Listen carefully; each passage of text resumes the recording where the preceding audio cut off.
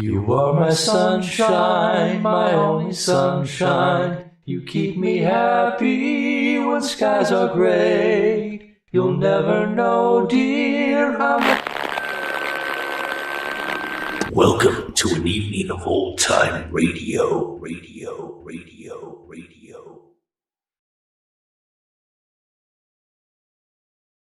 Hello and welcome to our second Detective Mysteries Old-Time Radio collection. I'm Greg, coming to you from the Retro Radio Sanctorum. Lots of great detective and mystery shows tonight, from famous ones to lesser-known ones. As always, you can skip my commentary by using the timestamp links in the description below to jump to the episode that you want. Let's dive in. First up, Barrie Craig, Confidential Investigator. William Gargan played the title role in this great, hard-boiled detective show that ran from 1951 to 1955 on NBC Radio. Craig worked alone from his Madison Avenue, New York office, without any traditional secretary or assistant, like so many other detective shows. And Craig's personality was more laid-back and easygoing and less intense than his contemporaries in the hard-boiled genre. And there was always a slightly lighter tone to the show, almost as if it was written to poke fun at the other more serious detective shows. This really made Barrie Craig stand out as a unique character. In Sweet Larceny, which aired March 2nd, 1955, Craig is hired to see to the safe transfer of the priceless Barrie tomb relics in Cairo, Egypt. As usual, nothing simple or safe happens as a result. Next is The Amazing Mr. Malone, which was a crime drama based on the Craig Rice novels. Frank Lovejoy starred as John J. Malone, a famous criminal attorney. It ran from 1948 to 1951 and also starred Gene Raymond and George Petrie. In the Paul Conrad case, a wealthy industrialist, Conrad, had hired a private investigator to look into his wife's infidelity, but was killed right after the investigator made his report. Malone starts investigating the murder. It aired September 21st, 1949. Then we have Pete Kelly's Blues, a short-lived but excellent detective show that only ran for a few months in 1951. It starred Jack Webb as a cornet player who has a jazz combo at a speakeasy in Kansas City in the early 1920s. Despite being a musician, Pete is always getting involved with gangsters, FBI agents, and criminal elements, and inevitably solving crimes. In Zelda, which aired August 29, 1951, a woman, Zelda, asks Pete to get a record that he recorded for her back from his friend Maddie Wynn, her ex, but she doesn't want her current husband to know about it. Next up is that great detective show, Philo, Vance, which was loosely based on the books written by S.S. Van Dyne in the 1920s, although, aside from the name Vance, it doesn't bear any resemblance to the literary sleuth. Jackson Beck plays the amateur detective, assisted by District Attorney Markham, played by George Petrie, and Joan Alexander as his secretary Ellen Deering. One of the unique characteristics of this show is that very few sound effects were used. It was mostly just dialogue and lots of organ music. In the Rhumba murder case, which aired December 28, 1948, a Latin dance instructor named Rosita Ortega is murdered in her own dance studio. Vance is faced with a long list of suspects and a long list of motives. And then we have That Strong Guy, a very obscure, rare show that ran in 1955 about an ex-World War II vet who became a private investigator. Along with his secretary Sandra and his friend Captain Jim Daly of Homicide, he's a pretty atypical, hard-boiled sleuth. In The Bottle of Death, the owner of a new drugstore sold a bottle of aspirin that actually contained cyanide tablets. And as you can imagine, it's up to Strong to find out if it was accidental or deliberate. Let's settle back and enjoy these great detective shows, and I'll see you in a bit. William Gargan stars as Barrie Craig, confidential investigator. Exercise can be beneficial or it can kill you. One guy I know walked himself to death. But still it figured, seeing that the walk he took was the last mile.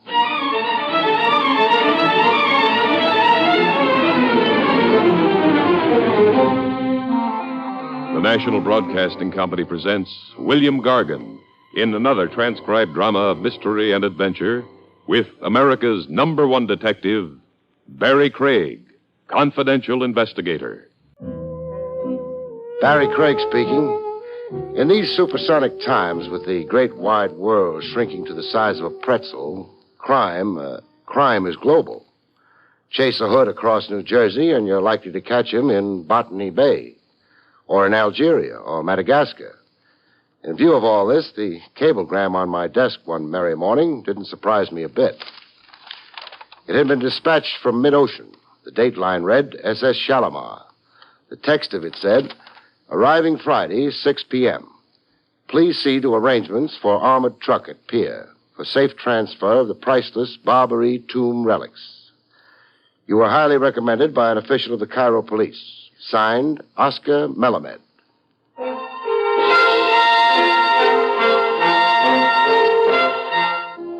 Priceless cargo of anything generally brings out the worst in people, and this one was no exception. Hello? Mr. Craig? And this is? I'm Lisa Barnum. I'd like to discuss something with you. Something extremely important. Capital letter B? Capital letter B? B for the Barrie collection. Why, you're uncanny. Yeah. I learned the art of divination from one-note Olio Myers. One-note Olio Myers? A trombone player in the T-Bone Casino Philharmonic. Go ahead. Finish your joke. Olio always knew on Friday he was going to get canned Saturday. Can we meet and talk as soon as possible? Well, why not? I'll come to your place. No, I'll come to your place. But I'd much rather. I prefer women in their natural habitat, doll. It helps cement a truer understanding. Lisa Barnum lived in a building that had a taxidermist in the downstairs store. While I looked for her doorbell in the row of 8 bell pushers, a stuffed chimpanzee came out of the taxidermist to stick a gun in my ribs. Looking for somebody? Yes, I am. Lisa Barnum. You're calling on her? I confess. Then you're with me from now on. Your gun says. My gun says. You see that green and gold job over there? Snazzy. We'll take a spin in it. You and me. Vertically? Oh, you mean sitting up? You got quite a grasp of the English. No. You won't be sitting up. I won't? You'll be laying down. Turn to a side a little, huh? This much? Yeah. I like hitting them on the side of the ear. Every man to his taste. No yelling now when you get it. I'll try to be a gentleman about it. We don't want to be scaring people. I came to with my left ear as big as Dumbo the elephant's. I tried stretching my legs to see how the old blood was circulating. And I knocked over what sounded like a garbage can. I reached a hand out in the pitch dark to get the feel of my surroundings. Almost strangled a cat.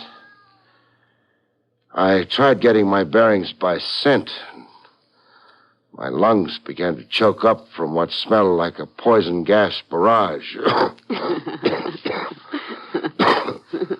I hate saying the obvious, but where am I? In a cellar.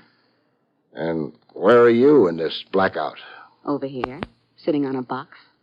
Why? Why not? Now, that stumps me. Say, where's that mustard gas blowing from? You really disapprove of my cologne. When I get it in lethal doses. How do you feel? Mainly perplexed. Perplexed? Oh, the answers are simple, really. They always are when you know them. So inform me. Here? You know a better location? Mertz's drugstore, just down the block. You'll want penicillin ointment on that ear before it infects. Here, I'll help you up. I've always relied on the kindness of women, Lisa. You no doubt are Lisa Barnum. Yes, I am Lisa Barnum.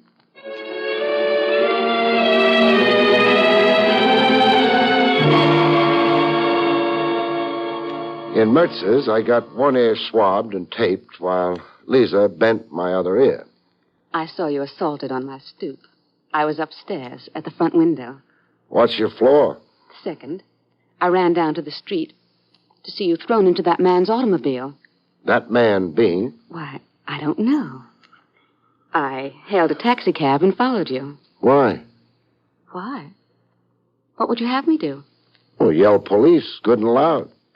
If you were really alarmed about me. However, go on with it. You were carried into that cellar and abandoned there.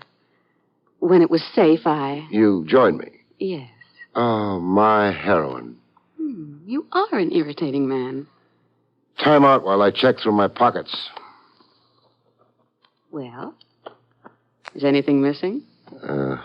Something is. Your wallet? No. Then, A cablegram I got this morning. a cablegram? Don't play dumb. All right, I won't. A cablegram telling you where and when Oscar Melamed would arrive. Oscar Melamed and precious cargo. The man who assaulted you was after the information. Obviously, and he's got it. And what are you after, baby? It's a long story. Well, try condensing it into a few words. All right. Our family name was Barrie, before it was changed to Barnum. I get the emphasis. My uncle, Dexter Barrie, was an Egyptologist. He spent his entire mature life in search of tomb relics. You make him sound dead. He vanished without a trace 2 years ago. Well, where was he then? In Alexandria, Egypt. My last contact with him was a letter he sent me. I have the letter here, if you'd care to read it. Oh, later. But meanwhile, you brief me on the contents of it. The letter states that he'd come upon a priceless collection of Byzantine tomb relics. That he was registering them in his name, Barrie, as the Barrie collection. And? And period. And of Uncle Dexter. Yes. And you suspect foul play? I believe he was murdered and that his collection was stolen. I see. Are you the last known living Barrie? If Uncle Dexter is dead, yes, I am. Finish what's on your mind. The tomb relics rightfully belong to me. So sue for them. Sue? Should I really be so proper, Mr. Craig? Only sue the man who caused my uncle's murder? The accused being my current client. Oscar Melamed. Well, now answer me this. How did you know the Barrie collection was on board the SS Shalimar en route to here?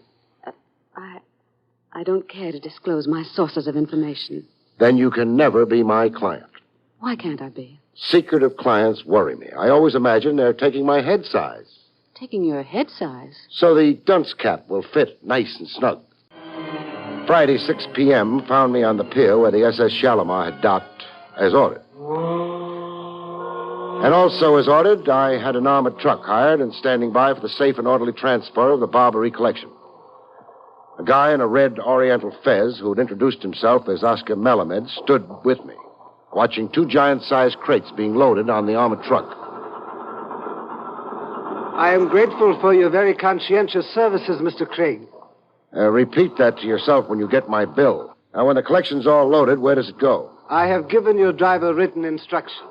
Don't call him my driver. I got the armored car service out of a telephone directory. I make no guarantees. The collection is to be stored in a vault. I have already made the arrangements.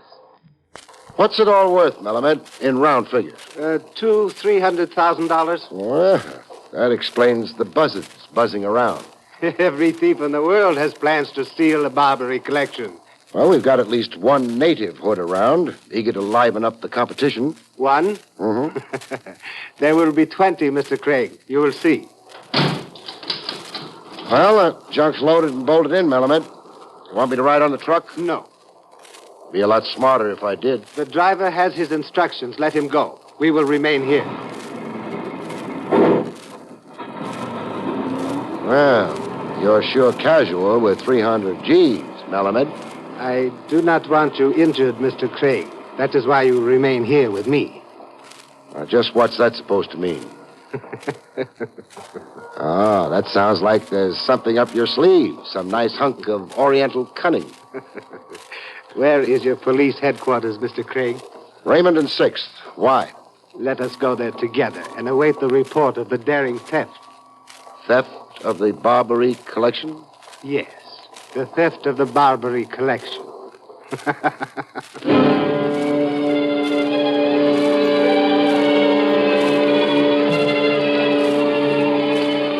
At police headquarters on Raymond and 6th, we haunted the teletype machine.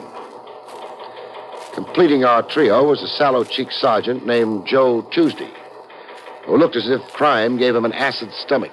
I've had dizzy characters popping into headquarters before. Hey, look it. Look it? What the ticker tape is saying. Huh? Oh. Armored truck seized by gang in machine gun raid at corners of Beaver and Howard. Driver and guard kidnapped. Order statewide alert. Well, you're a champ prognosticator, Malamed.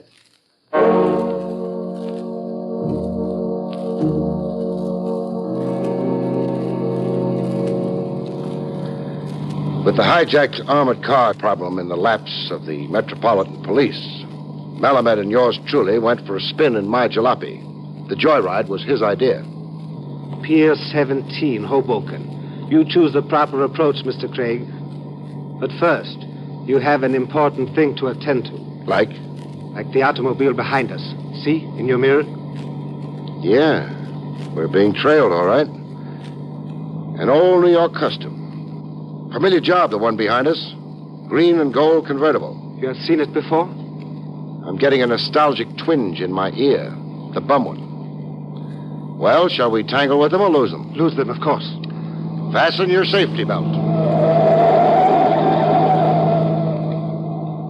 Before the green and gold job behind us gave up a hopeless chase, they sent out a signal of defeat. They are shooting at us. We're out of range, Malamed. And get your fingers out of my knee. But I'm nervous. Who isn't? Now wave a last fond goodbye to the boys.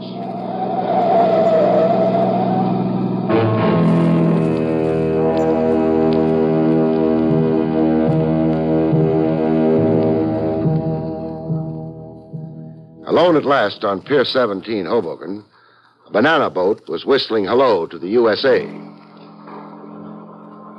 Ah, the Susie Q. Well, why should a banana freighter give you that radiant glow of happy health, Malamed? Can't you guess, Mr. Craig? Yeah, I can at that. Sitting midst mountains of bananas aboard the Susie Q is a big piece of ancient Egypt. A Barrie collection. Dummy crates aboard the SS Shalimar, and the real McCoy aboard the Susie Q.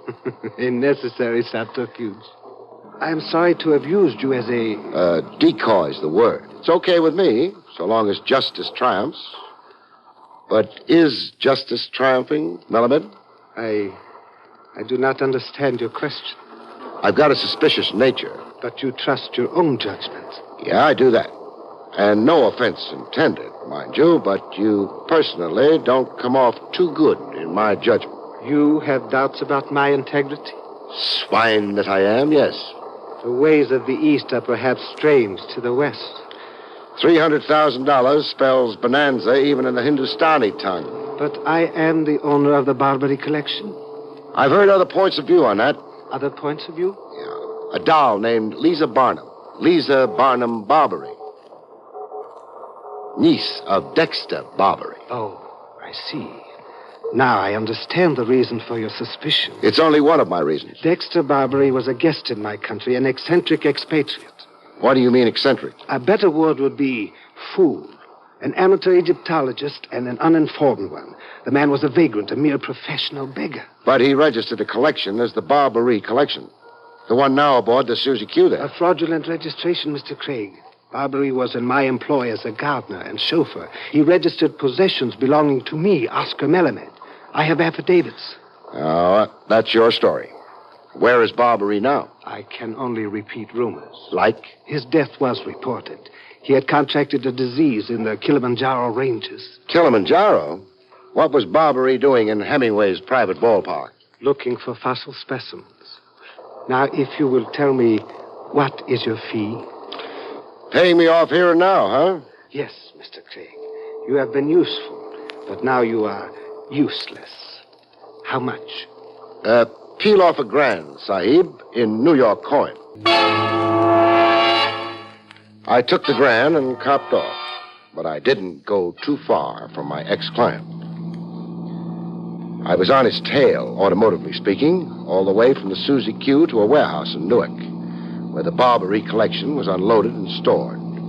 I made careful note of the address. In my office the next morning, business began to boom. The chimpanzee who loved toying with my left ear, he had a gun in each hand.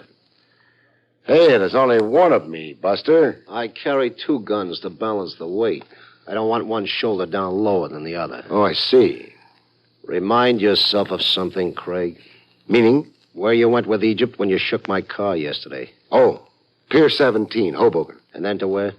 I don't know. I got paid off and canned at the pier. Baloney. Slice it, please. A smart guy like you. Would know where $300,000 worth of loot is stored. Yeah, would know. Mind if I pry into your character a little? What befoozles you about me? How a creep straight out of a Manhattan sewer got himself in the middle of a Cairo, Egypt conspiracy. I got a friend on the lam in Egypt. Maxim Odessa, 3-time loser, so he can't never come home. He sent me a letter. About the collection? Yeah, about. Then you're freelancing? I got a few pool players in with me. On your way out, surrender your guns to Sergeant Joe Tuesday. Joe Tuesday? Where is he? In the lobby, running the elevator, on the back stairs, and on the roof. You know what an octopus Joe Tuesday is. You got cups staked out, huh? For your exclusive benefit, Buster, I'm a guy who takes pride in his ears. So I had... Sticks and stones. Oh, blast my way out. You'll make an unbeautiful corpse. Exit smiling, Buster. Imagine me walking into a cop's stakeout. Me poncho. You're beginning to bore me. Skidoo now.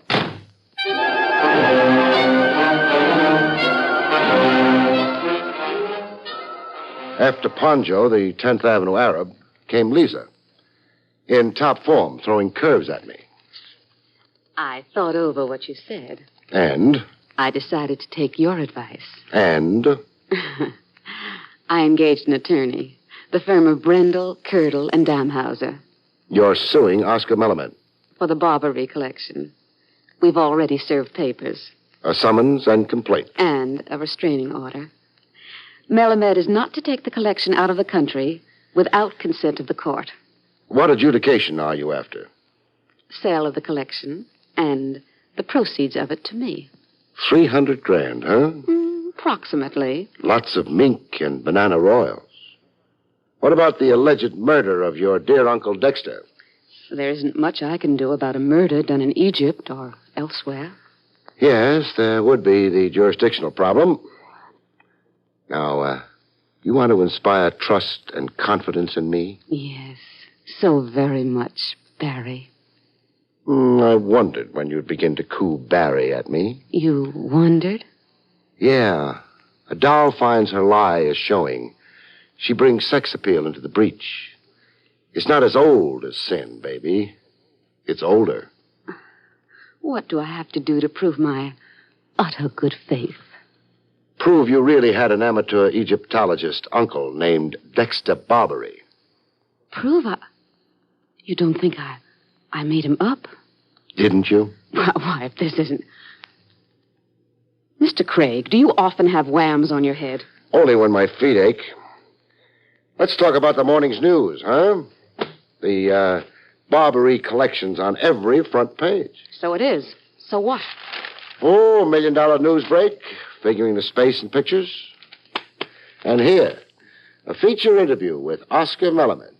How his Oriental ingenuity baffled every Raffles from Tibet to Hoboken, New Jersey. But it all does qualify as big news.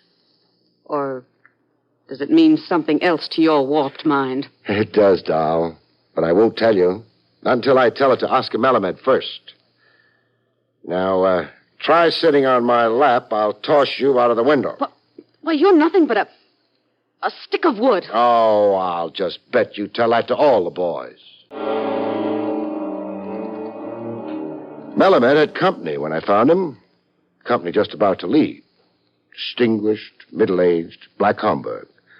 The type American tycoon with nervous money and a collector's itch. I caught their parting words. Then I'll assume it's agreed, Mr. Melamed. We are in complete harmony, Mr. Cartwright. You drive a hard bargain, but I can afford it. Good day. Good day, Mr. Cartwright. Tell me, which Cartwright is it? The banker or the steel baron? Mr. Cartwright is in oil. Marinated in your special brand of oil. Why have you come here? Putting it bluntly, to stymie a bunco game. A bunco game? Now, what absurdity. The trash you're trying to palm off as treasure. You call the Barrie collection trash? I do. And all the hijinks and publicity around it is only a build-up for susceptible suckers. What you're really selling him is a collection of newspaper headlines. The publicity has him so dazzled he won't remember to inspect the merchandise. Oh, I see you stopped laughing. Okay if I bore you with the details of your fraud? I'm listening. Thanks. Lisa Barnum's in with you, a full partner in the swindle. Her phony uncle routine, and now the lawsuit against you is just more stage dressing. Like that armored car and the two fighters. All more bait for suckers. And the gangsters? Are they also full partners with me? No. The mob was on its own. Flies around honey, or what they thought was honey. But all grist for your scheme. The shenanigans of the mob got you more juicy headlines. Helped make trash really look like treasure. Now, you going to take a rest gracefully? Or are you the type who blows his fez? Despite these circumstances, Mr. Craig, I am forced to admire you. Well, thanks for saying it. It's what I live for. The goodwill and admiration of my clients. After all, man doesn't work for bread alone.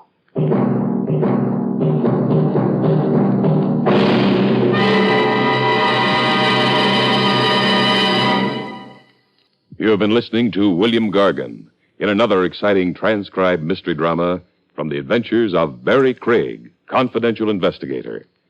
Tonight's story, Sweet Larceny, was written by John Robert. Next week, it's the strange story of Corpse on the Town, about which Barrie Craig has this to say. In Corpse on the Town, Death rewrites the script of a Broadway show when a bachelor producer becomes a widower in two easy stages, marriage and murder. The National Broadcasting Company has just brought you an NBC Radio Network production with William Gargan starring as Barrie Craig, confidential investigator. Directed by Andrew C. Love, our cast included Edith Terry, Lou Krugman, Jan Arden, and Jonathan Holmes. Join Groucho Marx for You Bet Your Life tonight on the NBC Radio Network. The Amazing Mr. Malone.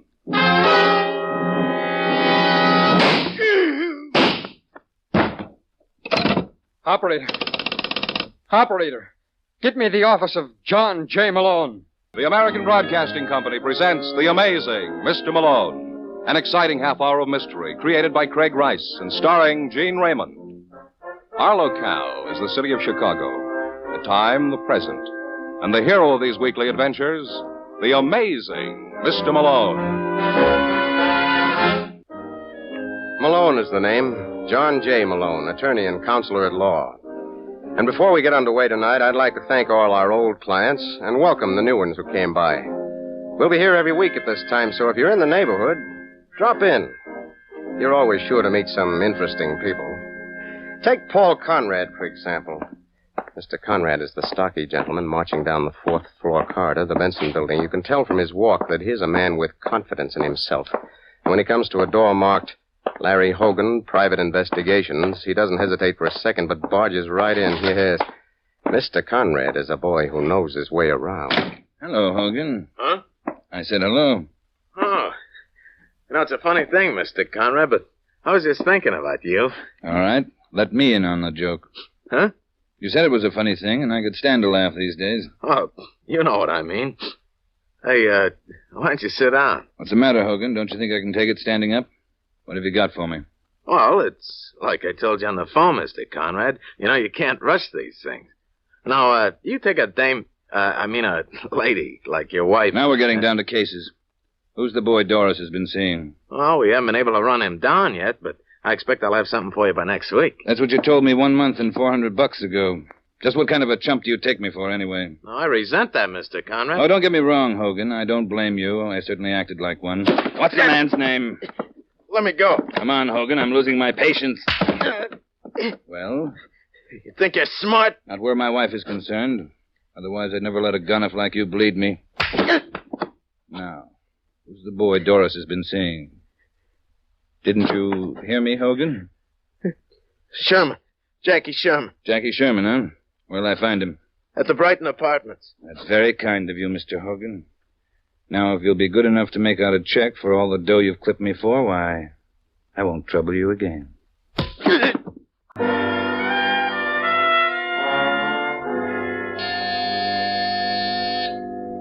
Just a second.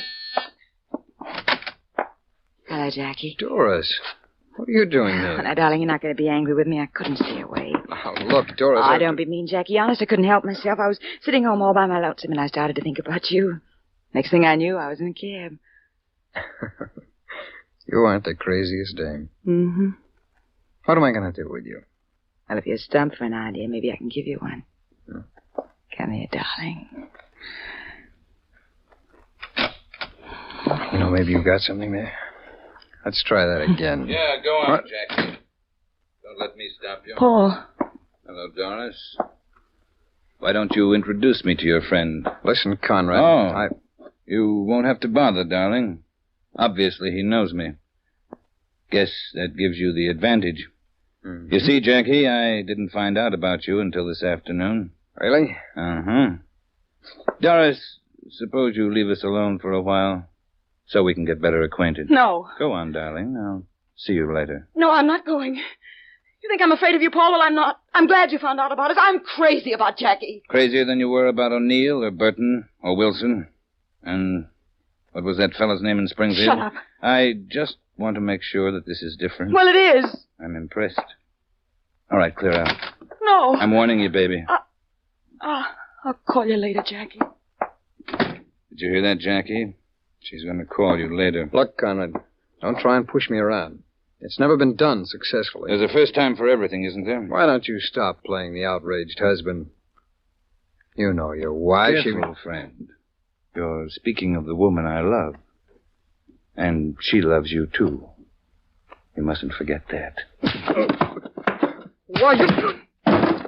Yeah. She's crazy about you, Jackie. I don't know what you got, but it's a cinch you aren't going to have it long.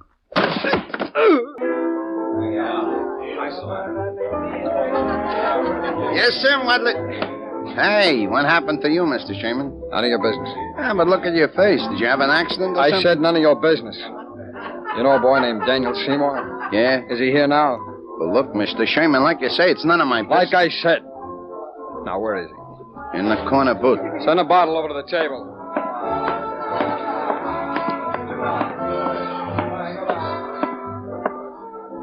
You. Huh? You're Daniel Seymour? Uh-huh. You mind if I join you? So happens I do.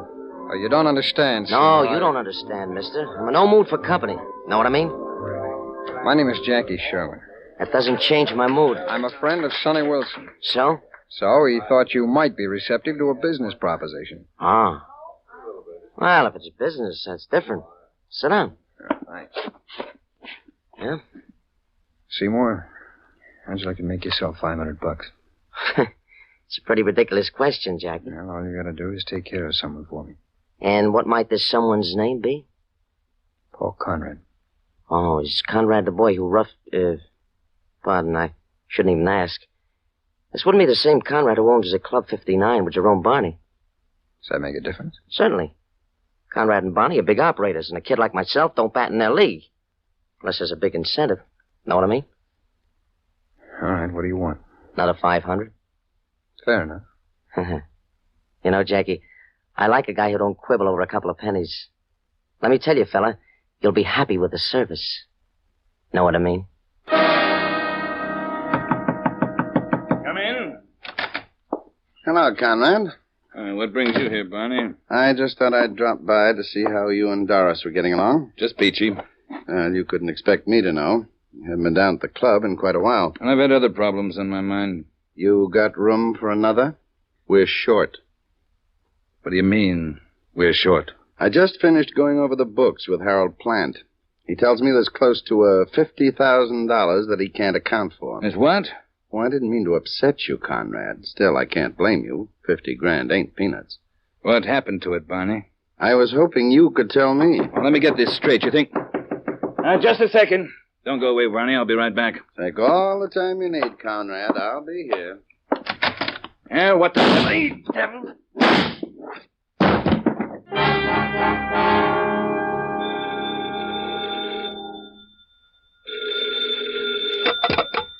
Yeah?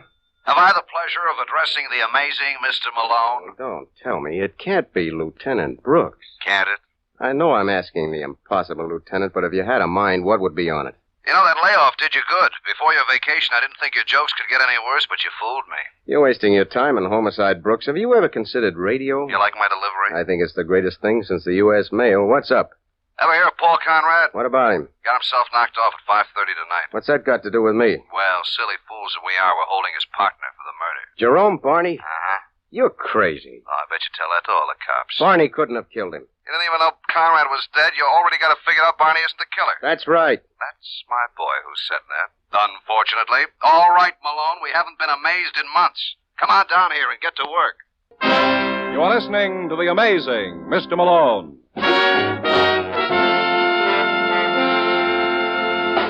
Today, more than ever before, Americans must be made to realize that freedom and the rights of the common man are a precious heritage. History has proved that people start to lose their freedom the moment they think it is forever secure.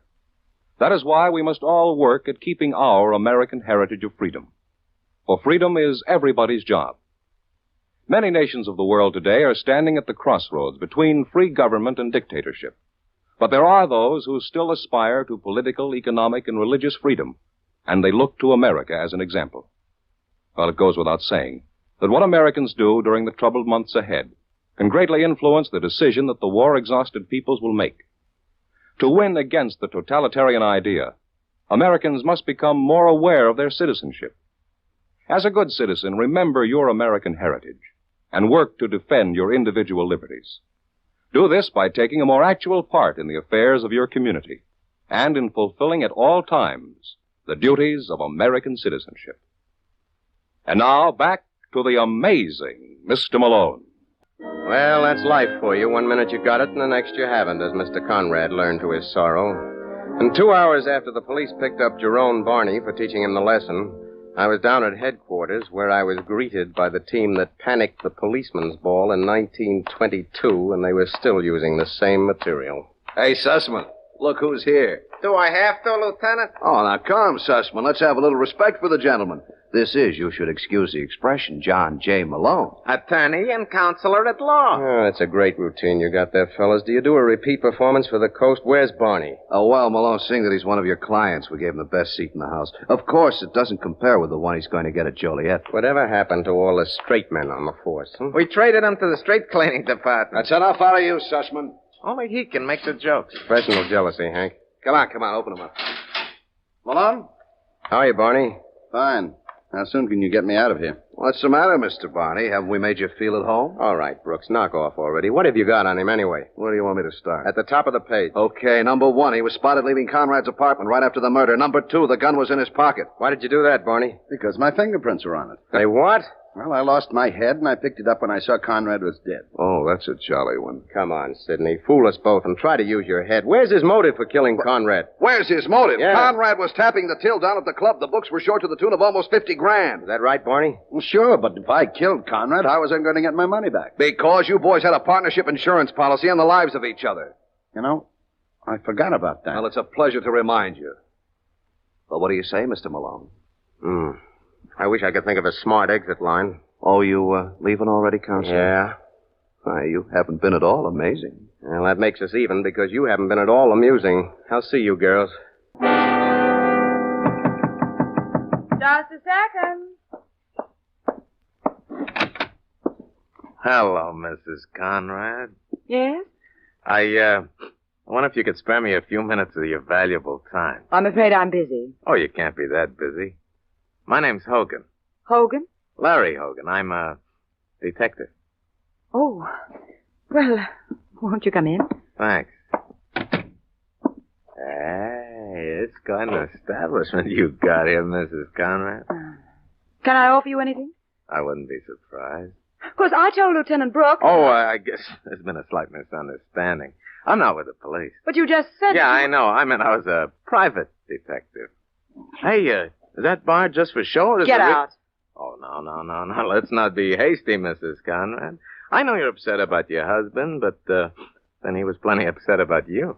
What's that supposed to mean, Hogan? Just what it sounded like. I was doing a little research for him. Get me? No. Well, a couple of months ago, he dropped by my office and asked me to do some checking on you. Well? Well, if I say so myself, I'm pretty good. Didn't take me long to find out about you and Jackie Sherman. The next time you do something like that, honey, you want to use a little discretion. I think I've heard enough. Good. Now, let's say, suppose I drop around, let's say, every Wednesday morning. What for? Well, to pick up my check. Though, actually, I prefer cash. You're wasting your time, Hogan. I don't intend to be blackmailed. Oh, now, baby, who said it was blackmail? You're just buying my services. I don't need them. You're making a serious mistake, Mrs. Conrad. Are you threatening me? Why, I wouldn't dream of it. Still, I got something to sell, and if you don't want to buy, I'll bet I can find myself another customer.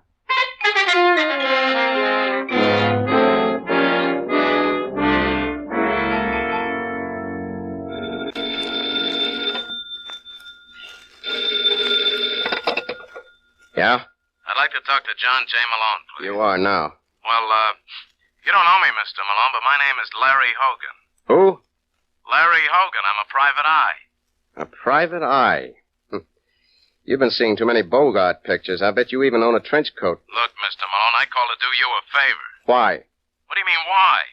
You're representing Jerome Barney in the Conrad killing, ain't you? Well? Well, what would it be worth to your client if I can clear him? What do you want?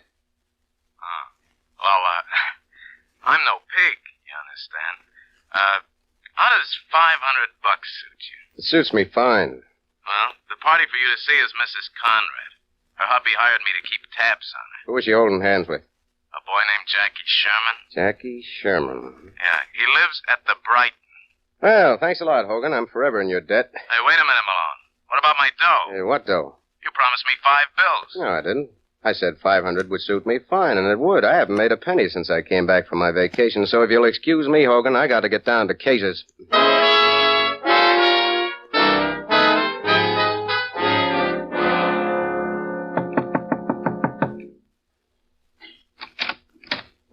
Yes? Mrs. Conrad? That's right. You don't know me. And what makes you think I'd like to? I've got references. What about samples? Well, that can be arranged, too. Well? In public. In that case, you better come in. Thanks. What did you say your name was? I didn't. But it's Malone. John J. Malone. Offer you a drink? You can try. What'll you have? Anything you've got. You're taking quite a chance. Well, I believe in living dangerously. That's a reporter for you. Pardon? Well, you are a reporter, aren't you? How could you tell? Well, there's a certain something about all you newspaper men. Does it show? Oh, definitely. Well, I guess there's no fooling you. You know a Larry Hogan? No. Am I missing something? Well, if you are, I'll make up for it. Here's your drink. Thanks. Good? I don't know when I've had better. Now, tell you what I had in mind, Mrs. Conrad. The name's Doris. Well, I didn't want to presume. How would you like to do a personal series on the murder of your husband? Oh, what do you mean, a personal series? Oh, what it was like to be married to a big shot. I'm afraid I couldn't. Why not? I never learned how to write. Now, maybe if I had someone to collaborate with, That's an idea. You'll be willing? No, but maybe Jackie Sherman would. What did you say? Well, let's face it, lover, you and Jackie are a natural. He probably knows more about this case than anyone else. How long have you two known each other? Get out. Out? I haven't even finished my drink. You've got to get out of here. Now, Doris, you wouldn't throw a glass at me. Hey, yeah, I guess you would. Get out. Now, don't be angry just because you missed. It's hard to hit a moving target. It's lucky your husband didn't present that problem. Don't say it.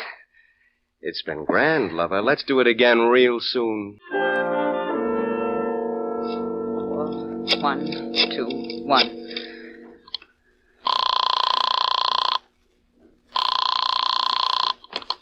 Hello? Is that you, Jackie? Yeah. Darling, you gotta come over here. You out of your mind, Doris? You don't understand. A newspaper man named John J. Malone was just over here. Who? John J. Malone. He's no newspaper man. He's a lawyer. But he just told me... He's representing Barney. Well, that's even worse. What did you tell him? I didn't tell him anything. He knew about us. Oh, how? Hogan must have told him. Jackie, I gotta see you. Don't be any stupider than you have to be, Doris. Well, I can't go on like this. Look, will you try and get this through your head, baby? We're through. Washed up. Finished. Oh, no, we're not. I say we are. And what about me? You don't have to worry. According to the World Almanac, there are a million other men in Chicago. How dare you say that? It's the truth, isn't it? All right, Mr. Sherman. I can see you're looking for trouble. Maybe I know just the girl to accommodate you.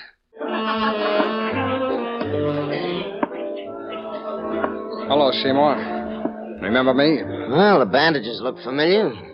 Squat. I was very surprised to hear you were still in town. Why? We expect me to leave, Jackie? I got nothing to hide. I disagree with you. Never seen it to fail. Look, Jackie boy, up to this point, my association with you has been very pleasant. You know why? Because you didn't tell me how to run my business. Know what I mean? Well, don't you think with Conrad dead that you... Conrad? Never heard of him. Now, look, Seymour, you... All right, look. I'm willing to pay you $500 more to get out of town. Well, if you're going to put it on that basis, Jackie boy, I'd be an ingrate to refuse. Know what I mean? I don't. What? That's what I hate about this place. They never keep out the riffraff. What are you doing here, Malone? You probably won't believe this, Seymour. Probably not. I had no idea you were here. I was following your friend. Imagine my surprise. Beat it, Malone. Say, what's the trouble with me today? Nobody seems to want me around. Maybe you ought to start reading the ads. That's a thought. And I got one, too. What do you suppose Lieutenant Brooks is going to say when I tell him that Mrs. Conrad's boyfriend has been consorting with a hired killer? Is that what you think I am, Malone? Uh-huh. Well, you're wrong. I never harmed a soul in my life. But you keep talking like that, and I might surprise myself. Know what I mean?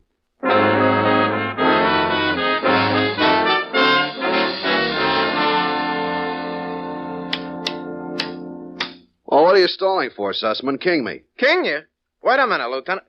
How'd that checker get there? It was in that box all along. Funny, I didn't see it. Are you implying that I would cheat? No, he wouldn't do that, Sussman. He's just dishonest. Well, if it isn't the amazing Mr. Malone. What do you hear from Perry Mason? Why don't you give up, Brooks? I don't think you boys will ever replace the Keystone cops. What did you find out? Find out about what?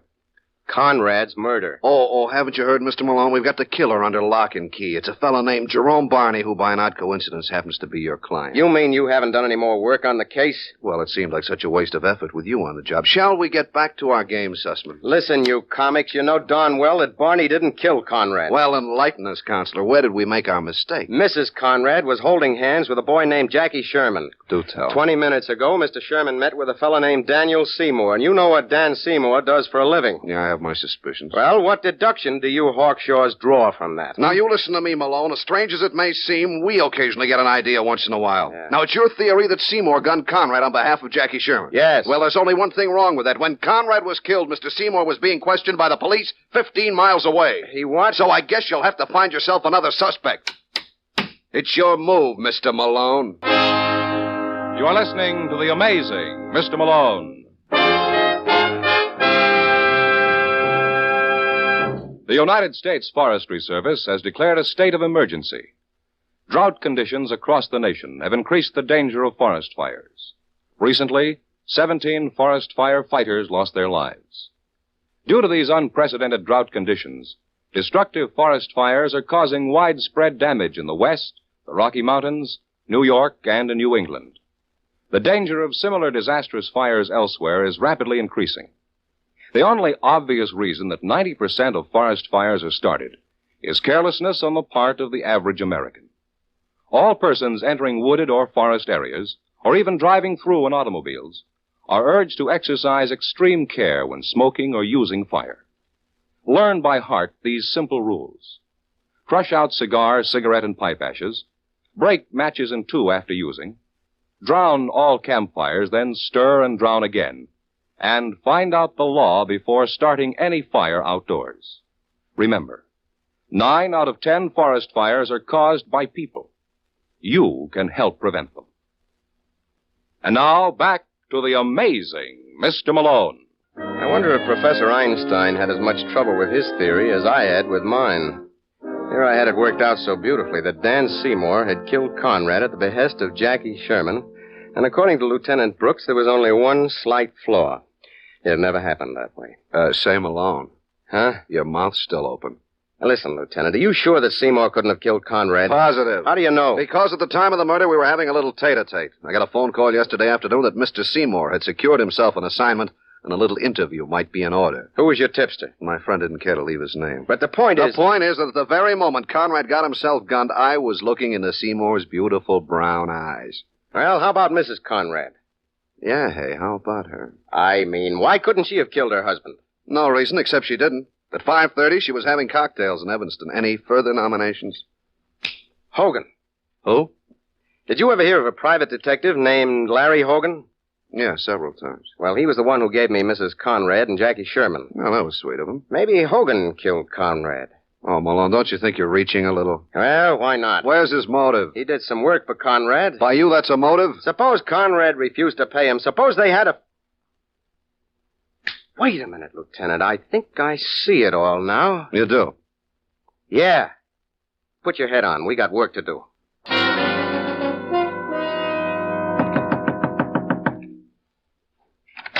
Hello, Jackie. Doris, I thought I told you on the Oh, now, phone... sweetheart, you know you didn't mean that. You couldn't possibly. Couldn't I? No.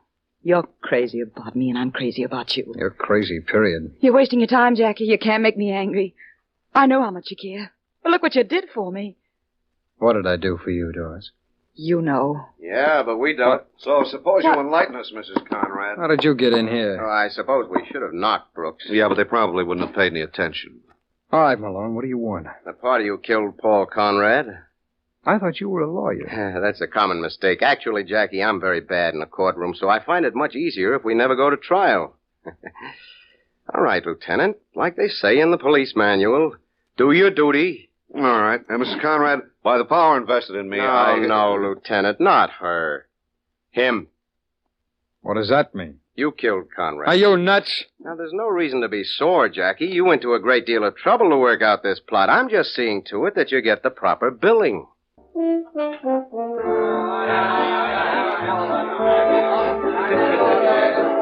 Say, Malone. Huh? If it's not asking too much, would you mind drawing me a diagram? Oh, I thought the doctor told you to lay off those stupid pills. Well, Malone, we can't all be as smart as you. After all, if I knew all the answers, I'd be doing guest shots on gangbusters. Well, it had to be Jackie Sherman. Had to be, huh? Why? Couldn't be anyone else. What was his motive? Don't tell me he was in love with Doris. Of course not, but you saw the shellacking Conrad gave him. Well, Jackie wasn't the kind to take it laying down. No, that still doesn't prove anything. Well, where do you think your tip came from to pick up Seymour? Jackie? Whom else? Well, that makes a lot of sense. Sure it does. Jackie knew his name was bound to pop up in this case. He was the most obvious suspect. So he hires a killer and then tips us off about it? Exactly. Oh, that's Miss Sugar. It's not crazy at all. Jackie had a great knowledge of psychology. He banked on us figuring the way we did. It didn't seem possible that having hired a gunman, he'd do the job himself, which is just what he did. Why do you think I had no trouble following him to Seymour? He led me there, deliberately.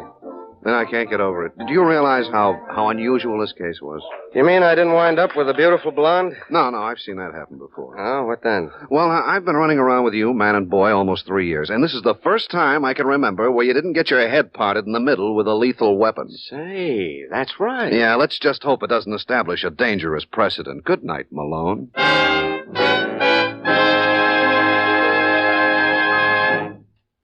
Ever hear the story of the gangster who was haunted by ambition? He was going to be public enemy number one if it killed him. You gotta give the boy credit, he made it. I'll tell you all about it next week, so why not pick me up in my office at the same time? I'll be waiting for you. Good night. Gene Raymond was starred as John J. Malone. Our program was written by Gene Wang and directed by William P. Rousseau. Music by Basil Adlam. The Amazing Mr. Malone is produced by Bernard L. Schubert. The events and characters depicted in this story were entirely fictional. Any resemblance to actual places of people living or dead is entirely coincidental. This is George Fenneman inviting you to be with us next week The amazing Mr. Malone has come to you from Hollywood. This one's about Pete Kelly. It's about the world he goes around in. It's about the big music, and the big trouble, and the big 20s. So when they ask you, tell them this one's about the blues. Pete Kelly's blues. 417 Cherry Street, Kansas City. It's a standard speakeasy. The ceiling is low, the prices are high, and the whiskey is cut more times than a chin at a barber college. The entrance is just wide enough to handle one at a time, vertical or horizontal. My name's Pete Kelly. I play cornet. We start every night about 10, and we play till the last buck is home safe in Lupo's cash register. George Lupo owns the lease. He's a fat, friendly little guy you can always count on for a 20 in exchange for 2 10s. But that's all right. He lets us play the kind of music we like, and every once in a while he'll let us duck out to make a couple of phonograph records. All he asks is that we're back in an hour and 15% of the take. Well, last night, Matty Wynn had been after us for 2 weeks to make another record for him, to fill out one side. Matty ran a 2-turntable recording joint in a loft over on Baltimore. During the day, he'd keep busy making $2 personal records for the folks to send back home to the farm. At night, he'd rope a combo like ours to put out with some Dixie for the local market. We'd already pressed a few for his label under different names. The Spickersville Sparks, the Grundy Growlers, the KC Cats. Maybe you got 1 or 2 in your collection. Hold on to them. They're pure. Well, it was getting on to 11 when I pushed the tempo on the last number in the second set. Lupo glared at us as we hustled out. Packed up our instruments, we piled into a taxi in Red's Erskine coupe and slammed out for Baltimore Street and Matty's loft.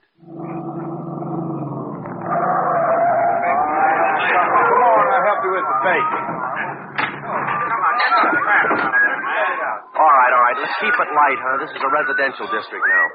Hold it down, boys, huh? Hold it down. Hey, fellas, quiet down now. Quiet. Pete? Who's that, Red? Looks like Zelda. Oh, Pete, I'm so glad I didn't miss you.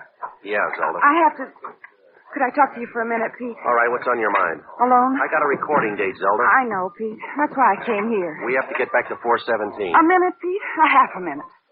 All right. Okay, Petey, we'll wait upstairs. All right, you guys, let's move. And Pete. Yeah, Red. We don't sound like much out of cornet. Make it snappy, huh? All right. All right, inside, Mo. Okay.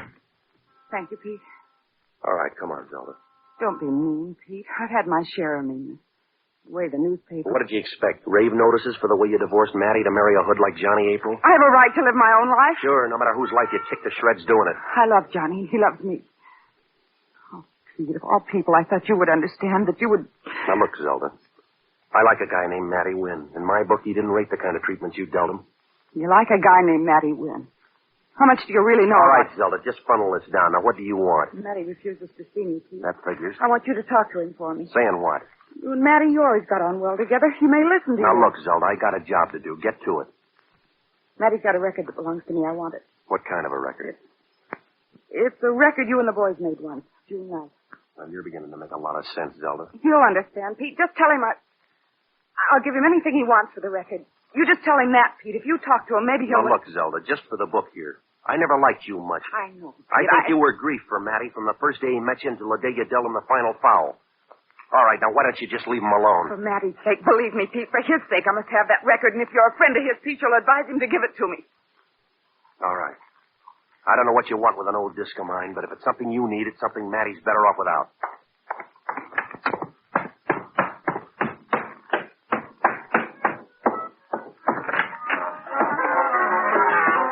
Matty? Well, Pete, I'd begun to think you deserted us for the Mound City Blue Blowers. I just left Zelda. Of course, the wisest thing any man could do. She's waiting for me downstairs. Why is it, Pete, that we always assume the vulture to be male? She seemed more like a frightened rabbit. Zelda, rabbit? Mink, yes, but never rabbit. All right, Matty, I'll tell you about it after the session, huh? All right, let's get it on the road, huh? Matty, what do you want us to do? Well, you've just got one side to fill. Last time you did me singing the blues, we never did get a good take on Dixieland One Step. Okay, all right, come on, guys. Let's like each other, huh? Quiet down, now, quiet down. All right, let's do Dixieland One Step. How you want to routine it, Petey? Well, let's see, like this. Everybody going in, Nick, slug those brakes solid. Matlock, you take the first little break on clarinet. Yeah. Now, Mo, you take the second and really blow it out, huh? Give me a... And everybody in on the first chorus, huh? Yeah, that's right. And I'll take it for 16. Matlock, you take 16, everybody out. Good and bright, huh? Yeah, okay. All right. Ready, Matty? Just a second. Okay, take it on the count, huh? All right, now, here we go. Well, felt good, huh? Yeah, it was good for me. Fine, Matlock. Matty? That does it, Pete. All right, you can pack up. I'll see you back at 4:17, huh? You stand behind, Pete? Yeah, 10 minutes. Leave the Erskine for me, will you, Red? Sure. Look, Pete, you come here to take care of your business. Leave it that way, huh? Don't worry, Red. I aim to. Will you take my horn? Yeah. I'll see you later. All right. Nice, Pete. One solo seemed a little long for time, but I think we can get it all on.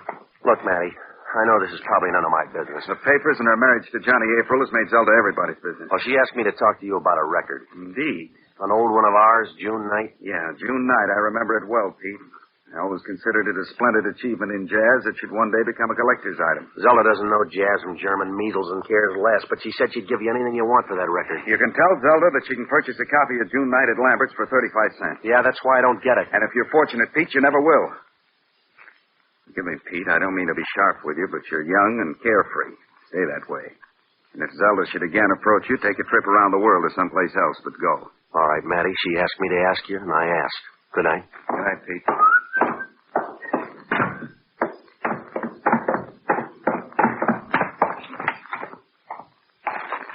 Hey, you Pete Kelly?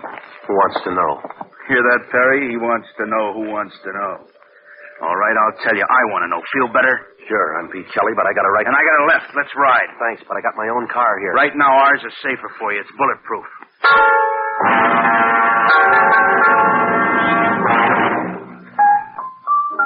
Well, I was going to tell him I didn't need a bulletproof car. He showed me the gun. It was a .45. I know how to admit it when I'm wrong. So we got into the bulletproof car. During the ride, I cased the two artillerymen. Except for their faces, I'd seen them a couple of times before. At 417, over at Sour Sammy's, at Fat Annie's, the same tightly tailored blue suits, the same long, itchy fingers, and the same razor-edged lips and eyes. Oh, there's hundreds of them around. But they're pretty right guys. You gotta know how to handle them. Just do as they tell you, and the chances are you won't lose more than one eye. Well, the car glided to a smooth stop in front of the Roxbury apartments. The private elevator shot us up to the penthouse. My stomach caught up with me as the Gunsels pushed me into a living room that was slightly smaller than Swope Park, but less crowded. One man, all shoulders, no hips, and rich black hair, a face that'd make Wally Reed cut his throat. He was sitting at a table with earphones on. He was tuning a radio. He glanced once over his shoulder at me. I didn't jump more than 20 yards. It was Johnny April. Just a minute. I've been listening to something good on the earphones. Here, I'll plug in the speaker for you.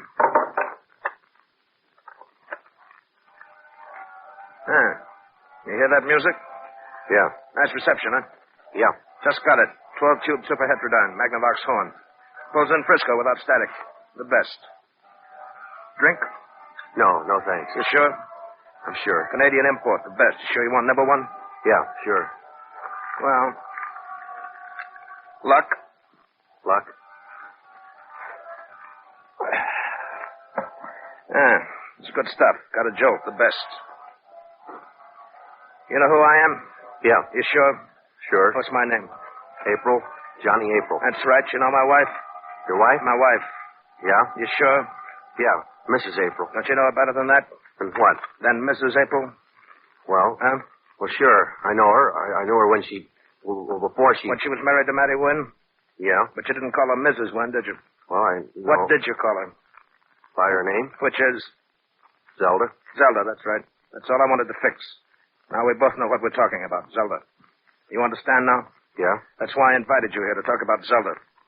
And why you're bothering her.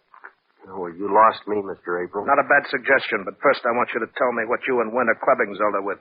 You're asking me to play without a cue sheet, Mr. April. I don't even know the tune. Tonight you stopped Zelda on Baltimore Street. You talked to her on a corner. You were seen. She was pleading with you. Now, look, Mr. April, you're spinning it backwards. She stopped me, asked me to speak to Wynn. About what? Well, about a record she said belongs to her. What record? Well, it's a record. One that I made for a win. It's called... The title... Yeah, I know. This sounds silly, but it's true. That's right, Kelly. Sounds silly because it isn't true. What do you want with Zelda? All right, April. You take it any way you like. All I want from Zelda is distance between us. Now, I got a date to play. Jake, teach him. What are you and Wynn cooking? Nothing. What do you want from Zelda? Nothing, I tell you. Johnny, what are you doing? This the crumb who stopped you tonight? Yeah, he's the one. How much did Wynn pay you, April, to take Angel off his hands? What did he want? Money. Yeah, he said he and Wynn would make trouble for me. For you. What kind of trouble? My divorce. About my divorce. Open it up again unless I paid them. All right. Now listen to me, Ten Horn. You got luck. You got lots of luck. You should light a candle to your luck. Next time you fill a ditch. This time I only warn you. And these are the warnings on the way. Tomorrow morning, 9 o'clock, you go to Union Station. You buy a ticket, east, west, north, or south. You go. You go till the train runs out of the rails. No more room for you in Kansas City. Only in that ditch. You hear me? I hear you.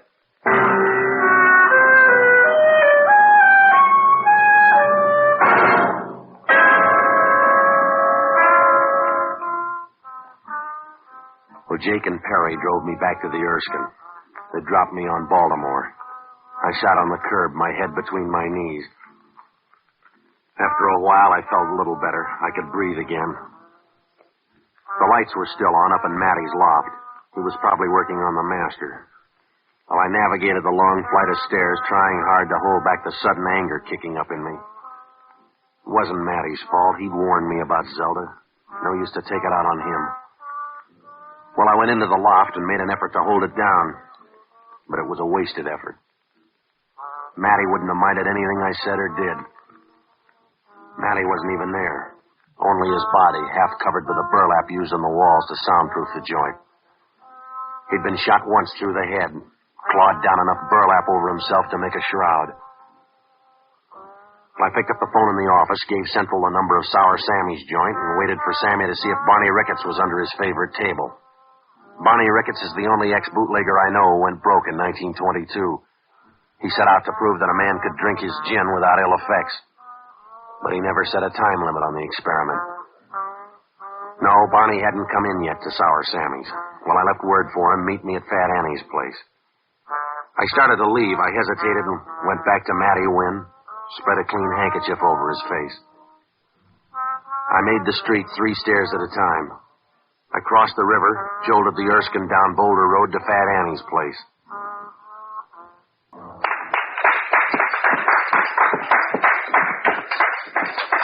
I'm just beat, Pete. Right down to my shoes. Yeah, it's a noisy crowd, Maggie. Out-of-town wine buyers with gin chasers. Murder. Yeah, do you want a beer? Thanks, Pete. I could use it. All right. Hey, draw 2, will you? Barney ain't been in yet, has he? No. You got trouble again, Pete? Where can I buy a new birthday? The stars are ganging up on me. Ain't nothing in that astrology, Pete. Well, there must be some explanation. Yes or no, hot or cold, I catch it. What's the misery this time, Pete? Only that Matty Wynn caught a bullet in the head. No. And if I'm not out of KC by morning, he's going to have company. Look, Maggie, do you remember a disc I cut for Matty? June night? Sure do. Good session. You got a copy of that one? Right on top of the pile. Where? In my room, just down the street a piece. Well, I'd go with you, Maggie, but I don't want to miss Barney. I'll get it for you, Petey. Thanks a lot. Pete Kelly, noted troubadour, bar of the barrel houses. Hi, Barney. And Maggie Jackson, canary of the cribs.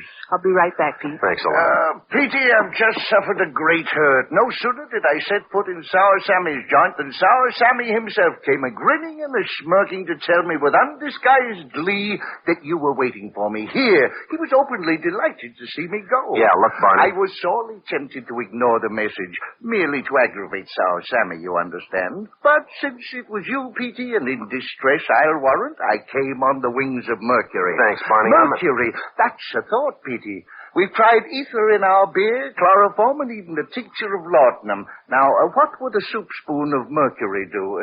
No, too risky, unless, of course, one... Barney, listen to me, will you? I'm breathing against the clock. Never will I forget Sour Sammy's attitude, and after all the credit he's given me, too. No, Petey, it proves only one thing. Man is essentially an asocial animal. We band together only because we find it impossible to survive alone. Yeah, I know. But there is no true affection anywhere. Like the wolf, yes, take the wolf, Petey. He too herds, but only in times of want and stress. Yeah. And as soon as he doesn't have to rely upon his fellow wolf for survival, off he goes to prey upon his own. Yes, Petey, like the wolf, man is a lone hunter, hating the herd because he is forced to depend upon it for survival. You all through? Very well, fellow wolf. Johnny April, Barney, do you know him? Oh, yes. A fine gentleman, Johnny April, never kills on the Sabbath. Well, I can't wait that long. He gives me till morning to get out of town. Foolish man, right now you should be navel deep in timetables. Look, I got sucked into this by his wife, Zelda. She asked me to get a record from Mattie Wynn that belongs to her. She told April that I'm trying to shake her down. I got worked over and Wynn got a bullet. What's on this record? I don't know. It's just a disc I once made for Mattie. It's called June Night. Why does Zelda want it? I don't know. Why did Zelda lie to April? I don't know. Here's the record, Pete. Thanks, Maggie. And who shot Mattie? I don't know. Let's save time, Petey. Just tell me what you do know. Well, all I know is that Zelda's after this record and she doesn't want April to know it. And that's the copy there? Yeah, June Night. I thought maybe we could spin it once and maybe it'll give us some kind of a message. I'll put it on the phonograph, Pete. Thanks, Maggie. I'll wind it up for you here.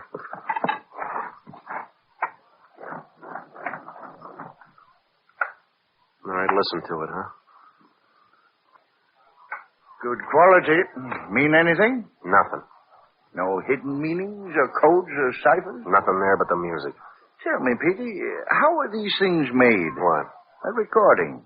Well, you record directly onto a round table of soapy wax, and then they dust this wax with graphite, and they dip it in a copper plating tank. From this, they make what they call the mother, or the stamper. And that's what turns out the records that you buy in the store. I see. And the wax master, that's always kept in the recording studio? Yeah? When you've finished a job, Pete, can anything else be recorded on the master? Well, I suppose you could dub from one master to another, yeah.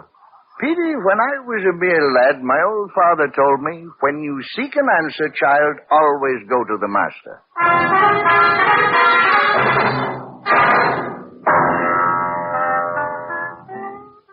Well, I pointed Barney for the door. We got into the Erskine and jolted back over Boulder Road and across the river. Barney insisted on expanding his wolf-man-herd theory all the way back to Baltimore Street. By the time we reached Mattie Wynn's loft, my fangs were on edge. Barney looked away from Wynn's body as we headed for the file room. I yanked open a metal container. It was empty. The master of June Night was gone. Yeah, your old father was right, Barney. He also told me the master will always be there for you. Notice the disarranged state of the files here, all the compartments. Yeah. Whoever came for the master of June Night went directly to the right file as you did. Didn't find it there and ransacked the rest of the place. Well, then Mattie hid it figuring something like this, but where? Let's look around the control room, Peter. No, there's no place there to hide a flea. Did you ever read a story called The Purloined Letter by Edgar Allan Poe? Not now, Barney. A wonderful little tale. Now, look, Barney, In this particular story, Petey, a number of detectives were taking a room apart by the seams, searching for a letter. They couldn't find it, and why? Because man is blind, Petey. He never recognizes the truth when his eyes fall on it, just as our eyes now fall on this peculiar-looking record on the turntable. Yeah. Barney, you wouldn't leave it out just like this. Prove me wrong. Play it.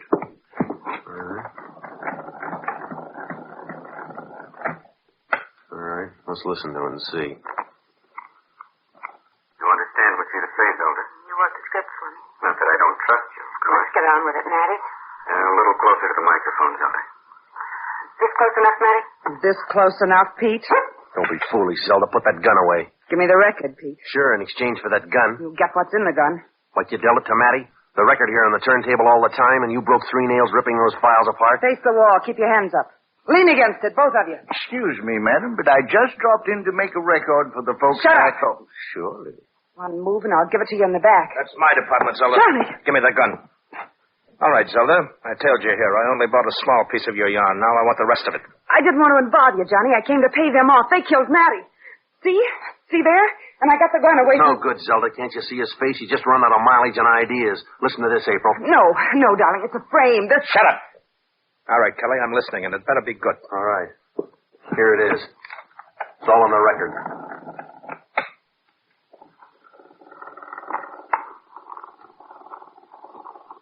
enough, Matty? Perfect. Now, just in case anything goes wrong, this recording will be our protection from each other. To whom it may concern, my wife, Zelda, and I have entered into this agreement of our own free will. All right, just get to it, Matty. Go ahead. I have told Johnny April that I want to divorce my husband and marry him. When this is accomplished, it is our intention that I be made a widow as soon as possible and then remarry Matty Wynn. Just for the record, you agree to decoy said Mr. April to a predetermined spot where you'll be unarmed and without bodyguard. I agree to shoot Mr. April. The police will not question your story that he was ambushed by a rival mobster, identity unknown to you. You will then inherit the April money and return to me. You agree? I agree. Crazy enough to do anything for you. Even when you tell your own wife. All right. That's enough. This will be legal. Johnny. Johnny. April, don't shoot her. Johnny, don't. Please, don't. Get over, Zelda. No. Back off so I won't miss you. Zelda! Johnny! Johnny! He can't hear you. I should have let him kill me. You fell in love with him, didn't you? Yes, I did. Only one thing I didn't count on. Yeah. You can't dance at two weddings with one heart. Pete Kelly's Blues, starring Jack Webb, with story by Joe Eisinger and music by Dick Cathcart. Ladies and gentlemen, the Red Cross already has allocated more than $1 million for emergency relief work in the flood-stricken areas of Kansas, Missouri, Illinois, and Oklahoma. The biggest Red Cross job, however, will be rebuilding and refurnishing homes in the flooded areas. Cost of this job will run into the millions, more than present Red Cross resources can provide. That is why President Truman has issued a special appeal to all Americans to contribute generously to a special Red Cross flood fund of at least $5 million. Send all contributions to your local Red Cross chapter. The proceeding was transcribed.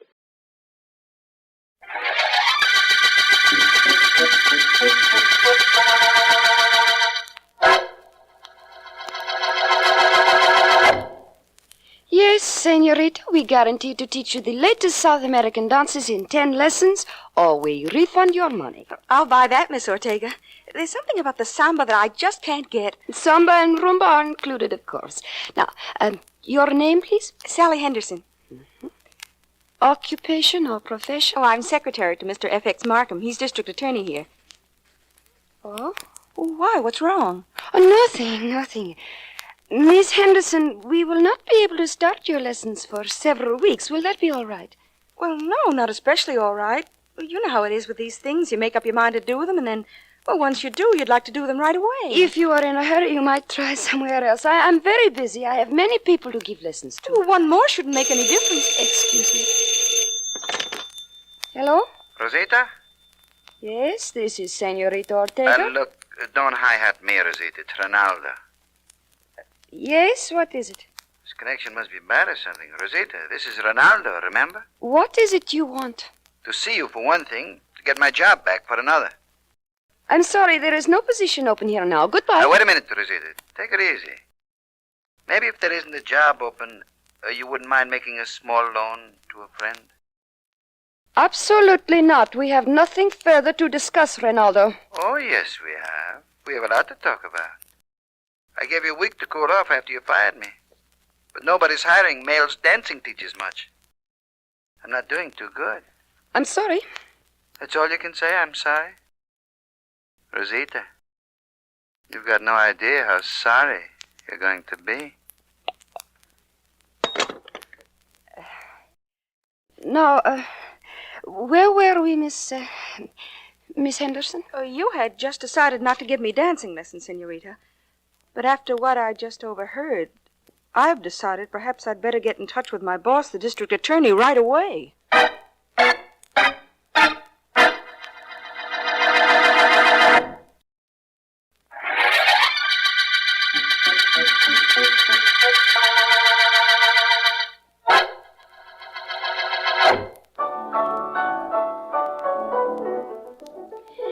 Now, you see, Mr. Cummings, it is really quite simple.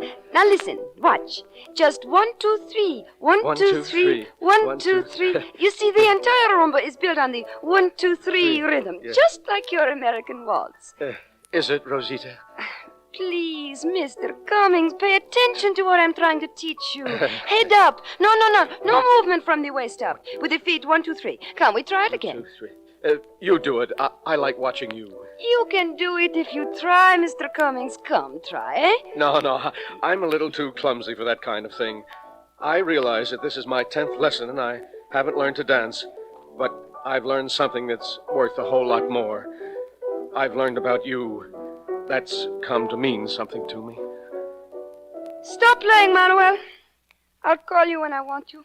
Okay. Oh, this is what I like. You and I alone, Rosita. Of course, it isn't exactly an ideal setting, but it will do. And, the ideal setting, what is that? That's the kind of thing I wrote to you about, Rosita. Moonlight, away from people. Some place where they never heard of Rhumba lessons. You are quite romantic, Mr. Cummings. Your letters are very dear to me. Are they, Rosita? Yes. Mrs. Cummings must be a charming woman, Mr. Cummings.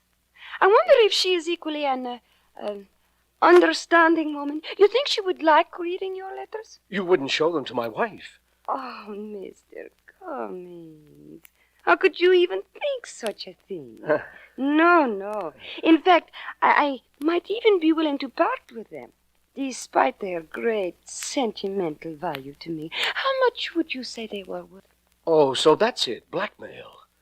Blackmail, Mr. Cummings? Oh, no. I merely asked for a friendly estimate. How much would you say those letters are worth? Is that blackmail? You know it is. And you want to know what those letters are worth to me? They're worth a whole lot more than your life is.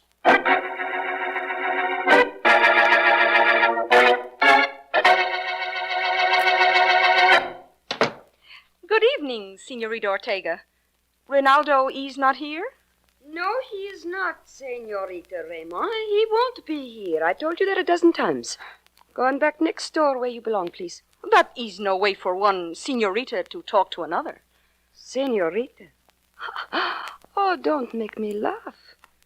Just because you teach Spanish and because you can fool whoever it is that is stupid enough to come into your studio. Don't think I believe you are Spanish. You know many things that aren't good, Senorita Ortega. It's true, I'm not Spanish. And my name is not Ramon. But I didn't come here to talk about me. Where's Rinaldo? I do not know. Here, there, somewhere. I have not heard from him since he quit his job here last week. Quit his job? You fired him. Don't try to kid me. He knew a little too much about you. Knew the cute little blackmail racket you had going for you. That's one of the reasons you let him go. Is it? And what's the other reason? I'm the other reason, and you know it. He was starting to go for me. He was starting to overlook you. You're getting a little old, Ortega. A little tired looking. You can't blame a man. Get out of here. You, whatever your name really is, go on, get out. Get out or I throw you out. Better get somebody to help you. Help me? I need nothing to help me. I'll push you right out. Get your hands off my child. You asked for this. Huh? Oh, a knife you carry, do you? Well, you won't use it on me. I will get that from you. I will. Stop it. You're breaking my wrist. The knife. Drop it. Drop it on the floor. Ow. Drop the knife. My wrist. You've broken my wrist. You are lucky that isn't all I break. Now, get out of here. And take this knife with you. Okay, I'll get out. I'll take the knife with me. But you never can tell, Ortega. Both of us may be coming back.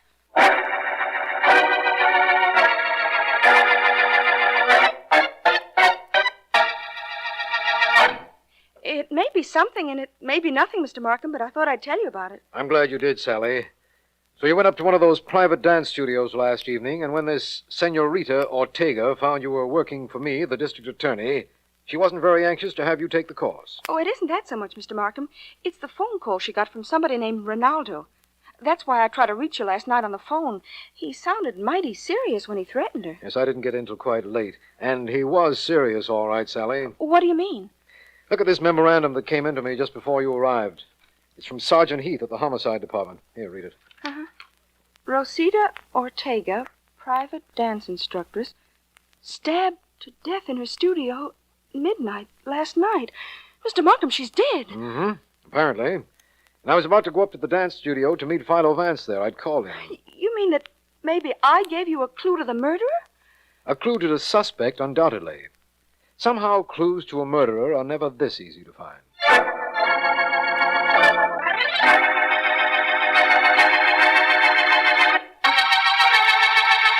Well, Vance, Sergeant Heath has this Ronaldo individual in the late Senorita Ortega's studio. Shall we go in? No, not for a moment, please, Markham. Let's stay here in the outer office a minute. It was quick work on Sergeant Heath's part. Apprehended Ronaldo? Yes, it was. Heath has another suspect for us, too, a Senorita Ramon. She teaches Spanish in the studio next door. Senorita Ramon. That's right. I noticed her sign as we came down the hall. Well, Markham, I'm about ready to go to work. It's been quite a while since our last murder case, and life is little to a private investigator without a murder. To a private investigator such as you, that's undoubtedly correct. Now, how about this Ronaldo, Vance? Let's get him in here now, if you will, Markham. Right. I'll have Heath send him in.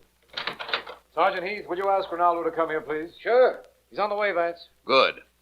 I'm Ronaldo Alvarez. Right in this way, please, Ronaldo. Sure. What happens now? Ronaldo, I'm District Attorney Markham. This is Philo Vance. Vance, eh? You heard of Mr. Vance? Who hasn't? But I don't suppose he can want anything from me. I might, now that Sergeant Heath apprehended you so quickly. What apprehended? I walked in here this morning to see Ortega.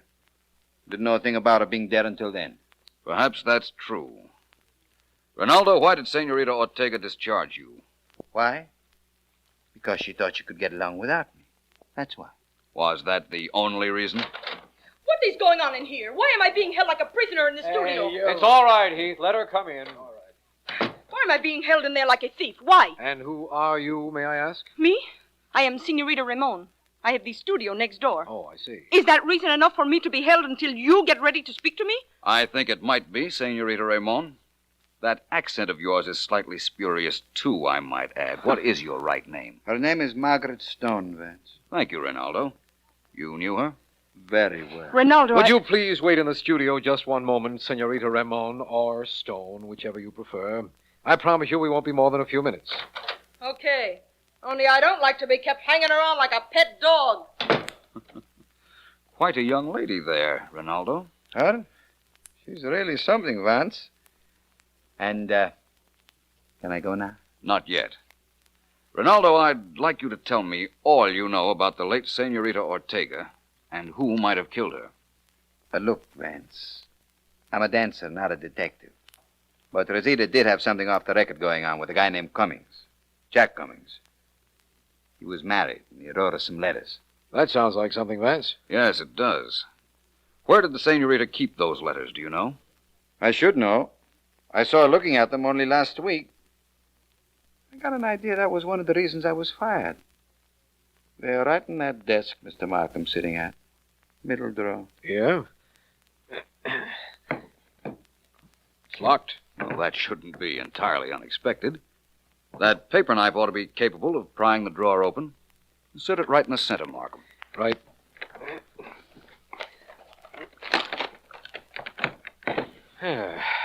Well? No letters. Nothing that even looks like a letter. Really? It's like I told you then.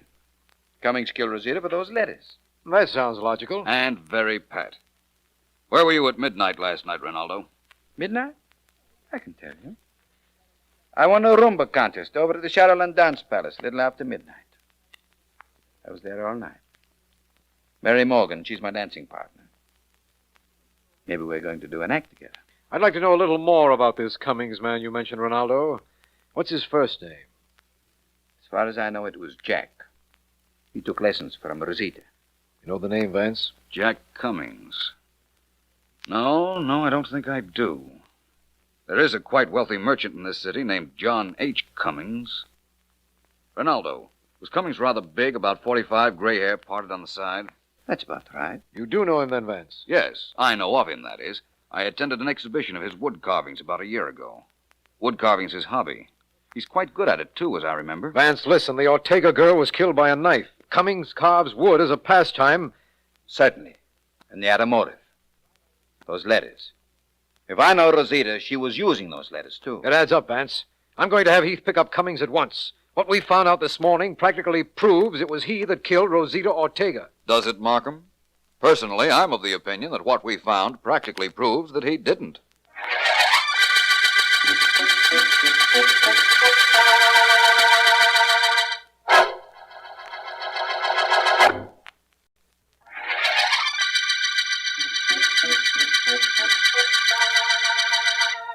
This is District Attorney Markham. The Rhumba murder case began when Rosita Ortega, a dance instructress, was found knifed. Vance's suspects include a Spanish teacher, Margaret Stone, a dancer named Ronaldo Alvarez, whom the senorita had discharged, and Jack Cummings, merchant and amateur woodcarver, who, we have reason to believe, was being blackmailed by Senorita Ortega. Ronaldo has told us that he had been at the Shadowland Dance Hall the entire evening previous, dancing with a hostess there named Mary Morgan. And I know that Vance checked the dance hall, found out her apartment address, and is there with her right now.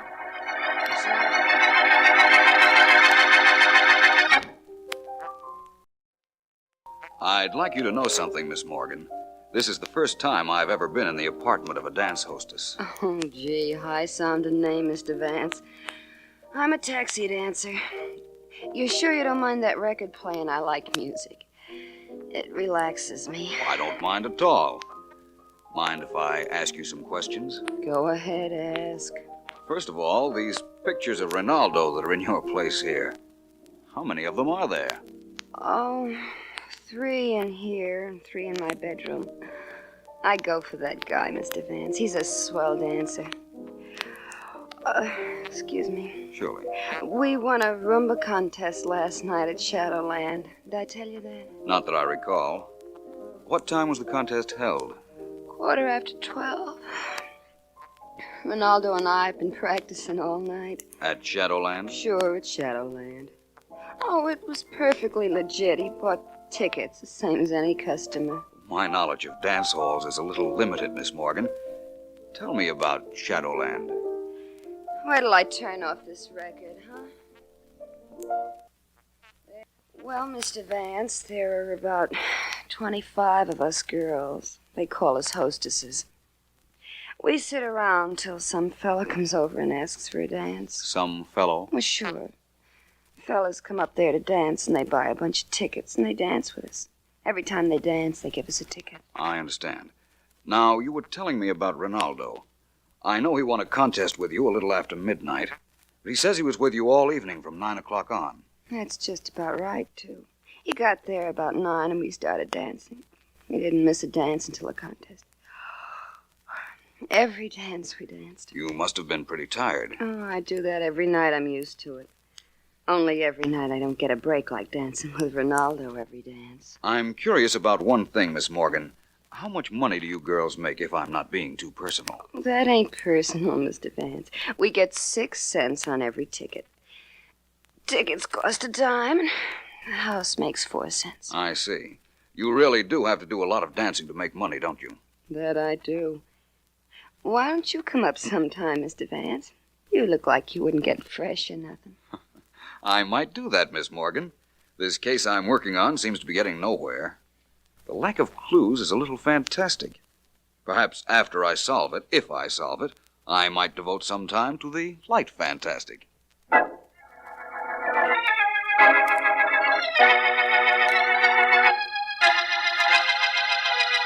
Yes, I know you. You teach Spanish in a studio next door to Senorita Ortega's. That's right, Mr. Cummings. Only I'm not Spanish. And that has nothing to do with why I came to your apartment. We are alone. Yes, but what has that to do with what you're going to say? Plenty. I just came from a little interview with Mr. Markham and Philo Vance. They wanted to know what I knew about Ortega's murder. What did you tell them? Nothing. Cops don't pay for information. What are you driving at? This. Ortega was murdered about midnight last night. You were at a studio at about that time. I saw you. I want $10,000 to keep quiet about it. I won't pay it. I think you will. Get out of here. I've worried enough about my being up there last night. I was there to get something that belonged to me. But I didn't kill her, do you understand? I didn't kill her. I won't pay a cent. You will. You've got a wife, respectably married children. You wouldn't want them to read about you in the papers? You'll pay. Get out of here. Get out. I won't pay a cent. Get out of here. Everybody throws me out, and everybody's sorry they did right afterwards. One more chance, Mr. Cummings. Are you paying? I said get out, and I meant it. Get out! Okay, stop pushing. I'll go. In case you change your mind, you know where to reach me. I'll give you an hour. An hour? An hour? I can't pay her. She'll blackmail me for the rest of my life. I can't pay her. I can't face the ruin I'll bring to my family. I know. Where is it? I always kept it here. Oh, here it is. This is my way out. This gun of mine. First I'd better write. No, I'll telephone my wife. That'll be better. Quicker. Oh, no. No, I can't talk to her. I can't. I've just got to do this now. The longer I think about it, the longer I'll put it off. And I mustn't put it off. I've got to... I wouldn't if I were you, Mr. Cummings. Who are you? My name is Vance. Philo Vance. Mind if I take that gun? Here, take it. Take it quickly. Thank you. I'm glad my appearance has that effect, Mr. Cummings. I take it you were going to kill yourself because of your connection with the Ortega murder? Yes, but I didn't kill her. Only no one will believe it when they find out I was up there last night. I wouldn't say no one, Mr. Cummings. I believe it. And as soon as I meet Mr. Markham up at the Shadowland Dance Hall, which I'm to do in a few moments, I think everyone concerned will believe it, too.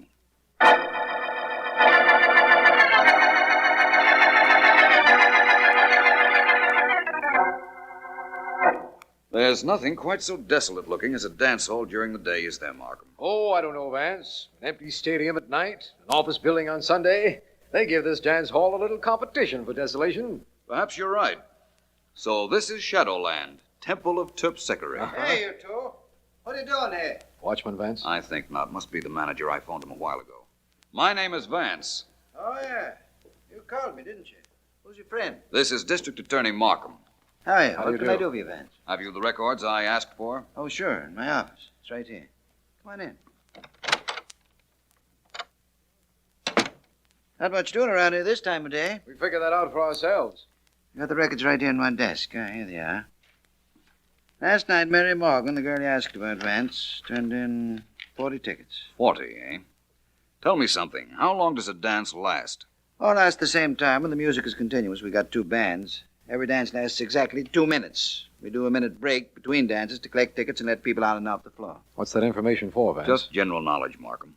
All I'd say that's what it's for. One thing more. How much did Mary Morgan make the night before last? I'll have to find that out for you, Vance. Won't take me a minute. Don't hurry. We'll be here when you get back. Well, Vance, I've got something to tell you. We're picking up Jack Cummings, the man Ronaldo spoke to us about. He was supposed to have written some letters to Senorita Ortega, remember? Of course. And you picked him up, eh? Yes. You see, the girl who has the place next to Ortega's, Senorita Ramon, saw him near the Ortega apartment at the time of the murder. And she told you that? Definitely. Markham, I wouldn't overlook this Senorita Ramon if I were you. You mean you don't think that Cummings murdered the Ortega girl? No, I don't. I told you that once before. I know who the murderer is, Markham. And believe me, it's not Jack Cummings.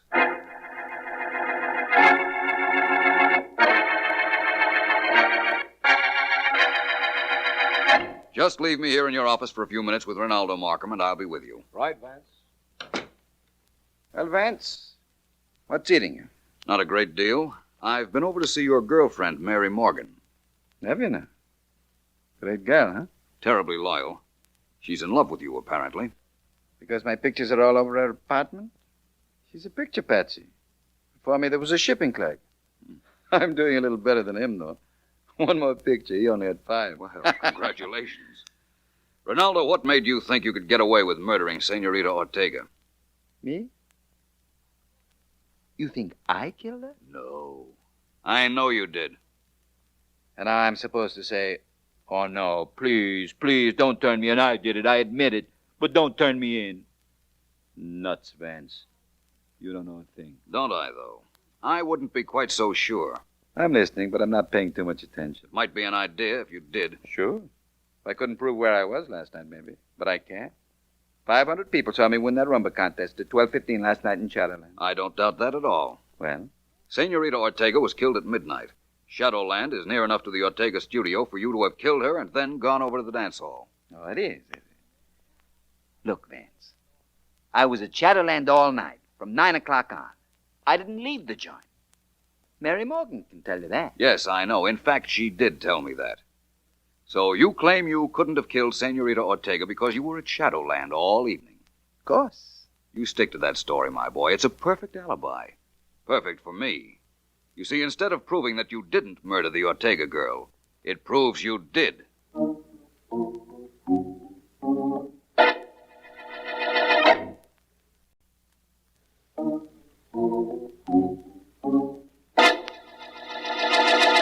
Well, Markham, what you want to know then is how I knew Ronaldo killed Ortega. It's a matter of mathematics. Sit down and listen. Very well. I'm doing both. Good. Ronaldo said he danced every dance from 9 o'clock to midnight with Mary Morgan. That's 3 hours. That's right. Now, the Shadowland dance hall manager told me that each dance lasted 2 minutes with 1-minute intermissions between each dance. In other words, there were 20 actual dances per hour. Can't argue with that either. All right, let's take it from there. 20 dances per hour for 3 hours makes 60 dances. In other words, if Mary Morgan had danced every dance with Ronaldo, as she claimed, she would have turned in 60 tickets. Mm-hmm. But she didn't. The manager told me she turned in only 40 tickets. So she only danced with Ronaldo 2 hours and not 3. Of course. That gave him an hour off to murder the Ortega girl. He thought he had a foolproof alibi because he knew Mary Morgan would lie for him. But they overlooked the detail of the tickets. Yes, they did. Silly of them, wasn't it? Our friend Jack Cummings was silly, too, going to a studio like Senorita Ortega's to learn to dance. There are hundreds of legitimate dance studios, recognized, licensed places. You're almost looking for trouble when you go visit someone like the Senorita. Fortunately, there are no others we know of, Vance. Well, Ronaldo has confessed in view of the way you broke his alibi, and it looks like the end of his career to me. To me, too.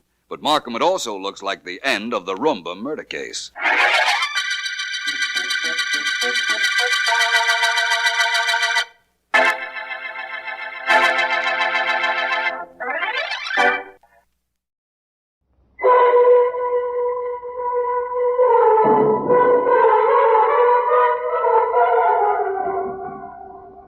I need your help, Steve. I need it badly. Well, you don't say hello or how you been. You don't get the old 1-2 greeting like we give on the outfit. When the going was tough, you just need help, and you need it fast. I took it for granted. Yeah, don't we all? All right, so you want help. So why me? I opened my new drugstore only a month ago. The, big one you always said you'd be owning. All right, so I shot my mouth a bit in the forces. But I got responsibilities now. And right now, I've got them big. And they are? I had a new assistant start Monday. Yesterday? Yes. And that's a problem? Today, he sold a bottle of cyanide tablets for aspirin.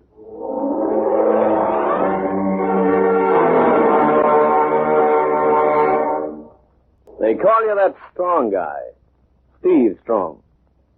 But right now, you're sitting in your office, looking through the window at the street lights, painting highlights of blue and orange on the black palette of asphalt. You look at the people crossing from highlights to shadows and heading home. You look at the dazzling displays at shop fronts. You look at their closed doors. And you feel as if you're the only one in the world who's working back. You get that feeling every time you're working at the office after 5. But tonight, you got that feeling strong. But you can't figure why. Then your door opens and your reason for waiting comes in. It's good of you to wait, Steve. The door shuts behind him, and you look at Grant Edwards, corps man from your outfit in 45. The medic who bragged he'd have his own drugstore one day. And now he's got it. Big, shiny, and spanking new. I need your help, Steve. I need it badly. So you don't say hello or how you been. You don't give the old 1-2 greeting like we give on the outfit. When the going was tough, you just need help, and you need it fast. Oh, I took it all for granted. Yeah, don't we all? All right, so you want help. So why me? I opened my new drugstore only a month ago. The big one you always said you'd be owning? All right, so I shut my mouth a bit in the forces. But I got responsibilities now. And right now, I've got them big. And they are? I had a new assistant start Monday. Yesterday. Yes. And that's a problem? Today, he sold a bottle of cyanide tablets for aspirin. He what? I know, but it happened. We found a bottle of 25 missing in tonight's poison register check. But how did... I sell a fast-action headache tablet of my own. I was bottling cyanide tablets into 25s last night before closing, and he was filling with headache tablets nearby. They both carry bottles of 25 tablets. He used one of the bottles labeled aspirin by mistake. That was last night. The person he sold them to could be dead by now. We only noticed the mistake tonight. I do a daily check each night on our poison stock and check it off with a list of drugs sold in the poisons register. There were no sales of cyanide tablets today. Just how strong are these tablets? 2 can kill a man. And 2 is the dose on the aspirin bottle. Why didn't you go to the police? The publicity. It'd kill my business. I've worked and sweated for too long now to lose it inside 2 months. That's why I came to you. With only me looking for that bottle, it can kill the one who's got it. But the police, they'll put out a general call. Everybody in town will know. You ever figure just how much a human life's worth? You ever figured money? No. Because you can't. The same way you can't figure a human life against the value of a drugstore business, new or old. So you don't help me? I never said that. I'll help. But you gotta ring Captain Jim Daly of Homicide first. I don't do it alone. 8 million people's too many for me.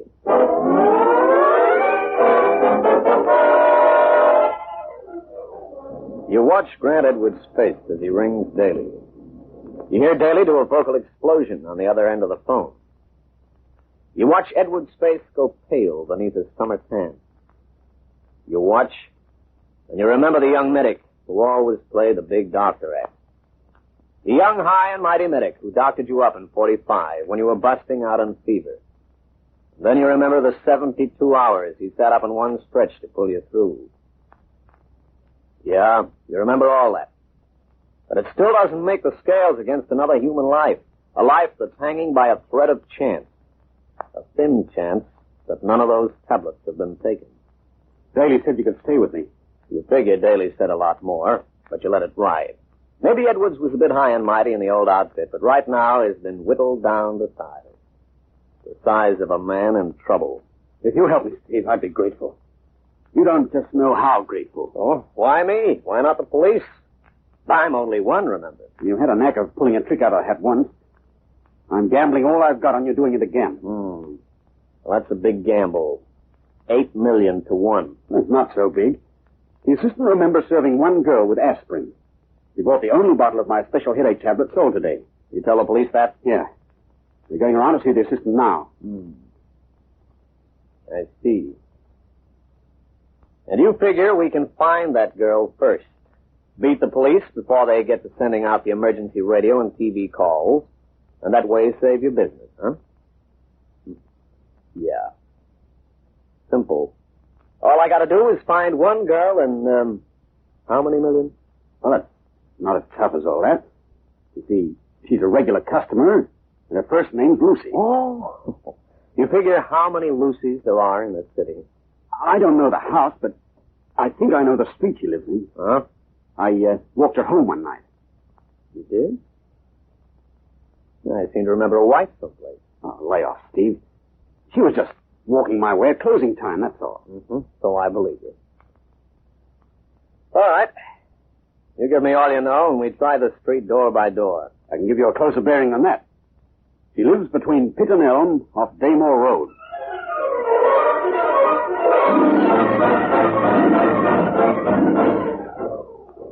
You go to Pitt and Elm. You start asking questions to every apartment house janitor and landlady till you find one who's got the answer you want. And it's a big picture of relief you see spreading over Edward's face. Yeah. Sure, I got a girl that answers that description. And the name of Lucy. You look at the towering mother of mansions, and she plays you back like she figures you're Lucky Luciano.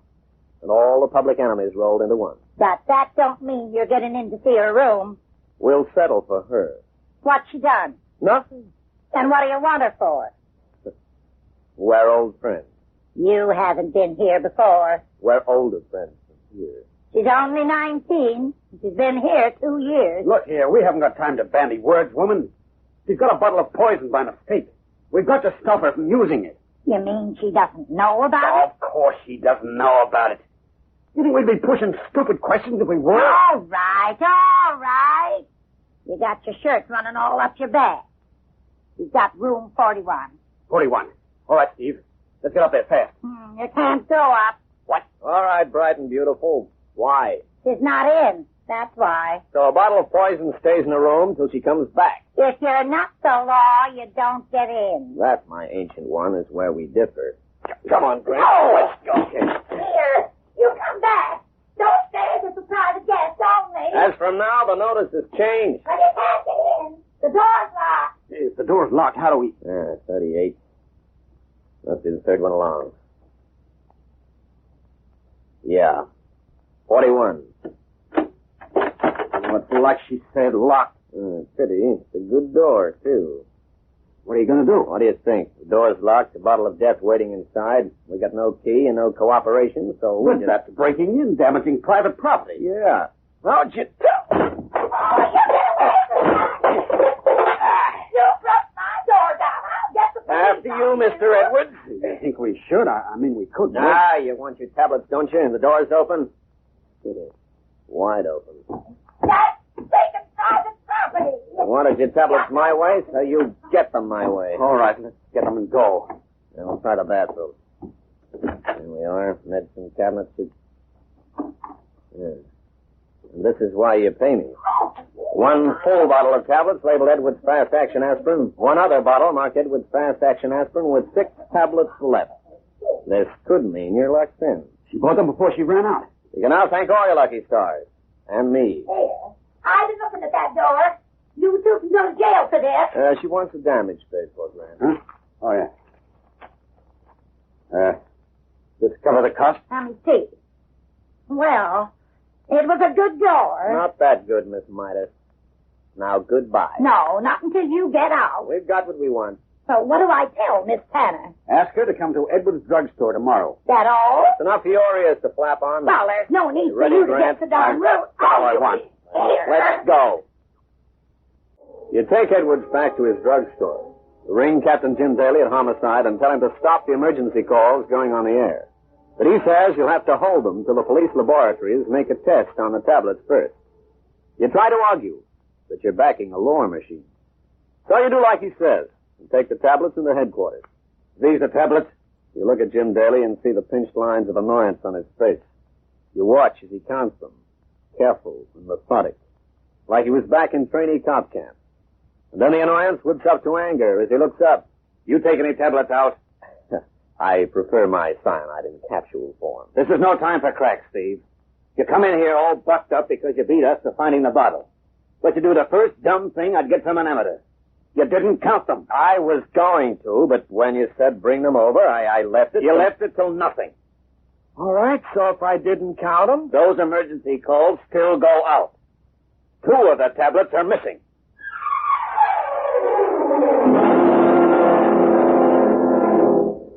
Lucy Tanner buys a bottle of special headache tablets from Edwards Drugstore. She buys the tablets before she finishes the first bottle. But she takes 2 tablets from the full bottle and goes out, taking the tablets with her. But the tablets she's carrying aren't aspirin. Sure, they'll kill a headache. But they'll kill her right along with it, because the tablets she's carrying are cyanide. You don't figure why she takes the tablets from the new bottle. But you try to figure when, where, and how soon before she'll be swallowing the 2 pills of death. You're thinking all this in Jim Daly's office, down at police headquarters. And Daly's thoughts are running you a parallel.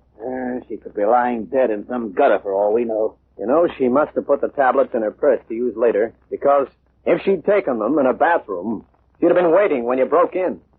But waiting dead.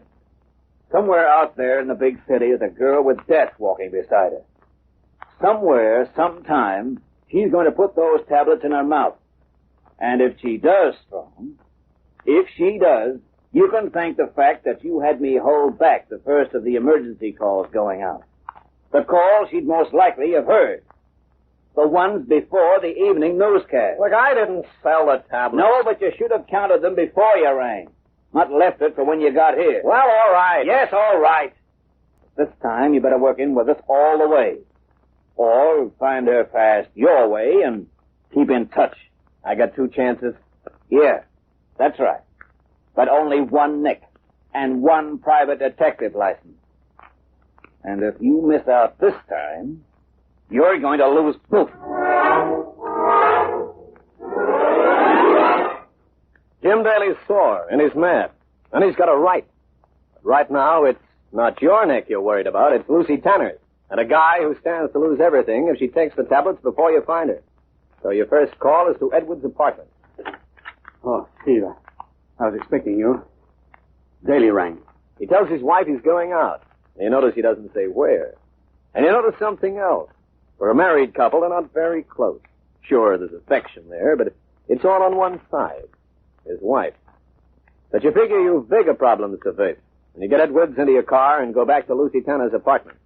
You see the landlady, and she tells you Lucy Tanner works in a nightclub. And for a few more bucks, she tells you the name. Welcome to the Blue Hen, mister. She's blonde, soft, and warm. And showing more than a smile. Can I help you two gentlemen? The Blue Hen is open to please every customer, especially men of muscle. And just feel that muscle. All right, sweet child. I'm not a customer. Yet. Oh, then I'll make you one. I want Lucy Tanner. What she got that I haven't more of? I wouldn't know, but from where I stand, I couldn't imagine. Then you don't want her? Look here, do we have to hang around? Sure, Grant. You didn't answer my question. Sure, I want her, but it's strictly business. And if you tell me nicely, I'll give you a big present for later. Oh. What's the present? Me. I knock off at 2. Where do we find Lucy Tanner? She should be on the floor show tonight, but she's got a sick headache. A headache? No, she hasn't. Hold it, Grant. Go on, kid. Yeah. A sick headache. And a big beer she has. She's gone to Lester Carter's party. Where do we find Lester Carter? Oh, you'll take me there later? Sure. After 2. 24 East, 52nd.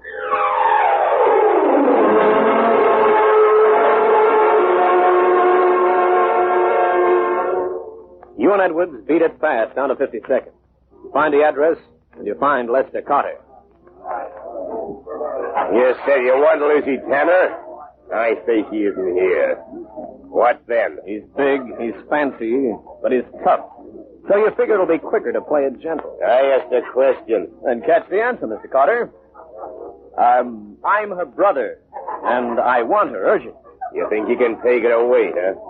Back to her hometown? No, I don't. And I don't want to. I just want to see her before she swallows cyanide. Listen, crumb boy. Now, don't play it tough, Carter. You may be big, but I've taken bigger. Yeah, you must be playing it straight. Yeah, you'd be calling disaster if you weren't. All right, so where do I find her? First, who's that guy in the car out there? He's my bosom pal. Another small-town hick, eh? Now, look, Carter, we haven't got time to make... So you try to kid me Lucy's going to commit suicide. Well, let me tell you something. You can tell me nothing I don't want to hear. Now, talk quickly and quietly. Where is Lucy Tanner? And if I don't tell? Lucy Tanner dies, and you get life for manslaughter for withholding evidence. Lucy wouldn't kill herself. She's got too much to lose. Sure. Only a life. How do I know you're not a cop? You don't. But you can listen. She bought some aspirin, but they weren't aspirin. They were cyanide. She bought a mistake, and she's carrying 2 with her. And she thinks they're aspirin. She takes 2 aspirin to stop a hangover, and knows with her last drink. You better get to her fast. To where? 4 blocks down, DeBroy Mansion. We went for a private party with Turner Elliott. He's a boyfriend. Right. And you better hurry. She was ready for her last drink when she left here 20 minutes ago. You leave the Lester party and head for your car. You bounce into the seat cushion and look across at Grant Edwards. You see by the look on his face, he knows you're reaching the point of conflict. The climax that can mean life or death for a girl called Lucy. His face is a moving picture of emotions as you drive the 4 blocks and pull up at the DeBroy Mansion. And inside a minute, you're beating your knuckles against Turner Elliott's door. There's no light coming from under the door, but that doesn't mean they're out. So you knock again. And the door opens, but not the one you're facing. It's the door behind you, across the corridor, And the woman you're looking at is weary anger written in every wrinkle. If you two are expecting an answer from that apartment, you won't be getting any. The apartment's empty. Empty? You mean Tenor Elliott doesn't live here? At this time of the night, you wake me up and have the nerve to speak to me like At this time of the night, it's urgent. If he doesn't live here, where does he live? If anybody's got a right to be annoyed, it's me. Waking a body up at this time of the night. Listen, lady, it's a matter of life and death. Where's Elliott living now? New Broyne Mansions was extended to 2 blocks of apartments. New block's only just been finished. So where does that lead us? Mr. Elliott moved into the new block only last week. Next door? Yes. There's a big stretch of lawn divides the 2 blocks. The idea is to keep the kids off the street. All right. What's his apartment number? Oh, even if it is urgent, you can still use a civil tongue. What apartment? And when you see Mr. Elliott... Can't you understand this is urgent? Tell him I'm getting tired of being woken up by his friends in the middle of the night. The number of the apartment, I told you... All right. I only wanted to know, that's all. It's on the 1st floor, apartment 4.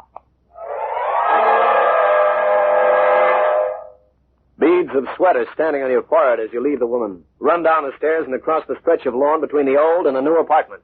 You look up and see a lighted window that could be apartment 4. You see a man and a girl against the window shade. Then you do a quick 1-2 up the stairs, and Edwards is running with you neck and neck. You run and you run fast, because the girl you saw was taking something from her handbag, and the man is holding out a drink. To the left. That's it. Apartment 4.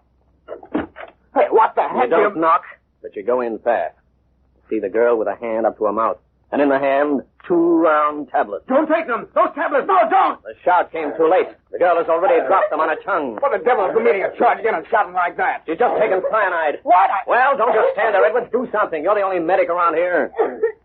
Just give her a glass of water. Water? The cyanide? You crazy? No, but it's not cyanide.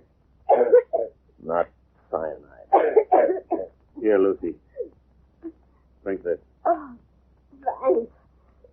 Yes, Steve? If it was cyanide, she'd be dead. Say, what's all this about? The coffee. Come in like that, we frightened her. She swallowed and caught her breath, that's all.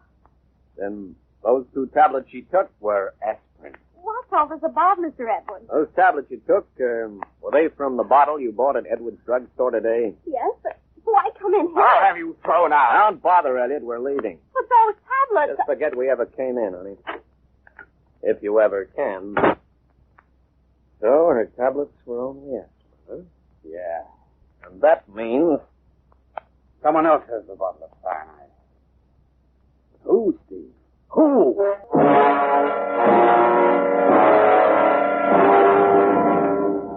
You ring Daly at Homicide, but they say he's out, so you leave a message that Lucy's tablets were aspirin. And you tell them you're going back to Edwards' apartment to start all over again. Jenny Edwards lets you in. And she doesn't have to be psychic to see the worried lines on her husband's face. Grant, what's wrong? Oh, nothing, just business worries. Oh, I wish you'd tell me some of your trouble sometime, dear. It does help, you know. Don't be ridiculous, Jenny. There's nothing you can do. But you look sick. Very sick. I am. Sick with worry. And a headache to boot. I'll get you a brandy and an aspirin. Do you want something, Mr. Strong? Make it a scotch. Double and straight. All right. So, what do we do now? Nothing but wait till Daly rings or calls round. But that may be ours. Not if I know Daly. We can't just sit here. You think of anything we can do? No. You'll feel better after your brandy. Take a drink, Mr. Strong. Thanks. You want water with your aspirin, dear? No, the brandy will do. Well, cheers. Huh? Oh, yeah. Cheers. The tablets are cyanide. Let it...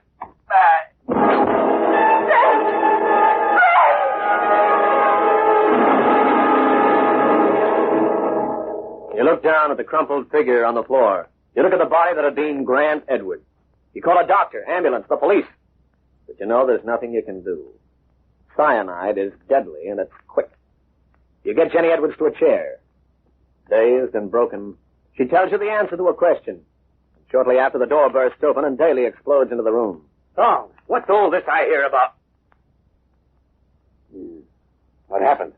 You tell him how Jenny Edwards called into her husband's drugstore on the way home from a shopping trip last night, after Edwards had made out the daily report on poisoned stock. So any poison bought before closing would really be on the next day's sale. And her husband was busy, so she didn't disturb him. When the assistant came out, she got him to wrap up the list of things she wanted. Uh-huh. And on that list was a bottle of aspirin. Yeah. Pity Edwards forgot marriage is a 50-50 partnership, no matter what. If he let his wife share some of his business worries and listen to some of hers, he'd have known what was going on in his house. And she'd have known about the missing cyanide. And the first thing she'd have done... The first thing she'd have done would be to check on her own aspirin bottle. Some men will never learn. Not even the hard way.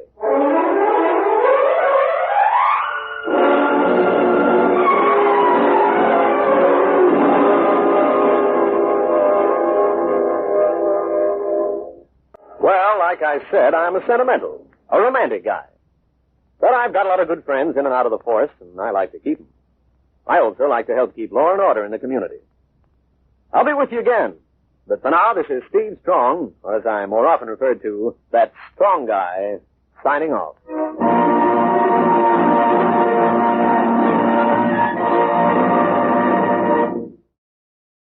The Adventures of Philip Marlowe starred Van Heflin for the first 3 months in 1947 on NBC Radio, but then returned in 1948 on CBS with Gerald Moore playing the famous Raymond Chandler character until the show's end in 1951.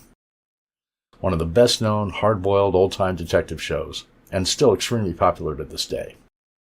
In Friend from Detroit, which aired March 5, 1949, Betty Pryor has disappeared. A gambler has been found shot to death, and there's a missing $25,000 trust fund. All the elements of a case that's right up Philip Marlowe's alley. Next is The Fat Man, that great detective created by Dashiell Hammett and running on radio from 1946 to 1951. It starred J. Scott Smart in the title role, a large, good-natured private eye named Brad Runyon, and Ed Begley as Sergeant O'Hara. Amzie Strickland played his girlfriend Kathy Evans. The Australian version of the show, which ran from 54 to 55, is the one that survives today, however, with Lloyd Barrow in the title role. In Murder Makes a Statue, a woman offers Runyon $200 to help her, but before she can tell him what help she requires, she faints, and when she comes to, she can't remember anything. The only clue is a wedding ring in her pocket. Then, the Casebook of Gregory Hood, which started out as a summer replacement for Sherlock Holmes in 1946, but when Sherlock Holmes didn't return in the fall, it wound up running from 46 all the way to 51. Hood is considered a gentleman detective, meaning investigating isn't his primary job. Hood is actually an antique dealer who solves crimes on the side. Gail Gordon played the character at first, followed by Mr. Radio himself, Elliot Lewis. In The Murder of Gregory Hood, which aired June 17, 1946, we have a very complex case that goes back many years into Hood's past, leading up to the present when he pretends he's been murdered and then tries to find his own killer. Sounds a little bit crazy? There's a really great story behind the crazy exterior. Next is Jeff Regan, Investigator. Another great, but short-lived, unfortunately, hard-boiled detective show. The great Jack Webb played Jeff Regan, and then later two other actors, Frank Graham and Frank Nelson. Known as the Lion's Eye, as he works for Anthony J. Lyon of the International Detective Bureau. The show ran from July to December 1948 with Webb, and then from October 49 to August 50 with Frank Graham in the title role. In The Lonesome Lady, John Renzo is dead, and his insurance company wants Regan to investigate if the death was a bad heart or was it a murder. An intriguing mystery that hits all the great hard-boiled notes. And then next is a very rare show called The Blind Spot, about a British police homicide department and the murders that they solve. Each case is told from both the criminal's and the police's point of view, and in each case a single fatal flaw, or a blind spot, is identified that causes the case to be solved. In Burglars Discover a Body, a murdered woman is found dead by some burglars while they're robbing her home. The air date is unknown, as is little else about this show. If you know anything about this show, I'd appreciate it if you'd leave the information in a comment. Then we have It's a Crime, Mr. Collins, which starred Mandel Kramer as San Francisco detective Greg Collins, and then Gail Collins played his wife. Yes, her name was Gail Collins. Richard Denning played her Uncle Jack, and Gail and Jack both got involved in Greg's cases, usually whether he wanted them to or not. Now, Greg was a tough guy when he needed to be. He had a good amount of the requisite gritty street smarts, but unlike most hard-boiled detectives, he was married instead of the typical swinging single guy. In Rockabye Murder, which aired January 20th, 1958, Mr. Collins is mayor for a day in a small western town, and then someone's murdered. Next up, we have The Adventures of Leonidas Witherall, a lesser-known but great detective show that ran from 1944 to 45 on Mutual. Walter Hampton starred in the title role as an instructor at a boys' school in New England, but who also did some amateur detective work on the side as a hobby. In Mrs. Mullett Disappears, Mrs. Mullett, Witherall's housekeeper, is kidnapped.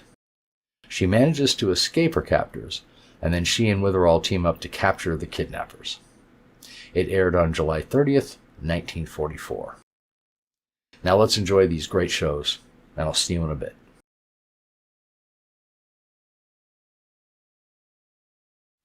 When my telephone rang, it jerked me out of one nightmare and right into the middle of another, where a woman with a secret, a worried man, and a shadow out of the past met with fear and fury in the dead of night. From the pen of Raymond Chandler, outstanding author of crime fiction, comes his most famous character as CBS presents The Adventures of Philip Marlowe. And now, with Gerald Moore, starred as Philip Marlowe, we bring you tonight's exciting story, The Friend from Detroit.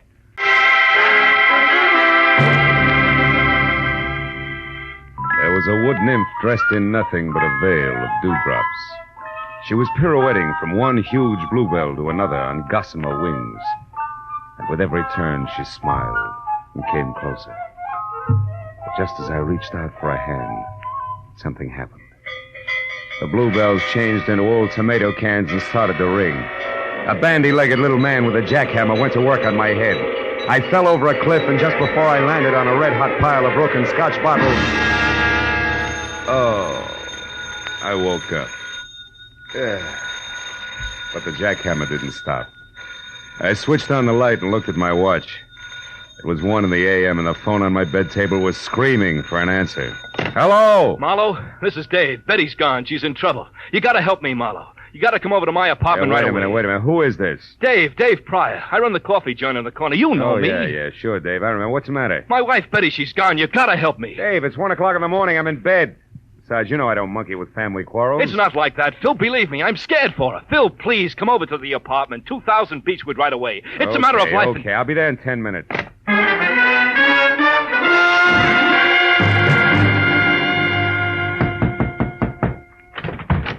Marlowe, I thought you'd never get here. Look, somebody fired a shot through the door, and when I got back with the aspirin, Betty was gone. All right, wait a minute, Dave, hold it.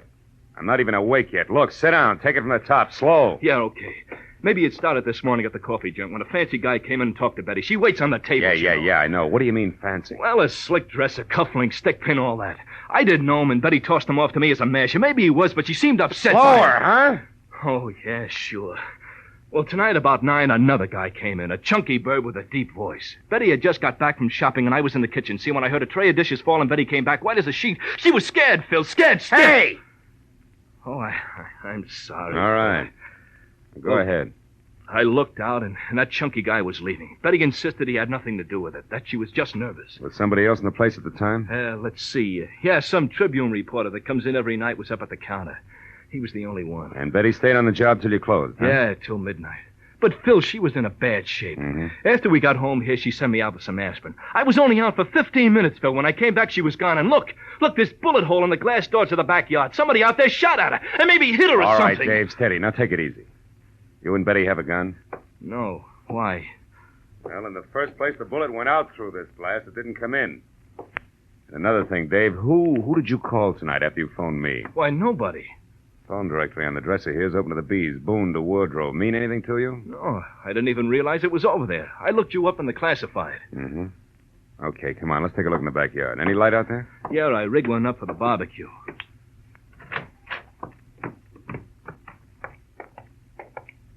Look, Marlowe, there Dave, must be take it something easy. Now, we'll straighten this out, believe me. Now, let's see. The line of sight seems to run somewhere between the barbecue and the gate. No footprints, though. Maybe. Marlowe. Marlowe, here by the tree. It's a hat. Gray snap brim, initials VR on the sweatband. VR. Mean anything to you? Why, no. Well, sure. That's Van Remeny's hat. He's the newspaper guy I told you about. Tribune reporter that was in your place tonight? Yeah. Why should he be dodging bullets in your backyard? I don't know. Dave, where's Betty from? Detroit. When she came out here, I gave her a job. And then you both fell for each other and got married, huh? Yeah, 2 years ago next month. And we've been happy, Phil. We've been... Yeah. Now, look, Dave. Why did you call me instead of the cops? I guess I'm afraid she's mixed up in something bad. You know, if it turns out that way, I'll have to call him myself. Okay, Phil. But you're on my side until you know for sure. Yeah. All right, now you stay here close to your phone. Okay. I'll check with you. Right now, I got to get a line on a bare-headed reporter. He can get us started if he hasn't lost anything more than his hat when I find him. So long, Dave.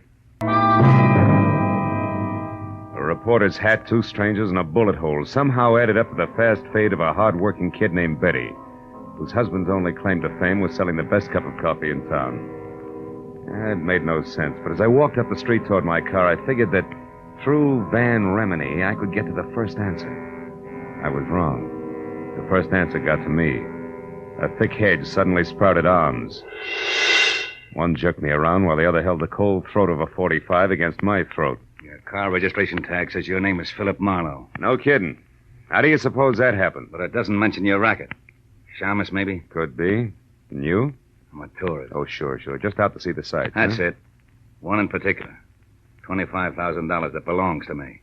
I don't want any interference from you or that square inside there. You mean Dave Pryor? I mean Dave Pryor. I'll go back in there and tell him to cool off.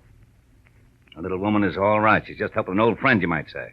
Might I say you're the friend? Never mind. Unless Mr. Jitters in there kicks up a fuss, everything will be fine. Betty knows what she's doing. She's got a lot of talent for it. Too much to waste slinging hash. And remember what I said, Marlowe. Lay off. I'll remember more than that about you, Foghorn. Just remember to count 10 before you move, boy. Well, there's no point in trying to outsmart a 45. And with 3 steps, Foghorn vanished in the night. Also gone was a big chunk of my respect for a doll named Betty Pryor and a taste in old friends. Just so I wasn't jumping to conclusions, I went to my car and drove down to Hollywood Boulevard. At the first all-night gas station, I stopped and put in a call to the Tribune, where a guy on the desk told me, through a mouthful of mangled cigar, that unless Remeny was at Bungalow 24, Beverly Crest Hotel, covering the murder of an ex-Detroit hood, he was fired. Then he hung up. But the one word Detroit made the call a jackpot, so I headed for the hotel on the double. It was pink and Spanish and squatted in a grove of well-behaved palm trees at the edge of a domesticated jungle, which gave the illusion of privacy to a string of bungalows that weren't. But number 24 had all the privacy of a glass-faced cutaway beehive when I pulled up in the middle of 2 squad cars and an ambulance and went inside. Sprawled on the floor in front of a desk was the very well-dressed Exhibit A, complete with cufflinks and stickpin, and presiding as usual was Detective Lieutenant Ibarra, who didn't see me until I walked up beside him. What are you doing here, Marlowe? I can smell blood clear across town. What's the story, Ibarra? The name is Spec Willard, a gambler from Detroit. Retired out here to California a few years back to play horses and women. He was shot to death at about 8 o'clock tonight by a person or persons unknown. Another gang job? No, I don't think so. Looks more like armed robbery that'd get out of hand. How so? We found a currency wrapper from a local bank that read $25,000 in an open drawer in the bedroom. And one of the bellhops saw a woman, unidentified so far, run out of here about the time the coroner says that Willard was shot. A woman? Yeah. That fits because he was known to be quite a nightclubber and general playboy. You wouldn't happen to know something about this woman, would you, Marlowe? Me? Certainly not. No, I'm after a man, a live one, I hope. Mm-hmm. Well, look, Marlowe, take this nickel. In case you should just happen to hear something, I want you to spend that on a phone call to the police department. Now, who is it you're looking for? A Tribune reporter named Van Remeny, you know him? Unfortunately, that's him over there, the sticky-fingered one by the window, swiping that book of matches just now, the one without a hat. Oh, yeah, I know. Thanks, Lieutenant. I'll see you. Hey, Remeny, can I talk to you a minute? Yeah, sure. What's on your mind? I'm Philip Marlowe, private detective. Don't apologize. What's up, Marlowe? Know a girl named Betty Pryor? Pryor? Mm-hmm, yeah. Yeah. She and her husband run a one-arm joint on Franklin, don't they? That's right, Remini. I understand Betty got into a little trouble tonight. Heard about it? Nope. Wouldn't worry, though. Trouble's not new to Betty. Yeah, that's one popular school of thought. Incidentally, you seem to be going a long ways out of your way on this run-of-the-mill murder story, Remini. You're taking a long way around to the point, pal. Get with it. I'm in a hurry. Okay, pal. But keep it under your hat, won't you?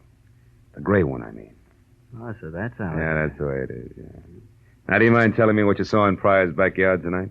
You name it. Shall I play dumb or lie? Suit yourself.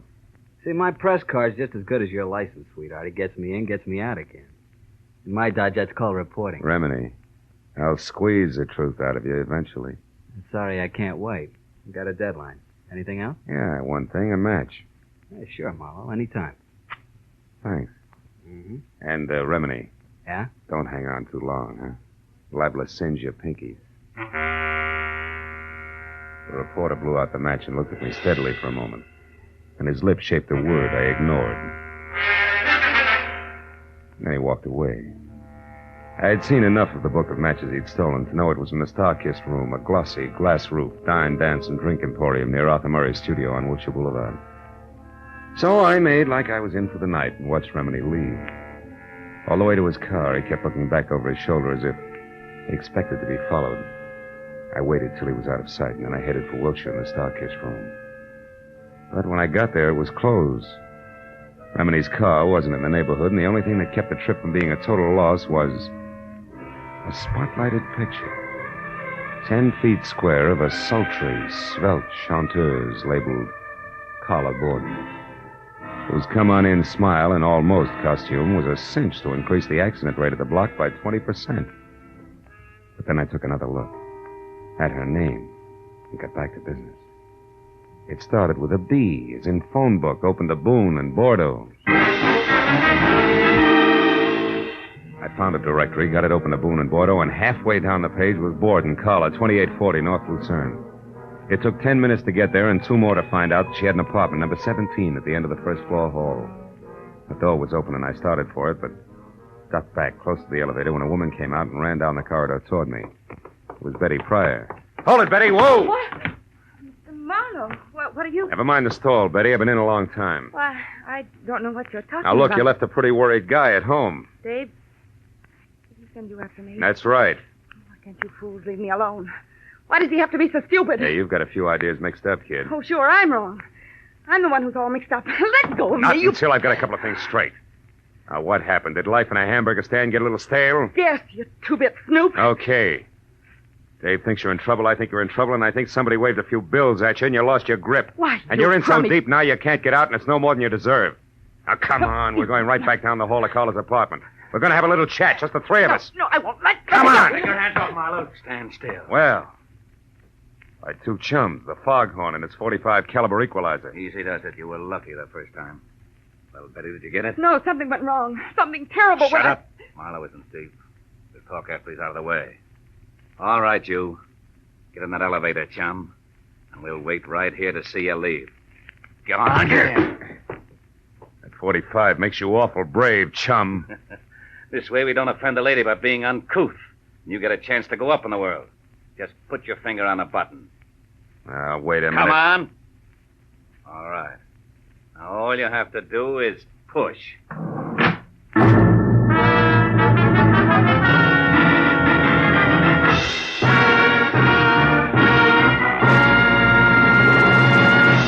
In just a moment, we will return to the second act of The Adventures of Philip Marlowe. But first, the most famous neighbors in radio, the Ronald Colmans, will pay Jack Benny a visit again tomorrow as CBS's Great Sunday Night gets underway with another star-studded group of famous entertainers.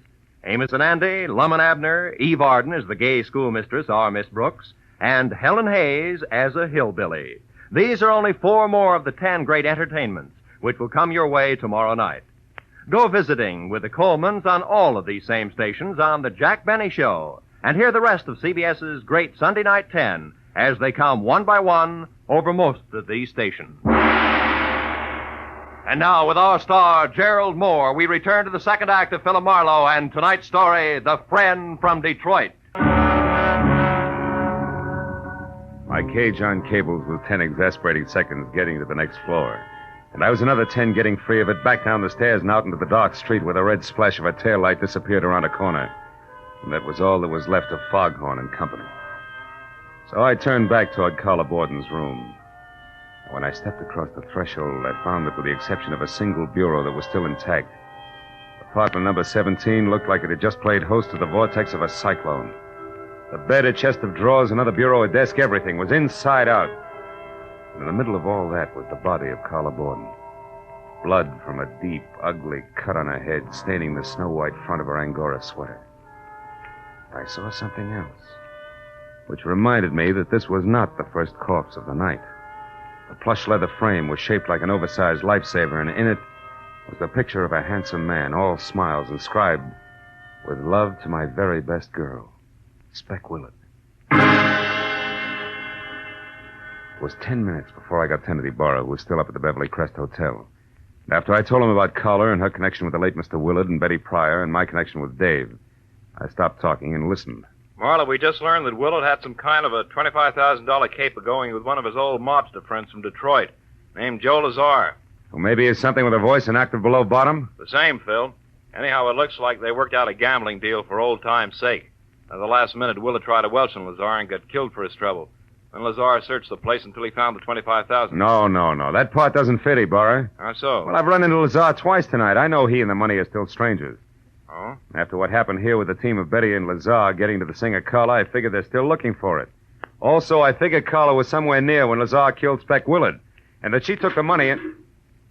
Call you later, Ibarra. I got clumsy company in the hall outside. All right, ballerina, get your foot out of that bucket and come on in with your hands up. Well, the man with the very long nose for news. What brings you around, Remini? For one thing, the fact that you got no corner on brains, Marlowe, and for another, who did that to her? Our mutual friend, Betty Pryor, and her running mate. I believe they were looking for $25,000. Did she and Joe Lazar get the money, Marlowe? No, they... Hey, Remini, how did you know the man with Betty was named Joe Lazar? Haven't you heard? I'm a good reporter, Marlowe. The kind that keeps eyes and ears open and mouth shut. It isn't until I know the whole story. Which, as far as you're concerned, is precisely what? That I happen to be... You happen to be? That I happened to be in Dave's restaurant early this evening, where I recognized the only other cash customer as Joe Lazar, an out-of-work mobster from Detroit. He said something to Betty that scared her right out of a tray of dishes, so I figured I'd find out what was going on. I've been in on the show ever since. Yeah, including a corny blackout up at 2000 Beechwood Drive where you lost your hat running away from a bullet. That's right. Yeah. And just so you don't toss and turn when you get around to going to bed tonight, I'll fill in the rest. I followed Betty and Dave from the restaurant to their apartment. I watched her get rid of Dave, and then when I saw Lazar come in, I moved up close to the window. And stayed there until Lazar spotted you and threw a bullet your way? You're very clever. Yes, I am, man. But before that happened, I heard him tell Betty that Speck Willard had talked about a girl singer at the Starkiss room named Carla Borden. And that since he didn't know Carla on sight, she could have been the lady he'd seen running out of Speck's apartment with a 25 gram. Oh. Now that phone book of Dave's open to the bees ties in. I'm so glad. Now, Marlowe, lest we digress too far, how come this one bureau here hasn't been turned upside down along with everything else? I don't know. Any more than I know why you're holding back so much from the law. Well, maybe it's because I don't like cops, Marlowe. Oh, a black one. Or maybe it's because I'm in the same kind of racket as you. Chin way out and a lot of fast talk, just so papers can know what's going on an hour ahead of the rest of the world. Well, there's no 25,000 in here. I got to blow. Before Ibarra shows? Before Ibarra shows. He always arrives with an entourage, Marlowe, one that includes other news hounds. So it's me for a fast cab and downtown to my paper with his story. Come on, fellow. I'll see you around. Hey, wait a minute, Remini. Yeah? I'll give you a lift. I'm going that way myself. Okay. I got a story, too. A lousy story I've got to tell a nice guy named Dave. Come on.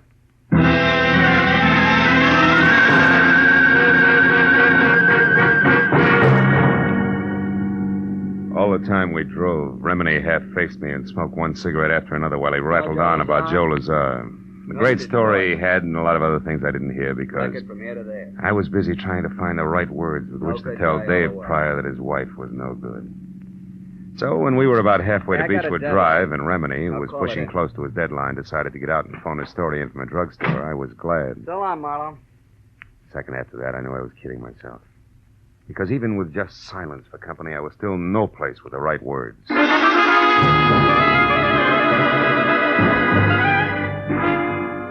minutes later, when I stood in front of Dave on the steps to his house and stammered out the facts just as I had run across them, I forgot about words, right or wrong. I thought instead about my client, a badly hurt guy, but one who would never say die. Marlowe, I can't believe all this. I won't. Tell me, where's Betty now? I don't know, Dave.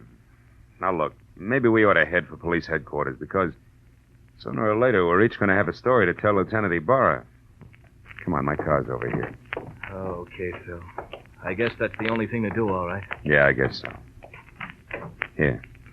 Better have a cigarette, Davey. Oh, thanks. Kid, we'll try to make this as painless as we... As we what, Marlowe? What is it? Hmm? Well, what are you staring at?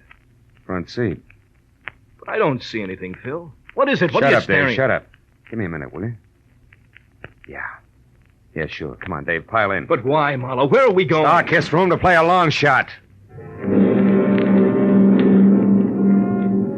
Slapped my foot down hard on the accelerator and kept it that way right through a string of I didn't care what color traffic lights until 5 minutes later when we screeched to a stop, away from the side entrance to the Starkist room.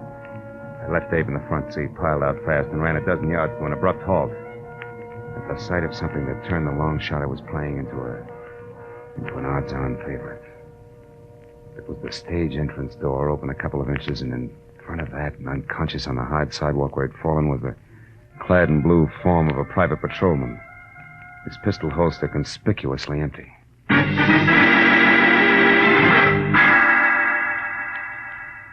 Inside, I slowly picked my way along an L-shaped corridor until I saw a shaft of bright yellow from a flashlight. It was moving away from a door marked Carla Borden. It brought me up short and flat against the wall. But then as the man on the other end of the beam of light moved away from me, I got a very steady grip on the .38 in my pocket and started after him. A minute later, he entered the main room of the club, and it was there, as he started across the glass ceiling dance floor, that I recognized the very self-confident gait of a very self-confident guy. And that made the next move mine. Bar's closed, Remedy, and don't move, Buster, I'll blow your head off. Ah. Looks like you're making news this time, good reporter. Or isn't that package in your hand the 25 grand you just found in Carla Borden's dressing room, huh? The same Carla Borden you murdered not an hour ago in an apartment on Lucerne, where you first thought the money was, where Betty Pryor surprised you before you could finish searching, where you later returned in the role of an all-American newsboy so you could get to that last bureau. All right. I've heard enough, Marlowe. But I'm not going to stick around for more details. You make a break and I'll shoot, Remedy. Try it, Eagle. Stop, Remedy, stop! Nice shooting, Marlowe. But don't turn around because where I'm standing, it's dark. And where you're standing, it's light. Now, throw your gun away, fella. Come on, toss it. That's better. All right, Betty. Get over to that dead newspaper guy and get the money. And we'll take care of the private detective here. What do you mean, take care, Joe? I can't go along with murder. Spec Willard's death didn't seem to bother you any. Shut up, Marlowe. Spec Willard. Joe, you killed... Yes, I killed Spec, that Welcher. 8 o'clock tonight. And I had to stay undercover, but still get my hands on the money. So, I came to you for help. I didn't tell you about the killing because I didn't think you'd play ball if you knew about it. Now, all that's history now, and I'll still go to your dear husband, Dave, and talk lots about the kind of cheap kid you used to be in Detroit if you don't get moving. Now, what do you say, Betty? I say no, Joe. I also say I made a mistake in the first place, letting you use me to run your filthy errands, just so the guy I love wouldn't have to know about the kind of people I once ran around with, before I had any brains. All right. That's the dumb way you want it. That's the dumb way it'll be. Taking care of 2 years is much harder than taking care of one. What about 3, Lazar? Dave, stay back! No, Marlowe, no. I've stayed back too long already. I've stayed back while Betty has been risking her life to protect what we've got. If you take another step, I'll shoot, kid. I warned you for the last time. Stay back. No, Lazar, I won't. You thinking scum, Lazar? Oh, Dave, you're hit. Yeah. But I'll be all right. I'll be all right now, Betty.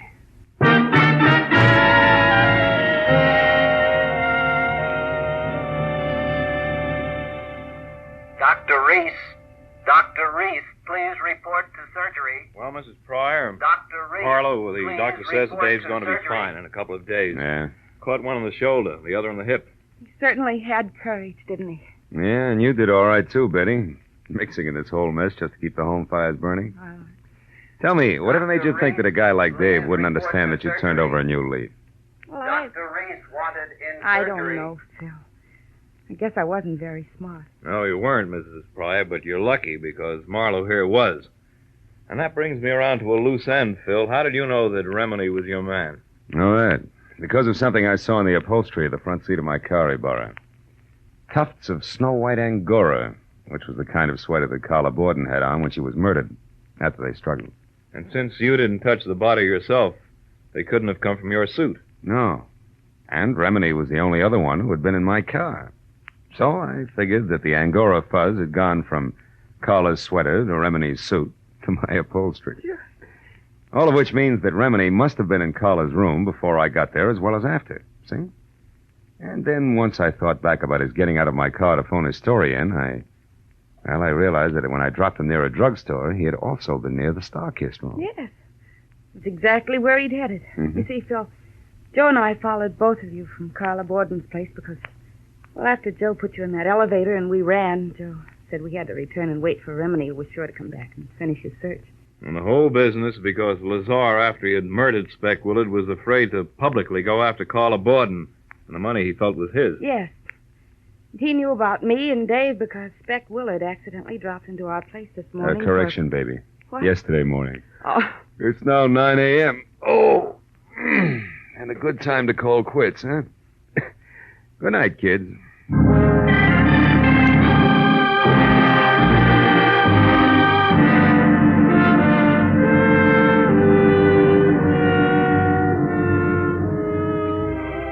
Well, by the time I got back to my apartment on Franklin, it was 10:30 in the too bright morning. I was sporting sandpaper eyelids and a knot in the small of my back that felt like a wet dish rag. Oh, but once I had all the shades down and was undressed and in bed, I forgot about that. And I thought instead of the wood nymph dressed in nothing, with a veil of dewdrops. But then suddenly I stopped. The telephone. I got out of bed. I picked it up with both hands, opened the dresser drawer, and jammed it deep under all the socks I owned. And then I got back to bed. And the wood nymph, in her veil of dewdrops, she was pirouetting from one huge bluebell to another. Oh, my. On gossamer wings.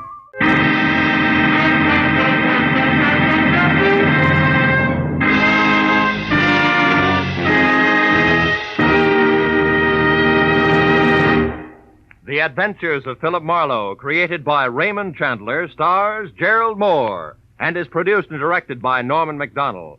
Script is by Mel Donnelly, Robert Mitchell, and Gene Levitt. Featured in the cast were Virginia Gregg as Betty Pryor, Peter Leeds as Dave Pryor, Harry Bartell as Van Remini, and Ed Begley as Joe Lazar.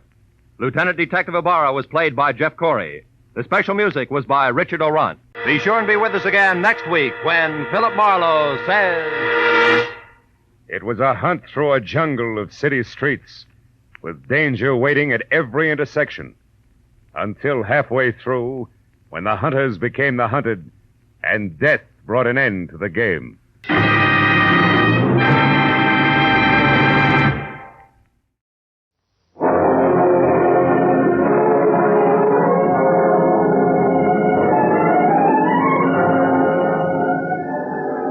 And now here is the fat man in Murder Makes a Statue.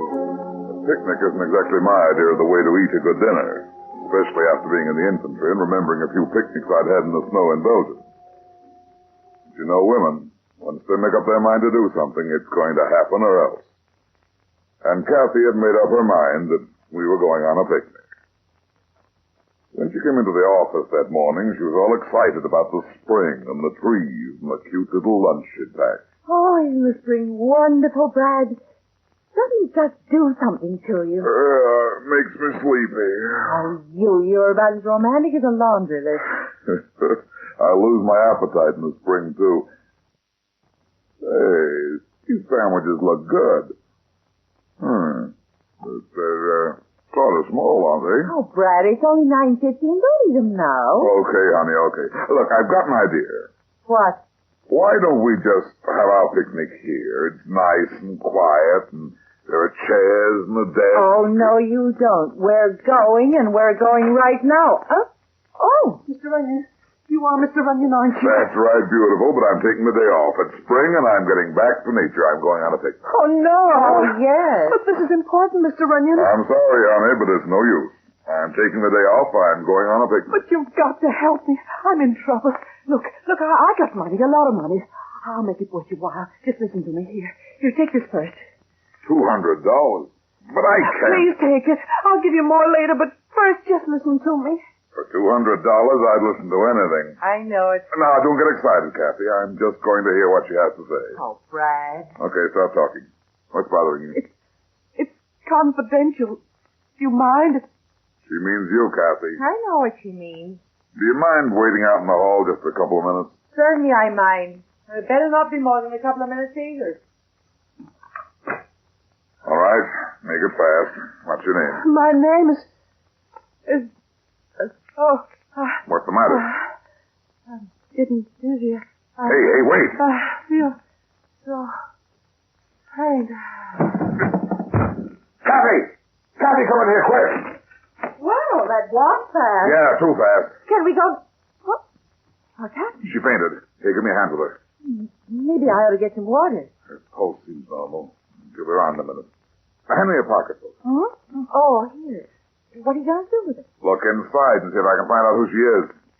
Maybe we ought to call a doctor, Brad. I don't think we'll need one. Well, what an odd hairdo she has. Yeah. Makes it look like Cleopatra. Is there anything in her bag to identify her? No, nothing here but lipstick, powder, money, comb. Wait a minute. Here's something that might... What is it? Wedding ring. It's got some engraving inside, but I can't make it out. Give me that magnifying glass there on the desk. Yes. Can you read it? Uh-huh. It says, to Laura, June 16, 1940. She's coming soon. Where am I? What? Take it easy. You're okay. You fainted, that's all. Let me help you up. That's better. Now just sit here in this chair. Oh, you. Where am I? I'm Brad Runyon, the detective you came to see just before you fainted. The detective? But I don't understand. I can't seem... Who's that girl? Wait a minute. What's the matter with you? Kathy was right here when you came in. I don't remember coming in here. Why did you want a detective? I don't know. I don't get this. What's your name? Where do you live? I don't know. I can't remember. I can't remember. Do you understand? Shut up, hysterics. Stop it. What's happened? You probably had a shock of some sort. When you fainted, your memory went blank. You mean amnesia? Yeah. Maybe we can snap it back. Listen, does the name Laura mean anything to you? What? Laura? No. No, it doesn't. Look at this wedding ring. You recognize it? No. Where did it come from? It was in your pocketbook. Oh, what's happened to me? Why can't I remember? Why can't I? Take it easy now. Look, Kathy, I think we'll have to postpone the picnic for a while. You've got to take care of this girl until we find out who she is. Of course. She was in some sort of trouble, so the quicker the better. I want you to take her over to your apartment and keep her there until I come. Where are you going? I'm going to the Marriage License Bureau and see if they had a record of anyone called Laura getting married on June 16, 1940. It's no use. It's no use. I just can't remember anything at all. You mustn't get yourself so upset. Brad should be back in a minute. But it's so horrible. It's probably only temporary. I have the feeling that there's something important that I have to do, but I just can't remember. It's like a dream at night. Don't cry. Just try and be quiet. Brad, that you? Yes, baby. What'd you find out? Did you trace it? Do you know who I am? Yes, I think so. I checked through the files and found that a marriage license was issued to a Laura Hayes and Jim Margot on June 16, 1940. Does that mean anything to you? No.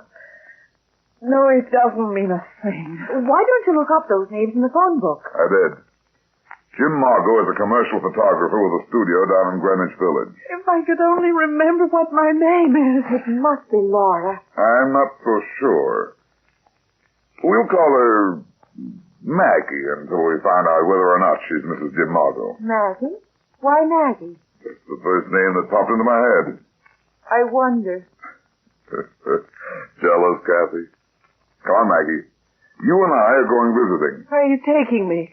We're going to call on your husband. I'm sorry, but Mr. Margot is very busy right now. He can't see anyone. But this is important. Listen, Irene, how long is Margot going to keep me waiting on that other set with a flimsy wrap on? I'm freezing to death in there. Take it easy, honey. Only has one more shot to make. Hey, that's cute.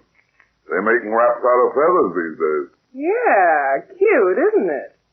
Cute, but not warm. Oh, please don't touch me with... What's the matter, Maggie? It's the feathers. I can't stand them. Please, I'm allergic to feathers. Well, I'm sorry. I didn't realize they were touching you. Maggie, run over there. I'm going in. Hey, wait a minute. You can't go in there. That's all right, sister. This is important. Okay, now hold it, girls. That's right. No, wait a minute. I'll throw your head back farther, Lois. There, that's it. Okay, now hold it. Hold it. Oh, that's fine. Okay, take a break. Jim Margot? Yeah, but I'm very busy. Now, come back later, will you? I don't think you're too busy for this. What are you talking about? So who are you, anyway? My name is Runyon. Brad Runyon. The fat man? The detective? That's right. Your wife has had an accident. Laura, in an accident? What's happened? Don't get excited. She's not really hurt. She's lost her memory. But I don't understand. She was all right. When did you see her last? Why, this morning, of course, when I left home. Hey, where is she now? She's sitting in your waiting room. She's had a bad shock or a bad fright. I want you to go out there now and talk to her just as if nothing were wrong. Sure, I understand. Good. Come on. There she is over there. Well, hello, Laura. What's the matter? That's not Laura. I've never seen this girl before in my life. Didn't you know Maggie at all? He never saw her before. If only I could remember. If I could What about only... the ring? It was his wife's ring, all right, but he had no idea how it got in Maggie's bag. I don't understand it.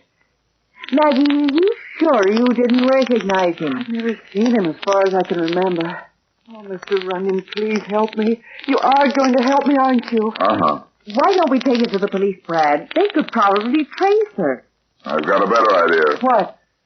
You wanted to see the countryside in the spring.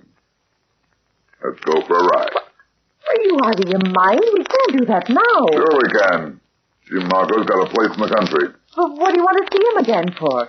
I want to return his wife's wedding ring.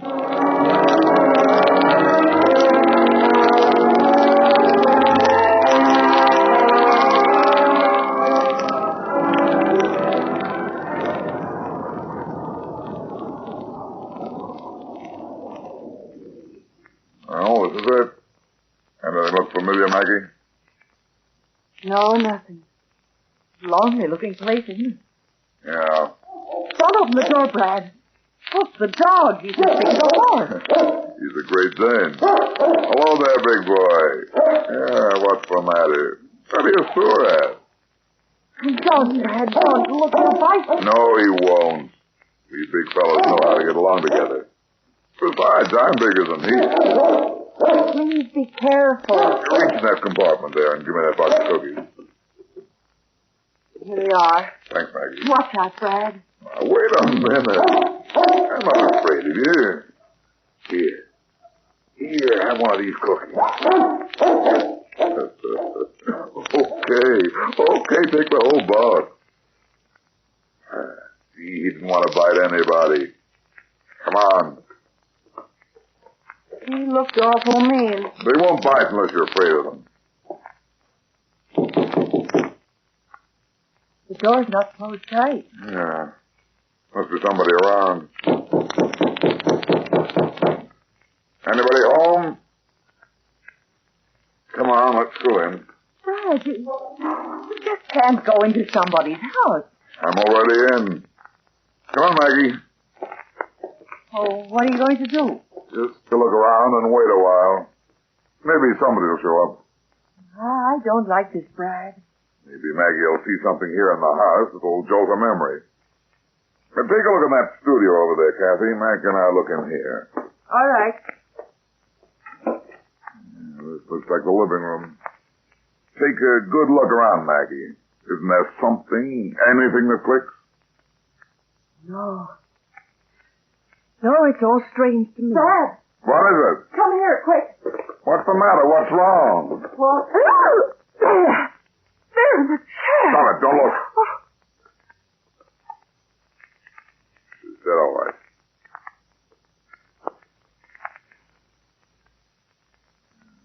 Somebody stuck a knife in her back. Still here. Who do you think she is? I don't know, but I imagine it's Laura Margot. Come on, Maggie, snap out of it. Do you recognize that dead girl? No. No, I've never seen her before. Oh, if only I could remember. Brad, what are you putting that little statue in your pocket for? Quiet. I like it, honey. It's But very what are you pretty. doing? Just a minute. Look here in the fireplace. This is a torn photograph. Don't touch it, Connie. But don't you want to... I'll try to put it together with my foot. Just a second. What is it, Mr. Runyon? Just the picture, Maggie. A picture of whom? Of you, Maggie.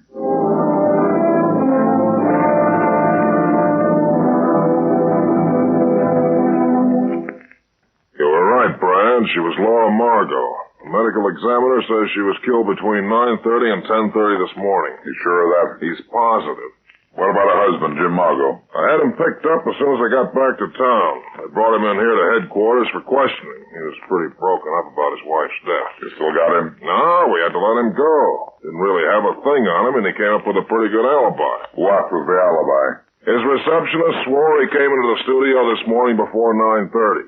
She showed us the appointment book they keep. They had appointments in it for 9:30, 10, 10:30 this morning. She could be lying. Yeah.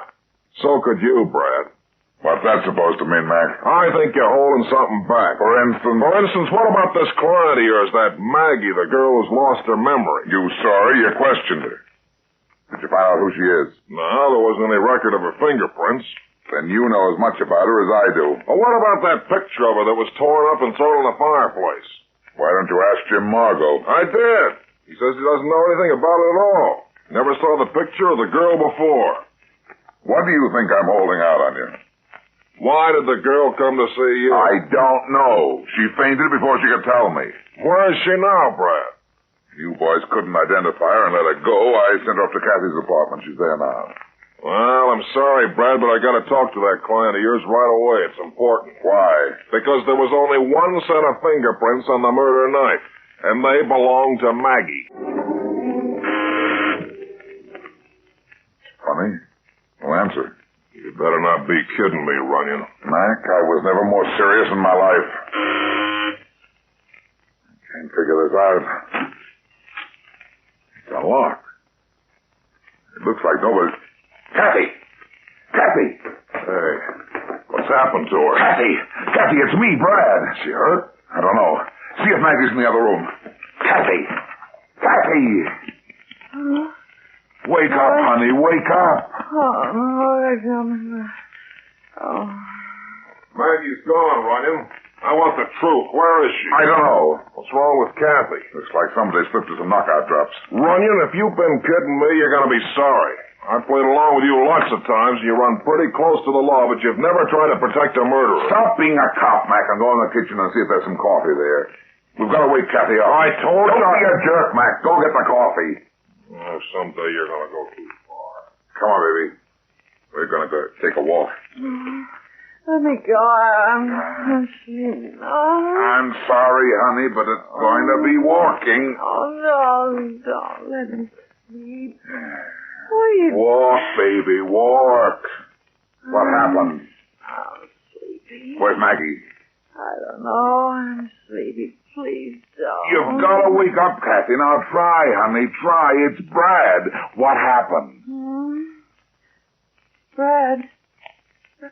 Oh, hello, Brad. Here's the coffee. Good. Here, honey, drink this. I don't want it. I want to go. Not yet, baby. Here.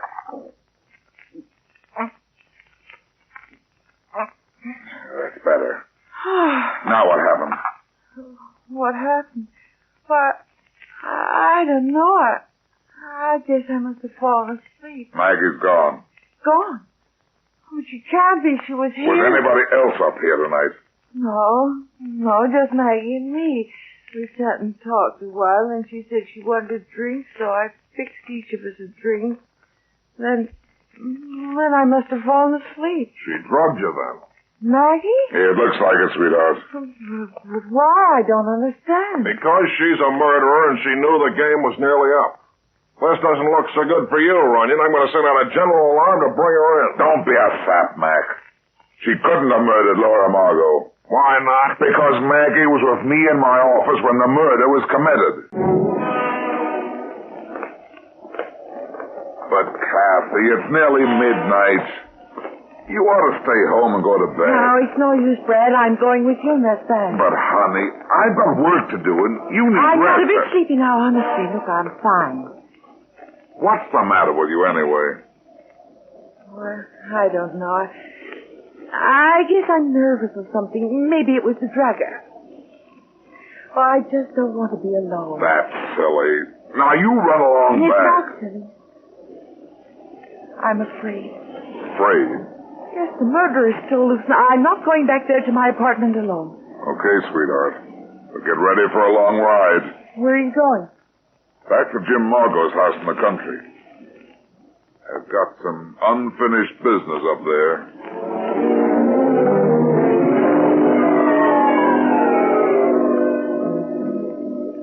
Do you think Margot's here? I doubt it. If he is, he's probably asleep. You're not just going to walk in. Sure. If the door's open. I hope you know what you're doing. I do. Not so good. What? The door's locked. There'll have to be a window then. I don't like this, Brad. I didn't ask you to come along, baby. Here's a window.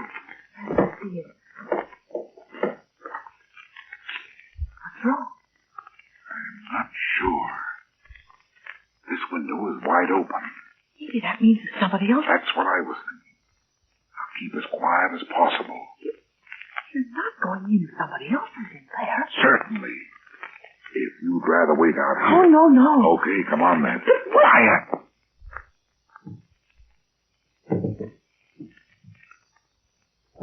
The door to the hall is right over there.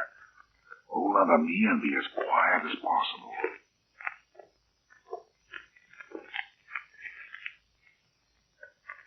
I don't think there's anybody in the house. What are you looking for out here? Nothing in particular. I want to take another look around Marco's studio, where he found his wife's body. What do you think you'll find in there? After the open window, I'm not sure. Maybe another body. No! Quiet. See if there's a light switch by the door. Yes, here's one. Turn it on. Look at this room. Somebody's been here. Yeah.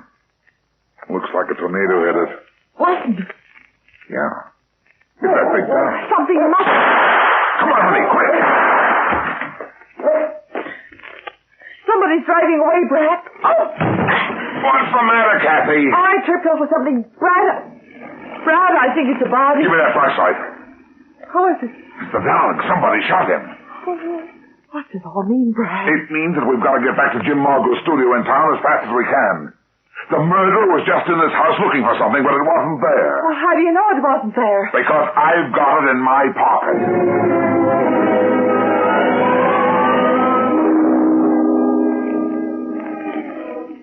There's a light on in Jim Margot's studio. Somebody's in there.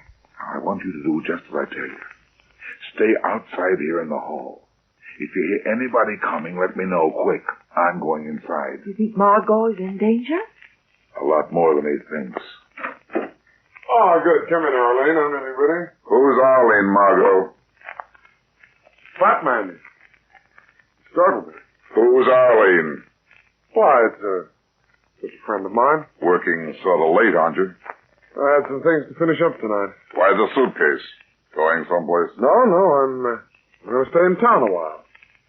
After what happened this morning, I naturally don't feel like going back home. Somebody broke into your home tonight, Margot. Broke into my home? But why? I don't understand. Whoever it was killed your dog. Champ dead? No.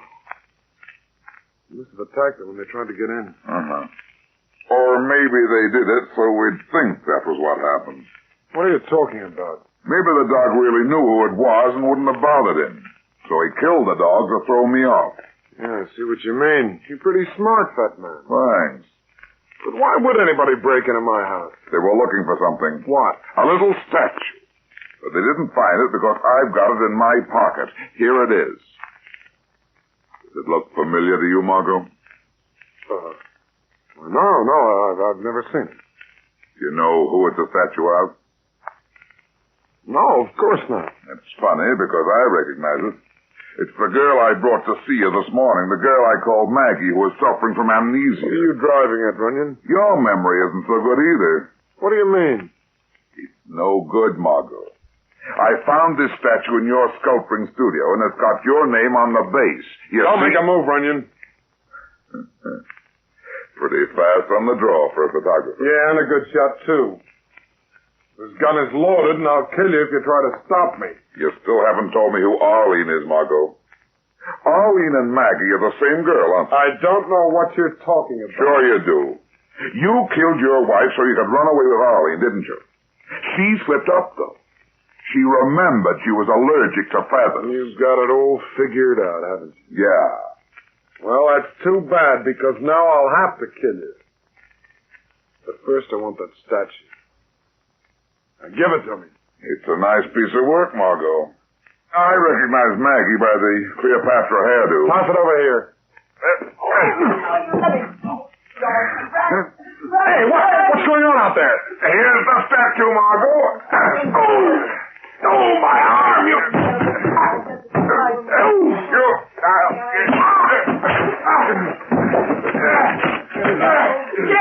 Jim, never fear, man. Let it go.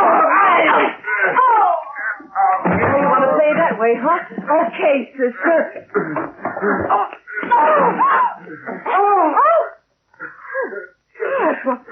Well, what do you know? Oh, how do you like my tight knockout drop? You get yours, fat man. What's the birdie? Margot! Whoa. What a punch, Brad. Yeah, I guess he'll sleep a while. Where's Maggie? Over there on the floor. She's dreaming, too.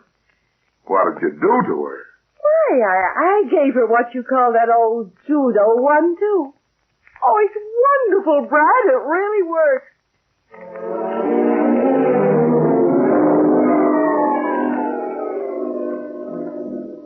Hey, what's the idea of a party at 3 o'clock in the morning, Kathy? It's not a party, Mac. It's a picnic. You don't have picnics indoors. You go out in the country. You pack a lunch. We've got the lunch all packed. See it in the basket. But I thought we were going to eat here. We are. Brad likes his picnics in comfort. Sure. Nice chairs, a table, no bugs. Oh, it's a beautiful night. How can you tell with that beefsteak over your eye? Huh? Oh, you ought to see the other girl. Well, nobody will be seeing her for a long time, or Margot either. Why did she fake the amnesia, Brad, and come to your office? She did it for an airtight alibi. She and Margot had planned it that way. He was to do the killing and then point everything toward Maggie, or rather, Arlene. That was her real name. But why? I don't get it. Well, it looked for sure as if she'd done it. Fingerprints on the knife, the torn photograph. But she couldn't have done it because she was in my office at the time of the murder. It was supposed to be a real stumper for us, and it would have been, too. If Margot hadn't forgotten about the statue, and she hadn't pulled the boner about the feathers. Oh, listen, Brad, is that thunder? Mac, well, this is one picnic that won't be rained out. Petri Wine brings you the Casebook of Gregory Hood.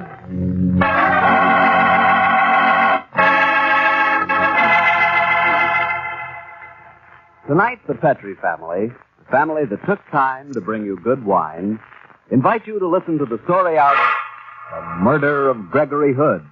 Another exciting adventure from the Casebook of Gregory Hood. And while you're sitting back listening to our story, how about enjoying a glass of America's favorite wine, port wine? Port is America's favorite wine, and you'll know why when you try your first glass of Petri California Port. Petri Port is a deep, deep red. And when you hold Petri Port up to the light, you can practically see through the glass. That's because Petri Port is so clear. One sure sign of a good wine. But the way Petri Port tastes is what really counts. And I can tell you it's so delicious, you'll want to sip it slowly. So you won't miss a single drop of that marvelous Petri flavor. And you'll want to serve Petri Port to your friends, too. After dinner or any time they drop in for a visit.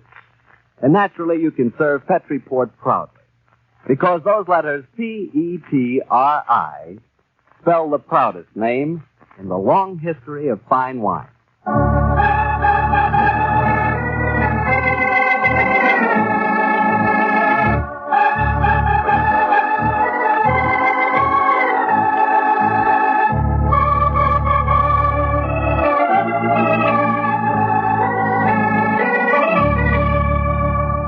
Well, it's Monday night in San Francisco, and we have a date with Gregory Hood.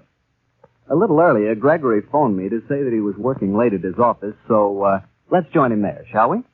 Come in. Hello, Harry. Evening, Gregory. Sorry to drag you over here, but I really was tied up. That's all right. I'm quite impressed to see that the head of Gregory Hood Importers has to work late occasionally, just like anyone else. Oh, yes, Harry. You mustn't think that all my time is spent gallivanting around San Francisco. I'm quite a hard-working man on occasion. This afternoon, for instance, we received a particularly valuable shipment from China. Some exquisite jade pieces. I've been examining and cataloging them myself. Is this piece on the desk part of the collection? Yes. Do you want to buy it? Well, what is it? Looks like just a chunk of jade with a hole through it. It is, Harry, but it also happens to be an archer's thumb ring. Han period, 206 B.C. How much? In your case, Harry, I'll make a special price. Say, $15,000? I'm afraid not. I'm a little short this month. That's a beautiful specimen, Harry. I must show this to Richard Gump. He's got the finest collection in town.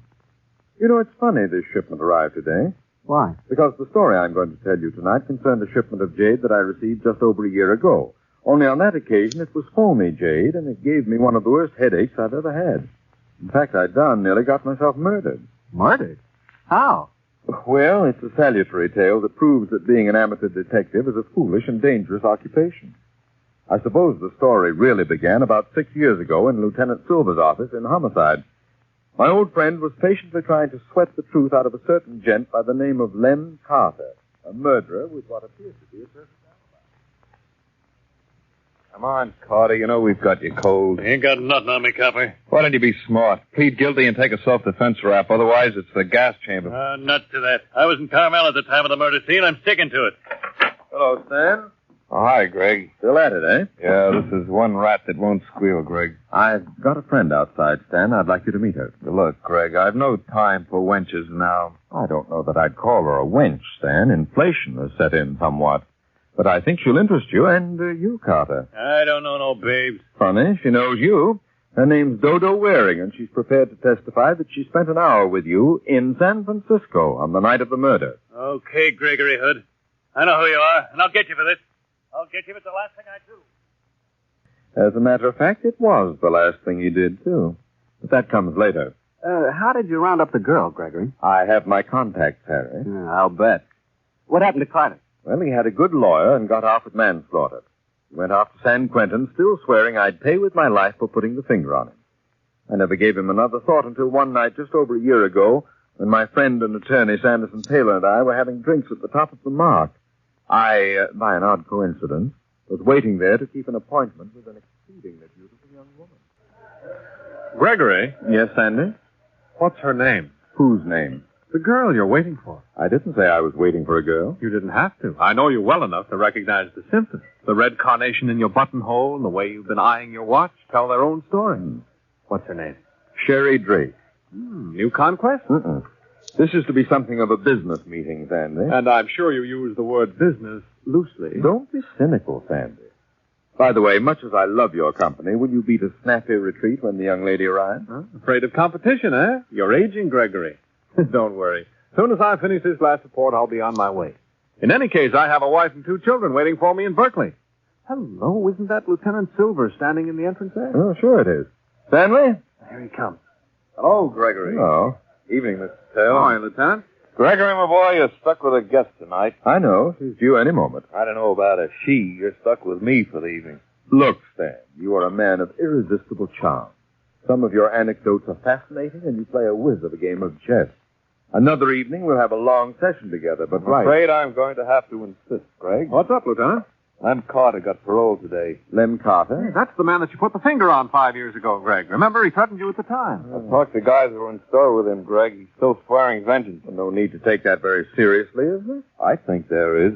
We put a tail on him the moment he got turned loose, but he gave us the slip. And I'm sticking with you, Greg, until he turns up.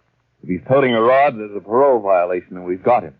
But I'm keeping you safe until then. I appreciate your concern, Stan, but I can look after myself. It'd be safer to let the lieutenant stick with you, Gregory. But I've got a date, and three's a crowd. Don't you worry, Greg. I can be discreet. Oh, but Stan, well, I'm really. going. I'll leave you guys to fight it out. What's in the package, Lieutenant? A little present for you, Greg. What is it? A wigwam for grinding smoke? No, Greg, it's a lot more practical than that. And it's something we'd better discuss before your young lady shows up. All right, but that's not all we're going to discuss. You duenna.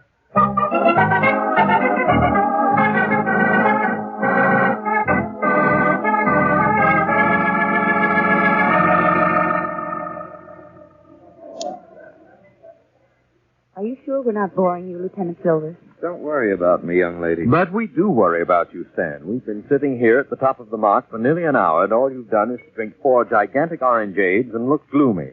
Are you quite sure you wouldn't like to take a nice long ride on the cable car and meet us somewhere later? Yes, Greg, I'm quite sure. Just carry on. Don't mind me. Do you usually have a chaperone you date girls, Gregory? Not as a rule. It rather cramps my style. And it's quite a style, too. Gregory? Yes? Where did you get my number? Harry Bartell gave me the idea. By an odd coincidence, he was talking about Sherry the other night, and I thought what a nice name it would be for a girl. So I thumbed through the phone book until I found yours. Seriously, Gregory, how did you get it? Oh, excuse me, back in a jiffy. Don't hurry. Yes, Dan, take your time. Now, where do you suppose he's gone? My dear young lady, let's not pry into his personal life. Let's accept the miracle of his disappearance gratefully and get down to business. Business? Yes, Sherry. I have a little unfinished business that I think you can help me with. Oh, this is a new one. Go on, Gregory. I'm an importer, Sherry. 2 months ago, somebody switched a shipment of jade on me somewhere between Hong Kong and San Francisco. You mean they substituted phony jade for the real stuff? Yes, Sherry. I've been doing a little private snooping, and I have a hunch that a gent by the name of Hilary Pearson is at the back of it. I found out that you knew him, and that's why I called you. Oh, yes, I do know him slightly.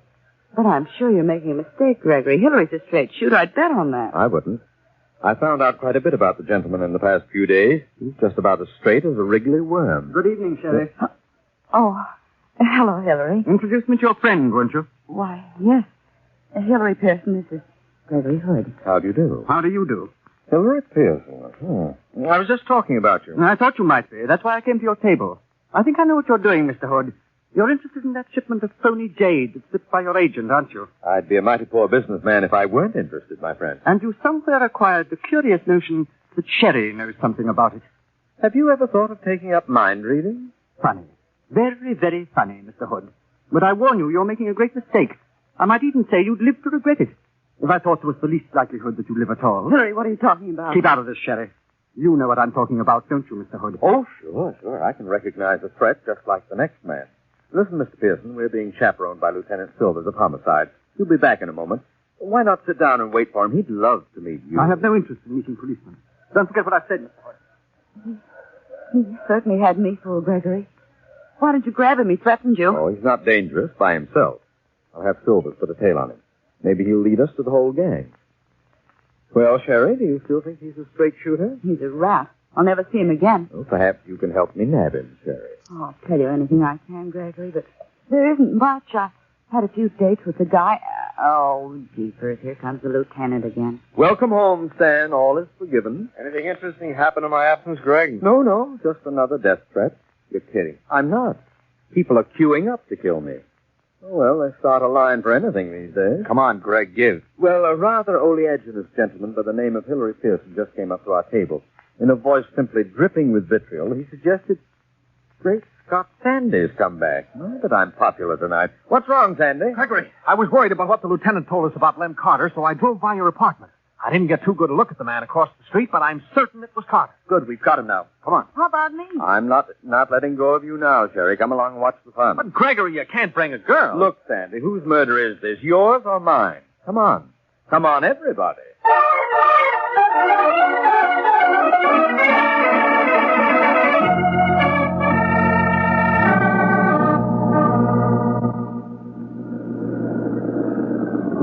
Well, here's the apartment. If there's any shooting, Sherry, drop down in the back seat and keep down. Don't worry about me, Gregory. The guy's still there. See him in the doorway? It's Carter, all right. I'll open the side window a little. I don't want to have to use this rod, but I'll keep it handy. Carter spotted us. He's moving back in the doorway. Let's see if I can talk a little sense into him. Carter, don't be a dope and try to get down, Jerry. Okay, Carter, try this one on for size. Got him, Stan. Come on. He fell down the steps when you winged him. Gregory, I think he's dead. Sherry, you should have stayed in the car. I can't feel his pulse nor his heart either. He is dead. He can't be. I wasn't aiming to kill. There's one of your bullets in his leg. He must have hit his head as he fell down the steps. Yes, that's it. His neck's broken. He must have died instantly. Sherry, darling, you seem remarkably handy with corpses. I was a nurse's aide, Gregory. I can take it. Oh, and so saying, she fainted. Okay, Sandy, I've got her. Poor kid, the whole thing's been a little too much for her. It's been a little bit too much for me, too. She's a brave girl, Greg. Yes, but this rather spoils the evening, doesn't it? Nothing left to do now but take the lady home and the corpse to the morgue. Oh, Stan. Yes, Greg? Thanks. What for? About Carter. I mean, well, he was gunning for me. Oh, skip it, Greg. Come on, let's get moving.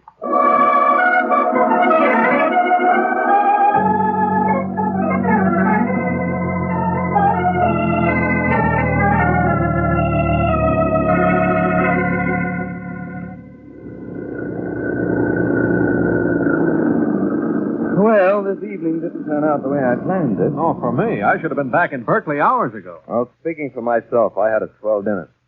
Much obliged to you, Greg. You're very welcome, Stan, and I'm obliged to you, Sandy, for driving me home. I'll see you in the morning. Okay. Good night, Greg. Good night. Good night, Stan. So long, Greg. We'll wait here until we see a light go on. Might be someone else waiting for you. Okay, but I think you overestimate my popularity. So long.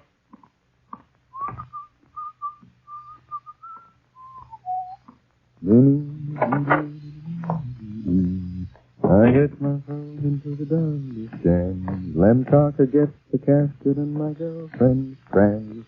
Sandy's got his family. Who's there? Look, I know you're there. Come out of those shadows. Come on.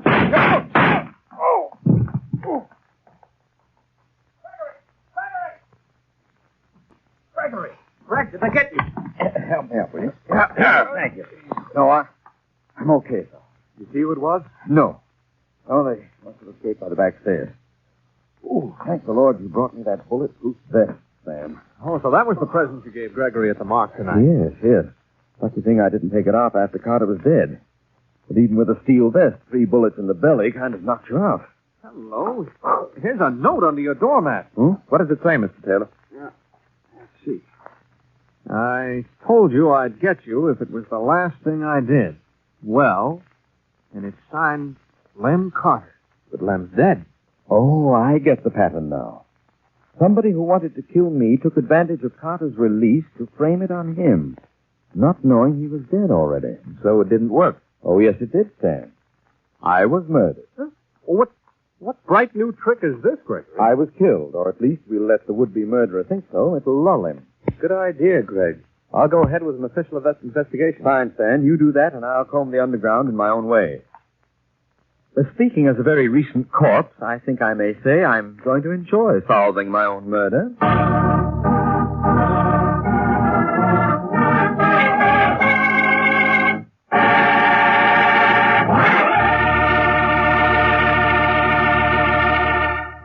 You'll hear the rest of Gregory Hood's story in a second, which is all the time I need to tell you about Petri California Muscatel. Have you ever tried Petri Muscatel? I've noticed that it seems to be a particular favorite of the ladies. Perhaps that's because Petri Muscatel has such a beautiful golden color, bright as sunshine. But most likely it's because Petri Muscatel has a flavor that comes right from the heart of plump, luscious Muscat grapes. Like Petri Port, Petri Muscatel is just perfect after dinner. As a matter of fact, why not buy a bottle of Petri Port and a bottle of Petri Muscatel? Don't buy one, buy two. But remember, always buy Petri. Well, Gregory, how did it feel to be a walking corpse? Surprisingly pleasant, Harry. In fact, I'd say that a professional zombie probably has quite a gay life. Did you find out who fired those 3 shots at you? Oh, yes, but that comes a little later in the story. At the time, my only suspect was Hilary Piss. After all, he'd threatened my life a short while before. True, but... And this is almost heresy, Greg.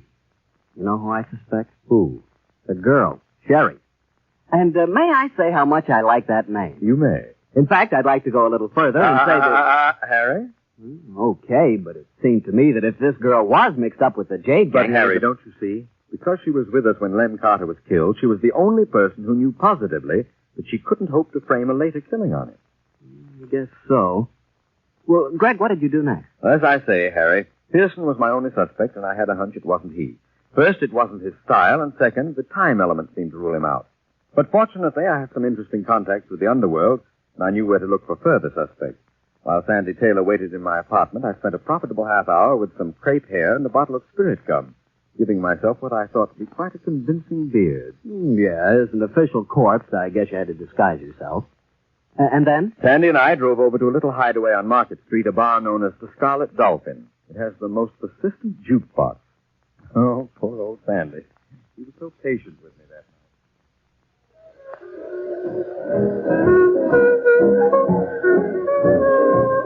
I just called Mary. Well, Sandy, did you explain your absence satisfactorily? Yes, Mary's wonderfully understanding. Just the same, I can almost see that patient, knowing smile of hers when I tell her I'm going to a bar with you, strictly on business. Mary is a very remarkable girl. Incidentally, now that we're here, just what are we doing in the Scarlet Dolphin? Waiting to talk to Ole O'Leary. Ole O'Leary? An expert on yodeling, no doubt. Can he help it if he had an Irish father and a Swedish mother? What's his specialty? He's the Winchell of the underworld. Oh, Sandy, this crepe hair is driving me crazy. If you must go around being a corpse, Gregory, at least you deserve to be uncomfortable. Here comes Ole now. What'll it be, Mac? We don't want to drink, Ole, just information. Gregory, what are you doing with that chin muff? Being a corpse. Ole, can you use a pin? Are you kidding? Come to Daddy. Thanks, Greg. What do you want to know? Did you know Lem Carter was out of hock? Sure. Got out this morning. You know his contact? Yeah. Just one, though, Greg. A dame. Name and address, Ole. Ruby Hart. Devonshire Apartments on Turk. Thanks, Ole. So long. Okay. Thanks for the pin. Good luck, Greg.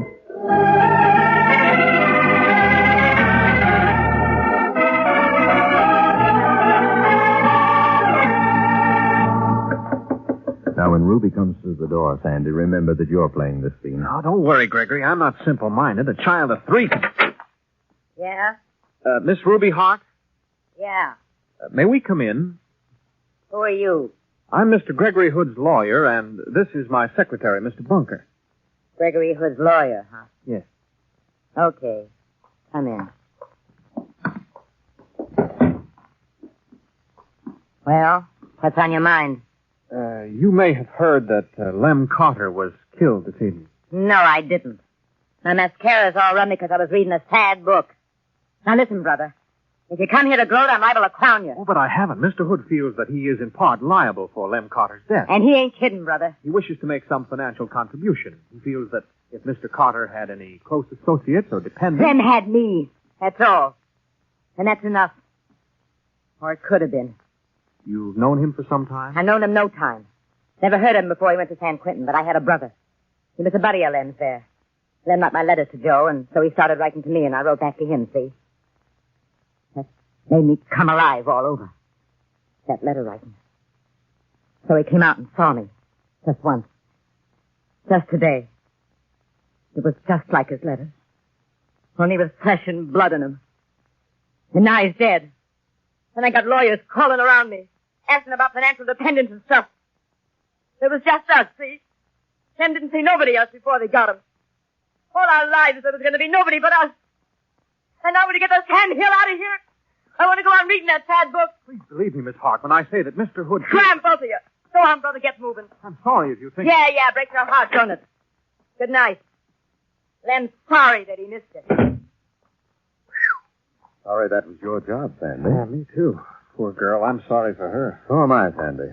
I feel like a rather elderly, near-white slug. And about those financial contributions, as Ruby would say, I ain't kidding, brother. Anybody that can find good in Lem Carter deserves all I can do. But this was a dead end. No clues there. What's the next move, Gregory? The Jade Trail and a girl named Sherry. It's only 11:30, not too late to call. Why not remove the beard? No, Sandy, no. She's a brave girl. Let's see how she faces up to Midnight Shadow. Incidentally, I'll play the next scene alone, if you don't mind. I don't mind. I'll wait for you in your apartment.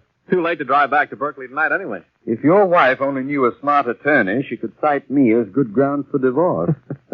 Okay, Sandy, wait for me back at the apartment. I have a feeling that the next scene won't take very long.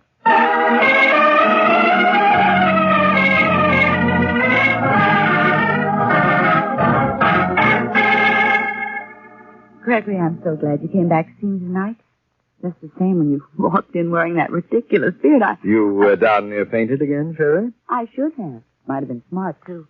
I understand that men like a ladylike swoon. Not to the extent of complete unconsciousness, Sherry. How are you feeling now? Fine, Gregory. Nice place you have here, Sherry. It's a modest little shack, but I like it. Gregory. Yes? You look worried. Quite frankly, I am. What's wrong? After I left you tonight, somebody tried to ventilate me with bullets. Gregory, no. Oh, yes, they did. Fortunately, I was wearing a tin vest. Otherwise, I'd be in the morgue now. Where did it happen? I was entering my apartment. Could you see who it was? No, it was too dark. Sherry. Yes, Greg. I've got a list of questions a yard long for you, but before I ask them, I want to do a little checking. Do you mind if I use your phone? Of course not. Go ahead. You see, officially, I'm supposed to be a corpse. Well, I wish you'd stop being one. I don't like bearded men. Well, I may be able to take it off as soon as I've made this call. Police headquarters. Lieutenant Silver's in homicide, please. Just a minute. All right. Did Hillary Pearson call you this evening, Sherry? Hillary? No one's called. Silver speaking. Excuse me. This is Gregory. Hi, Greg. Did you dig up any leads? No, Stan. How about you? Nothing yet. Oh, yes, one thing you might want to know about that note we found on your doorstep. The one from Carter, yes? We've had no chance to authenticate the handwriting yet, but lousy with Carter's fingerprint. What's that? I say the note was lousy with Carter's fingerprint. Does that suggest anything to you? Yes. Yes, it does. It gives me the answer. Thanks, Stan. Learn anything, Gregory? Yes, I did, Sherry. Maybe everything. Well, before you tell me about it, come over here on the sofa. I want to show you my pet view. Moonlight on the bay. We don't need a light, do we? Oh, isn't it beautiful, Gregory? So are you, Sherry. Well, thank you, Sept. You're very beautiful. And you wore gloves this evening, didn't you? Oh, don't talk so much. Gregory. Yes? Maybe I could learn to like beards. Why, you little devil! You got this coming in your lap! A knife! There's only one answer to that, darling.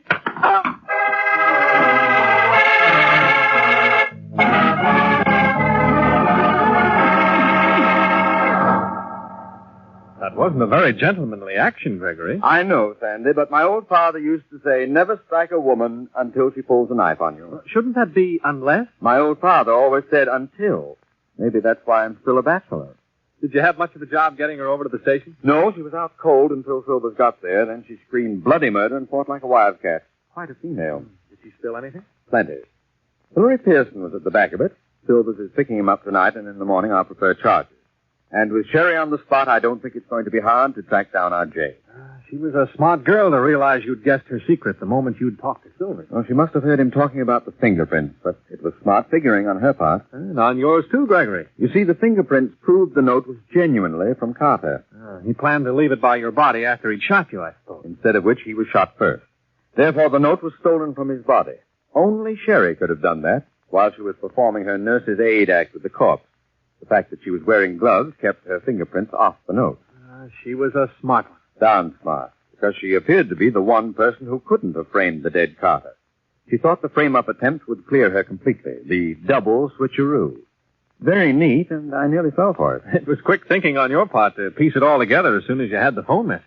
I almost wish I hadn't pieced it together quite so fast, Sandy. Why, Gregory? Oh, the man asks why. Sherry was a very beautiful girl, Sandy, and the moonlight was quite potent. Sometime I must tell you what my old father used to say about that.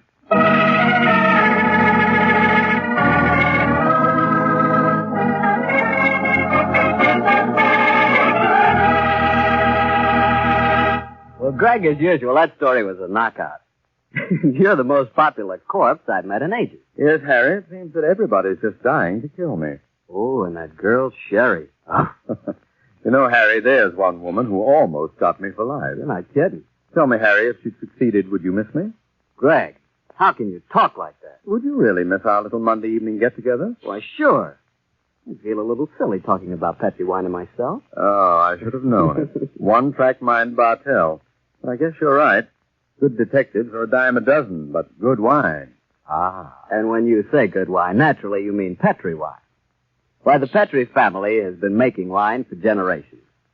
The art of turning luscious, sun-ripened grapes into delicious, fragrant wine is their heritage. A heritage handed on down within the Petri family from father to son, from father to son. No wonder Petri wine is so good. No wonder the Petri business has grown and grown, so that today the Petri family are America's largest independent winemakers. Yes, the making of Petri wine is a family affair, and the Petri family has every intention of keeping it that way. Because by so doing, they can be sure that every bottle of wine that bears the name Petri is and always will be good wine.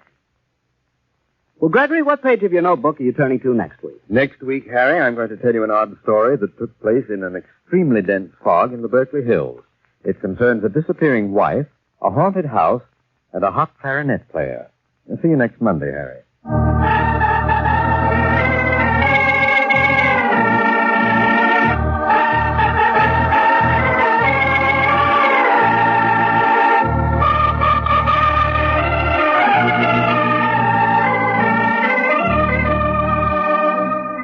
The Casebook of Gregory Hood is written by Dennis Green and Anthony Boucher.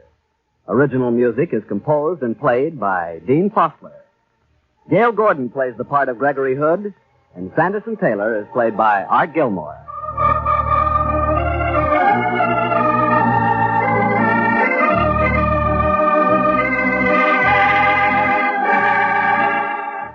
The Petri Wine Company of San Francisco, California, invites you to tune in again next week, same time, same station.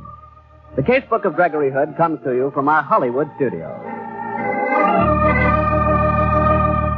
This is Harry Bartell saying goodnight for the Petri family.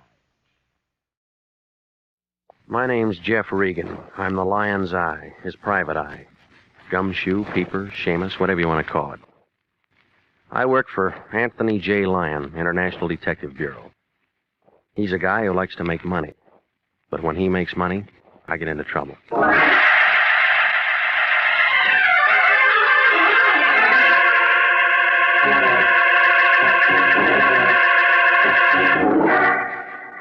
Here's the kind of adventure you've been waiting to hear. Hard-boiled action and mystery as told by Jeff Regan, Investigator.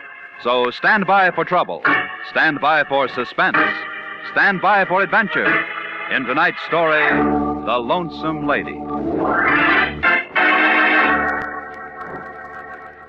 And now, here's Jack Webb as Jeff Regan. Well, this is the way it started. Everything was routine. Melody was at her typewriter working on the usual sheet of paper, backed by the usual 4 carbons, routine.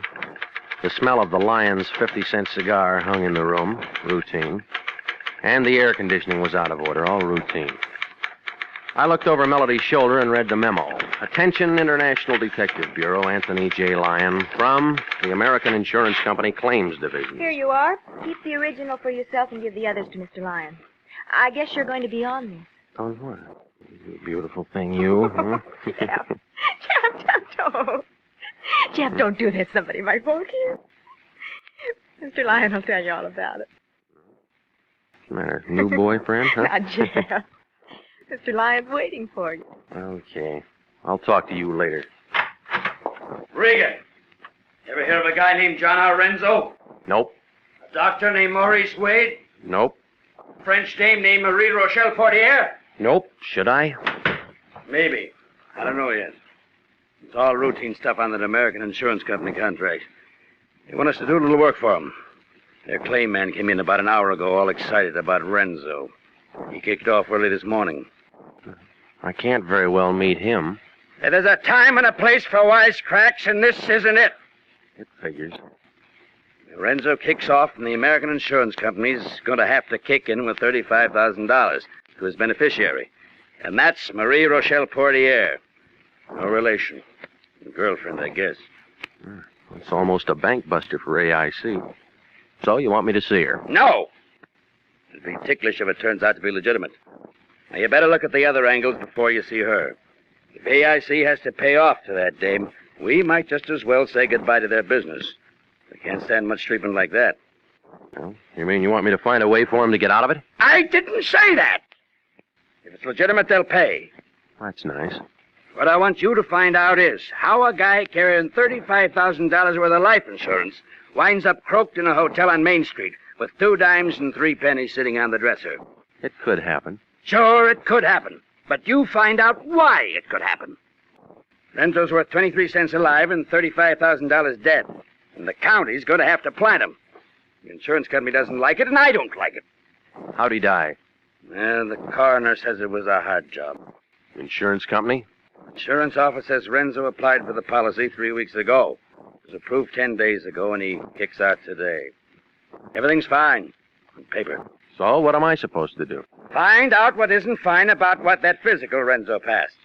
Now, you can start with the insurance doctor, name him Maurice Wade. Get on him first. And call me if you run into any trouble.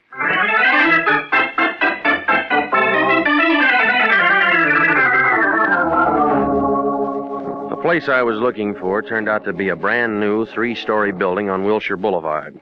In the hall, I could still smell wet plaster and cement. There was one name on the neon-lighted directory, Dr. Maurice Wade, internal medicine, diagnosis, and the numbers 310.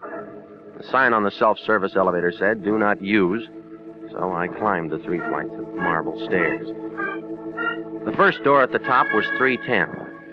Enter. I entered.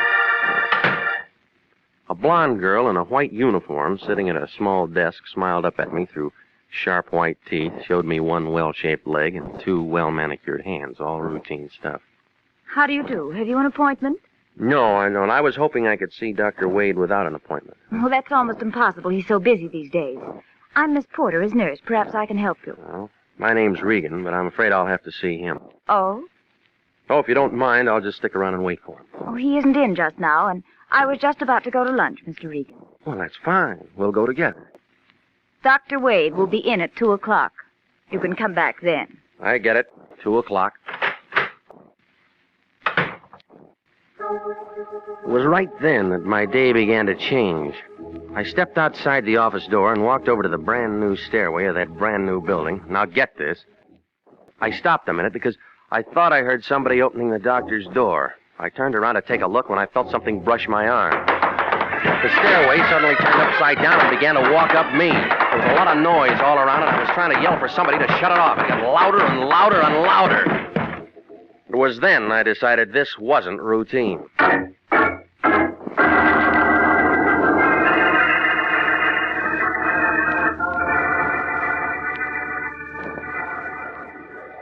you very much. Thanks for helping me tote him upstairs. He'll be all right now. I'll take care of him. He'll be all right. He'll be all right. I was lying on a leather couch in a white room. A tall, thin man with a hooked nose seemed to be running things. He was waving an arm at a vague crowd of people near the door. Then somebody I couldn't see shoved a bottle under my nose. Give him a whiff of that. There you are. I think you'll be all right now. Now then, can you hear me, mister? No, don't try to move yet. Nothing broken, but you had quite a tumble for yourself, my friend. Quite a tumble. You might have been killed. That's what I was thinking. Somebody shoved me. What's that? I was shoved. That's crazy. I was on the second landing when you come falling down. Wasn't anyone around? Oh, why'd anyone want to shove a man down a flight of stairs? I don't know. You're just plumb bruised and battered, mister. When you get to thinking about it, you just got dizzy from the heat or something. Now, didn't you? Maybe. I'll show you. Mary, hand me that like a good girl. Here you are. Here. Try a little of this. Thanks. That help? Yeah. Have another. You want me to call you a taxi, Mr. Regan? No, thanks. I got a car out in front. Better you rest up a minute or two longer, friend. My name's Wade, Dr. Wade. This is my office. Wade, you're the man I came to see. Well, I don't believe I know you. You one of my patients? Oh, this is Mr. Regan, Doctor. I explained that you took patients only on appointment. Mm-hmm. Well, as long as you're here, Mr. Regan, what can I do for you? Well, I'm not a patient. I've been retained by the American Insurance Company to investigate a claim concerning a former patient of yours, a man named Renzo. A private investigator. We're checking on a policy that was issued on him. You were the examining doctor. You don't represent the district attorney's office or anything like that? No, I don't. I'm with the International Detective Bureau. You don't have a warrant that says I have to show you my files. No, I don't. But I thought that as long as you were employed by the insurance company and you conducted the examination, that you let give me back my bottle, mister. And then you can get on out of my office. Huh? And get out fast. If I'd have known you was something like that, I wouldn't have drugged you up here in the first place. Now get on out of here before I throw you out. Well, you can see how things stood between Dr. Maurice Wade and me. I walked out of the place with as much dignity as I had left. I had other plans. There were other files to look at and other people in the city I could talk to. Detective Sergeant Salvatore Vendetti, morgue detail, was sitting in his office, chewing on a cold cigar, reading a traffic bureau memorandum on the new liability laws. Well, if it isn't Jeffy the Regan. How are you, Jeff, boy? I haven't seen you in a long time. Pull up a chair. What happened? I fell down a flight of stairs. You ought to be more careful. Lots of people get killed doing things like that, so what can I do for you? Sally, I want you to find out about a man named John R. Renzo for me. He died this morning, and your office is handling it. Renzo. John R. Renzo. Johnny Renzo. Yeah, sure, we got him in the icebox now. Want to see him? Handle it myself. No, thanks. I know he's dead. What else? Well, never really a bad actor, never really a good one either. Mind you, all the boys in the beat knew him. Why? Come on, tell me some more. Well, he made Lincoln Heights jail about 9 months out of 12 on a vag rap, one thing or another, routine. Vagrancy? Just one of our lazier citizens, so he's dead now, so what's to it? He was insured for $35,000. Oh. Yep, that's what I'm thinking. So somebody's mighty glad to see little Johnny dead. Who gets it? Her name's Marie Rochelle Portier. No relation. A hot time in the old town tonight for her. Mm-mm. Tomorrow night. The insurance company has 24 hours to investigate. Ah, that's what you're doing. All right, Regan, what else? Well, you got the coroner's report? Oh, sure. Right here, came in an hour ago. It was a heart job. You sure? Positive. No one deader than Johnny Renzo. It was bound to happen the way it did sooner or later. Was he an old man? 45, 50, maybe. You can never tell on that kind, but all of us around here knew it. Knew what? That his sticker's been bad for years. Every time he made the Heights, it'd give him a soft job. Couldn't take a chance. Hey, look, Sally, are you telling me it was chronic heart condition? I'm telling you, it was a chronic heart condition. Well? Mm-hmm. I need that telephone. Not this one. Only inside calls. Try the one across the street.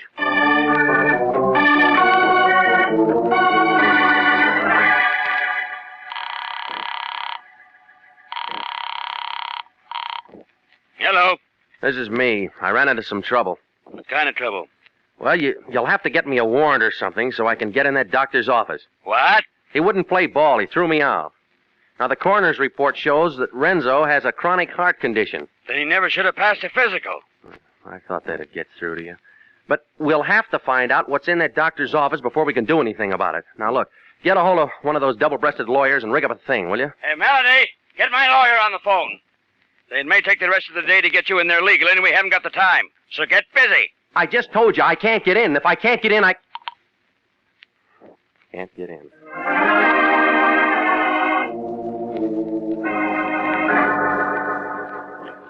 I hung up the phone and stepped out of the booth and crawled into my car. I was sitting there fumbling with the keys, wondering how I was going to get to those files when somebody else figured it out for me. He was a big man in a brown sport coat. Take it easy, Pilgrim. I just want to talk to you a minute. Well, that's tough, Pilgrim, because I don't want to talk to you. I've had a busy day and I... Oh! I wouldn't try anything like that, Pilgrim. I just got here. I know lots of holes. Come on, this one's just basic. I can tear your arm right off if I have to.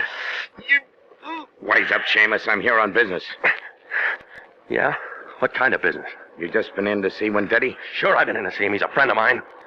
Why the muscle act? Just to make sure you don't start hollowing your brains out or something. Let go. Okay, so what'd he say? Ooh! What'd he say about what? You know what. Renzo. Well, the county's gonna bury him. More, Seamus. Keep talking. Only makes sense. He's dead. For good. Oh! More. He died of a heart attack this morning. Somebody gets $35,000 because of it. And you've been seeing people. A doctor, Wendetti. Dame next on your list? Maybe. Oh, is that what you want to know? Yeah. You're a good boy, Regan. Now, here's what you want to know. You forget everything you know about anything. You don't say a word to nobody. No one. Understand? No one. Not even your own mother. Just forget it. Right. No. Remember, not a word to anybody. Or else. I wonder if you'd do as good without a gun. Oh! I'll see you later, Pilgrim. Sure you will. Sure you will. But in case we miss connections, and so as you won't forget me, here's something to remember me by. Ooh! So long, Pilgrim.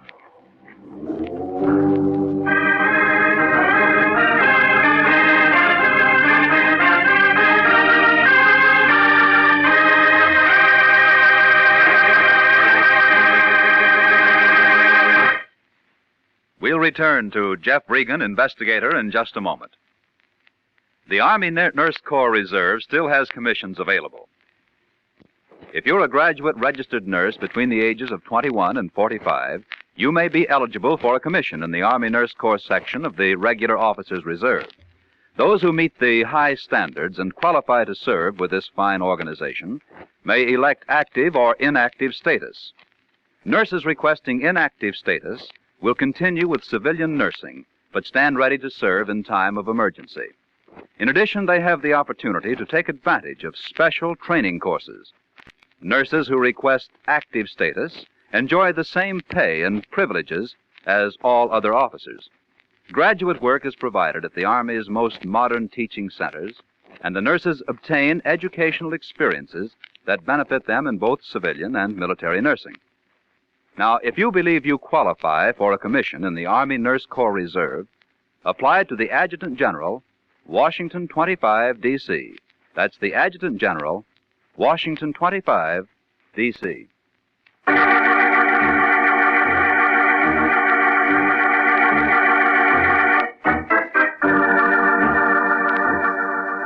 And now, back to the story of the Lonesome Lady and Jeff Regan, Investigator.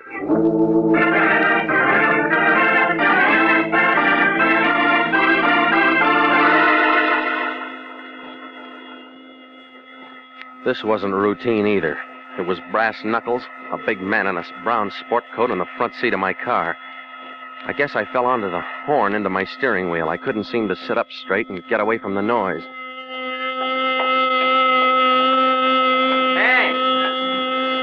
Hey, what's the trouble, pal? Hey, don't you like peace and quiet? Hey, come on, sit up. Oh, What happened to you? I don't know exactly. I don't know.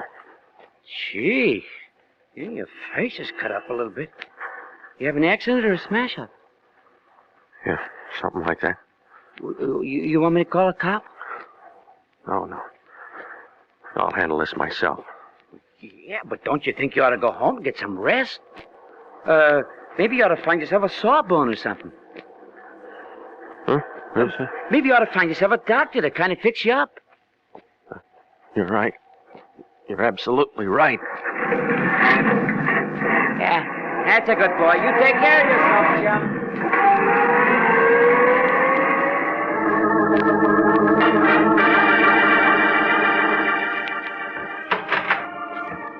Oh, it's you again. Says doctor on the door, doesn't it? The office is still open, isn't it? Yes, but I thought Dr. Wade told you that he didn't want you here. I heard him, but this is different. If he doesn't see me now, I'll phone the state medical board and the lawyer and anybody else who's handy and make him a first-class Simon Legree for refusing me emergency treatment. Now, cut him out. Oh, you're hurt, Mr. Regan. Oh, please sit down. Sit down right here. Where's your doctor, lady? He isn't in here. He's already gone for the day. Let me see. What happened? You tell me, lady. I'm just a peaceful citizen looking for a doctor. Sit still. That's a nasty bruise on your forehead. Yeah, I got some better ones where a man tried to cave in all my ribs. Hold still. Lift up your face to the light. That's better. Oh. Tender? Mm-hmm.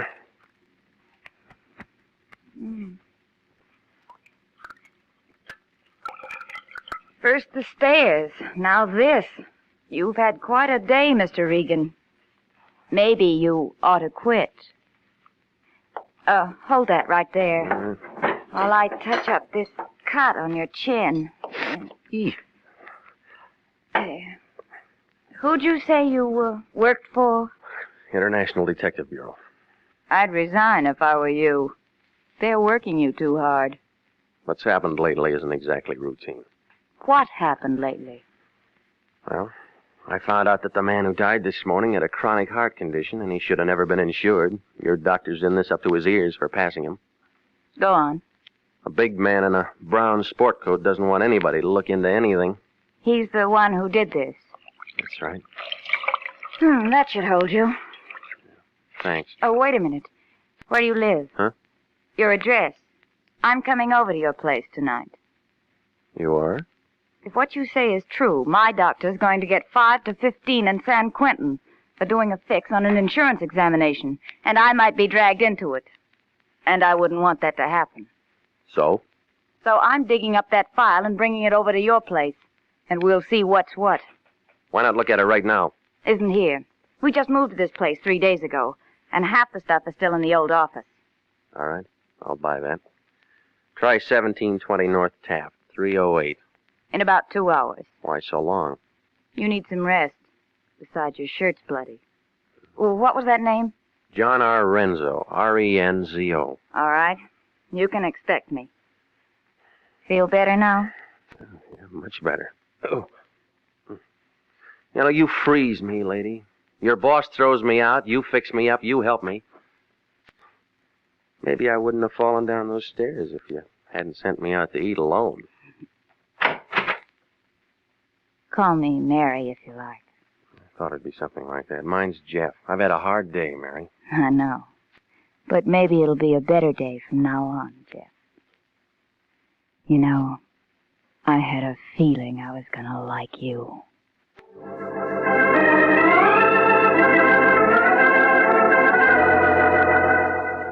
It was just about then that I remembered the beneficiary. She was my last call.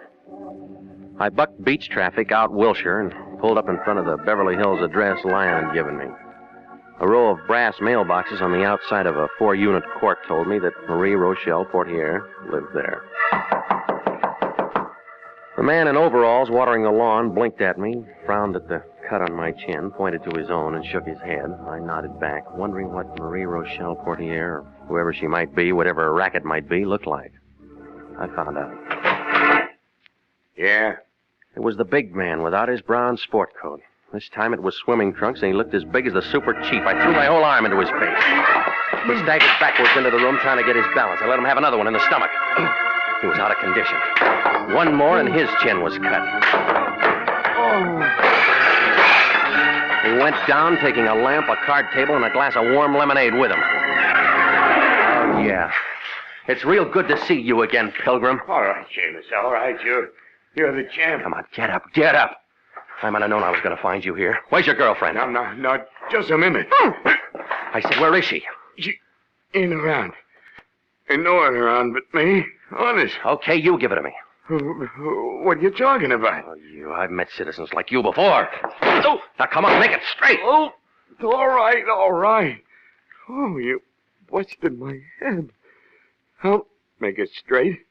Marie's my girlfriend. She calls me today, tells me what you look like. Tells me where you'll be, tells me what to do. I do it. She knows who an insurance stick will go to. All right, go on. Catch you at the morgue. You're nosy. She says to rough you up a little bit, make you forget what you're doing for a while. I find you like she says and do what she says. And, nothing personal in it. What about the doctor? He split with you and her? Ain't no doctor in on it, just me and Marie. How'd she fix it for Renzo to get insured? I don't know. She's got connections. She gets around. Right, smart guy. Come on, spill. Honest. That's it, Seamus. That's all there is to it. We worked it a couple of times before. I don't know how she fixes it, but she does. I do all the heavy work, and we get along fine. Now and then somebody gets excited, and I have to cool them off for a time, but well, that's it. Straight. Honest. Hey, what are you doing? Shut up. Well, now, don't call the cops. Give me a break, will you? Will you shut up?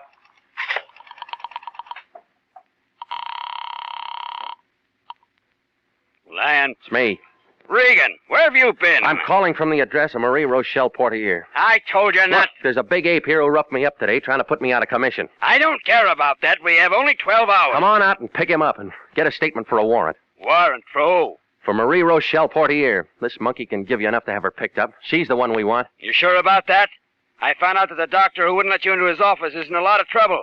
Got a wife suing him for divorce, and he might have been it's trying... the Portier dame we want. As soon as you get a warrant on her, it'll make that insurance policy invalid. I still don't trust that doc. It's early yet. Why don't you hop over?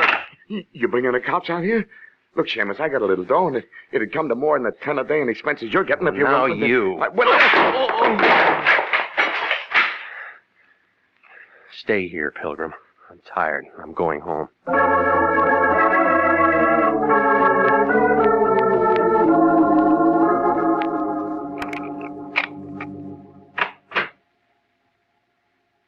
I've been waiting for you. Forget about me? No. The janitor let me in. I told him you were my brother. That's nice.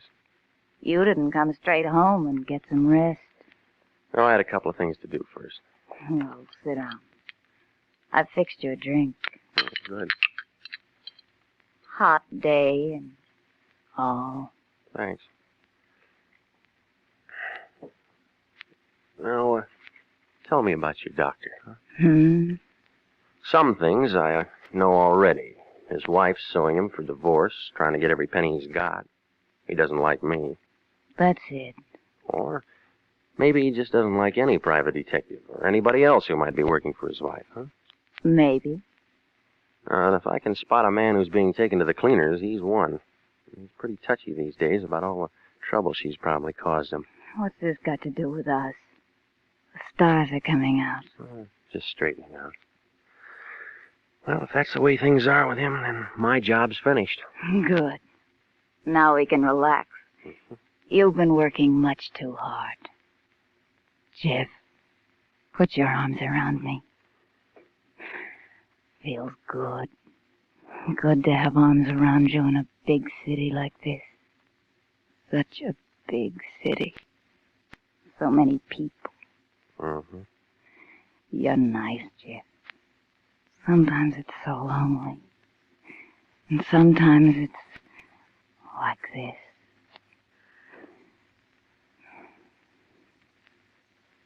Sure. Sure, Marie. Darling. Marie Portier, Mary Porter, it's all the same to me. No, don't reach for it, lady. I took it out of your purse. I know, I tricked you.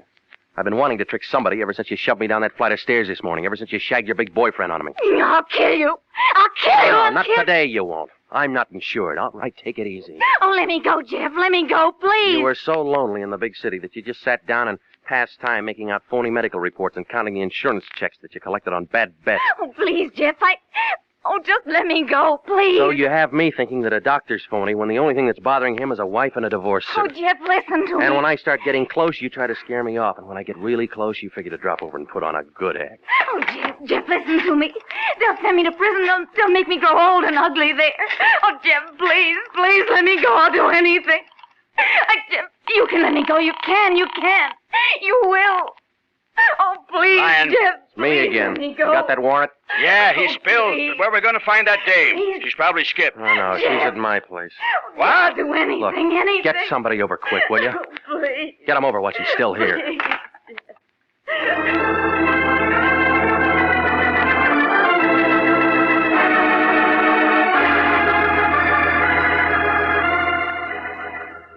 Well, I told it all to the Lion, and he told it all to the American Insurance Company, and they renewed our contract. She's being arraigned next Monday. What happens after that is up to the jury. Melody had a question. Jeff, what do you think they'll do to her? Well, she'll get about 10 years, I guess. If Mr. Lyon hadn't had that contract with AIC, would you have turned her in? Sure I'd have turned her in. It's my job, isn't it? Oh, it's a big city. A lot of lonesome people down there. They allowed her one call when they took her to jail. She called here asking for you. Jeff, why did she do that? I don't know, Melody. I don't know.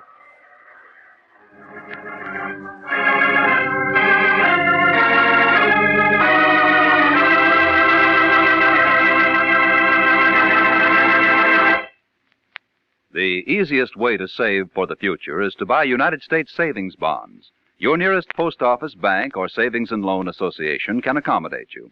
Or you can buy bonds on the payroll savings plan. Just ask your employer to start deducting for a bond a month. A bond a month is good security for the years to come. For money in the future, buy United States savings bonds now. You will be glad you did.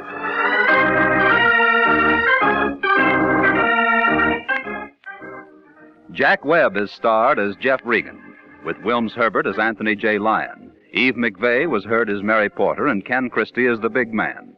It's CBS, same time next week, for hard-boiled action and mystery with Jeff Regan, Investigator, as he tells the story of the lady with the golden hair. Jeff Regan, Investigator is written by E. Jack Newman, produced and directed by Gordon T. Hughes, with original music by Del Castillo. This is CBS, the Columbia Broadcasting System.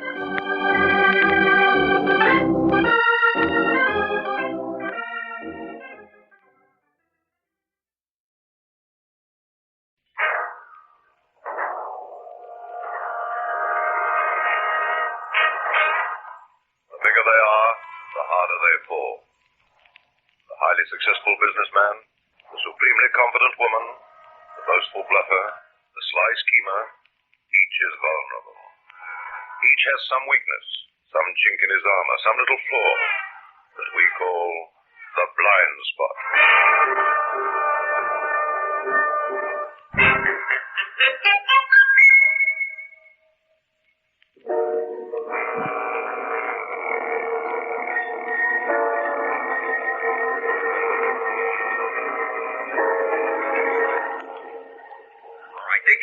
Bright boy, how do we get into this joint?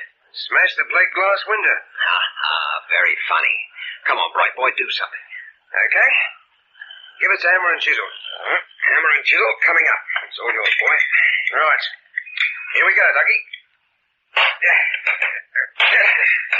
It's a noisy way of doing it for a bloke on the wrong side of the law, but us?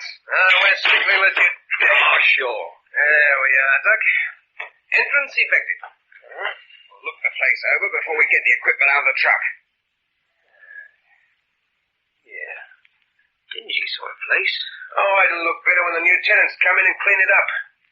Oh, plus the advantages of electrical illumination. This passage leads to the front of the shop. Yeah. Hey, hold it a sec, will you? Hey, what's the trouble? Something lying on the floor. You got a match? Sure. Holy mackerel! A girl. Is she dead? I don't know. Certainly looks like it.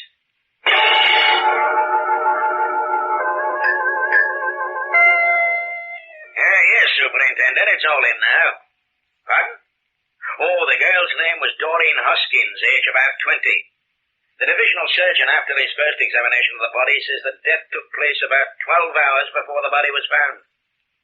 What's that? Oh, yes, the forensic boys will be carrying out a full post-mortem this afternoon. Oh, yes, I agree. It's a most peculiar story. But I've got the two men from the electrical firm outside now, Norman and Morrison. Well, I'll get them in separately and go over it again. Oh, yes, sir, I'll let you know. Sergeant, have Mr. Norman come in. Right, sir.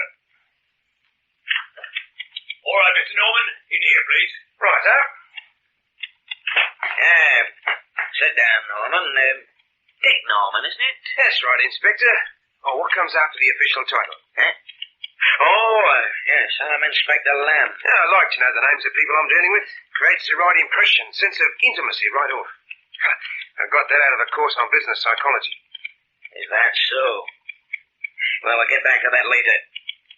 And in the meantime, suppose you tell me, why did you and Morrison have to force an entrance into that shop? Oh, the firm sent us here on a job. We had to renew the electrical wiring. All perished, you know. Well, the agents figured it was necessary before they could let it again. Oh. Hey, didn't they give you keys to get in? Oh, Inspector, I've been through this before. And now you're going to have to go through it again. Well, they gave me the keys on Tuesday when I was sent down my own to remove the old fittings and make a report. When I went there with Doug Morrison to put the new lot in, it was Friday. No keys available. Why not? Funny lot of agents. Only had one set of keys. The keys they gave you on Tuesday. What happened to them? You know, soon I'll be repeating this little old story in my sleep. I'll send her wife crackers. When you start sending me crackers, I'll let you know. Answer the question. Well, Tuesday I'm working in the front part of the shop. Chap comes along, taps on the window, points to the door, and I let him in. Got the keys, he says. Yes, thanks, I says. Well, give them to me, he says. Well, he produces a piece of paper torn out of an order pad. Order from the agent to hand over the keys. He's a prospective tenant, wants to look the place over. But he needs the keys to look in the other rooms, which are locked. I give them to him. Lighting won't suit for the business I'm opening, he says. Well, give me the job of chasing it, I say. All right, he says. We'll talk about it. Meet me tonight at 9 o'clock, corner Shaftesbury Avenue and Piccadilly Circus. Right, I says. Oh, what about the keys? Well, he says he'll drop them into the agents, and off he goes. You met him at 9 o'clock. Yeah, I met him. He agreed to give me the job. Said we'd go back, look the place over, so he could tell me what he wanted. Then he finds he hasn't got the keys. Says he's left them in his car. I thought he was going to drop them into the agents. Yeah, well, he said he'd told them what he was going to do, so they told him to hang on to them. I see. Go on. What next? Oh, nothing next. He don't come back. I wait till 9:30, then I give it away. Take the train home, arrive about 11, have a cup of cocoa with the wife, and so to bed. End of Tuesday. What do the agents say about your friend, the prospective tenant? Oh, they've never heard of him. He's a phony. All he wanted was the keys. Pretty old trick. Can you describe this man? Oh, about 40 years old. Little less, maybe. Good 6 feet in height. Could be 6'1". Ginger moustache. Or gold fillings in his 2 front teeth. Lean, well-built, ruddy complexion. Grey single-breasted suit. Green hat. Oh, well, a little feathered. Anything else, Inspector?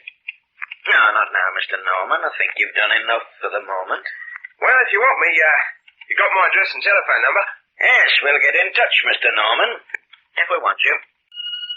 I think we might take in a picture tonight, Molly, old girl. Oh, I'd like that, Dickie. There's ever such a nice one on at the Odeon. Singing and dancing and full of technicolor. Oh, that sounds gruesome. I'd rather go to the Regal.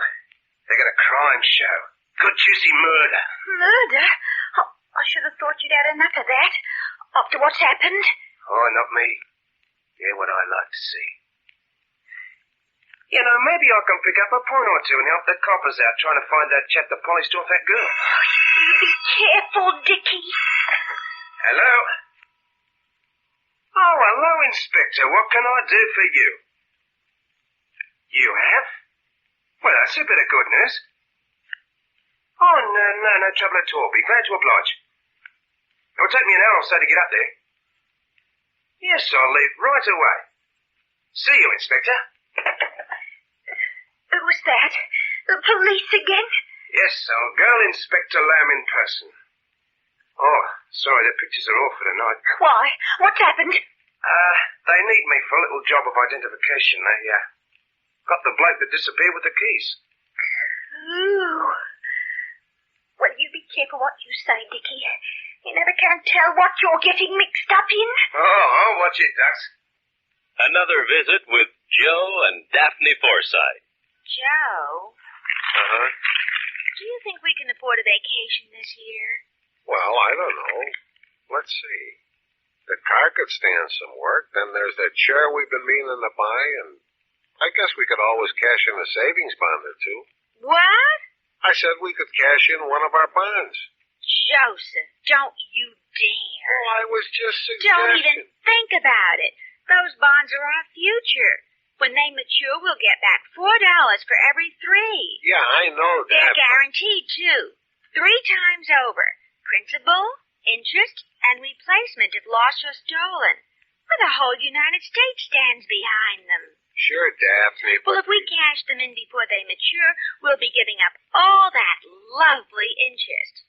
And what happens when we really need the money? Daphne. I don't see how you, who thought of buying a bond every payday in the first place, could suggest such a thing. I guess maybe it was a moment of weakness. Well, don't you ever bring it up again. Savings bonds are not only a good investment for us, but they help our country, too. Shame on you, Joe. I'm ashamed. I'm covered with humiliation. I hate myself. I should think so. Okay, if I go back to reading my paper now? Uh-huh. But, Joe, I was just wondering. Yeah? Do you really think we can afford a vacation this year? Glad he can make it, Mr. Norman. I've got him in the next room. Uh-huh.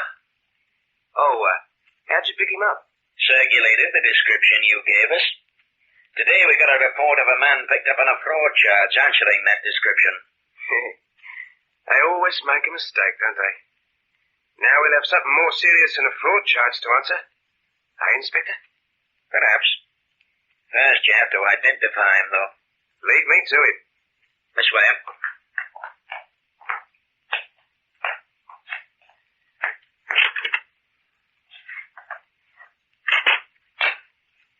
Mr. Norman, have you ever seen this man before? Yeah, of course I have. How are you, mate? I don't know you. Oh, you having trouble with your memory, are you? Not that I've noticed. Oh, well, you must have. You're the chap come to the shop on Greek Street Tuesday last. I gave you the keys and met you Tuesday night, 9 o'clock, corner Shaftesbury Avenue. I'm sorry you're mistaken. I wasn't anywhere near Greek Street on Tuesday. Shaftesbury Avenue either. Oh, I don't blame you, mate. I'd say the same if I was you. Inspector, I've never seen this man before. I wasn't there. I don't know what he's talking about. Just like that, eh? Look, mate, what about giving us the name of your dentist? That's a lovely job he's done with those fillings. Oh, lovely girl fillings. Don't you reckon, Inspector? I wasn't there, I tell you. I've never seen this fellow before in all my life. Very interesting. What's that, sir? I'm afraid so, Superintendent. Reynolds' alibi stands up. Yes, Norman didn't have any hesitation about identifying him as the man who took the keys from him. But we've checked out Reynolds' alibi and it's watertight. Now, that seems to put him in the clear. Oh, yes, I realize that. Even if Reynolds didn't have anything to do with the girl's murder, there still could be a man with 2 gold-inlaid teeth who took the keys from Norman. I'm not dismissing his story. And meanwhile, there's my VIP visitor waiting to see me, sir. Oh, this could be very tricky. Oh, don't worry, sir, don't worry. I'll be diplomacy personified. Yes, I'll be in touch. Sergeant, Ask Mr. Collins to come in. Right, sir. In here, please, Mr. Collins. Diplomacy, the full treatment. Good evening, Mr. Collins. Won't you sit down, sir? Thank you, Inspector. You've something to tell us, sir, about the death of Doreen Hoskins. Yes, it's been on my mind for days. From the moment I read about her death in the press and saw her picture. Yes, sir. You see, I knew her. Oh. It must seem strange that a man like myself should know that kind of girl. But it happens, Inspector. Men like myself, public figures, people think of us no doubt as having all of society to choose from when it comes to friends, but there are disadvantages, Inspector, about living in the spotlight. Yes, I can imagine that, sir. In my own case, it's not generally known, but my marriage is an unhappy one. A loveless marriage. It's not a joyous thing to live with. No, sir. My wife comes from a prominent family. A divorce in the circumstances would be something that could ruin my career. And any indiscretion with women belonging to our own circle, well, it would be dangerous. But a man gets lonely, Inspector. As, for instance, last Monday night. The night before Doreen Hoskins was killed. Yes, I'd been working rather late, you see. When I finished, I went out into the street, Piccadilly. But I couldn't go home. I was too depressed, lonely. So I walked through Piccadilly Circus, feeling utterly alone in all that crowd of people. Lights, people laughing, only made it worse. It was in Coventry Street that I saw her. Doreen Hoskins? Yes, I bumped against her in the crowd. She smiled. I smiled back. You could call it naive if you like, but it was like a sudden oasis of warmth in a world that was cold. I asked her to have dinner with me. Go on, sir. We went to a little place in Soho. She was an ordinary girl, but she was a human being. And you'll think I'm talking like a fool when I say it about that sort of girl, but I felt she was looking for something too. That she needed warmth and friendship as much as I did. After dinner, we went back to the place where she lived. She made some coffee. It was a very pleasant interlude. Yes. Did you see her again? Yes, the next night. I deliberately walked the same way. I saw her near Leicester Square Station. And what happened? Nothing. I was about to go up to her and speak to her, but I didn't. I suppose I felt it shouldn't go any further. Yes, I understand. What time was that? About 9 o'clock. I never saw her again. I've come to tell you this in case somehow you might have found I'd been at her flat the night before. I wouldn't want that to become public knowledge. Mr. Collins, later medical evidence has now revealed that the girl's death could have taken place much earlier than at first believed. Earlier? Yes. In fact, round about 10 o'clock on that Tuesday night. And as it now stands, you could be the last person positively to have seen Doreen Hoskins alive, Mr. Collins.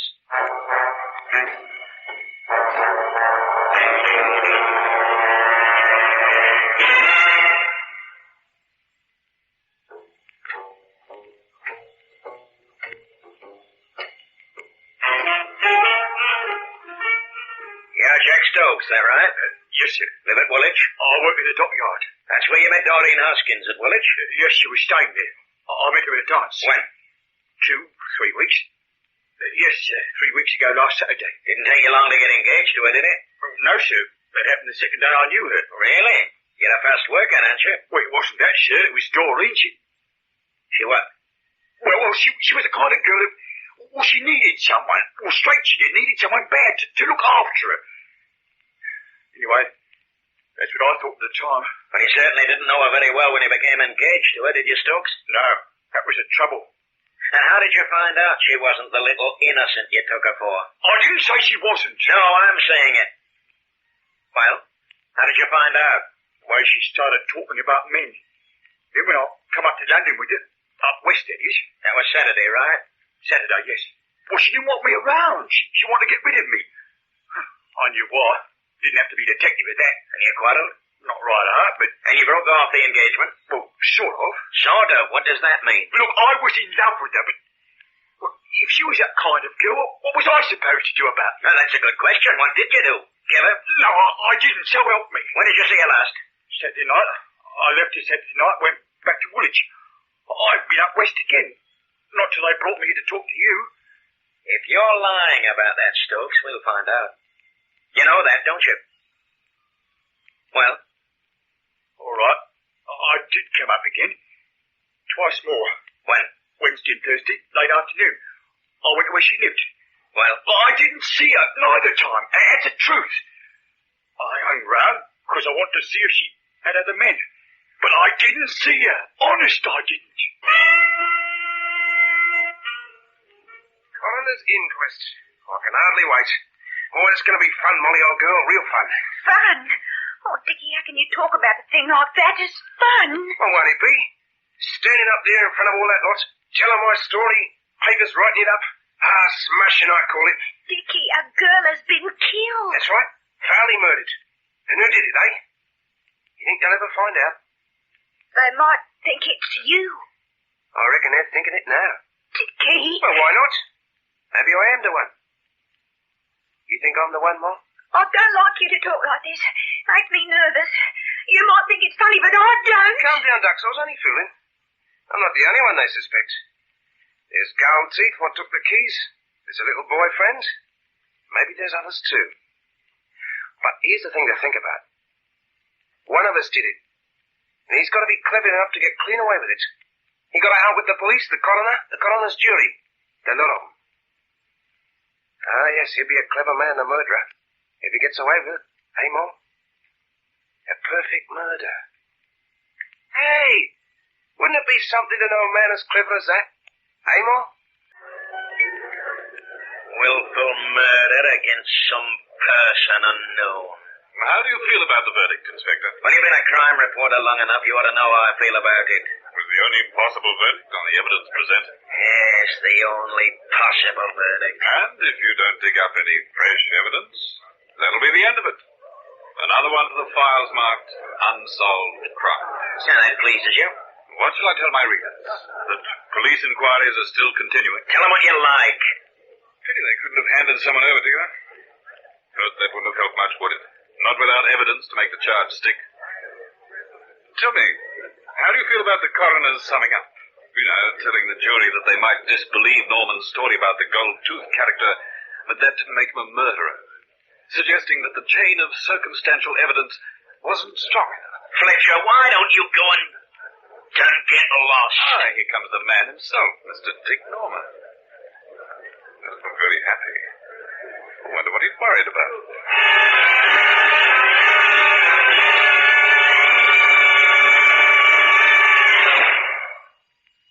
Well, there's our memory expert. Hello.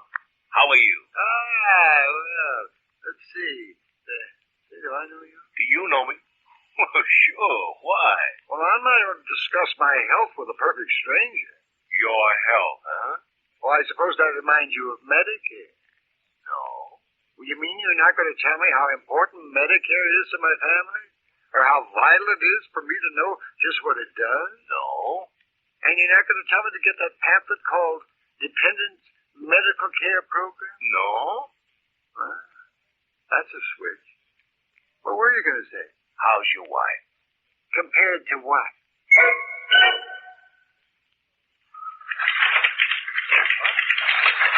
Sit down, Mr. Norman. Yes, very interesting, all this. Seeing the inside of a big newspaper office. My name's Fletcher. Bill Fletcher. Yes, I know. I saw it at the inquest. That's why I picked this paper. You're talking about the Doreen Hopkins inquest? That's right. 2 years ago. But I remember you all right. Listen, Mr. Fletcher. How would your newspaper like the inside story of that murder? As you say, it's 2 years ago now. There's not much public interest. Oh, but there would be if the story was good enough, wouldn't it? Like, if it came from the murderer himself? And your paper was the one to spring it exclusive? Perhaps. Look, I studied the newspapers very carefully, Mr. Fletcher. I know the sort of thing that makes them sell. A thing like this, it'll be a big trial. It'll be sensational. All this time after it happened.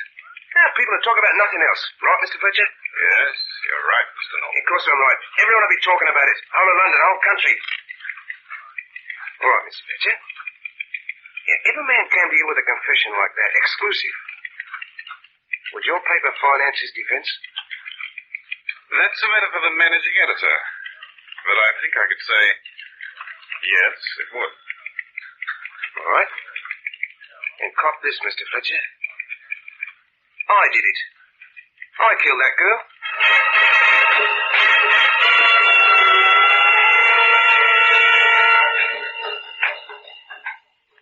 Now, Mr. Norman, you've heard the prosecution read out a confession signed by you. And you've agreed that this is, in fact, your confession, haven't you? That's right, was what I told him. Was this confession true? No.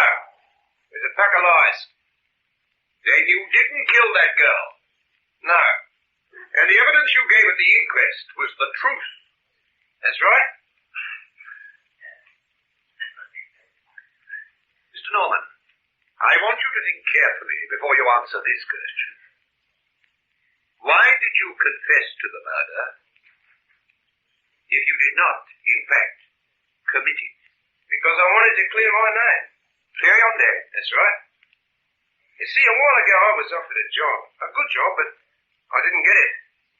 Because they heard I'd been mixed up in that business over the girl, so I had to clear my name. And this was the only way to do it. Get in a big court like this, in front of everyone, for all the world to see. You get the picture? Oh, yes. I get the picture, Mr. Norman.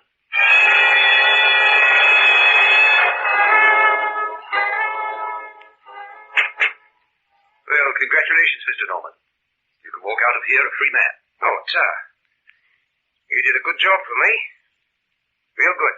There wasn't ever very much doubt what the verdict would be. You said your confession was all lies, and they couldn't prove otherwise. There was no new evidence against you, only your own false confession. So the judge had to order an acquittal. You think I didn't know that? Oh, yes. You did a good job, all right. But I reckon I did a better one. What do you mean by that? What say I was, Gilly?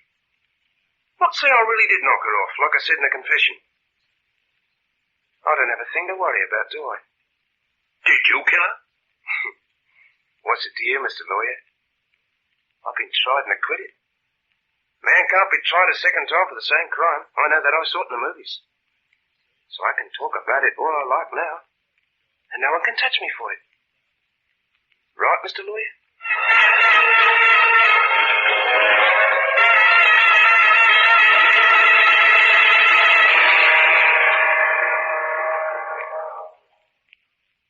There was a Marine named Pelagic, whose bank account really was tragic. Then, on advice from a friend, he bought bonds as an end to his problems, which vanished like magic. Get the message? Of course you do. You already know that United States savings bonds are the easy, safe, and profitable way to save. This is just a reminder.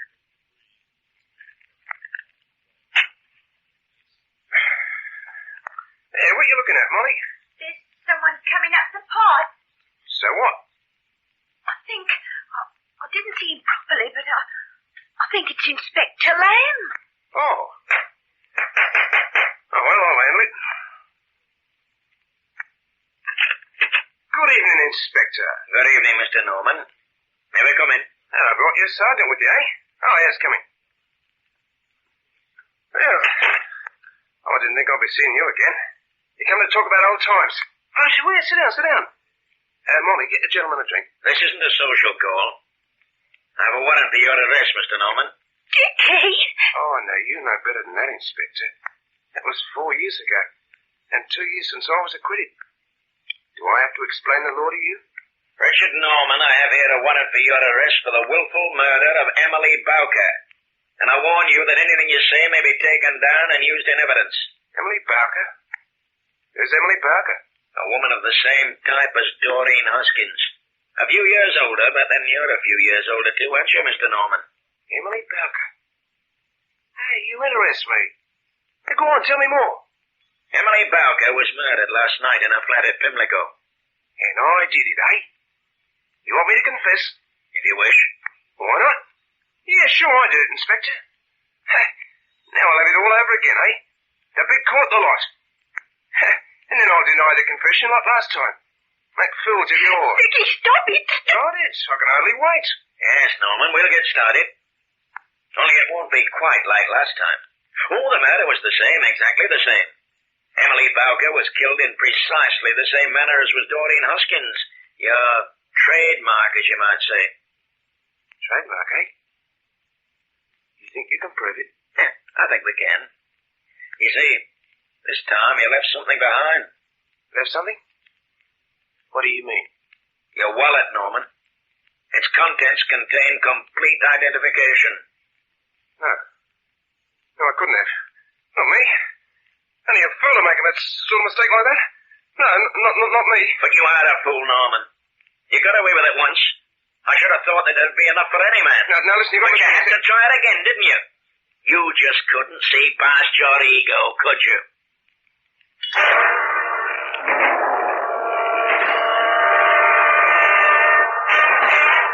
The best laid plans so often go astray. And when they do, it's usually because of that strange factor, that fatal flaw we call the blind spot.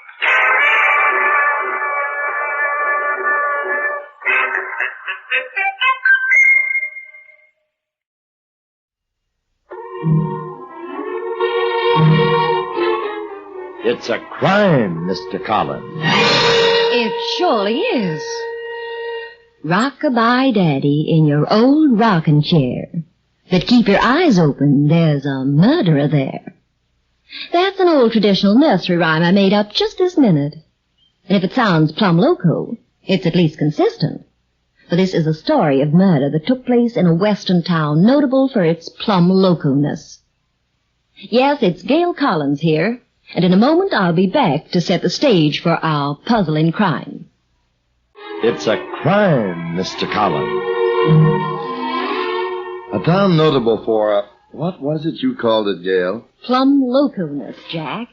A disease common to small towns out in the wild, wild west that still think that what Hollywood can do, they can do better. Really? Do such places really exist? Yep, they sure do, partner. Now, let me tell you, Greg and I were on our way back from California, driving across the Navajo Desert. That's old Indian country, you know. And I figure they were glad to get rid of it. Well, after we had traveled for nearly 3 hours, we saw our first sign of civilization. Do my eyes deceive me, darling? A sign! A sign! Civilization! Oh, let's see what it says. Dry Gulch. Smallest city in the West. And still by far the gold darn best. Now, isn't that cute?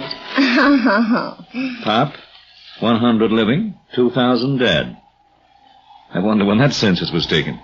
A handful of old frame houses in the desert. Greg, it's a ghost town. What ghost will live here? Come on, let's take a look around. It's completely deserted. Not a sound. Yeah, it is kind of spooky. If there was just one live thing around, I wouldn't mind. Welcome to Dry Gulch. Dry Gulch is 100 years old. And seeing you're our first visitors, we've got a little surprise for you. Greg, they're mad. Follow them. Well, the natives seem friendly. Let's see what happens. And now, ma'am, and you, sir, if you'd come up to this platform with me. What do we do, Greg? Come on, I don't think they're going to lynch us. Allow me to introduce myself. My name's Shorthorn, Jonathan Shorthorn, mayor of Dry Gulch City. And whom do I have the honor of addressing? Well, I'm Greg Collins, and this is my wife. Folks, I'd like you to meet our surprise strangers. And they seem a mighty nice young couple. Mr. and Mrs. Collins. Well, by now, these here visitors of ours are come near dying of curiosity. Yeah, is that right, boy? Huh? Oh, yeah. Well, I won't keep them in suspense any longer. 100 years ago today, a stranger came along here and on this spot found a nugget of gold. That stranger was my grandfather, Jonathan Shorthorn the First. Thus he became the founder and first settler of Dry Gulch. Well, it took 100 years to teach us that there ain't no more gold here. You mean you're celebrating because there's no more gold? We're celebrating because we know there's something just as good.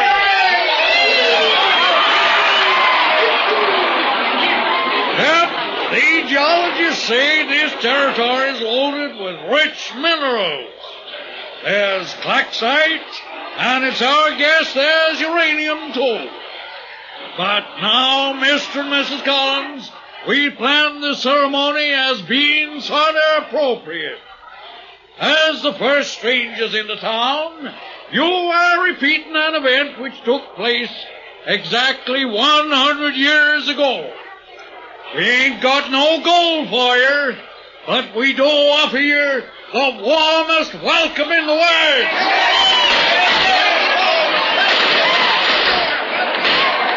And now, Mr. Collins, I'm handing over my office, making you mayor of Dry Gulch City for the day. The town is yours, and we'd like you to be our guest. Quiet there! The no mayor! Go on, Mayor. Make the speech.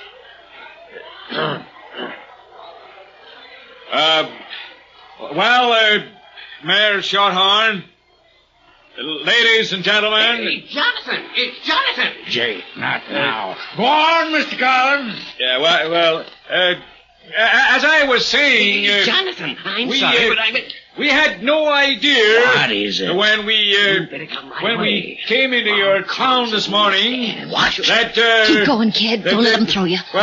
Just now? In the back, yeah. Now, Mr. Collins, excuse me, but, folks, something dreadful has happened. I'm sorry, but I'm afraid this shows off temporarily. Jake here, the sheriff of our town, tells me that Bart Connors has had an accident. Mention murder in front of my husband, and he makes like a gun dog on a duck shooting expedition, quivering nose and all. You'll get a better idea in a moment, so keep your ears pinned, friends. We'll be back in a moment with more of our story. Small it may be, but even its worst enemies wouldn't deny that Dry Gulch had quite an imagination. The surprise party anniversary idea might not stir much excitement at a meeting of the Junior Chamber of Commerce, but when it came to murder, the smallest city in the West really had a hit on its hands.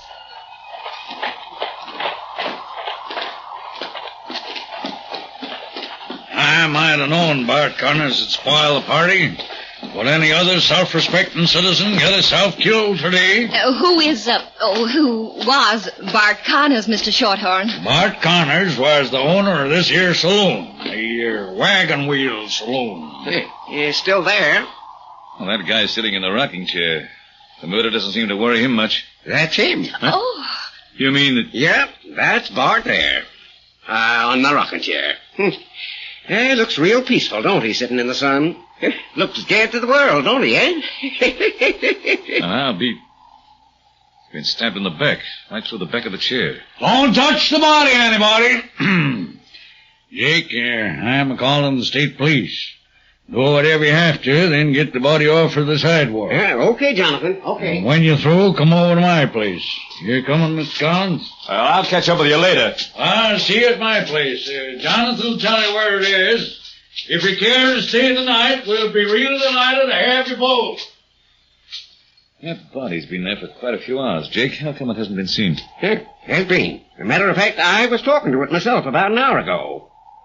I don't get it. No, I guess you don't. You ain't gonna. One thing, it ain't none of your business. Okay, Dad. Come on, Gail. Oh, wait, Greg. Jake, you are worried, aren't you? Can't we help you at all? May as well admit, yep, I'm worried. Greg's a detective, a fully qualified, licensed detective. Yeah, that's so, huh? Well, wouldn't help any if he was the FBI. Know who the killer was? Known all along. Who? Same man you'll be staying with tonight. Old Jonathan Shorthorn. Oh, Greg, I can't bear being here in Miss Shorthorn's house. Knowing all the time that... Well... Just a moment.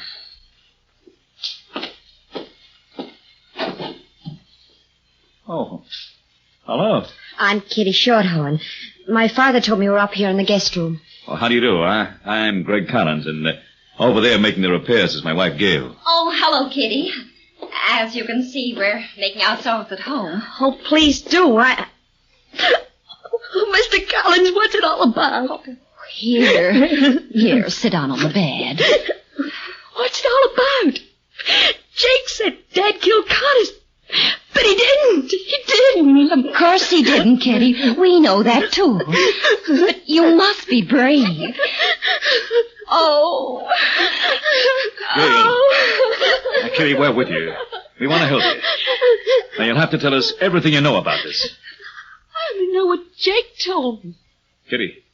Kitty, what did Jake tell you? He told me that Bart Connors was lazing out in front of the saloon, same as he does every day. That was about 10 o'clock this morning. All the men, they sit out in front of the saloon and talk and sleep. Go on.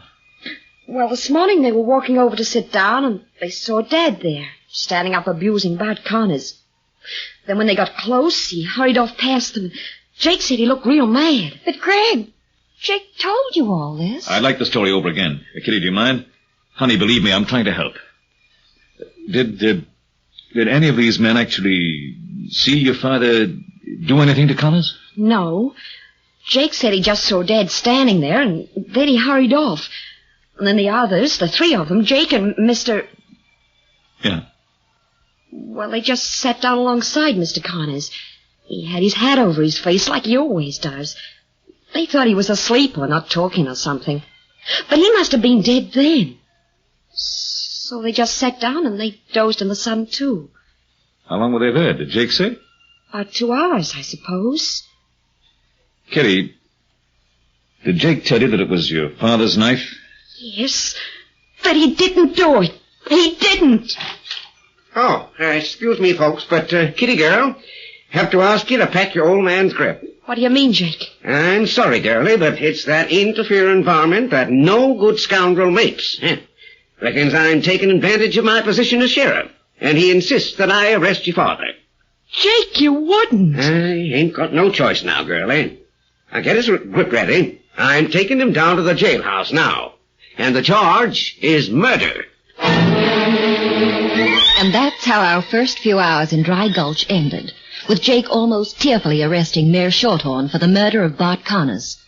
There was little Jake could do about it. The charges were certainly explicit. First, Shorthorn's known attitude to the victim. He hated him. Check. Second, Shorthorn's location to the victim at the estimated time of death. Right alongside. Check. Third, Shorthorn's link with the murder weapon. Owner. Check. 3 checks. Bingo.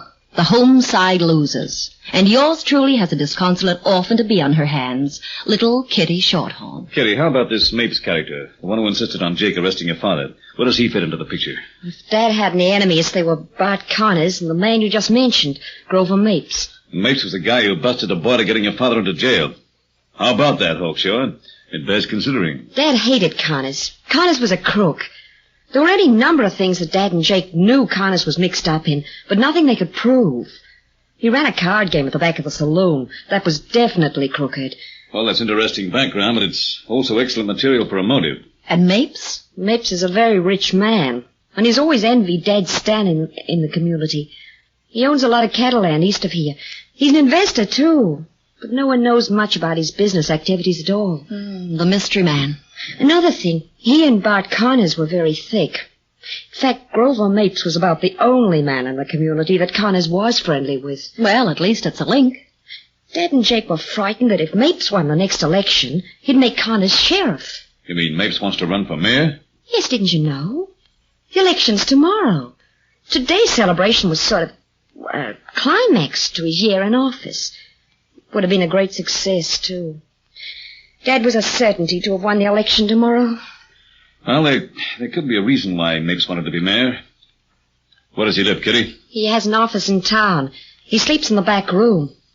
But right now he's probably celebrating Dad's arrest. Fine. And this is the time to pay Mr. Mapes a visit.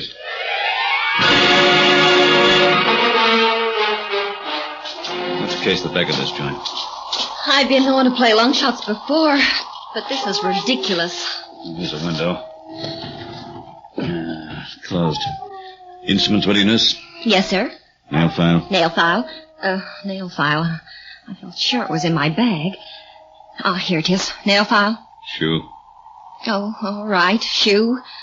Now, small tap here. And pressure here. And there. Voila. Now up with the window. Ladies first. Oh, let's not stand on ceremony. After you. If you insist. Come on, in you come, girl. Oh, there's his desk over there. Greg, what are we looking for? What do you hope to find? If I find anything, I'll be amazed. Let's start with these papers. You take that pile and I'll advance through these. These are all sharebrokers' reports. What have you got? Oh, just some old maps and letters from the government lands office in Washington. Well, let's see. Hey, I think we've struck oil. Or better still, uranium. Here, hold the torch. What's this file? Map? Letters. That's a map of government territory. Yeah, look at this. A geologist's report on the area. And listen to this. The Geiger count of this area indicates an extremely high proportion of radioactive mineral. Uranium. Gail, that's the land in this area. But look at this, Greg. Applications for government territory. Where'd you get that? The same file. Gail, this is real evidence. This is the link we want. What is it? This is an application for government land made out by Bart Connors and made over to Grover Mapes. But what's it mean? Is it proof that Mapes killed Connors? Not in itself, but it's a link. It could be a motive. We'll take these papers with us. Let's have some light on what we're doing, Mr. Collins. Mr. Mapes, I presume. Correct. Quick, Gail, the door! No, you don't. I aim for your head then, Collins. Take your hat off and see how much I missed by. You missed. That's good enough for me. You all right, Gail? Yes. The two of you sit down on that couch. Now, don't try anything, or I'll shoot and kill you both. And the law will be right behind me. Now, that's the idea, Collins. What's the idea? Did you find any money? They weren't after money, Mapes, and you know it. You're right, Collins. You were after something to tie me in on Connor's murder. Something that would get that sanctimonious old fool Shorthorn off the hook, and me on it. That's what you were looking for, but you won't find it. You can't, because I had nothing to do with Connor's murder. Shorthorn killed him with that spring-loaded knife of his, and everyone knows it. In this state, killers get the chair, and Shorthorn's going to fry. Now get, you couple of cheap crooks. Get out of here and get out of town.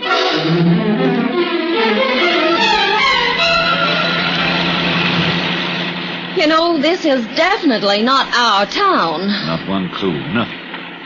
I'm convinced that old Shorthorn is in the clear, and I'm just as sure that Mapes is guilty, but how? Why? Look, drive me over to the jail. I'll see if Jake will let me see Shorthorn. What good will that do? You never know. Anyway, I can't think of anything else.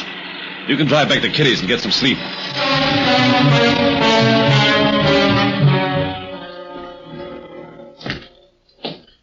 Well, this is a heck of a way to run a jail. Do you play poker with all your prisoners, Jake? Come in, my boy, come in. It ain't much of a bunkhouse, but... Jake, do you mind if I ask Mr. Shorthorn some questions? No, go ahead. Waste of time, though. Ask anything you like, my boy. I'm in the doggone hole, and I know it. Did you know that Mapes is making application for government territory in this area? No. Can't say that I do. Any application must go through me as mayor, and that's something I ain't aiming to do. There's every indication of uranium around this country, and Mapes is the last person I see get his big hands on it. But tomorrow Mapes will be mayor. You're in jail. You can't run. Jakes, I told you that critter was a crook. You see what happens? If he gets to be mayor, the whole town will be shot to pieces. Now, Jonathan, don't get excited. We've got to prove your innocence and get you out of here. That's the first thing. What's the use, son? I'm tired like a heifer. The evidence is too strong against me. But it was your knife. You were seen arguing with him. Jake saw himself. I admit it. It was my knife. I was talking to him, but that don't mean that he was arguing back. What do you mean? He just sat there, done it. I said it before, and I say it now. He was a crook, and I hate crooks in my town.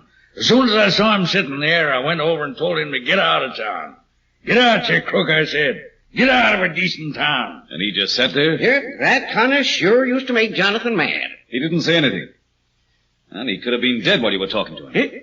Like he was when we sat alongside him, with his hat over his face. Yes, of course. But that still doesn't explain a knife. That knife? Never was any good. Used to cut up everything. Couldn't get a sheath to fit it, so I quit using it. What did you do with it? Tossed it on the table of the office. It was stolen about a month ago. Look, I'm going over to the scene of the murder again. Maybe there's something we missed. Go on home to sleep, son. Ain't nothing you can do. Like the good wife I am, I went home to bed, and I must say that husband of mine has a smart as well as a good-looking head on his shoulders. So hold tight, folks. In just a moment, we'll bring you the climax of the case. At 10 the next morning, in the bar of the saloon, which was serving as the local public hall, the candidates for the mayoral office were making their last-minute speeches. At least one was. Poor old Jonathan Shorthorn was still in jail. The other, friend Mapes, had the race to himself, and was cantering home over the last furlong of his vindictive speech. I, my friends, stand for clean, decent local government. A noble, upstanding... Just a moment, Mapes. What's going on here? I told you to get out of this town. What do you want? Hang on there, Mapes. I'm coming up to the platform. I'm warning you, Collins. Ladies and gentlemen, I apologize if I may seem rude in interrupting your meeting, but yesterday, as part of your centennial celebrations, you made me mayor of Dry Gulch. Last night I checked with Mr. Jonathan Shorthorn, and he told me that was no phony title. Legally, I was made mayor of Dry Gulch for one day. This morning, as mayor, I exercised the right of my office. I made an order binding the territorial limits of this city over to the state. Now, wait a minute. I did it for a reason, and I think that Mapes here understands. From the time he takes office, he intends to apply and grant himself the Dry Gulch territory known to contain uranium. Why? And there would be nothing to stop it. And I use the past tense, because Mapes is never becoming mayor. Instead, he's going to the chair for the murder of Bart Connors. He's free! Get over it! He's free! Grab him, Jake! Don't let him go! And now, ladies and gentlemen, if you listen to me, I'll prove it. Yesterday morning, after an argument in the Wagon Wheel Saloon with Mapes, Connors went outside one of those rockers on the sidewalk. Mapes, still incensed, followed him out. But Connors refused even to talk. In his clod-hopping way, he merely covered his face with his Stetson and pretended to go to sleep. Now, about a month ago, Mapes stole Jonathan Shorthorn's knife from his office. He saw it on the table and he just took it. Now, as Mapes will tell you, that knife was a spring loader. You know, trick knife. The blade packs back into the handle, and with a slight pressure on the hilt of the handle, springs out with tremendous force. Well, yesterday morning, Mapes saw his opportunity. While Connors rocked on, Mapes rested the loaded knife on the windowsill just behind Connors' back. He just left it there and walked away. Poor old Connors rocking away nice and peaceful, and then one rock too long. His shoulder touches the hilt of the knife and... Connors rocked himself to sleep for good. So that...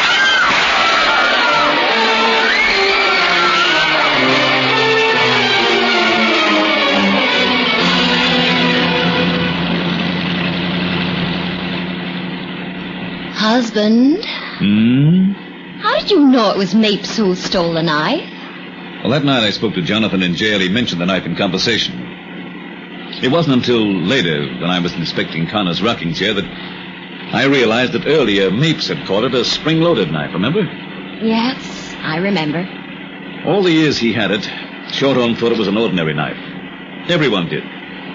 Everyone except Mapes. And then, when I realized the significance of it being a spring-loader, I went over the murder scene again, put two and two together, and Jack's your uncle. And Greg's my husband. My very smart, clever husband. Aren't you, darling? Hey, watch it. Eyes on the road.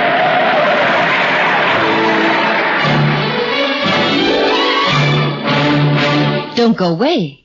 In just a moment, we'll be back with you. Well, folks, Gail and I hope you enjoyed our adventure, Rockabye Murder. Be sure to visit us next time for another Puzzle in Murder. For where there is crime and romance, there you'll find Mr. And Mrs. Collins.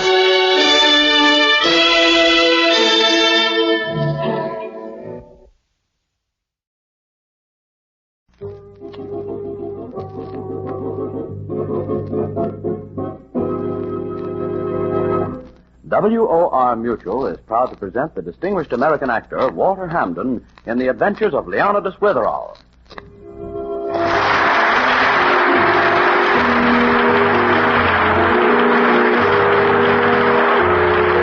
Leonidas Witherall's always getting mixed up in murders. You wouldn't think so to look at him. He looks exactly like Shakespeare. It's his beard, and he's proprietor of an important school for boys in New England. He writes thriller stories, too, the Lieutenant Hazeltine stories.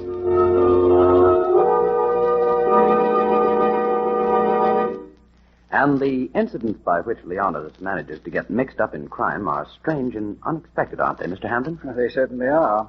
For instance, at this moment, it's the very pleasant twilight hour in Dalton, and Witherall is at home in his study, reading. Down in the hall, the living room, Mrs. Mullett, his good friend and the general housekeeper for the neighborhood, is hard at work when... I'll answer it, Mr. Witherall. All right, Mrs. Mullett. Were you expecting any visitors? No, not that I know of. Mrs. Mullett, what's happened? Where are you? Mrs. Mullett! Mrs. Mullett!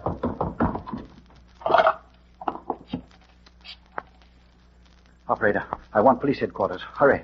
Hurry.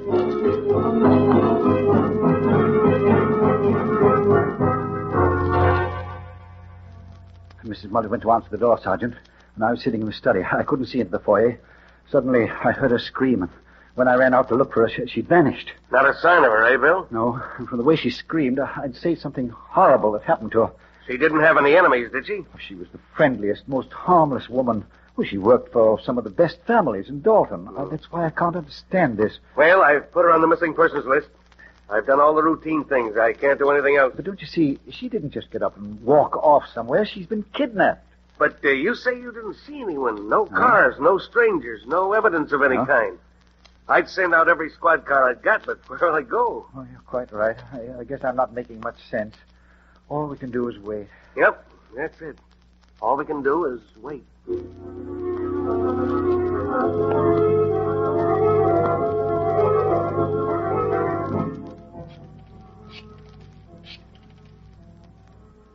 Hello? Miss Fidget? Yes? This is Leonidas Witherall. Oh, sure, Bill Shakespeare. How's the beard? Is Mrs. Mullett at your house? Well, no. Why? She disappeared a few hours ago. I've been calling various people in Dalton, hoping they might have seen her. Well, no, I haven't seen her. Oh. Sergeant McCubble? Yes, Bill? No word yet? No word yet, Bill? Oh, I'm going to bed, Sergeant. I'm exhausted. But call me the second she turns up, no matter what time it is. You bet, Bill.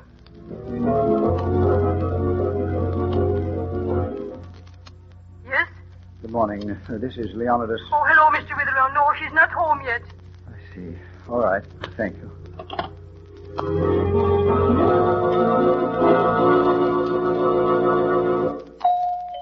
Coming. 1 second. Mrs. Mullett. Thank heavens. Are you all right? Well, I can still stand up. What's happened to you? I've been frantic. Why, it's 5 o'clock in the afternoon. You've been gone almost 24 hours. Mr. Witherall, I was kidnapped. Oh, I thought so. Oh, here, sit down. Would you like some water? You look peaked. Oh, my face is dirty, isn't it? And my hat's not on straight. Yes. But go on. Now, tell me the story. Well, remember when I went to answer the door? Yes.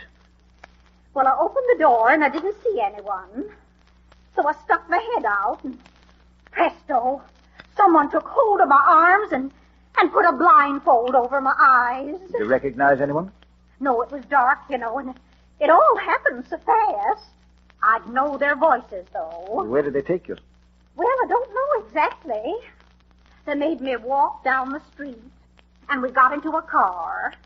Then we went for a ride. Not long, about 10 or 15 minutes, I'd say. What did they talk about in the car? Nothing. Not till we got there. Where? Some house. I think they took me into the cellar, because from the street we walked down, not upstairs. Then what happened? They took my keys. I've got the keys to everybody's house I take care of. Why, I'd more than a dozen of them. Well, they never took the blindfold off. They just took the keys. Then they started to talk about Mr. Twink. Mr. Twink? Yes, I take care of his house. It's on Blackstone Road. Oh. Mr. Twink's on vacation. He went to Canada last week, and he left the key to his place with me. Yes, evidently they wanted to get into Mr. Twink's home. You know why? Well, sure I do. He not only left the key to his front door, he left the key to his safe. Besides, he told me the combination of the little door inside. Why did he do that? Well, Mr. Twink has a lot of confidence in me. Oh, justifiably, yes. You see, he has a lot of silverware in the safe, and he wanted me to clean them. Then there's some bonds. I had a bit of business to tend to for him. Of course, your executive ability would help there. Yes, I had to clip some coupons for him. It's obvious those men were after all those valuables in the safe. Oh, they were after the safe, all right. After they had the keys, they asked me to tell them Mr. Twink's combination, but I wouldn't. They tried just about everything they could think of. But they didn't hurt you, I hope. Well, they were going to. First, they offered me some money. Which you spurned. I wouldn't touch it. No. Then they argued with me and argued. But you were firm? Like a rock. Excellent. Then they went away somewhere, but they came back a few hours later. Fact is, they went away several times. And every time they came back, they asked me about that combination again. Did they treat you very roughly? Well, not like in one of those Hazeltine stories you write, but they wouldn't give me anything to eat. And when I got sleepy, they kept waking me up. Oh. And they were all set to really hurt me. But I got out. You escaped? Ingenious. Mm-hmm. That part was just like in one of your stories. I was tied to the chair, you see. And after a while, it got very quiet. I'm sure they'd gone off somewhere. So I did what Hazeltine always does. I wiggled and squirmed. And finally, I got one hand loose. Then I untied the other knots and got the blindfold off. What'd you see? Nothing. It was pitch black. So I just sneaked up to where I saw some lights coming through a door. And when I got to it, I just ran for all I was worth. I didn't look back for a second. I just ran and ran. Did you come out of the cellar? Yes. Well, did you notice where you were? Well, I was so tired and dizzy, I just ran around for a while without knowing where I was. I was too frightened to think. And then I fell down. Oh, my. Oh, I must have stayed there by the side of the road for a long, long time. When I came to, it was light, so I hurried over here. The road where I fell down was near the highway. Highway G8, going toward Carnarvon? Well, I think so. I've never been out that way before. G8 toward Carnarvon. Yes, that's it. That's where we'll start. Start? Well, aren't we going back there to capture that gang just like Hazeltine would? We're certainly not. You and I alone? Hazeltine captures a gang alone. Mrs. Mullett, the lieutenant is a fictional character, a product of my imagination. But Mr. Witherall... Practically speaking, the possibility of you and me capturing that gang, as you put it, is absurd. Besides, if they're really an organized gang, the chances are very good we'd never live through such an escapade. Well, if you think I'm going to let those rascals go scot-free after kidnapping me, you're all wrong, Mr. Witherall. I'm going to teach them a lesson if I have to do it myself. Mrs. Mullett, your intentions, however firm, wouldn't be very convincing in the face of a machine gun. Well, machine gun or not, I'm going to find out who grabbed me. You come along. You're very smart about these things. I don't think it'd be a battle of wits. It might be confined to gunplay. Well, you can stay if you want to. Of course, Hazeltine never just sits there. Mrs. Mullett, why not let the police handle it? I'll call Sergeant McCobble. Yes. This is definitely a problem for the sergeant. Police headquarters, Sergeant McCobble. This is Leonidas Witherall, Sergeant. Mrs. Mullett's just come back. Swell, Bill. I'm glad to hear it. Say, where was she? She was kidnapped. She was?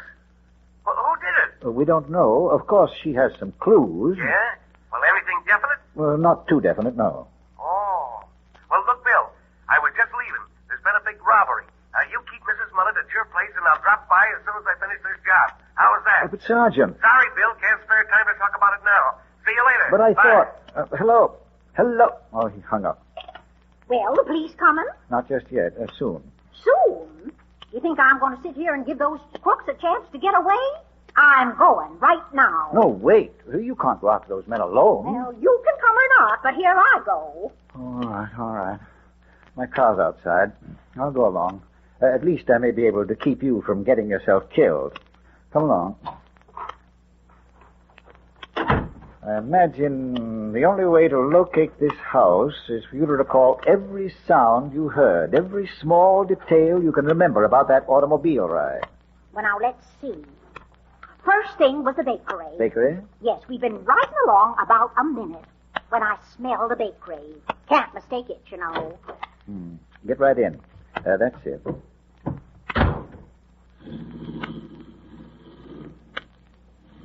Your acquaintance with the shops in town should help. Whose bakery is about a minute's drive? Well, let me think. Oh, Dougal's. The only one that's anywhere near your house. Then we'll head for Dougal's. What did you notice after that? Well, there was the bakery, then the tracks. I felt the car going over tracks. Railroad tracks. We'll drive to Dougal's and then see which way we have to go to cross the tracks. Fine.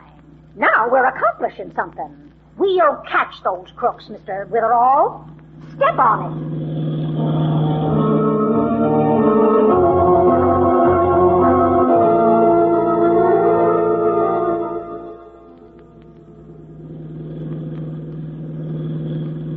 There's the bakery. The tracks are off the left, up this street. So we'll turn left. There are the tracks right up ahead there. Yes. Look at that car coming toward us. The big black one? Seems the driver's crazy. The way he's swerving from side to side. Maybe it's those gangsters. They didn't want to kill us. Let go the wheel. Let go the wheel. Phew. You all right, Mrs. Mullett? They came within 2 inches of turning us over.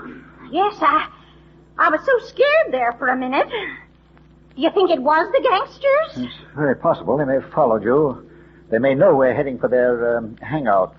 I'm not turning back, either. You're not? That car wasn't a sufficiently dramatic example of what may happen. We're going right straight ahead. Now, let me think. After the track, there was the water. I heard water. Much water? Brook? No, it was louder than that. Sort of a waterfall. How much time elapsed between the tracks and the water? Well, I don't know. I'd say another few minutes. Well, there's a crossroads up ahead. I wonder which road leads to a waterfall. I don't know of any waterfall in this section. I'll try going right. Sure you heard that? Positive. Could you go any faster? Mrs. Mullett, if I'm going to get into a wild gun battle, I'd like to appreciate the beauties of the countryside before I expire. But they'll get away, Mr. Witherall. They'll be gone before we get there. Well, I admit I find myself harboring a wish that will prove to be true. I can't remember looking forward to an appointment with less anticipation. Oh, go on, Mr. Witherall. We'll nab 'em just like in the Hazeltine stories. Hazeltine to the rescue! Oh, shades of Shakespeare.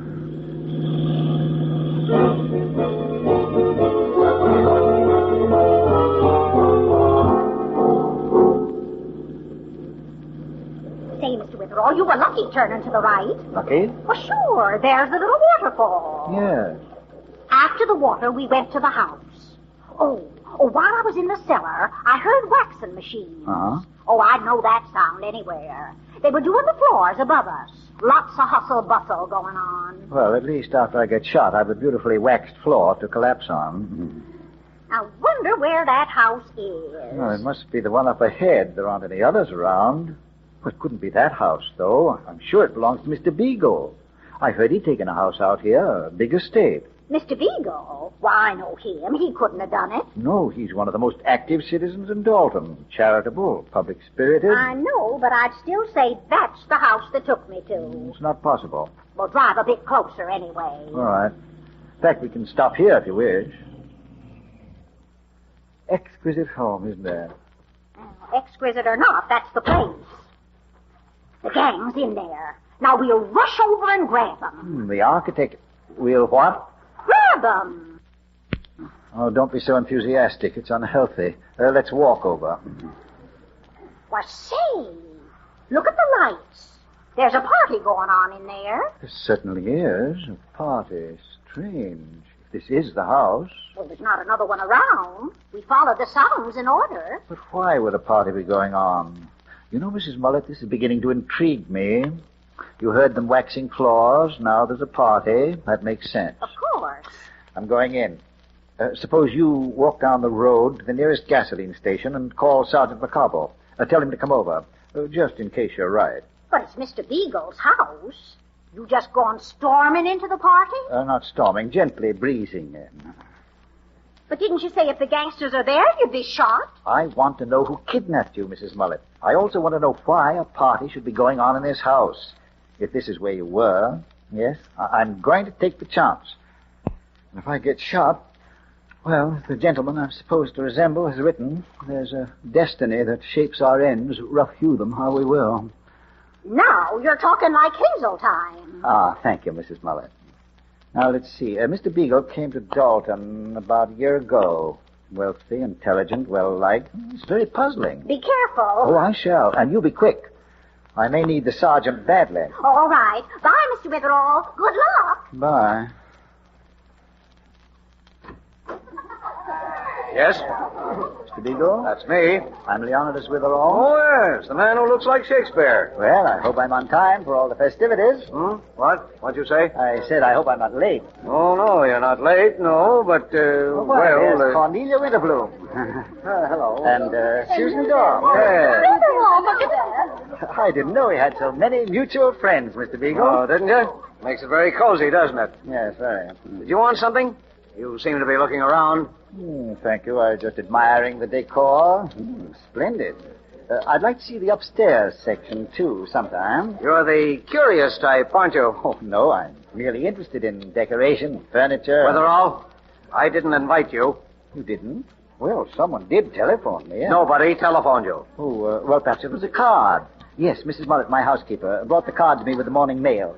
You know Mrs. Mullett? Yes, I do. Well, she works for quite a lot of people in town. Works for me and Mr. Twink.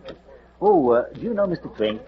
Did you say you wanted to see the rest of the house? Oh, I don't want to disturb you now with this party going on. Well, I'll have my friend show you the place. You can start downstairs, in the cellar.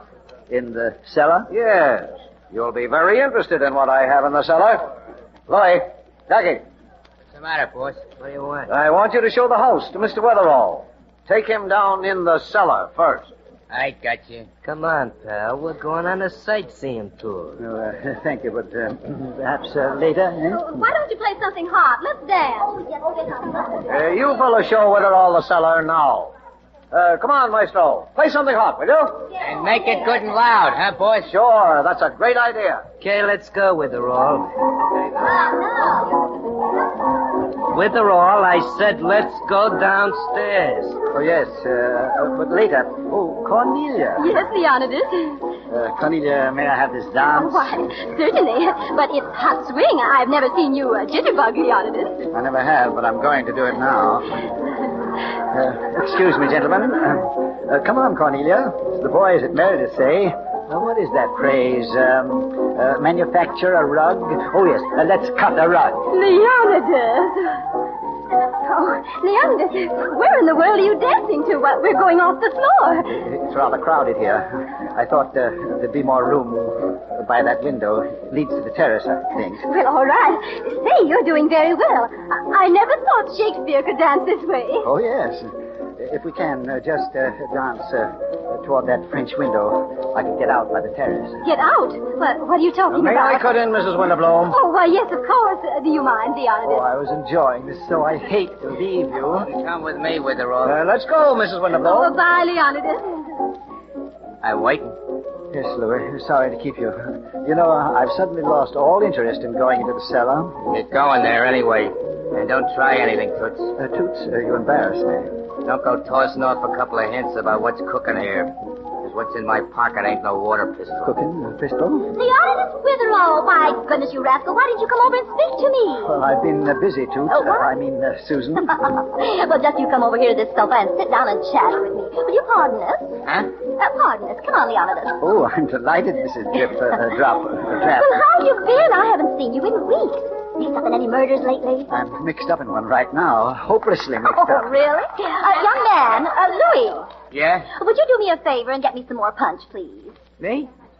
Okay. Yes. Give me the glass, Duchess. Gimme, Duchess? Yes. Curious guess, isn't he? Now, Leonidas, tell me all about it. Who's been killed? No one yet. No? But they will be at any moment. Well, why don't you stop it? I'm afraid I can't. Oh, Leonidas, you wouldn't be pulling my leg, would you? Oh, no. On the contrary, I'm talking shoulder to shoulder. Oh. Legs, shoulders. If this keeps up, we'll need some ration points. Oh, how droll of you. Well, who's going to be killed? I am. Oh, now I know you're just teasing me. No, Susan, I'm going to be shot within a few seconds. You know, that's what I like about you, Leonidas. You've such an extraordinary sense of humor. Huh? Yes. Well, who's going to shoot you? Cornelia? Me? One of Mr. Beagle's friends. Oh. Susie, I've got to get out of here. Would you walk toward the front door with me? Of course. I adore these games. We played murder at a party last week, but we didn't act it out this way. It was a quiz game called Stump It or Lump It. Yes, the quiz I'm in now might be called Answer It or Drop Dead. Really? Is Louis in it? Yes, very much so. Oh, you know Beagle does get the most exciting ideas for his parties. Come on. Let's sneak toward the front door, eh? Yes, do it very casually, though. Come on. Uh-huh. Walk slowly. Yes. That's it. Mm-hmm. They haven't seen me. I see. You'll sneak out, and then we'll all look for you. Is that it? I'm going to back up against this door and grab the knob. Mm-hmm. Smile, Susan. Smile at everyone. I am. Oh, I am. Isn't this more fun? I've got the knob in my hand. Uh-huh. Now I'll turn Yes. it. Easy. Talk. Yes? Talk about something. Or anything at all. Oh, I see. To distract them, huh? Well, you know, I saw the most darling hat yesterday, Leonidas. I was in New York. The knob's turned. I just couldn't resist it. It was... I'm all set now. You know, it was one of those little stores on Ready? Broadway. Going somewhere with the roll? Oh. Jackie, confound it. Don't leave now. The party's just getting warmed up. It's at a fever heat, if you ask me. Stick around. There's going to be plenty of fireworks. Oh, that's what I'm afraid of. Well, Leonidas, he saw you. So I guess the game's spoiled. Call me when you want to start a new one, will you? How about musical chairs? I just... Now, you fooled around enough with her all. Now you're going downstairs. You'll have to make me. I'm not going into the cellar. Come on, Jackie. Beagle's getting impatient. The door to the cellar's over there with her all. I'll not budge one step. Oh, you won't, huh? You want to play rough? Okay, Bud, you asked for it.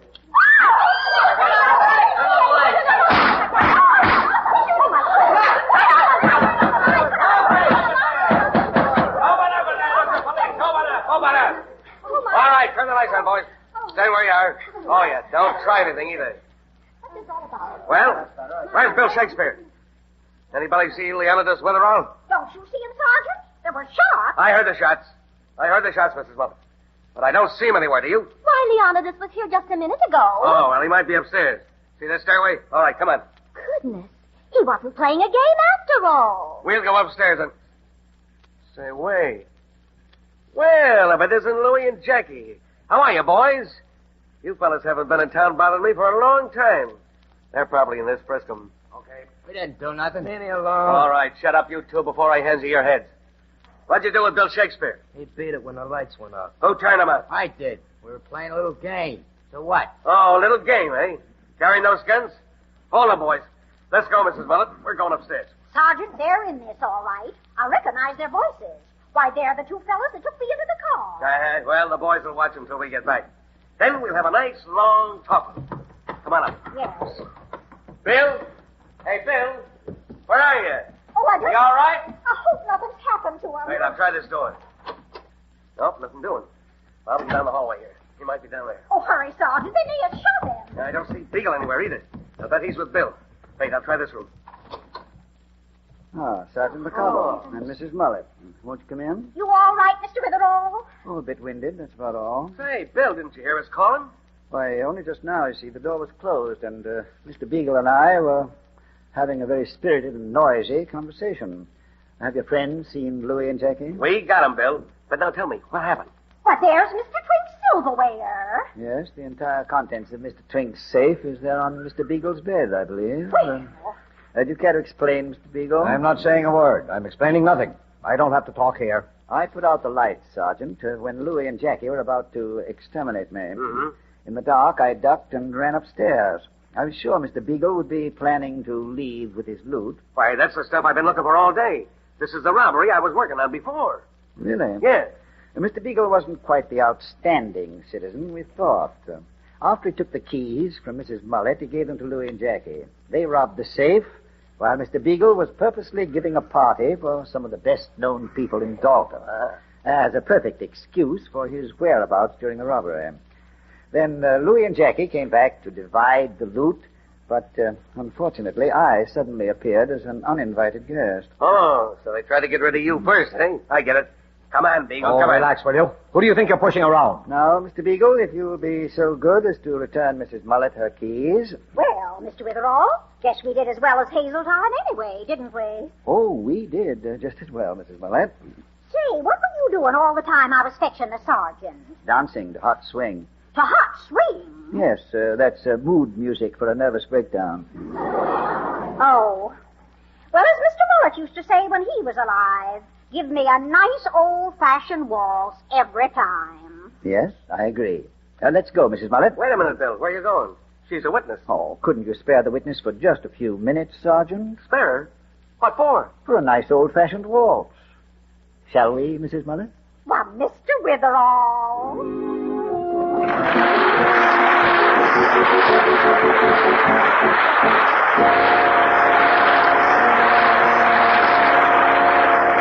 WOR Mutual has presented the distinguished American actor Walter Hamden in The Adventures of Leonidas Witherall.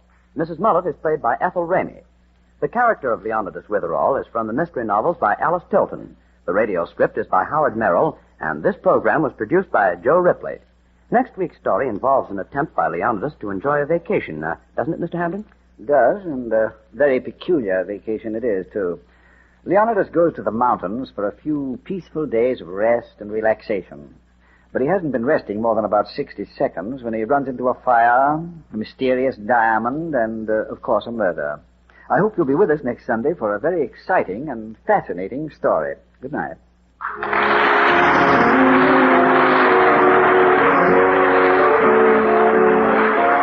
If you live in or near New York, or if you plan to visit New York soon, we invite you to attend a broadcast of Leonidas Witherall. Just write a postcard with your name and address and send it to Bill Shakespeare. That's what Leonidas' friends call him. Bill Shakespeare, care of WOR, New York 18. We'll be glad to send tickets free of charge. Remember, to receive free tickets to a Leonidas Witherall program, send a note tonight to Bill Shakespeare, WOR, New York 18. The The Adventures of Leonidas Witherall is heard over most of these mutual stations every Sunday evening at 9 p.m. Eastern Wartime and comes to you from the stage of the WOR Mutual Playhouse in New York. This is Mutual. Dick Powell played Richard Neiman, private detective, from 1949 to 1953. A very popular show, Diamond being a somewhat lighthearted and humorous version of the harder-boiled private eyes of other shows. Of course, he also usually sang a number at the end of each show, with OTR fans either loving or hating that segment. For copyright reasons, I've cut the musical number, so apologies to those of you who love them, and you're welcome to those of you who don't. In the House of Mystery case, Mrs. Julia Bates, a recent widow, asks Powell to stay at her house for the night, as she claims she's being haunted by the ghost of her recently deceased husband, who was a strange mystic. His will stipulates that she must live in the house for 3 months following his death, and she isn't sure she will survive that long. A great mix of mystery and comedy. It aired December 19th, 1949. Next, Pat Novak for Hire, which was and remains to this day one of the great old-time radio detective shows. Jack Webb was the quintessential hard-boiled detective for most of the show's run, from 46 to 47 and again in 49. In between, Ben Morris played the title role. It's set on the San Francisco waterfront. Novak isn't a detective by trade, but he owns a boat shop on the pier, and he rents out his own services for unusual or risky jobs. It almost always results with Pat in hot water, and with murder and dead bodies all over the place. In Death in Herald Square, which aired November 30th, 1947, Pat is asked to apartment sit for one night.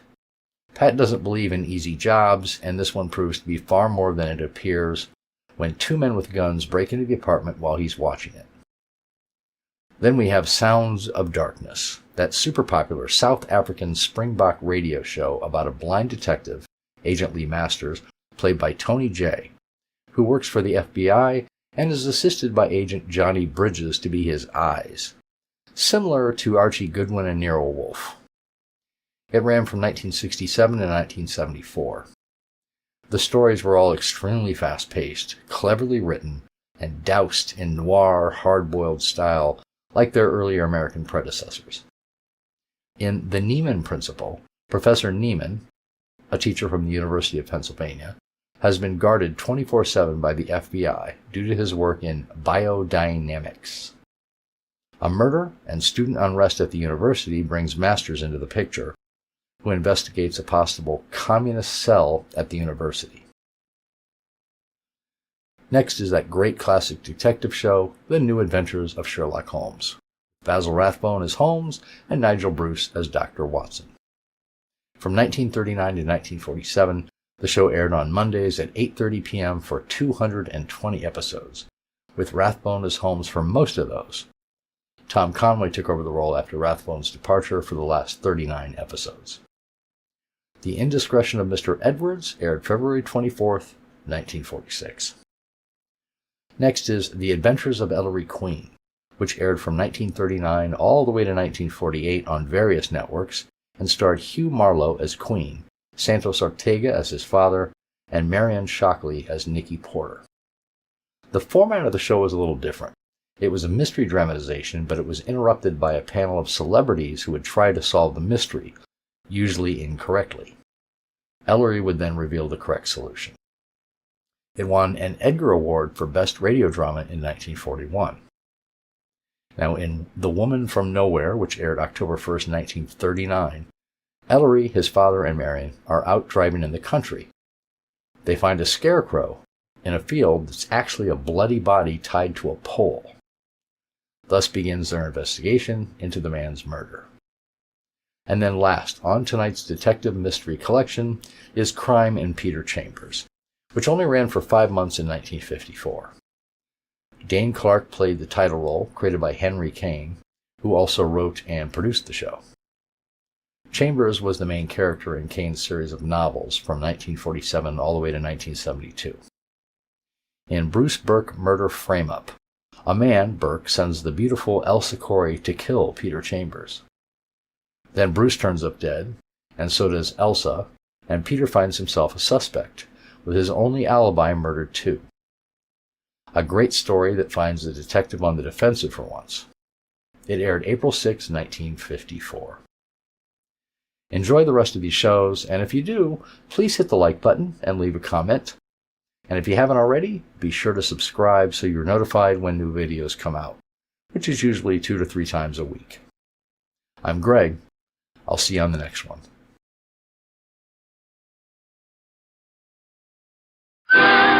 Here is Dick Powell as Richard Diamond, private detective.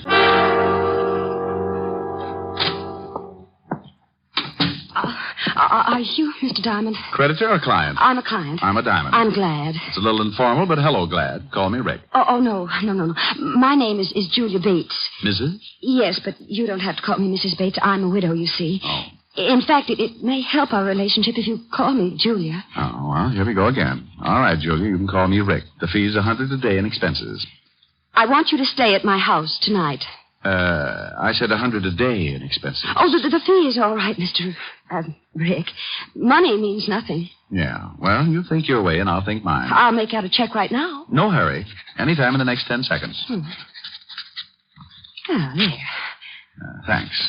Now, about this assignment. Well, it may sound silly, but I'm afraid of the house I live in. Oh, dandy. I said it might sound silly, Mm-hmm. but it's deadly serious, I assure you. No, I'm sure it is. You see, my husband, Warner Bates, died 3 months ago. Hmm? He was a very strange man and believed devoutly in many forms of mysticism. Oh, yeah. Well, he built this house as a monument to his beliefs and filled it with secret passages and rooms and steps that lead nowhere. Why not move out? Well, I'll be perfectly honest.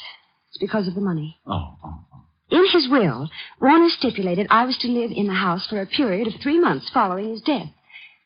3 months is up tomorrow. And it doesn't help that Warner is buried in the basement vault. What's he doing? Watching Benny's money? Well, he had a crypt built in the cellar, and a key, the only key to it, was placed in his coffin. What's supposed to happen tonight?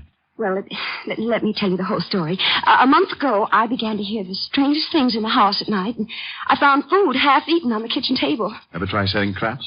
Well, the worst shot came when I went to the cellar a few days ago. I found footprints in the dust, naked footprints, leading to and from the crypt. Maybe he had to take a shower. Oh, please let me finish. On his deathbed, Warner swore he'd visit me at the end of the 3rd month, and if he could, take me with him back to the spirit world. Oh, and tonight is the night. Yes. Oh, at first, I didn't think it would get me, but... Oh, I'm scared, really scared. Yeah, well, now look, baby, let's get off this mystic kick. Who inherits if you don't live up to your requirements? Well, that's just it. No one. That is, no person. The money goes to charities and schools. Mm-hmm. Mr. Anderson, the executor of the estate, says the will is foolproof, legal, and binding. Either I live in the house until noon tomorrow or forfeit the inheritance. So what you wanted me to do is hang around tonight and see that hubby doesn't go death walking. Yes, that's right.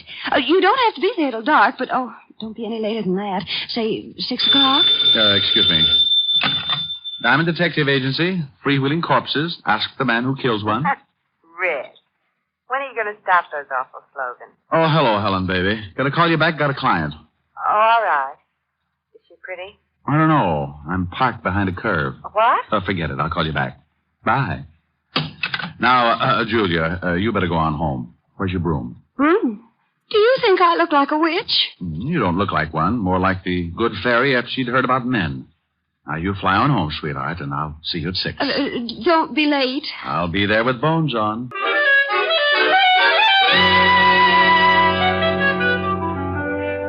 I tried to uncurl my toes and get my mind on business. Thinking of my spook client didn't seem to help, but it was, business. It was getting pretty late in the afternoon, so I put the office to bed for the night, picked up a bite to eat, and went over to the 5th Precinct to keep a coffee date with Lieutenant Levinson. When I walked into the squad room, I spotted Sergeant Otis with his nose in a book. Oh, hello, Otis. What's with the book? Don't tell me you're learning to read. Hello, Shamus. How's tricks? The book, Sergeant. What's the book?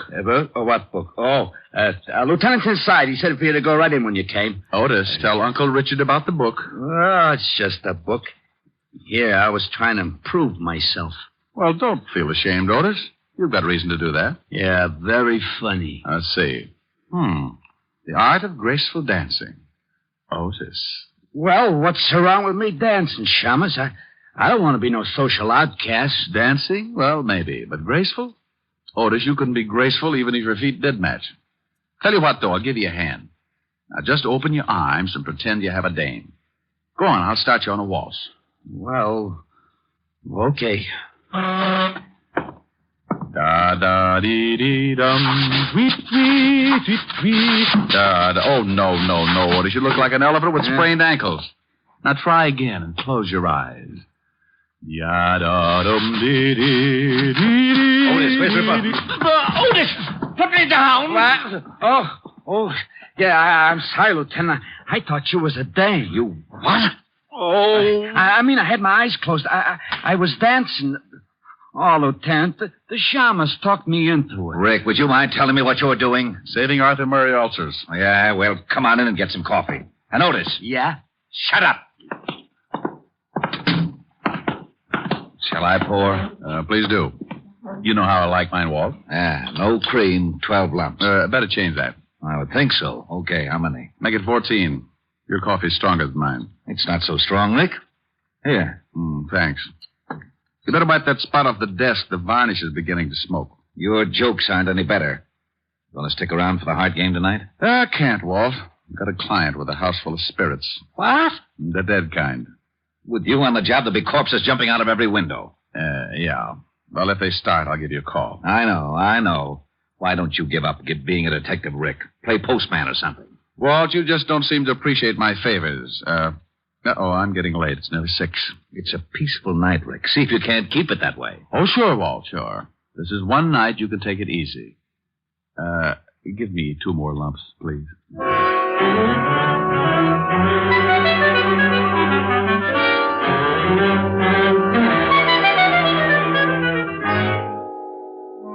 Leaving Walt and heading to the Bates house, I was feeling as happy as a bird in a hat full of worms.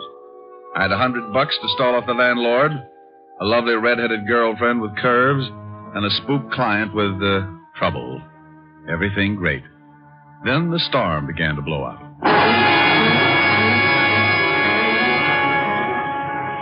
It had started to rain when I saw the Bates house on Temple Street. A big, ugly house straight out of a horror story, with gables and shuttered windows. And as if that wasn't enough, I was met at the door by a butler who was a tiny thing, about 7 feet tall and 300 pounds, with a face like the devil with a hangover. Come in. Yeah, I wanted to see Mrs. Bates, of course. You are Mr. Diamond. She left word with you? I need no word. I am the 7th son. Of a what? The 7th son. Of a... Oh, no, this could go on forever. Okay, lead on. The name is Kane. Yeah? How's your brother? What? Forget it. Where's Mrs. Bates? In the drawing room. This way, sir. Cozy little mausoleum. What time do the ghosts come out?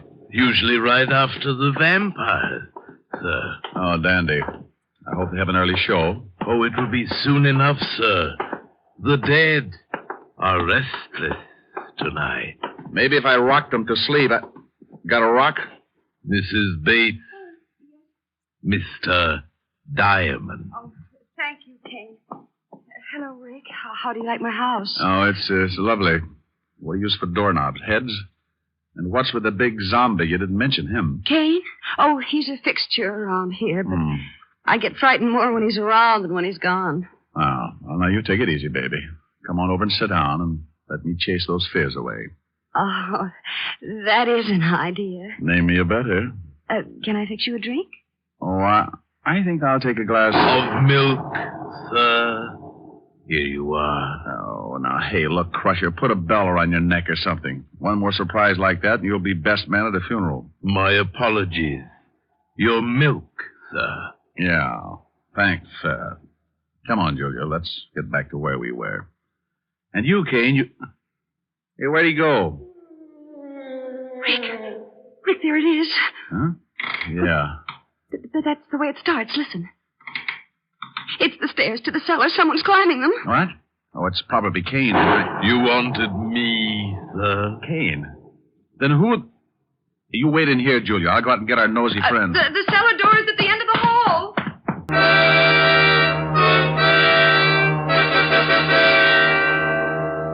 I left Julia looking as nervous as a one-legged man walking a tightrope and took off down the long hall. There was only one door, the one to the cellar, so I opened it and flipped on the switch. I was moving my ankles down the creaking steps when I heard trouble. What the devil? Julia! Julia! Are you hurt? What is it? Rick, over there in the closet. A dead man. Oh, no. There's no dead man in here. Not there. But I saw him, Rick. I swear there was a man in there. He was all bloody, and there was a big knife in his chest. Oh, but you must have been mistaken. About a corpse? Rick, he was there. I don't see it. Oh, wait a minute. Go on the floor, bloodstains. You see, there was a man in there. This is blood, all right. But where'd the body go? He couldn't have been moved that fast. Unless... Where's Kane? Right here, Mr. Diamond.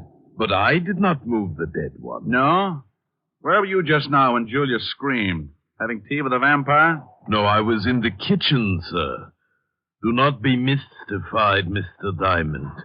Accept the fact that you are in a house controlled by the other world. There's been a murder, Kane, and that brings it into this world. Who were you calling? A real-life cop who likes to know about dead bodies kicking around. Lieutenant Levinson, homicide. Walt, Rick. Oh, no. I know that tone. Where's the body? I wish I knew. Come on over to 209 East Temple Street. Wait. What do you mean you wish you knew? Is there a body there? Well, it's here someplace. Now, don't argue. Get over here. Wait. And hurry. Now, Kane, you can go back to the kitchen, but stay there. Don't roam around. As you wish, sir. And now, Julia, baby, we're going to do some investigating. Investigating? That's right. I got to begin to see what's in that vault downstairs. And this time, I'm taking you with me. But, Rick, it's locked. I hope so, but I'm not making book. You mean you think it may actually have been Warner come back from the dead? And kill that man, I mean? Right now, I don't know what to think. I wouldn't be surprised to run into Dracula sitting on top of the Wolfman. Here's the basement. Hey, who turned out the light? I know I turned it on before. Yeah, that's better. Come on. Oh, Rick, it's cold down here. Oh, hurry, Rick. I'm getting scared. Yeah, I don't like the feel of it myself, but I want to check this vault. See the footprints there in the dust? I see them, but I don't believe them. Not yet. Yeah, I'll try the door of the vault. Why, it's unlocked. Yeah, look what's inside. The coffin is empty. It's empty, all right, and it's open. Well, are you going inside? No. I think I'll stay out here. The light! Rick, who put out the light? It wasn't Edison, baby. We got company. I told you I'd come back for you. Warner? Hey, what is this? I am dead. Oh. You know who I am, don't you, Julia? Yes. Huh? Yes, I know it's you, Warner. I'm coming for you tonight, Julia. I will appear at 9 o'clock. I better set my watch. Be prepared to meet me, Julia, at 9 o'clock. No, Warner, no. Take it easy, baby. Rick, you down there? Oh, hallelujah. Yeah, Walt, turn on the lights. Sure. They're on. Rick, what are you doing there? Oh, a blonde. I should have known. Well, do come upstairs and join us. We're coming, Walt. Now, what is this all about, Rick? Wait. In a minute, Walt. Otis, help Mrs. Bates into the living room. She's pretty shaken up. Sure, Shamus. Come on, lady. Now, what is all this about, Rick? Now, come on back downstairs with me, Walt, and get your gun out. Somewhere in this cellar is a dead man with a lousy sense of humor.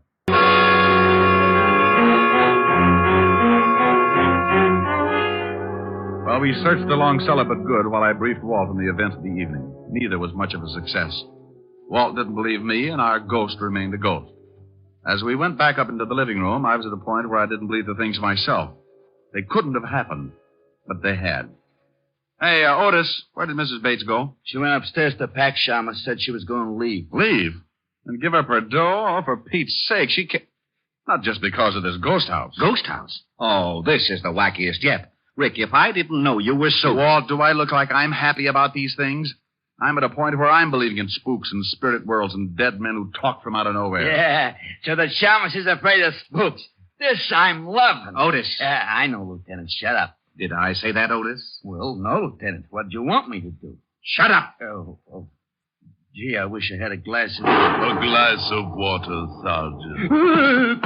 Oh, come out from behind that chair, Otis. It's only Kane. Who's he? Well, didn't he let you in? No, we found the door open. When we rang and no one answered, we came in. Oh, did you? Hey, Kane, where were you?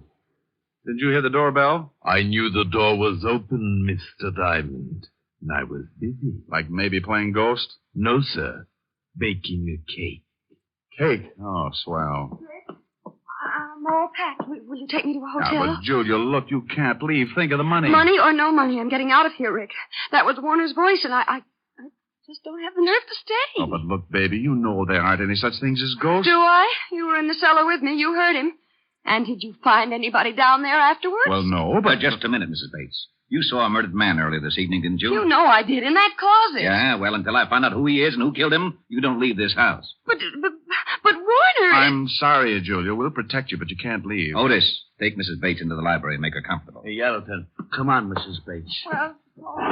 Now, Rick, enough is enough. How could there have been a body in that closet one minute and not the next? Where did it go and why? Well, how the devil should I know? She saw it, screamed, I ran back, opened the closet, and it was gone. Oh, great. Now, come on. I want a better look at that closet. Well, looks all right. Wonder how it sounds. Use your gun butt on the walls. Yeah.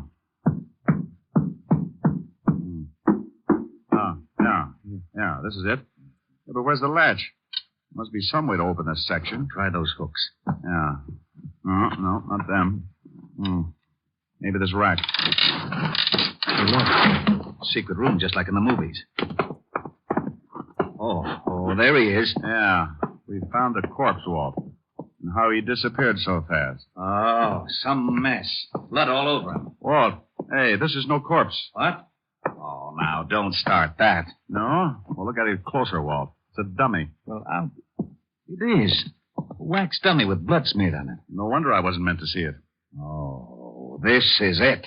I'm getting out of this crazy house. Corpses that talk, corpses that aren't corpses. I've had enough. This is just plain ridiculous. Now, wait, Walt.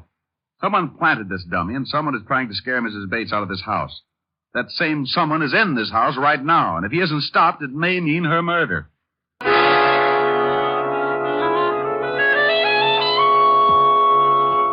How are you feeling, Julia? I'm exhausted, Rick, but We found the body, Julia. It was a dummy. A dummy? Well, then there wasn't any murdered man? No, this whole thing is a bluff, even that voice in the cellar. Oh, no, that couldn't be. That was Warner's voice, Rick. I know it was. And he's not in his coffin. I know, baby, and I think that's all phony, too. Now, tell me, who knew of that only key in the coffin business? Well, just myself. And Mr. Anderson. Anderson? Oh, that's right. You remember, he was Warner's lawyer. Oh, yeah.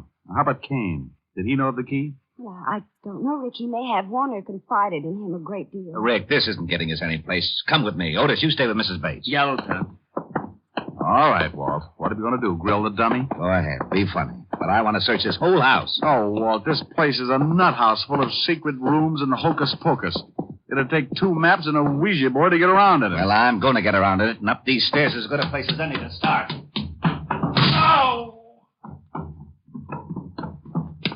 Hello, Walt. Oh, stairs that lead to a blank wall. Rick, that's too much. Now, would you stop playing games? Playing games, he says. Oh, where is my bicarbonate? Here you are, Lieutenant. Sorry to be late. Where's the thunder, Kane? You're Mr. Q. Will there be anything else, sir? I don't see how, sir. Not unless Frankenstein drops in for a game of jacks. I doubt if he will. Tonight it's at his house, so I'll be on hand if you need anything. We won't. Go on back to your embalming. Come on, Walt.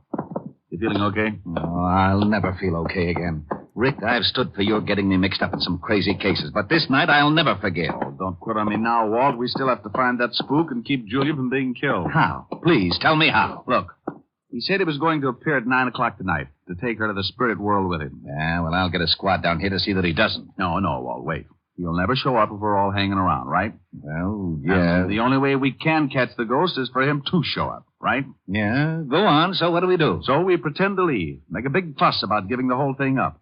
Then we sneak back in and hide. We wait and see if he shows up, and when he said he would, and if he does, we nab him. Case closed. Well, it sounds screwy, but to wind this case up, I'll buy anything. Where do we hide? We'll get Julia to wait in the living room. We'll sneak back and hide in that secret room behind the closet. If the ghost shows, we can grab him as soon as he gives himself away. And I think he'll show.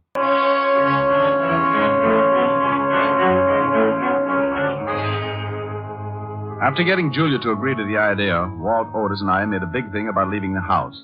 Then we sneaked back in and hid in the secret room back of the living room closet. The closet door was open enough so we could see Julia pretending to read on the couch. And for the next few centuries, we waited.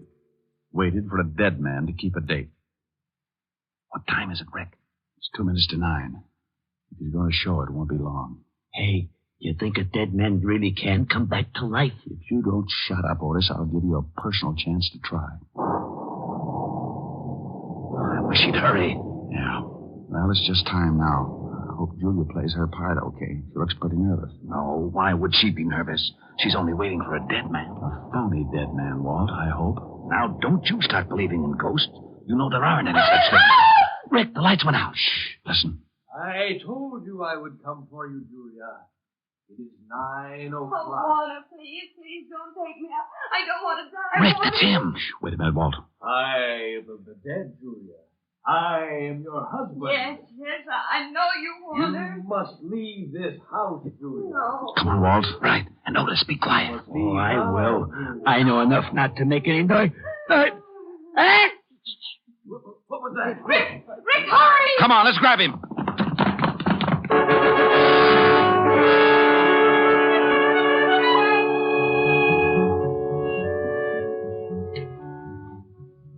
We all took off after the ghost. It led us on the screwiest chase yet, in and out of the secret passages, upstairs, and then back downstairs again.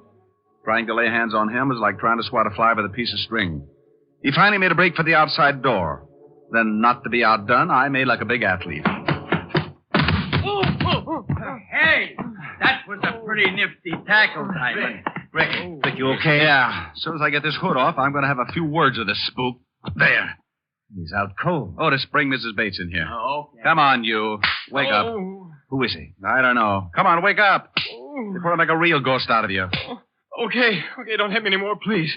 Here she is, Lieutenant.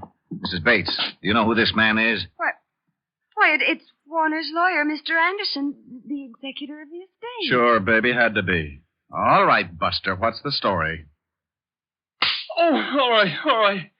It was the money. If I could get Julia to break the will, I had a dummy charity set up so I could get the estate. He's all yours, Walt. Wrap him up. It'll be a pleasure. Otis, put the cuffs on him. Take him out of here. Yeah, Lieutenant. Come on, Spooky. Well, that takes care of that. Hey, what about Kane? He must have known about all this. Of course I knew, Lieutenant, but I did not wish to intrude. Those who interfere with the dead pay their own penalty. Lose their haunting license? Nothing. Oh, sir, my cake is done. Would you like some? It's devil's food. No thanks, I'll skip it. With nuts? Julia, walk me to the door. Oh, of course, Rick. I'll leave you with Kane, Walt. Tell him a ghost story. Feeling all right, baby? Oh, yes, much better. I'm fine now that I know there's nothing to be afraid of. Tomorrow I'll be moving into an apartment. Will you come and see me? We have things to talk over.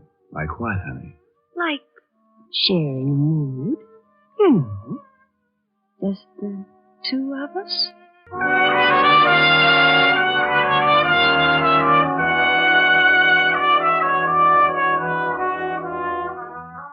With that, she reached up and showed me what she meant with a big smoochie.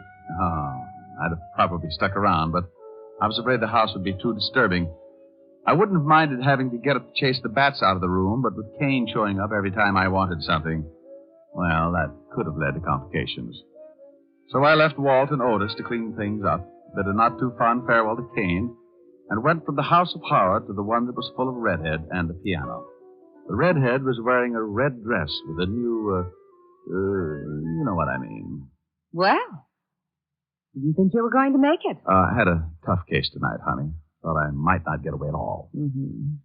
I'll bet you did. Why, Helen, baby, all of a sudden you sound suspicious. Without any effort, darling. Especially when it comes to blondes. Blonde? You mean girls? Girls. Blonde girls with hair like this on your lapel. Oh.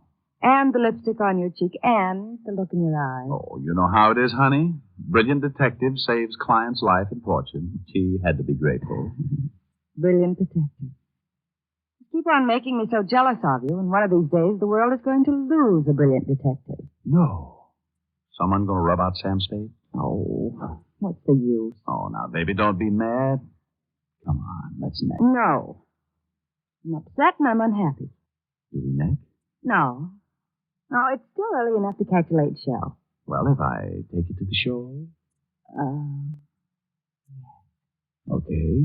What's the show you want to see? Oh, it's a wonderful horror picture full of spooks. The ghost talk. Oh, no. You have just heard Richard Diamond, Private Detective, starring Dick Powell.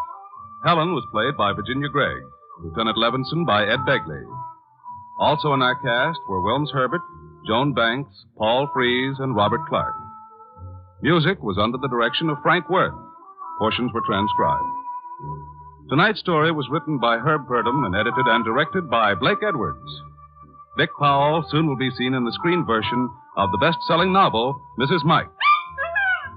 Now, this is Tal Avery, inviting you to be with us again at the same time next week when we will again bring you Dick Powell as Richard Diamond, Private Detective.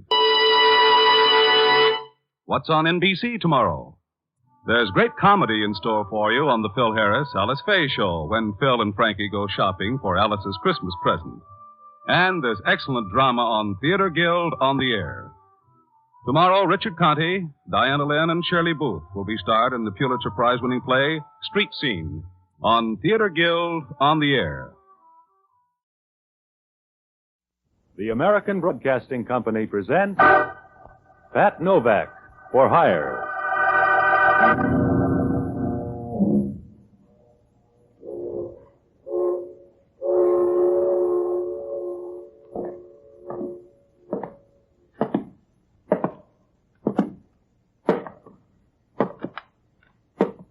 Sure, I'm Pat Novak for hire.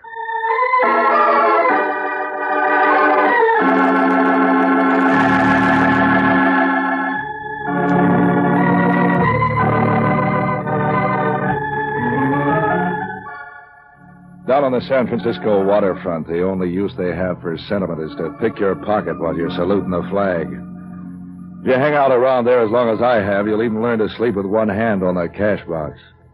So I wasn't expecting any cascade of lilies when Joe Adams drove down to Pier 19. He'd phoned that he was in a hurry and would stop by and pick me up in his car. He'd said he had a quick job for me to do. That was about all I knew about him. I wasn't worried about that either. In my work, you get used to odd-shaped hires, including those from guys who looked like a bundle of twigs with shoes on and drove like they owned the keys to the city. Novak, this is a soft buck. All you gotta do is watch a joint. If you keep driving through red lights like that, we'll both end up looking at the ceiling in the morgue. So I disagree with the traffic department. Look, the joint's in North Beach, Vallejo Street. Here's the number. I wrote it down. So you can read and write. What do you mean? What's the pitch? You afraid of mice? No, and there's no extra cards in this deck. Yeah? So far, it makes about as much sense as an 8-fingered glove. Look, I have to meet a guy in Los Angeles. I haven't much time to make my plane. I lost my keys, so I had to bust in the door to get into my place. It was too late to get a locksmith.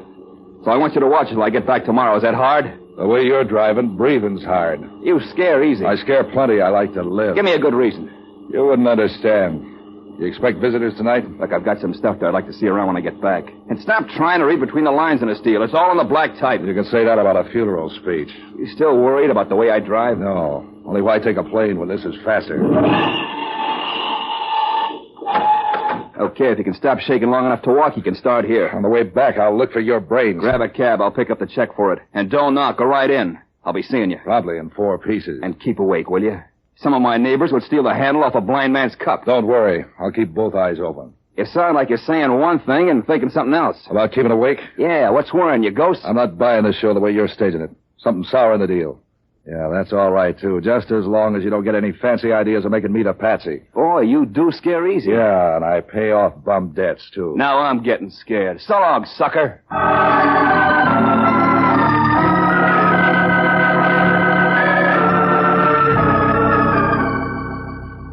Adams' joint turns out to be one of those walk-up flats. A nice wooden place that made you want to run for the firebox every time someone dropped a cigarette ash on the floor. The door was smashed around the lock all right, and the lights were out. When I found the switch and began to look around, it showed 4 rooms full of fancy furniture and decorations that made you wonder about Adams' private life. After I found out where the whiskey was located and pried 3 cushions loose from the easy chair, I looked around for something to do. There was a bookcase full of mystery stories and this and that. I passed the mysteries up without studying them. I knew that in every one of them the detective would come out on top. Yet I knew 4 private eyes who'd started out on just such trails and ended up in urns in Cypress Lawn.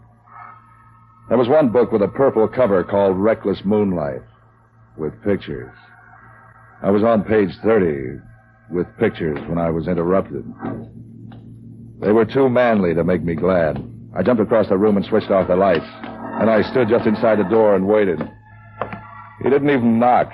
He came right in. From the back, he looked big enough to be a 10-ton trailer. He was fumbling in his pocket when I broke up the act. I chill up on the pocket pick, and this is a gun in your back.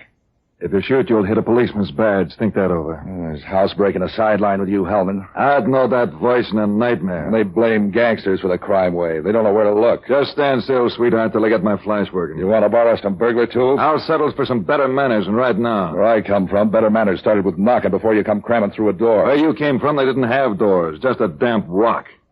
What's the idea of turning out the lights? How could I tell who was coming? You don't smell that bad.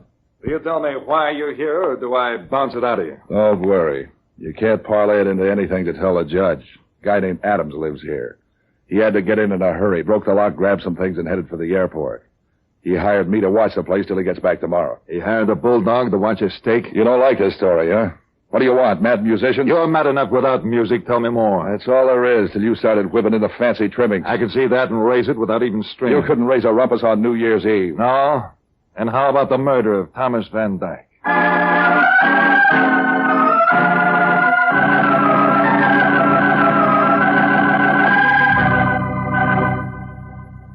I must have looked surprised. Hellman was pleased and mysterious. He kept prowling around the house, looking at books, up on shelves and behind the furniture like he expected to find Van Dyke's body there. In the meantime, he filled me in on the case. Van Dyke had been a heavy money operator in show business, sports promotions and such. He ran around with the mink and diamond crowd and did enough charity work on the side to build up a reputation for being a pillar of the community. Everyone was surprised when he turned up dead, including the police. Someone had shot him without leaving any signature on the job. The case had remained unsolved for almost a year. Of course, at the speed Hellman thought, he might have just found out about it. Now he was passing out hints the thing had grown hot again. I was checking through the evidence and file. I ran across something we'd missed. Yeah, grand piano? Some stuff in a diary. Have you been messing around in these books? Is that why you're here? To borrow a book? The diary didn't make any sense at the time of the death, but we turned up a vag the other day who worked with Van Dyke and some of his underground connections. And now Van Dyke's the king of the thieves. Something like that. I put together the stuff this vag told us with some of the things in the diary, and it began to look like pay dirt. There's a book missing. Yeah, the Rover Boys, it's over your head, Hellman. Death in Herald Square, it's called. And don't play that innocent routine too hard or you'll tire it out. You're making about as much sense as a pig in a candy store. The vag tied this address into one of the clues. How do you like them apples? I wouldn't buy them at 10 cents a crate. Look, Bright Eyes, I don't like waterfront punks sticking their guns in my back in the dark. I don't like you messing in this racket. Are you unhappy, nervous, run down? I want you to keep your nose out of this scamper, Novak. And if you think that's just a lot of breath, try me. Why should I leave this house just because you're having a nervous decline? Don't think I'm buying that routine about some guy hiring you to watch his clothes while he went flying. You got a lead in this murder, and you're trying to track it down. How much is the reward again? $10,000. Who said anything about a reward? Yeah, so that's why you're nervous. Keep out of this, Novak. I'm warning you. You're hot for the payoff.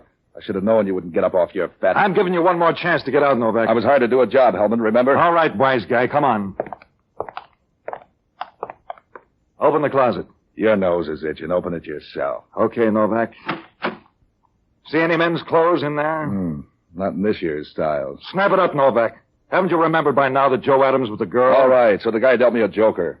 I don't mean I'm trying to crash your party. The dame who lives here is named Dodo Sandberg, and she ain't lonely.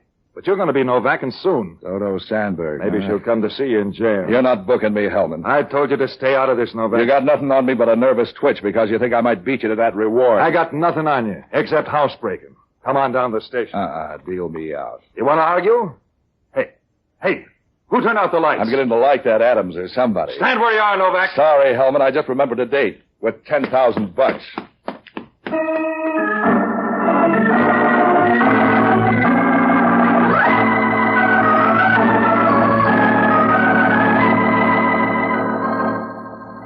Hellman chased me, but the way he's built, he didn't have a prayer. He hit the street, doubled around a couple of corners. I couldn't even hear him. When I got back my breath, I walked along for a while and tried to put what I had together. Any way I looked at it, one thing was clear. Joe Adams had played me for a country boy in some setup that had a whole lot more in it than showed on the table. I needed to see Adams to square that deal, but something Hellman told me seemed even more important.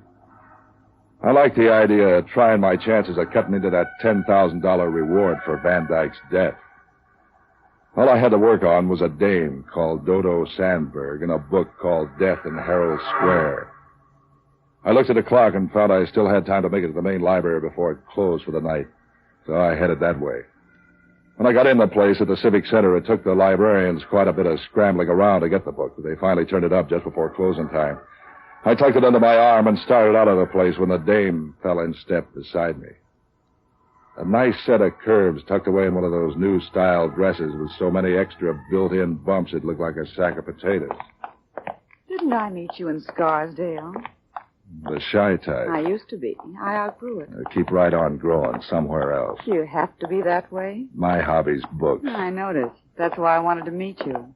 I like the books you choose. Before I pick that up, what's your name? Dodo Sandberg. Watch out for the stairs.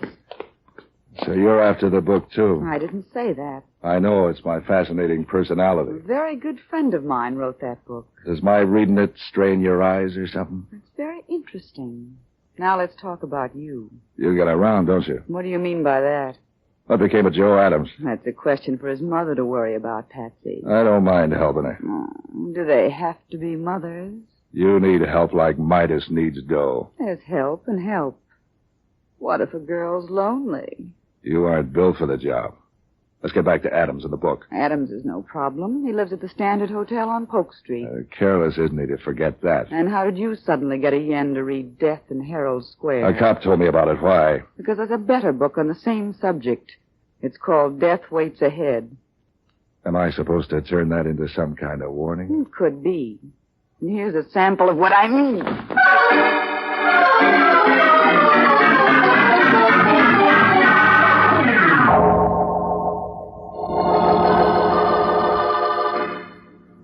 She worked fast and smooth as a piston. There was some kind of judo, I guess. I was too busy falling to be sure. The stairs didn't help any. By the time I picked myself up, she was out of sight. And so was the book. I sat there a while and thought about women. When I went back to the library desk, I didn't buy me anything. Seems they only had one copy of the book. It wasn't popular, they said. When I seemed anxious about getting a copy, they sent me to a bookstore on 3rd Street, which stayed open late. By the time I got there was nobody in the place except one of the hired help looking bored by the cash register. I asked him for the book, and he quit looking bored right away. He began to look nervous.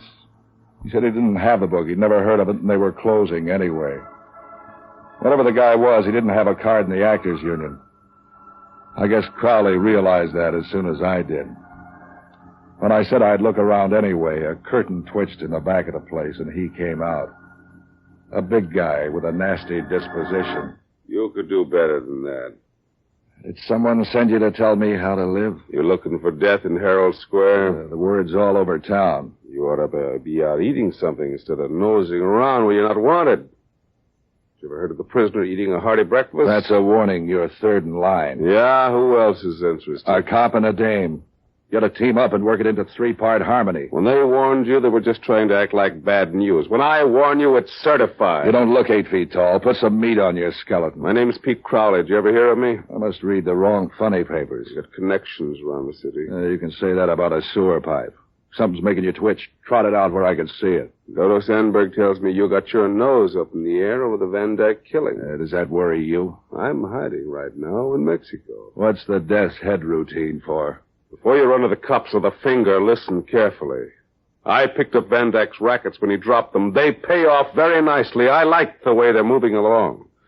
I don't want you or any of the eager beavers from the Kearney Street station to nose over the apple cart. I came here for a book. You don't look like it. Also, I don't like anybody bothering Dodo. And that includes sailor salesmen and smart guys looking for a new home. If she doesn't want anybody ringing her bell, tell her to take the signs out of her windows. You look like a fairly bright boy. Take a tip. Fade out of this scramble while you're still in Mobile. And if I don't? Stick around and I'll show you my muscles.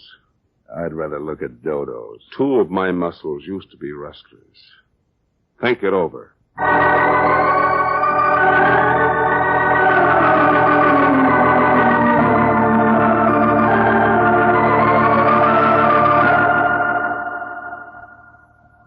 It began to look more and more like trouble, doubled in spades. I began to get the feeling if I planned to sit in the game anymore, it was time to start counting up the cards and seeing how the mirrors were placed. And the best guy for that sort of work was an old alcoholic friend of mine called Jocko Madigan. And Jocko was a one-time doctor around town who gave up his practice when he learned that alcohol made him feel better even when he wasn't sick. Finding him was like taking a phone survey of the downtown bars. I pitched a strike at the 5th one I tried.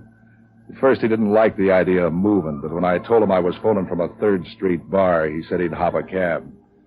He came in while I was working on my second drink.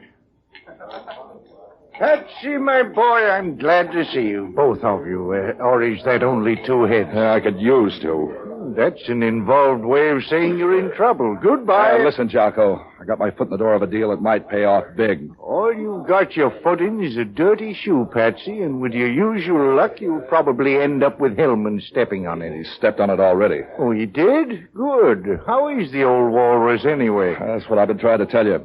I bounced into him tonight, and he was hot on the trail of the men who knocked off Van Dyke a year ago. They're safe. Hellman couldn't put his finger on a fire eater in a darkened room. What do you know about a book called Death in Herald Square? What do you know about the home life of the Macrocephalus pinebombix? As I was saying before thirst choked me off, some people collect seashells, some raise dogs, some go after goldfish or matchbox covers or pretty women, but not Patsy Novak. Oh, no. Patsy's different. Patsy wants to collect murders. Did you ever hear of the book? What book? You're talking too fast. Death in Herald Square. Van Dyke's murder ties into it somehow. Talk sense, Patsy. Things are blurred enough without you jabbering nonsense. Nonsense. I'm not on the right trail. Why have I been warned off 3 times already, including a threat from Pete Crowley? Are you asking me? Look, Jocko, there's $10,000 reward for the murderer. Why didn't you tell me that 10 minutes ago and avoid all this verbiage? Well, if you'd get your nose out of that whiskey bottle, you... Skip the greetings, son. Let's get on to the money matters. What do you want me to do? It's an old book. You know where to find it. I tried the library, but a dame called Dodo grabbed the dice. I know just how to get it. A friend of mine in the Panhandle has a small bookstore and home distillery. Listen, there's a Joe Adams fits in there somewhere. See what you can get on him, will you? Do go on, you fascinate me. 2 other people were nervous about me since the thing broke. One is Crowley and the other is Dodo Sandberg. It seems to be tied to Crowley somehow. Can you get a check on him for me? For $10,000, I can get a count on the fillings in their teeth. Is this Dodo Sandberg pretty? Why? I want to know where you'll be in case I have to phone. So long, lover.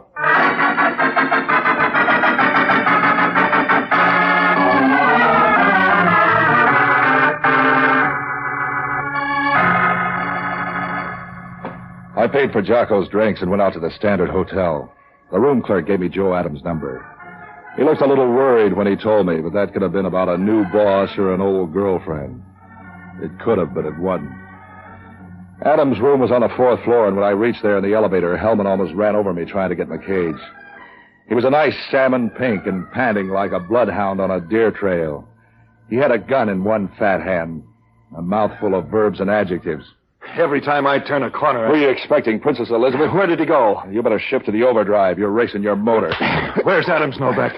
Don't start testing your muscles on me, Hellman. You must think I'm your wife. This ain't playland, Novak. Adams just left his room. Where is he? I'm not in the mood for company, Hellman. You're going to talk. You're going to talk plenty. What's all the pushing around about? Don't pretend you're a country boy. You don't know what's going on. Back up a bit and fill me in. Adams told me he hired you to knock me off. Yeah, and you believed him. I know you don't work that way. But I wouldn't put it beyond you to pretend to go along with the proposition as long as you could milk a few dollars out of Adams. With your head, it's a wonder you don't believe it that I did it. With my head, I remember that you were waiting in a darkened apartment with a gun when I came in. That you ran out on me, and that you show up now just when Joe Adams is escaping. You put 2 and 2 together and get 22. You're just the sort of a lousy conniving... What about Adams? Is he the turkey that knocked off Van Dyke? He got away when I started to dial the phone to call the wagon to take... I thought I told you to forget the Van Dyke murder. You're full of tell, Hellman. Is Adams the one? Pin this into your hat, Novak. I'm closing in on the one who did it, and I don't need you to help with the net. Like you closed in on Adams? Just let me stumble over you once more before I close this up, and I'll bet my badge I'll put you where you'll stand still. And it could be Adams. Do you hear what I said? Yeah. I heard prices are going down, too, but I haven't noticed it much. I can fix that. You're going to a place where the feet is on the house. Don't give me any more of that jail talk, Hellman, till you're ready to come in with some papers. All I need to put you in a cage is a key. Let's go. I'll get him. You stay where you are, Novak. He must think I'm a Boy Scout.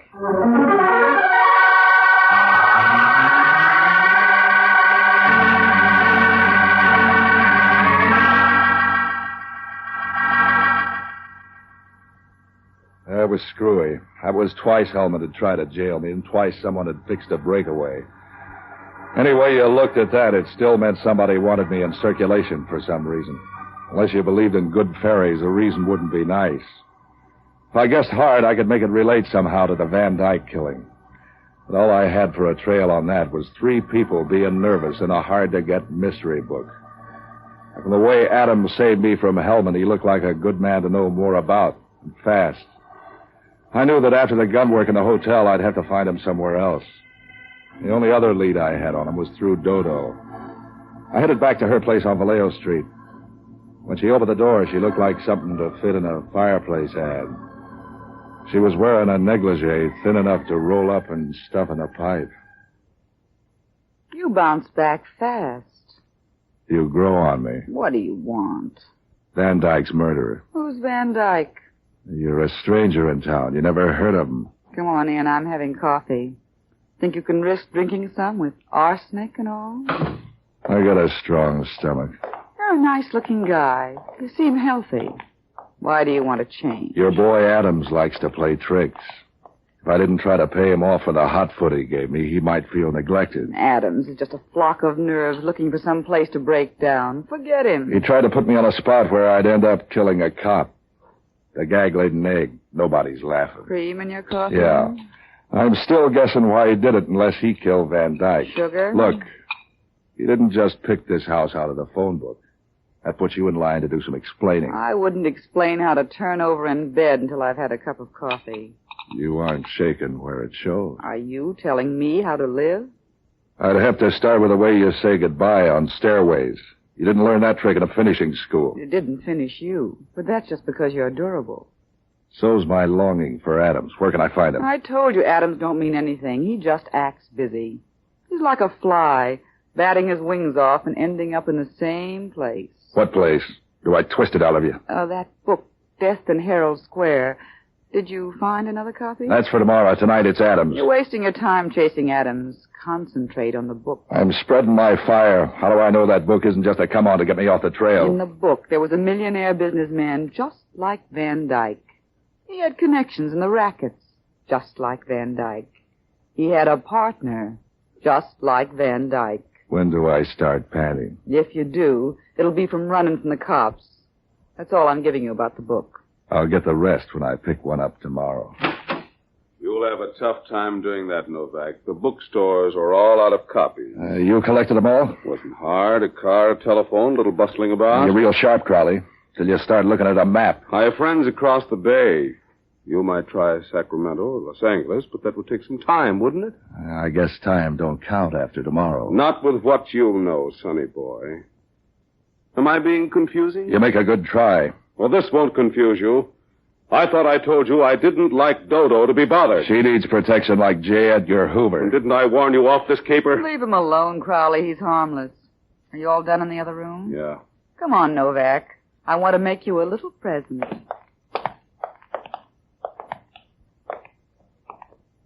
There are the books you've been looking for, with only a few pages missing. Yeah, Novak, you can have them.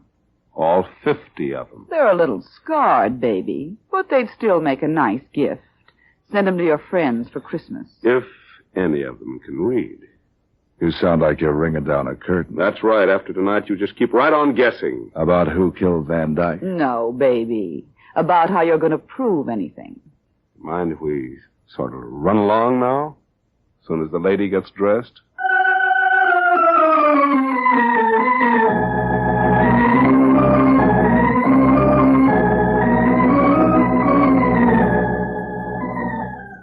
After they'd gone, I went through the books.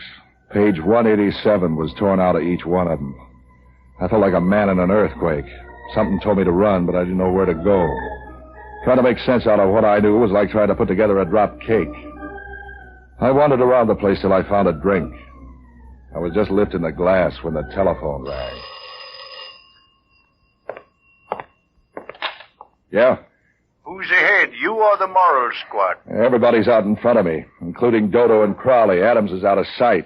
You aren't alone. Dodo and Crowley just went out the door. I said goodbye to them and $10,000. Was Crowley that big, or was it the girl? Crowley isn't worried, neither is Dodo. That leaves Adams. Oh, I ran down that book of yours. Crowley said he bought every copy in town. Every copy in the bookstores. My friend remembered where he'd sold one. My friend with the still. We borrowed it. Oh, by the way, Van Dyke wrote the book. Yeah? What's on page 187?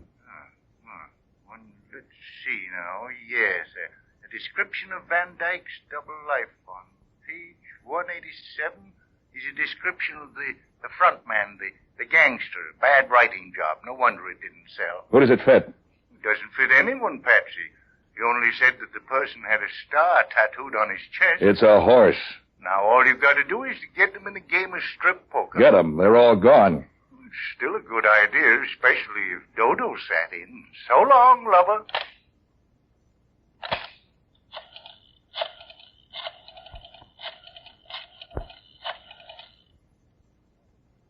Give me Hellman. Inspector Hellman speaking. I got your killer for you. That's that. Who's this? Novak? Yeah. And don't start bubbling about my nose in your business. Business is picking up. You get Adams? Adams? That's good. No, Novak. My stool pigeon got him. That fag I was telling you about. That leaves you the only one knowing. $10,000 worth.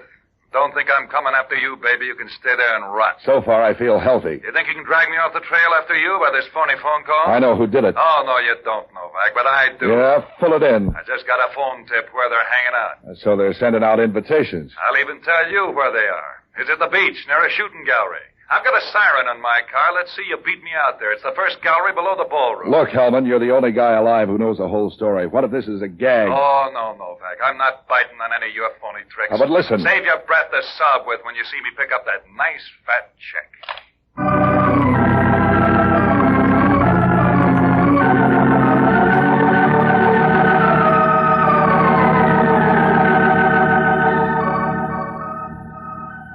I thought a while, and suddenly the thing fell together like a winning poker hand. As soon as I saw it, I started running for my car. I don't know how it happened, but I beat 'em out there. I went along the bridge arterials. And they're widening fast. By stealing a flock of red lights and nicking the paint off a couple of fenders, I was out through the Presidio and over to Golden Gate Park in no time at all. When I hit the beach, it was foggy and empty. There was only one guy in the shooting gallery. When I got up near him, it turned out to be Crowley. He had a rifle in his hands. And he saw me first, down the barrel of the gun. Don't back up, Novak. Come on in. You were looking for Adams, weren't you? I was looking for a lot of things. He's here behind the counter. Look, on the floor. And did you kill him? Those bullet holes could be 22s. Yeah, I killed him. Just as I'll kill you if you get any fancy ideas like trying to grab a gun. What are you saving me for, Christmas? Yeah, you dress up the joint. I want Hellman to walk into the trap just like you did. That's why I'm shooting at the targets. Like this. Bullseye. I'm good. You'll have to be good to get away with killing a cop. I hired Adams to do it. He thought he'd get smart and frame you into the rep. That's why he hired you. Did he expect me to kill Hellman that night? Well, that's one of his bright ideas. He's full of bright ideas, or he was. If he hadn't been so smart, he'd still be breeding. It's really very simple. Hellman got on the trail. And he was the only one in town who knew there was a trail, so he had to be killed. He ain't dead yet. You're betting a 22 against a police special. I'm live bait. You ought to see the gun Dodo has in the car. You're gonna dry gulch him, huh? He'll be watching me, and I'll be watching you. Let's see you beat that hand.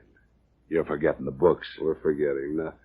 The books don't mean anything unless you put it together with what Hellman knows. Hellman and his stool pigeon. Stool's dead. And here comes Hellman. Adams thought of everything, including mirrors. You thought of everything. Except a quarter. What for? To pay for the reload on that gun. Now, these other guns are only loaded.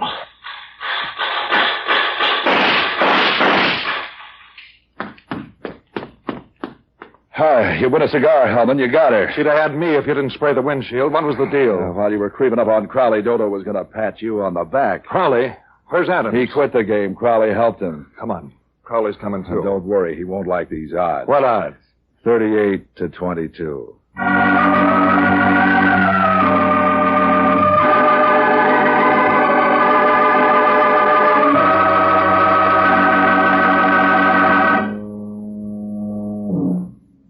It wasn't much of a trial. Crowley got the gas chamber. I got $10,000. The tax collector took half. Jocko got some, and there was even some left for me. Oh, yeah, Dodo was the one who killed Van Dyke. She and Crowley were sort of a team, but she was the contact and the real boss. Hellman never knew how I was so sure. I never told him I thought it was a man, too, till Jocko told me about the killer being tattooed. After that, it was easy. That negligee of Dodo's only left one thing to wonder about. That was how she kept warm.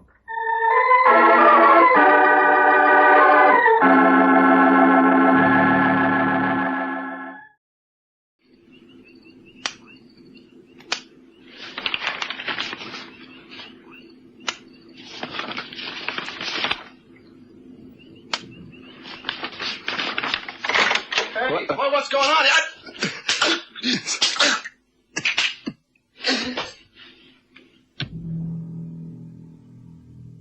The Sounds of Darkness.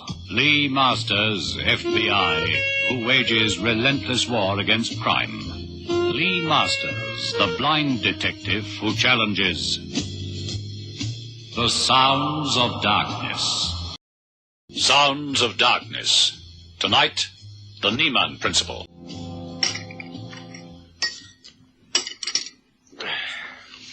You know, Lee, something's missing.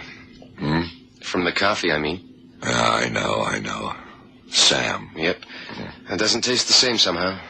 Boy, will I be glad when she gets back from France. She needed a vacation, Johnny. Who doesn't? Anyway, what does Russell say on that G25 report? Oh, yeah. Pretty routine, I guess. Nothing to get steamed up about. So? 3 more guys to be mother hen. Johnny, will you kindly speak English? Oh, you know, security rap, real tight. Names? 1 scientist, 2 from the military. Names? Colonel Rutherford and Captain Long, they're from the military. Professor Neiman, University of Pennsylvania. So they're being watched, top level, big deal. Yeah, you're right, Johnny. It is a big deal.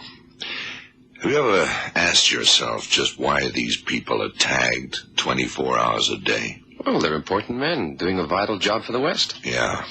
Take this Professor Neiman, for example. Now, this man's worth would be difficult to assess. Well, let's see Professor Oddly. Biodynamics. Bio what?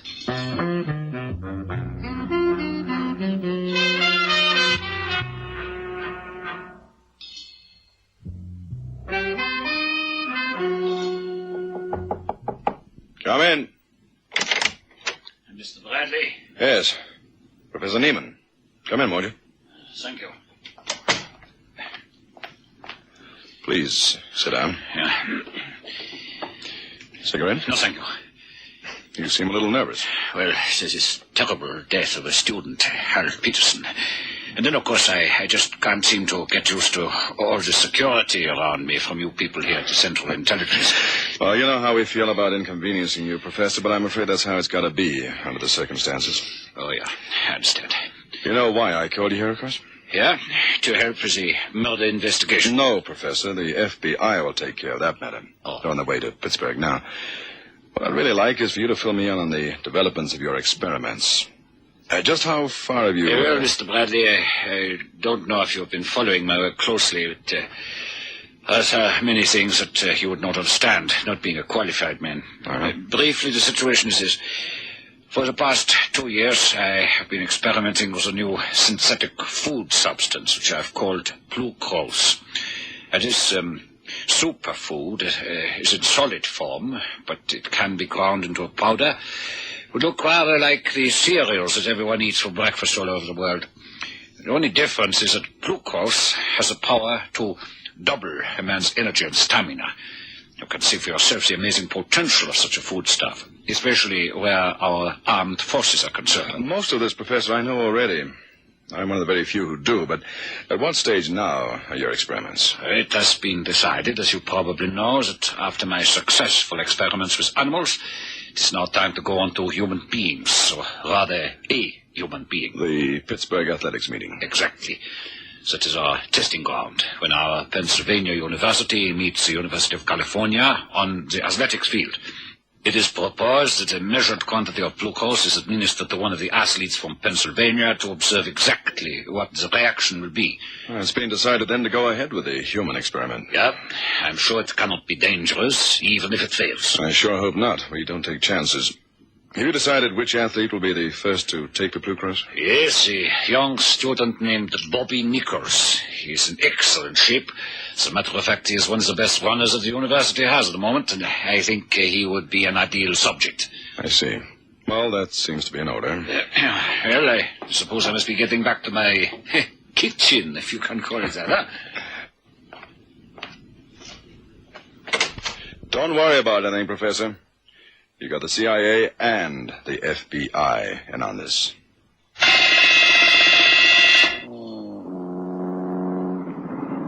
Well, here we go again. Another day, another dollar. Why Pittsburgh, though, Lee? Will you keep your eyes on the road?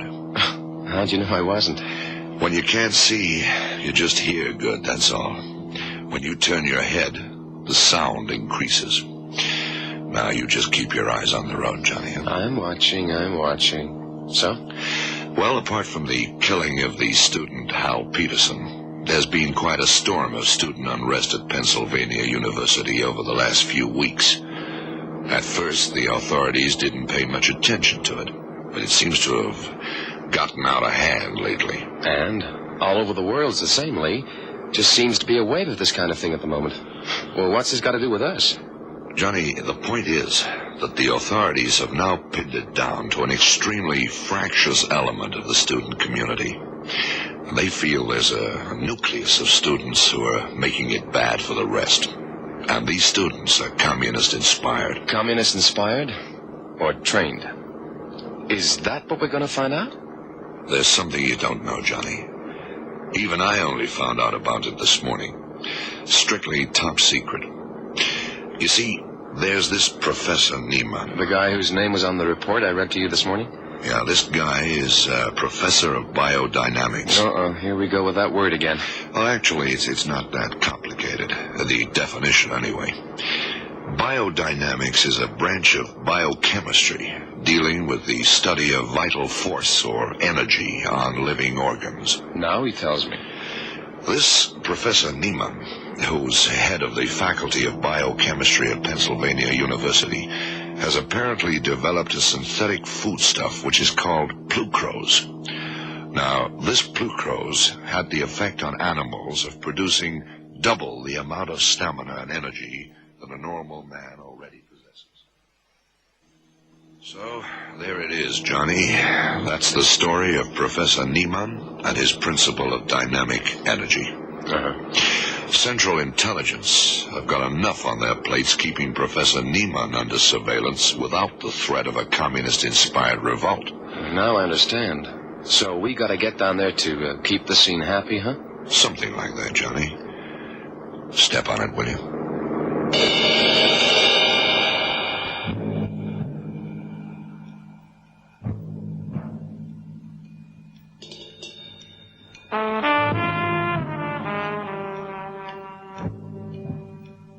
Well, Lee, looks like a particularly nasty killing.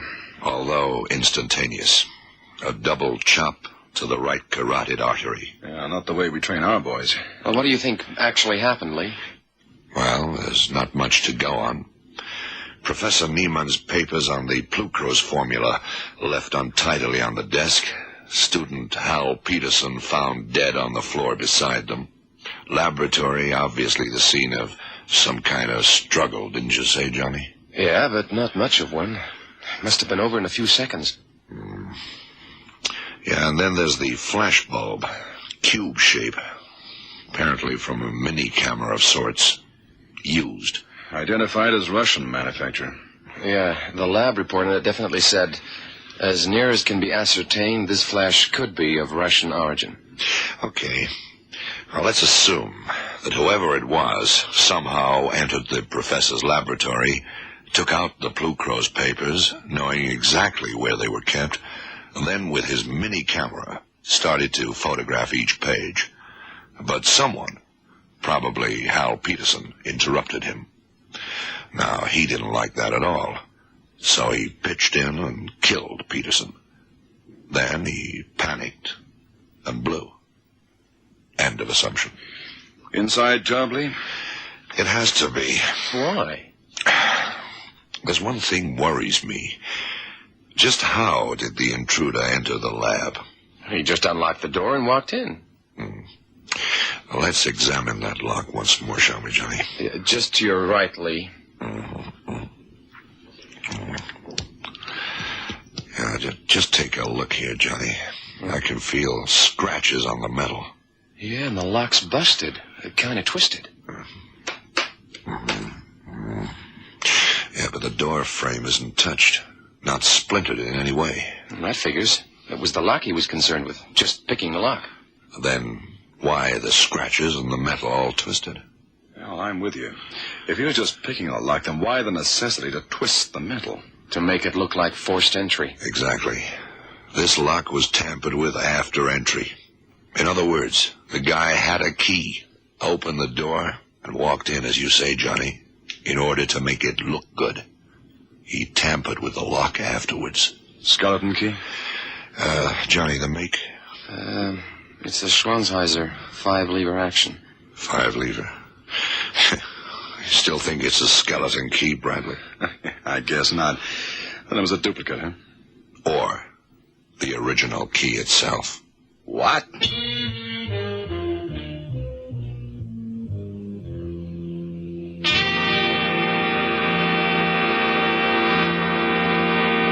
Professor Neiman, I'm concerned at the moment with one particular aspect of this whole case. I would be glad to help in any way I can. Thank you. The key to your laboratory. Where is it now? Where it always is, on my person. May we have it just for a moment? Oh, certainly. Here. I got it. Johnny, you notice anything unusual? No, just a pretty complicated pattern. Heavy, expensive to make, and definitely the original, because it has the maker's name on it. All duplicates just carry a number, no name. Yeah, there's no use taking fingerprints 10 to 1. The guy wore gloves anyway. Okay, give the key back, Johnny. There's something wrong with the key? Professor, has anyone else, other than yourself, access to this very important key? No one. Only myself. So, nobody ever enters that room without your presence? I'm always alone when I work in there. I understand. Well, thank you, Professor Neiman. That'll be all for now. Very well, Mr. Masters. Professor, one more thing. Yeah? This, Plucrose. I understand that you have a guinea pig. One of your students has been training for the intervarsity track meeting. Been on the stuff for some weeks now. Is that right? Yes, it's correct, young Robert Nichols. Yeah. How's he making out? Extremely well. I'm sure he will impress everybody at the athletics contest. Okay, Professor Neiman. You may go now. Thank you, Mr. Masters. Well, where do we go from here, Lee? Good question. Only 21,000 or so people on this campus, including staff. Okay, now, what do we got? One dead student, an obvious attempt to photograph the professor's formula, a track meeting tomorrow, and 21,000 suspects. Figure there's a link? Link? Well, yeah. Between these events and the so-called communist-inspired unrest here at the university. Could be, Johnny. So what do we do now? Interrogate 21,000 people? No, I think it's reasonable to start with the central characters in this burlesque. Beginning with...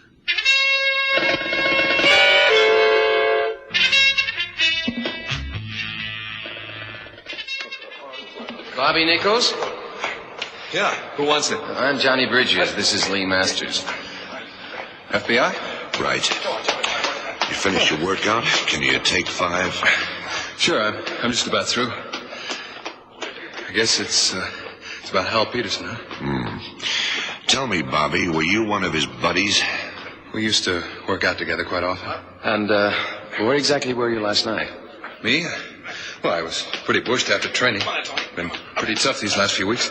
Did a little studying up in my room, and I hit the sack. You didn't hear anything unusual? No sound of a fight, maybe? No. Bobby, how are you feeling after being trained on the Plucrose substance?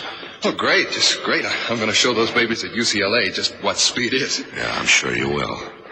How was it that Professor Neiman chose you to be the first human subject? Oh, I don't know. I guess I was in pretty good shape anyway.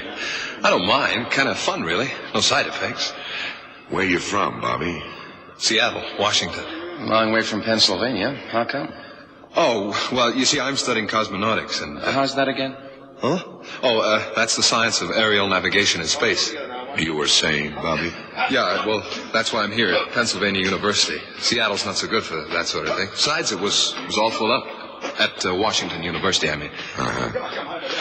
Who's in your team in the relay race tomorrow? Well, there's a guy named Maddox. He runs first, then he hands over to Bennett. Bennett takes it to... Well, it was going to be Hal Peterson, but now it'll be Jim O'Grady. So you're the final burst man, the 4th runner? That's right. It's got to be that way. It's the final stretch that counts. Okay, Bobby, that'll be all. You better go back to training. You want to be fit for tomorrow, remember? Yeah, thanks, Mr. Masters. You want any help, you know where to come. Bye, Mr. Bridges. Ciao.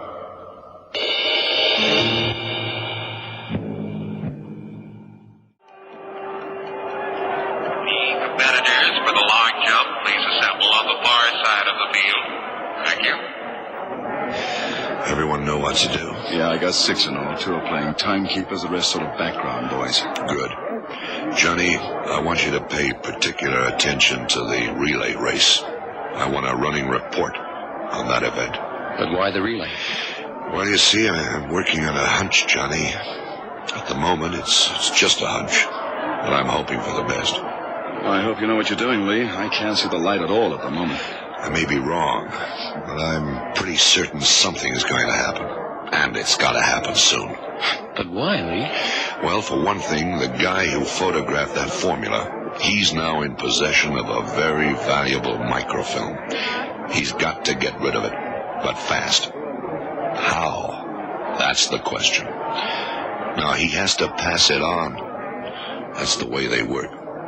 Someone's the middleman, and there's a third and final contact, too. Will the competitors for the final event of the afternoon, the 4x100 relay race, please assemble at the start. Thank you. You think Bobby Nichols, even with Plucrose, can beat Anderson in the final burst? Anderson? UCLA's final runner. Anyway, it looks like they're lining up, Lee. We'll soon find out. And there they go, everybody. The first 2 are Maddox for Pennsylvania, Ford for UCLA. And Ford just slightly ahead. Maddox is going through. Ford's handing over the back room. Now. Maddox, now. And it's Grant from UCLA. Grant from UCLA, only a yard clear of Bennett for Pennsylvania. This could be anybody's race, ladies and gentlemen. Grant hands over. Now. Bennett to O'Grady. Now. Grant has just handed over to Richards of UCLA, and the gap has widened with O'Grady for Pennsylvania about 3 yards behind. Now, a lot is going to depend on Nichols if Pennsylvania want to take the shield. Richards is handing over to Anderson. Now. Here comes O'Grady. Now. Anderson's going ahead slightly in this final burst. Nichols, he's catching Anderson. Yes. I've never seen anything like this in 20 years. It's Nichols. Nichols. He's up to Anderson. He overtakes Anderson without any effort at all. Anderson seems to be standing still. It's Nichols all the way. Bobby Nichols of Pennsylvania University has won this race in what must be record time.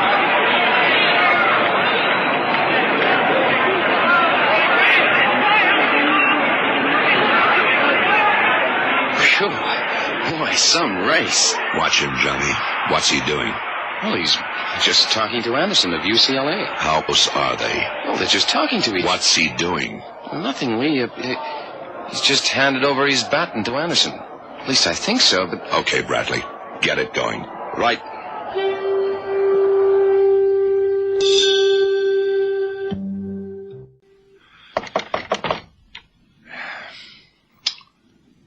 Call him, Johnny.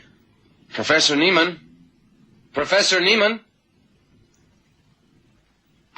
Try the door. Okay. Hey, it's open. Yeah, I'm not surprised. Let's go in. All right.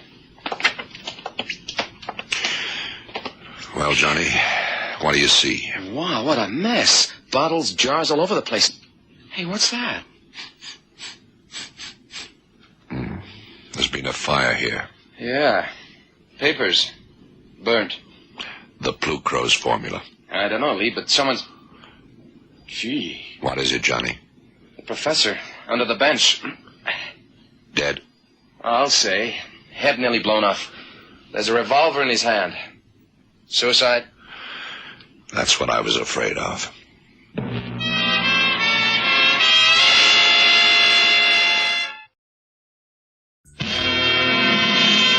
Well, let's start at the beginning, shall we?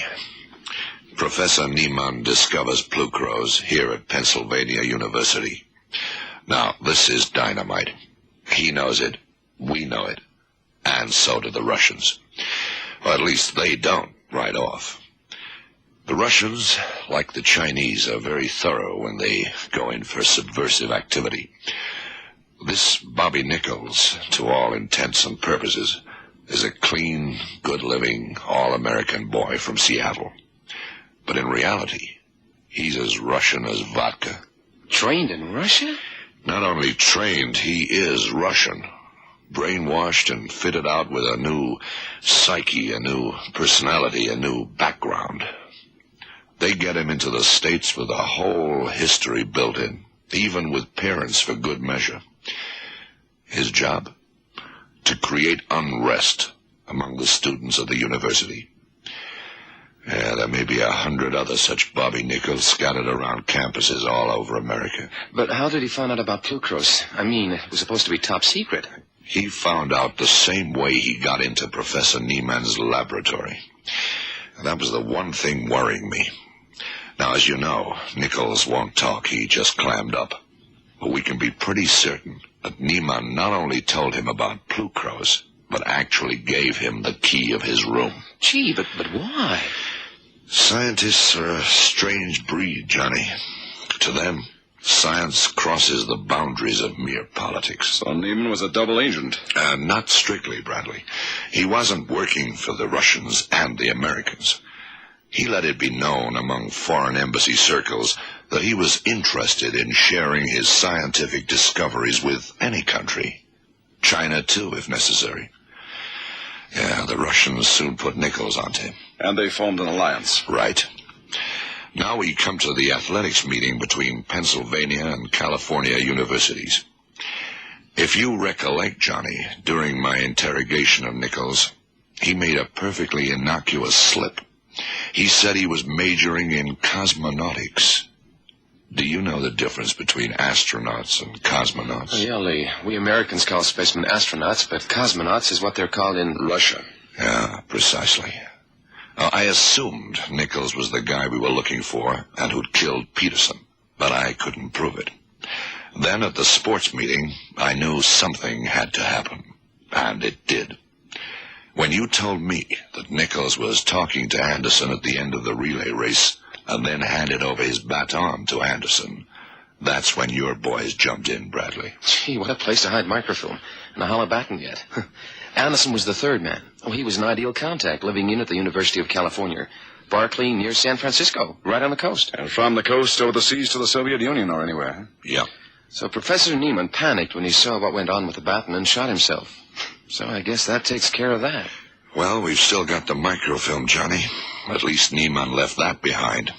And what's more, Plucrow's works. It sure does. I think I'll get hooked on that stuff. After all, in this business, you need to be a Superman. Believe me. You have been listening to The Sounds of Darkness. Join the world of Lee Masters, the blind detective, next Tuesday in The Sounds of Darkness. The Sounds of Darkness is produced by Gerry van Beek.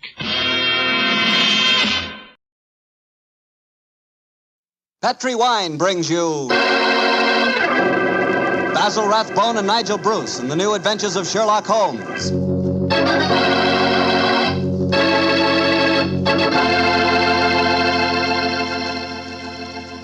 The Petri family, the family that took time to bring you good wine, invites you to listen to Dr. Watson tell us another exciting adventure he shared with his old friend, that master detective, Sherlock Holmes. You know, the lives of Holmes and Watson were not always filled with action. They spent many a quiet evening at home in Baker Street, discussing the problems of the world over a glass of port. You know, it seems that no wine is more expressive of friendship and hospitality than port. And I'm sure there's no port wine more enjoyable than Petri California port. Try a good glass of Petri port after dinner some evening, or any time you get together with your friends. You'll love the rich, ruby red color of that Petri port. You'll love its smoothness and full body, its remarkable and wonderful flavor, a flavor that comes straight from the heart of luscious, hand-picked grapes. Serve that Petri port alone, or serve it together with cake or cookies or with fruit. Yes, and serve it proudly. You can, because the name Petri is the proudest name in the history of American wines.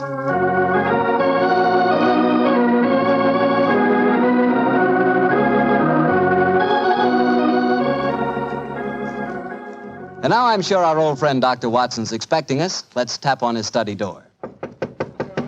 Come in.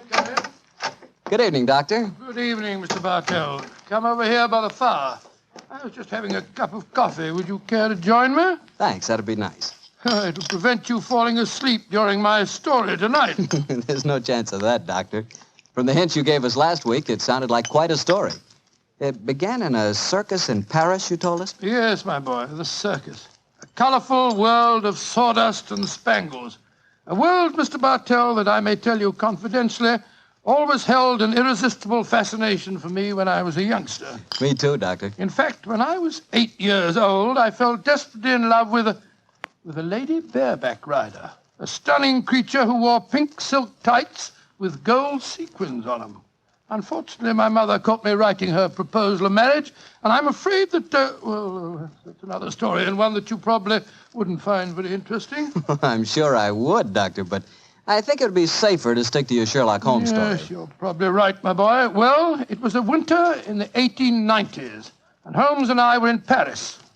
On our second day there, Holmes suggested we attend that night's performance of the Cirque Royale. Needless to remark, I was delighted, Mr. Bartell. And shortly after 9 o'clock that night, I found myself seated beside Holmes in a box near the ringside. It was an incredibly vivid scene, even for that city of color and light. The gay costumes of the women and the gaudy trappings of the ringmasters and clowns looked like a giant kaleidoscope under the blazing glare of the arc lamps. As we sat there, a brass band nearby blared forth some popular music of the day, and yet he didn't appear to be enjoying himself. And so I leaned across and touched his arm.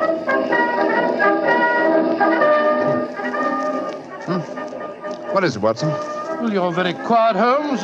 Aren't you having a good time? A good time, I suppose, old chap. I was just wondering where Mr. Edwards is. Mr. Edwards? Who's he? An extremely distinguished client who was to meet us in this box at 9 o'clock. Client. So this little excursion was on business after all. Yes, I might have known it. No worry, old fellow. In your case, I think you'll be able to combine quite a little pleasure with the business. Well, can't you be a little more explicit, Holmes? Shh. Here comes the ringmaster. Mesdames et messieurs, j'ai l'honneur de vous présenter ce soir la grande vedette du cirque, Mademoiselle Gisèle Girondet, équestrienne incomparable.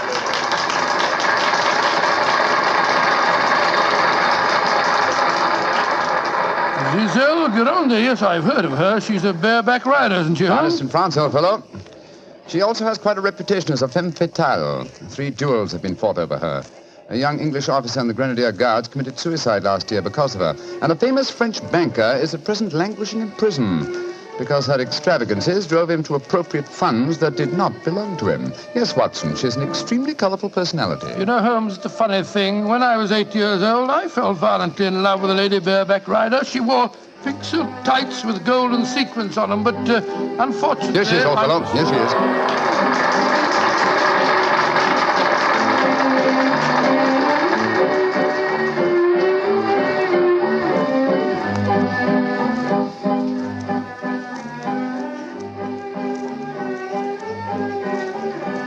Holmes, she's exquisite. Look at the way she's jumping from the back of one horse to the other.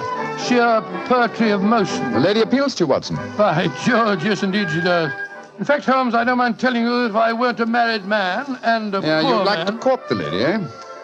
Yes, I should Excellent, indeed. old fellow, excellent. That's the very reason for our attendance at the Well, circus. what in heaven's name are you talking about, Holmes?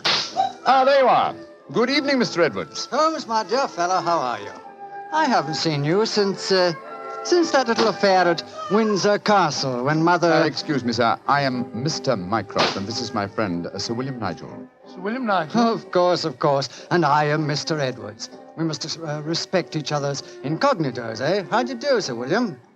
Well, I'm extremely honored to meet you, Your Royal... Mr. Edwards. How'd you like Giselle? Isn't she a stunning creature? Yes, indeed she is, sir. The four of us to have supper together after the performance tonight, I understand, Mr. Edwards. Well, unfortunately, I can't be there, Mycroft. There's some stupid affair at the embassy which I have to attend. We must postpone the dinner until tomorrow night. Oh, very well, sir.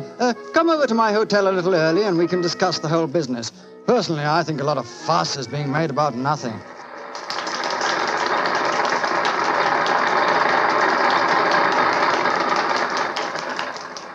Now, if you'll excuse me, gentlemen, I must go back and see Giselle for a moment and tell her that I can't keep our appointment for tonight. I'll see you tomorrow, Mycroft. Good night, Sir William. Good night. Good night, sir. Et maintenant, pour votre plaisir, les frères Salini, les jongleurs internationaux.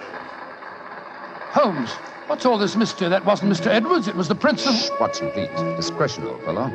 Mr. Edwards, as you know, is extremely democratic. Too much so, possibly, when one considers his position and responsibilities. He's become quite seriously involved with Mademoiselle Giselle, the lady bareback rider who has just left the ring. Oh, so that's it. The Foreign Office, quite naturally, I suppose, is deeply concerned over the matter, and I've been entrusted with the delicate mission of protecting Mr. Edwards. Oh, does Giselle Gironde know that his true identity, do you suppose? That's the first thing that we have to find out. It's possible that she is simply captivated by having a rich Englishman at her feet. If, on the other hand, she knows who Mr. Edwards is, then we may be in for a great deal of trouble. Yes, but how are you going to find that out?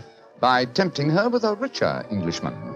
And one with a title. That, my dear fellow, is why you are Sir William Nigel. You mean that... Your job, old fellow, is to do your utmost to steal Giselle Gironde from Mr. Edwards. But, I don't even know the girl. We shall remedy that defect in a few minutes. As soon as the performance is over, my dear chap, I shall take you to her dressing room and arrange an introduction.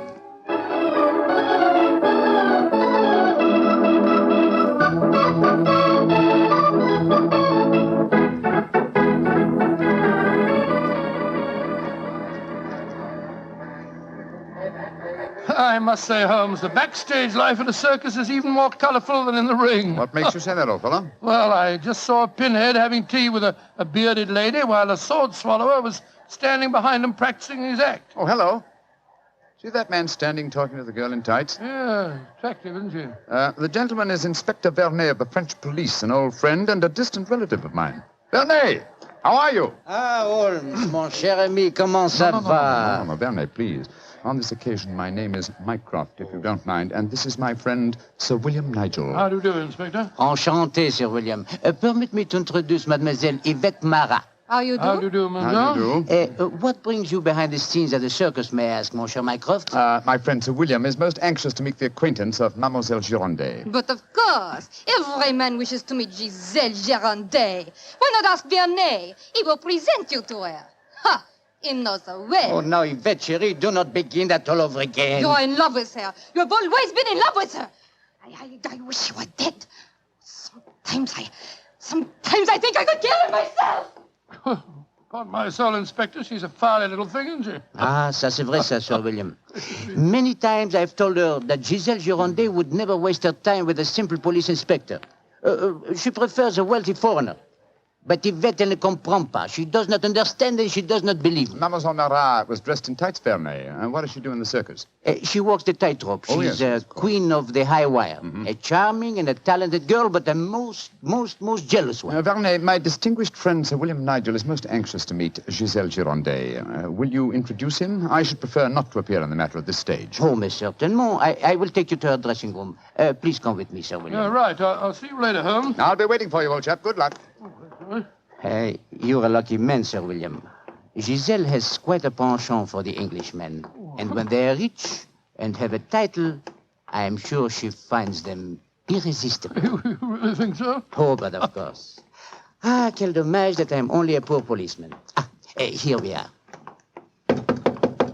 Entrez. Giselle, mon chou, permit me to present to you Sir William Nigel. He's a great admirer of yours. Yes, indeed, madam. Ah, Sir William Nigel. Come and sit here beside me, Sir William. I shall leave you. Au revoir. Sit closer. There.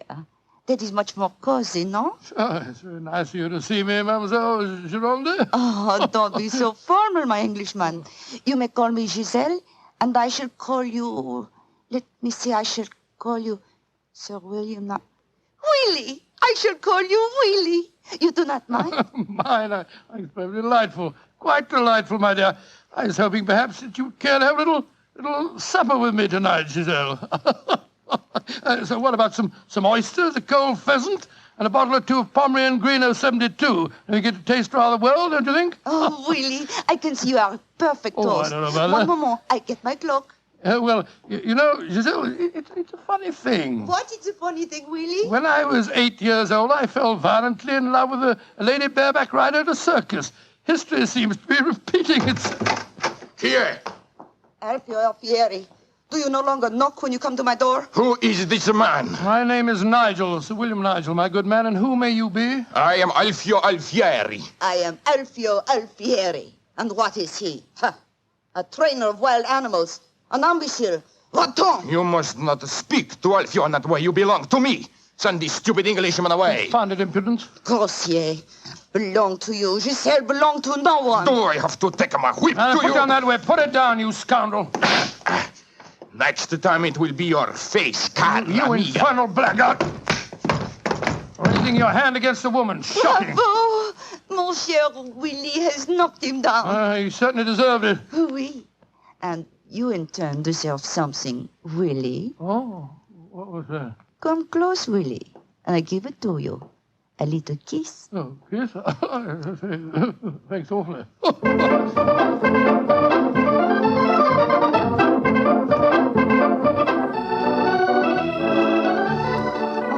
Willie, you are so strong, so resolute, so brave. Oh, it was nothing, my dear Giselle. Nothing at all. Here, more champagne, gosh. More champagne. Oh, Willie!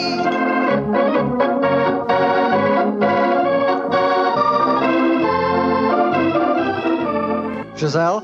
Oui, Monsieur Edwards? Have a box for the opera tomorrow night. I was hoping that perhaps... I'm sorry, Monsieur, but my time is occupied. I am showing the delights of moment to mon cher Willie.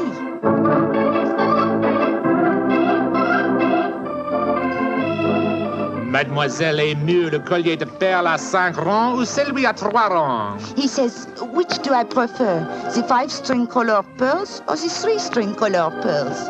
What does my Willie think? So that you can't hang too many pearls on a pretty neck like yours. I'll take the 5-string collar, my good fellow. You think splendidly, Watson, splendidly. Yes, but Holmes, I felt such a blasted fool handing that jeweler fellow a check signed by Sir William Nigel. Are you quite sure that it'll be honoured? Don't worry, old fellow. Remember who our client is. Money is the least important concern in this matter. On with the masquerade, old fellow. On with the masquerade.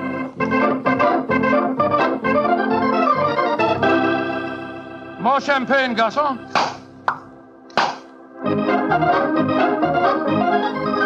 Willie, you are such a headstrong boy. More champagne.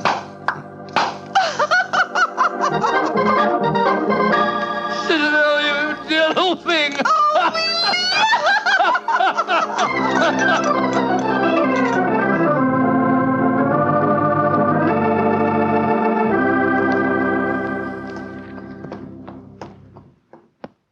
Good evening, Vernet. Has Mademoiselle Girondet come in for the evening performance yet? Yes, Monsieur Holmes. I escorted her to her dressing room half an hour ago. Monsieur Edwards is in there with her now.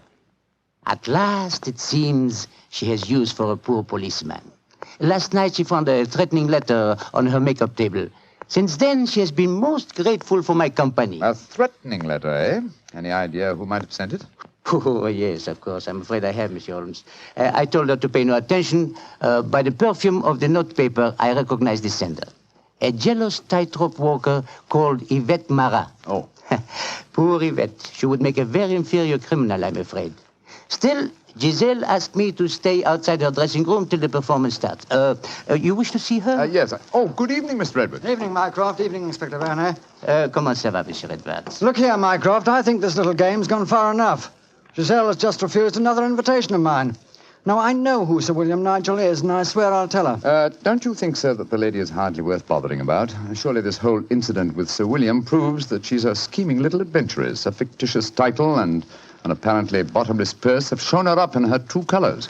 I could have told you the same thing without such an experiment, my friend. Well, I suppose you're right, Mycroft. I've been a fool. An idiot who lets a pretty ankle turn his head. A conceited dolt. Let us just say, monsieur, that you have been a man.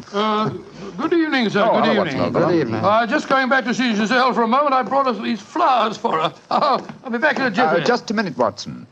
I hate to dampen your ardor, old chap, but the masquerade is ended. Ended? What do you mean it's It is no longer necessary for you to impersonate Sir William Nigel or to pay court to Giselle. Oh, really? Really? Really? Well, that's a great relief, sir. Great relief.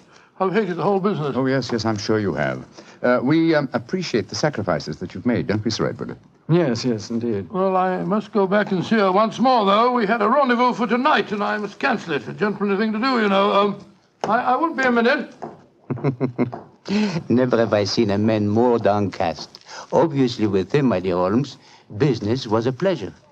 Alfieri, where are you going? That Englishman. I just saw him go into Giselle's room. To whom are you referring? That man that called himself Sir William Nigel. Oh, yes. 2 days ago, he struck me. I have to settle with him. No man may strike Alfieri. Do not cause any more trouble, Alfieri.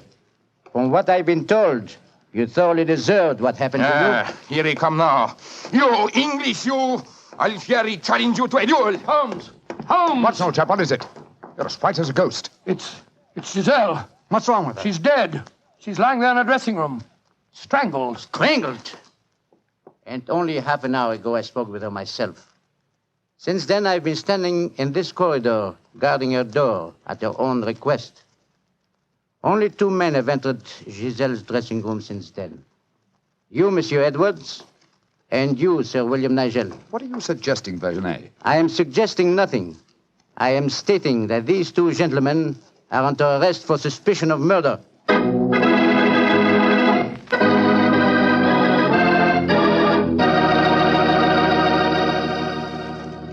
Dr. Watson's unusual story will continue in just a few seconds. Time I'd like to take to remind you that one wine that seems to be the outstanding favorite among the ladies is Petri California Muscatel. That's probably because, like a beautiful woman, Petri Muscatel is subtle and intriguing. Petri Muscatel is the color of burnished gold. And its flavor, well, it's the flavor of big, plump Muscat grapes, picked by hand carefully and tenderly when they're just full of wonderful, delicious juice. If you want to show that you really know the wine that women prefer, serve Petri Muscatel. Serve it after dinner or later in the evening. It's wonderful. And why shouldn't it be? It's a Petri wine. Well, Dr. Watson, so you and the mysterious Mr. Edwards got yourselves arrested on suspicion of murder, huh? Yes, Mr. Bartell. Holmes did everything in his power to persuade Inspector Vernet to release us, but it was useless. And so, while Mr. Edwards and myself were languishing in detention cells at the local Sûreté, Holmes and the French inspector were examining the dressing room of the dead woman. I'm sure, Inspector Vernet, that being as keen a detective as you are, you must suspect the true identity of Mr. Edwards. Of course, Monsieur Holmes. But that is the danger of incognitos. If he chooses to assume the identity of plain Monsieur Edwards, then he must run the risks of plain Monsieur And Edwards. you're convinced that either he or my friend strangled Mademoiselle Girondet? It is obvious. Then I'll have to prove to you that they didn't.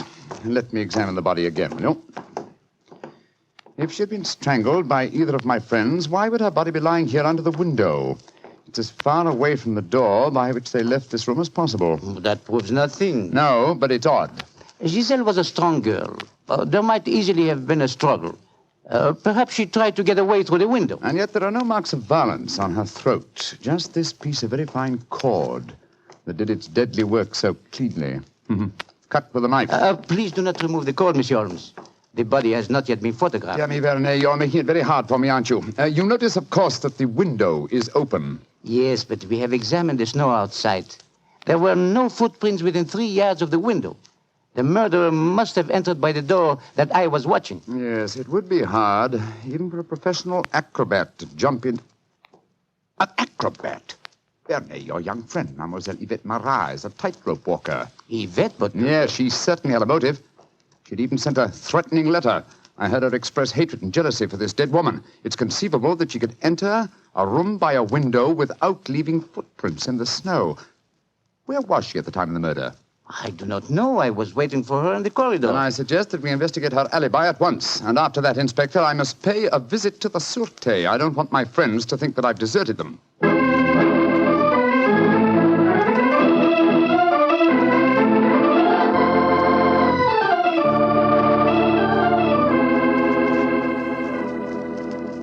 Excuse me, sir. Yes, Holmes. I'm afraid it looks rather black. As I was telling you, Yvette Marat, the tightrope walker, was able to establish a completely satisfactory alibi. Vernet still suspects you or Dr. Watson. Well, that's ridiculous. May I ask you a very straightforward question, sir? Of course. I can well understand that if you had gone into the dressing room and found the woman already murdered, you might easily be tempted to conceal the fact, to avoid a scandal involving your person. Will you swear to me, sir, on your true identity, that Giselle was alive when you left her? She was, Holmes. I swear it. Thank you, sir. That's all I wanted to know.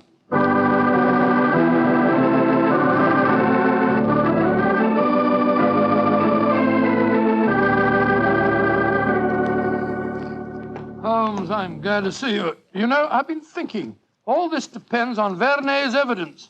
But supposing he was the murderer. He told us that Giselle had turned him down, you know. I'd thought of that, but Mr. Edwards swears that Giselle was alive when he left the room. And yet that means that Mr. Edwards... Oh, no. It's unthinkable. Holmes, you're not suggesting... Holmes, if I thought that were possible, I'd confess to the murder myself. My life wouldn't matter if it'd save a scandal like that. Great Scott, it'd shatter the empire. Dear old Watson, you shall not sacrifice yourself.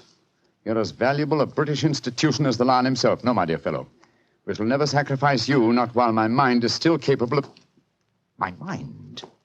That's it. Thank you, Watson. You've given me the answer. Holmes, what are you burbling Be about patient, now? old fellow. In half an hour, you'll be out of this cell, and the real murderer will be in it.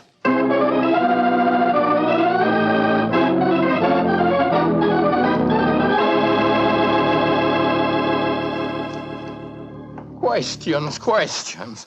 Why must Alfieri answer so many questions? Because he will not yet tell the truth. You murdered Giselle Girondet. How many times I have to tell you I did not kill her? Why should I want to harm her? Because you were jealous. Because she humiliated and tormented you. But I was not in her dressing room. I've already proved that fact. Am I a magician that I can kill somebody without entering a room? Alfieri, I know how you killed Giselle Girondet without its necessitating your entering this room. You're a smart man. Please to tell me. I don't need to tell you. With the aid of Vernet, I'll show you. Open the window, Alfieri. What game is this? Very well, then. I'll open the window myself. Put your head out. Come on. So. Who do you see? Inspector Vernet, standing 3 yards away, where you stood, and he's got your long training whip. No! Don't move! Stand there. The inspector hasn't your skill with a whip, but he wants to try a little experiment. No, leave him alone! All right, Vernet. I'm holding him.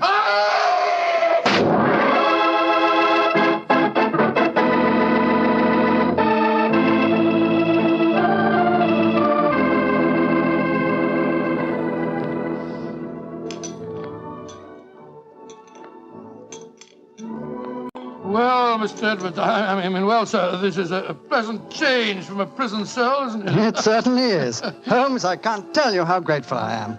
I still don't quite understand how you did it. Watson, in rather a roundabout way, was responsible for giving me the clue. Oh, how was that, Holmes? Well, on more than one occasion, old chap, I've had cause to deplore your rather florid style of writing. Tonight, I was very thankful for it. When I began to speak of the capabilities of my mind, suddenly I remembered a phrase of yours in which you referred to its whip-like rapidity and accuracy. That, of course, made me think of Alfieri, the animal trainer. Exactly how did he kill the poor girl? Well, sir, he stood outside the window, far enough away to leave no incriminating footprints. Called to Giselle, probably persuaded her to lean out, then snapped the whip around her neck, pulling it tight and strangling her. And then I suppose he cut the cord and let the body fall back into the room. Precisely, old fellow. We found a whipstock among his tackle, a whipstock from which the lash had been cut. The stub of lash left matched the cord around the dead girl's throat. Amazing business. And I don't mind telling you, fellas, I'm very thankful to be through with it. Yes, so am I, sir. In fact, I wouldn't be at all surprised if this whole incident cures me of my love of circuses. Oh, I didn't know you had a predilection in that direction, Watson. Oh, yes, sir. Yes, if you don't mind my saying so. When he was 8 years old, he fell in love with a lady bareback rider. Didn't you, Watson? Indeed. What happened? Well, sir, I don't remember her name, but she wore pink silk tights with golden sequins on them. And I wrote her a rather hot-headed letter. Unfortunately, my mother...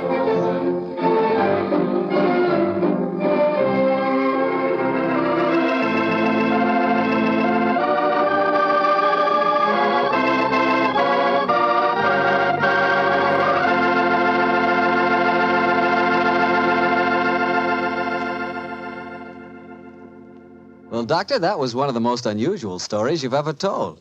And I might say you played a very prominent part in that case yourself. Oh, I suppose I did at that, Mr. Bartell. Giselle was a beautiful girl. Beautiful. Boy, I sure love that nickname she gave you. Wheelie. Yes, I thought it was rather nice myself. Well, that is, I mean... Don't get embarrassed over a nickname, Doctor. You should hear the nickname I had. Well, when I went to school, all the girls called me Bottles. Bottles? Oh, I see, from Bartell.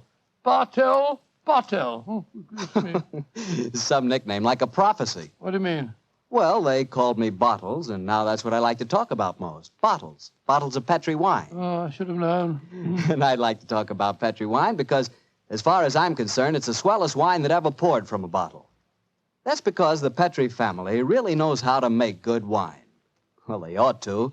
They've been making good wine ever since they started the Petri business way back in the 1800s. And since the Petri family has always personally owned and operated their business, they've been able to keep that fine art of winemaking right in the family, handing it on down from father to son, from generation to generation.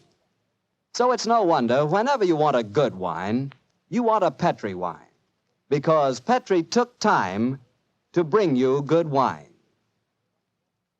Well, Dr. Watson, what new Sherlock Holmes story are you going to tell us about next Well, week? now, next week, Mr. Bartell, I'm going to tell you of a strange adventure that Holmes and I had in the swampy fenlands of Norfolk. Concerns a gypsy encampment, a child that vanished, and a horrible death in the murky depths of a fearsome quagmire.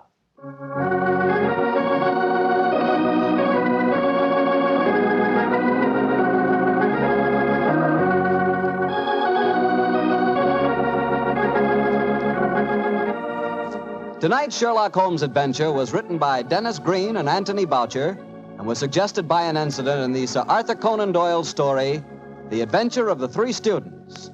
Music is by Dean Fostler. Mr. Rathbone appears through the courtesy of Metro-Goldwyn-Mayer, and Mr. Bruce through the courtesy of Universal Pictures, where they are now starring in the Sherlock Holmes series.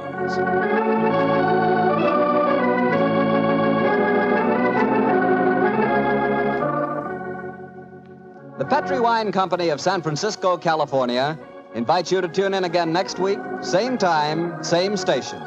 Sherlock Holmes comes to you from our Hollywood studios.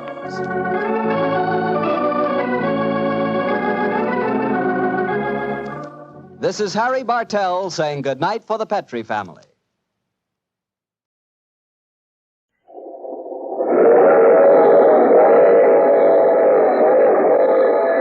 Here she comes, ladies and gentlemen, the Bromo Seltzer Special.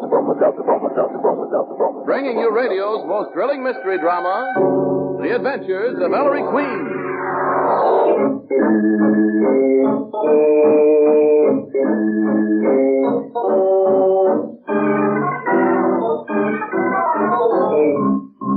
Tonight, the makers of Bromo Seltzer bring you another thrilling adventure with Ellery Queen, the celebrated gentleman detective, in person. Ellery Queen invites you to match wits with him as he relates another story of a crime he alone unravels. Before revealing the solution, he stops the play, gives you a chance to solve the mystery. Our guest armchair detectives for this evening are film star Miss Jean Cagney and Mr. Peter Cusack, Executive Secretary of the National Foundation for Infantile Paralysis. And now, Ellery Queen, Master Detective and your host for the next half hour. Thank you, Ernest Chappell, and good evening, ladies and gentlemen. Tonight, I'm going to tell you about the exotic adventure of the Scarecrow and the Snowman. One July morning, some years before the war, Dad, Nicky, Sergeant Veely, and I were driving through the rich farm country of the Midwest. Suddenly, we rounded a curve and saw a red barn and a big clapboard farmhouse shaded by elm trees. Sergeant, stop. What for, Maestro? We're in the middle of no place. I want to take color movies at this farm. You and your movie camera, Ellery. Try a shot of that scarecrow over there in the cornfield, son. Oh, swell, Dad. So that's a scarecrow. What do you know? Get that farm in the picture, son. There, Ellery, see? Walking toward the scarecrow. Yes, very nice. Wait a minute. Something's wrong. Yeah. What's he yelling at us? Yelling for help, Nicky. Oh. Come on, let's get over there. Hey, farmer. What's the matter? What's wrong? Why, he's the color of death. It's bleeding. It's bleeding. What's bleeding? Scarecrow. The scarecrow? It is bleeding. Them rags. That's Straw Kitty. That's our regular scarecrow. And how could a scarecrow bleed? Because it's not a scarecrow, you clerk. It's a man dressed in the scarecrow's duds. Let's get him off this pole. Right. Okay, I He's got been tied to the stake by his belt. But how the old fire tarnation did he get here? Don't you know? No, easy now. That's it, Dad. Badly wounded, Ellery. Unconscious. Hey, you, farmer. What's this farm? Who are you? This is the Mayfield place. I'm Josh Bullen. I run the place for old man Mayfield. Where's the nearest doctor, Mr. Bullen? Dairyville Hospital, 6-7 miles from here. We'll have to rush in there. Come on, Dad. It's going to be a race with death.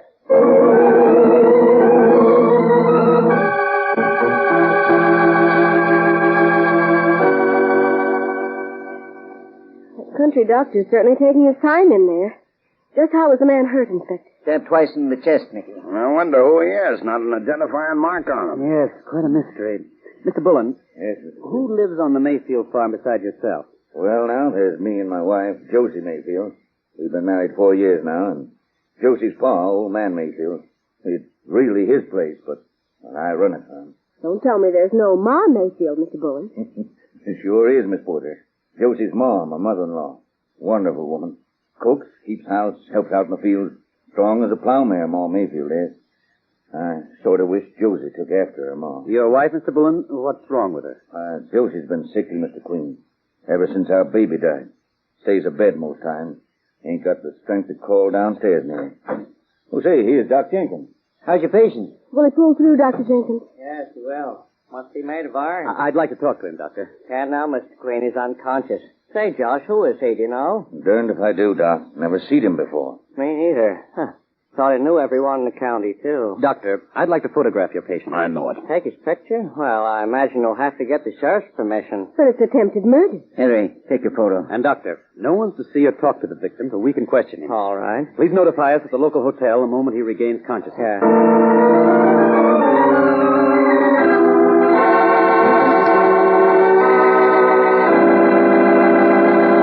And there, ladies and gentlemen, you have the beginning of our mystery. We'll be back in just a moment to tell you more. But first, Ernest Chappell. Maybe you think you've got a tough job. Yeah, but Mr. Willis C. Latchaw of Spring City, Pennsylvania, has a job that really puts the pressure on. Here's what he writes. I'm one of the guards in an important aircraft engine company. We've got to see that nothing and nobody gets into our plant who's not supposed to. Picture us on a 12-hour watch, every nerve tense, ready for anything that might happen, when up pops one of those pesky headaches. The boys on my shift know how to handle that, though. We make a beeline for the plant dispensary or first aid station for our old friend Bromo Seltzer.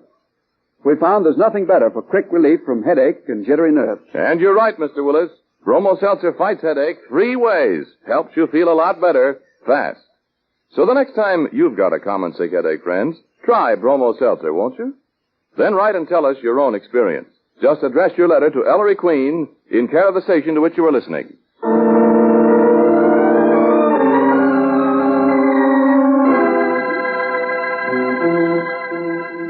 And now back to our story.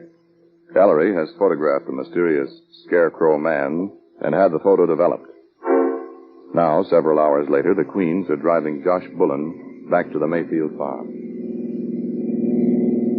Henry, think someone in the Mayfield place carved that fellow up? I don't know, Dad. Keep your eyes open. Well, here we are. Whew. Isn't it hot? Man, what I'd give for a sidle of beer. Beer? I'll get Ma Mayfield to fix you the finest drink of ginger beer you ever tasted. Stop fighting me! Who's that crazy-looking old man on the porch? What's he waving that shotgun at us for? It's all right, Pa. I know these folks. Don't get scared. That's just my father-in-law. Mr. Mayfield, if you'll put that shotgun down. I know you, Jonathan, minute I clapped eyes on you. Stand where you be. Oh, this ain't Jonathan. It's Mr. Queen. It's still Jonathan, Josh. You, boy, make cuts the plug you day. Hey, the old squirrel ain't kidding. You won't get, eh? He's going to shoot. Henry, Duck, come on. Get behind the car, all of you. All right, I warned you. He's shooting. What's the matter with Hey, Henry? Ma! For heaven's sake, Mr. Bullen, who does he think I am? Who's Jonathan? My wife's brother, old man Mayfield's son. Ma! Who's the shooting? Land of mercy, Paul, you give me that gun. Yeah, well, I'm going to shoot Jonathan dead. You were going to march up to the attic to your room, Paul Mayfield. No, I'm not. Ooh. Sorry. The old lady's okay. See the way she took that gun away from the old bazooka? Sorry as all get out, folks. You see, Jonathan Mayfield got into a heap of trouble, and his pa said he'd kill him if he ever showed his face around the farm again. Old man's out of his head. Why don't you put him away, Bullen? Ma won't hear of it, Inspector.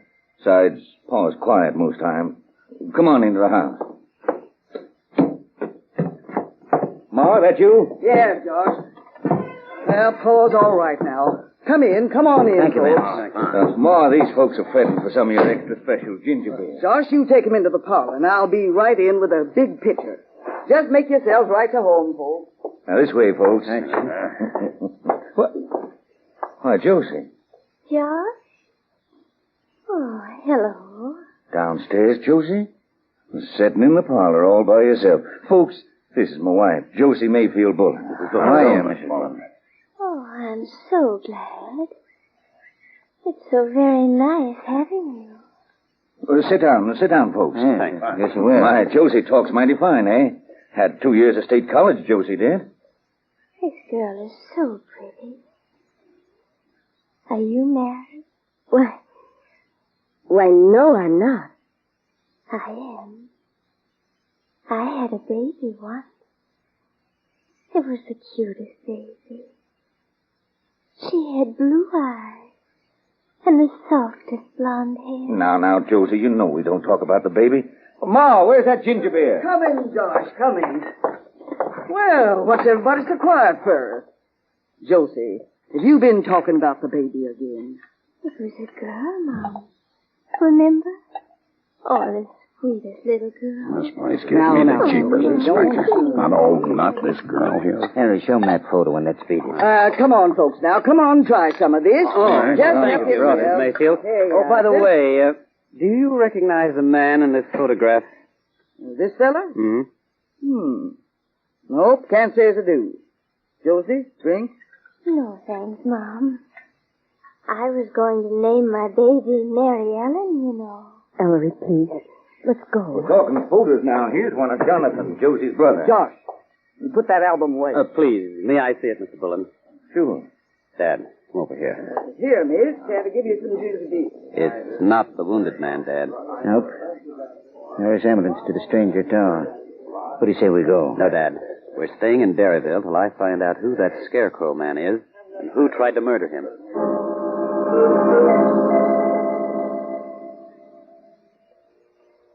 Finally, 3 days later, Dr. Jenkins said we could question the stranger. But when we went to the man's room at the hospital, we found that he'd escaped through a window. Was Ellery hopping. The Scarecrow man gone, and we still didn't know who he was or who had tried to murder him. Well, we hung around trying to find someone who recognized the Scarecrow man from Ellery's picture of him, but no one knew him, so we gave up. 6 months later, January it was, we got a letter from the Dairyville Justice of the Peace, an old fellow named Clem Hunter. Hunter confessed that he'd lied about not recognizing the stranger, and he wanted to clear his conscience. He wrote us, "You certainly won't find it out from anybody else, because me and the town clerk, who's dead, were the only ones who knew who this fellow was. If you'll come see me, I'll tell you the whole story." But 2 days before we got back to Dairyville, old Clem Hunter up and kicked the bucket. Pneumonia. Boy, you should have seen the maestro. Our last hope of solving the mystery 6 feet under. But the maestro says, now that we're here, I'm not going back to New York without taking another whack at the Mayfield. Well, we drive over to the Mayfield farm in practically a blizzard. The roads were so bad, Ma Mayfield makes us stay overnight. Late that same afternoon, the storm subsided a bit, and Ellery and I went outside to find Josh Bullen hammering away at a thick pole driven into the frozen earth right off the porch. Hi, Mr. Bullen. What are you doing? Making a snowman, Mr. Queen. A snowman? That's steady enough, I reckon. Now to pack more snow around it. Oh, may I help, Mr. Bullen? Sure thing, Miss Porter. Pitch right in. By George, that looked like fun. Move over, Nicky. Ellery, I asked first. Seeing this pole, Josh, stuck in the ground this way. Sort of reminds you of the fellow we found hanging in the cornfield last summer, don't it? Yes. Ever hear anything more about him after he escaped from the Dairyville hospital, Josh? Nary word. Say, this has come along fine. You make his head, Miss Porter. Oh, fine. Hope Josie likes him. She's watching from her bedroom window up there. Hi, Josie. Like it, Mrs. B? Oh, Josh is lovely. Well, wait, he ain't finished. He still needs eyes, nose, and a mouth. And a pipe, Josh. Stick a pipe in his mouth. Oh, how my baby would have loved him. Baby? She's still... Don't mind, folks. Sure, Josie, pipe it is. Yes, who ever heard of a snowman without a pipe? A corn cob, Josh. Yeah, gotta have a corn cob. Oh, blame it, I left my cob up in my bedroom this morning. Of course, Paul Mayfield's got a raft of them. Keeps all his cobs up in that attic room of his. But I guess we better not bother Paul. Might start shooting at you for Jonathan again, eh, Mr. Queen? Yeah. Oh, but gee, here's that other corn cob of mine, right here in my jeans. Forgot all about the second one. There, Josie, how's he look? Beautiful snowman with that pipe, Josh. Oh, hi, Inspector Sergeant. Look at this. Hey, that's some production. A snowman. Where's the maestro? Ellery, it was right here a second ago. Here I am, Nicky. Oh. Him and his movie camera. Yes, Sergeant. I remembered he was in the car. Gonna take movies of this snowman, son? Dad, you're a mind reader.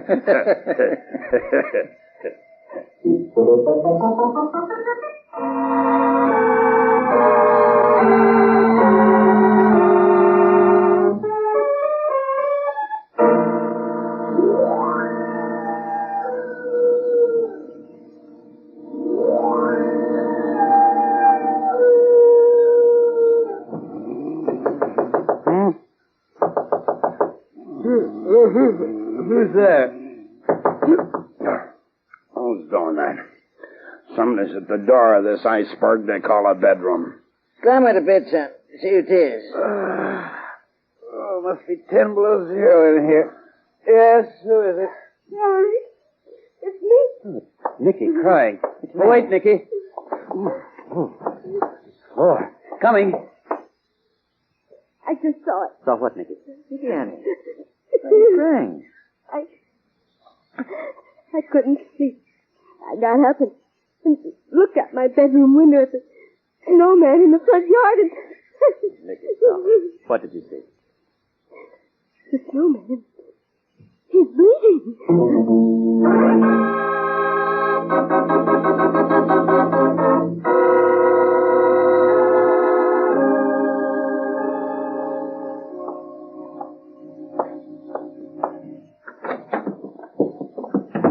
That's noisy. You want to wake the others? Okay, Inspector. There, you see? A red brown stain all over the snowman's chest. Ellery, what in thunderation do you think you're doing? Photographing a snowman, Dad. Lucky this moonlight's so bright. Now, let's have a look. Well, if that ain't blood, real blood, I'll turn in my badge. Somebody's idea of a joke. Nicky, go back to bed. Oh, no. Go on, Nicky. All right, Inspector. Joke, huh? Some joke. Maestro, it's a dead man under this snowman. I thought so. Strapped to the pole by his belt? Yeah, just like that scarecrow guy last summer. 2 ugly stab wounds in his chest, son. Brush the snow off from around his head, Sergeant. Yeah. Oh, it's the same guy. The man who escaped from the Dairyville hospital. The scarecrow man.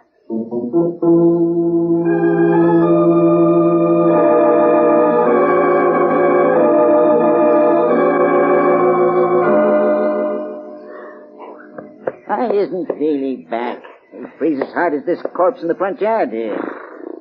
Again, all identification marks gone, dratted. How long do you figure he's been dead? I'd say since late last night, son. Yes, about the time the snow stopped. We slept through the whole thing.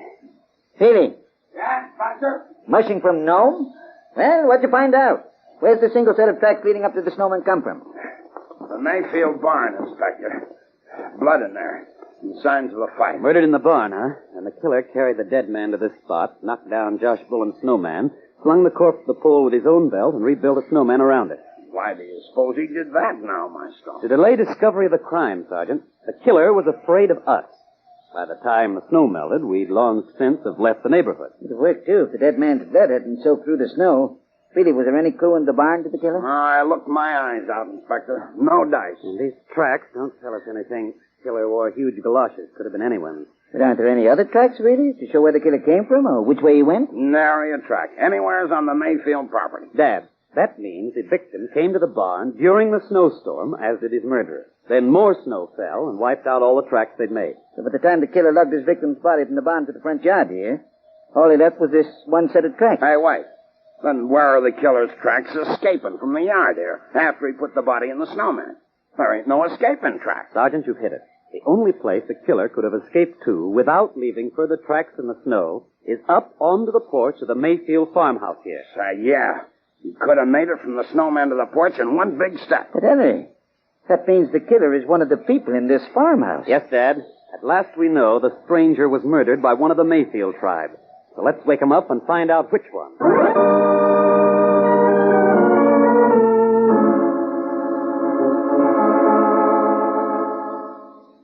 Well, we went to work on the Mayfields. We might just as well have saved our breath. They all claimed they didn't know a thing about the corpse and the snowman.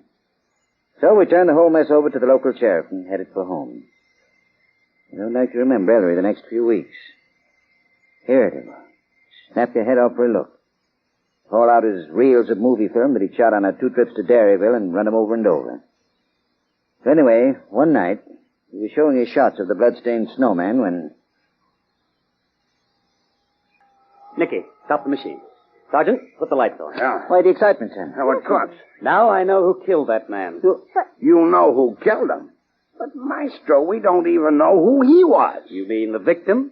Yeah. I've known that for some time. What? You have? Not his name, of course. But it wasn't the victim's identity which held me up. It was his killer's identity. And now you know that, too? But how can you, Ellery? All you've done is run the Snowman movie. They're what told me, Nicky. Didn't you notice a difference between the Josh Bullen snowman and the snowman the killer built around the corpse? No. The snow at the base of the killer's snowman had been shoveled up. Don't you see? After concealing the body inside the snowman, the killer then began poking in the snow at its feet with a shovel. He'd lost something in the snow and was looking for it. But what, Ellery? My films even answer that. There's an object in the shots of the original snowman that's missing from the shots of the made-over snowman. Something missing? What, Maestro? Josh Bullen's corncob pipe. Hey, that's right. When we found the made-over snowman with the corpse inside, the pipe wasn't there. Exactly.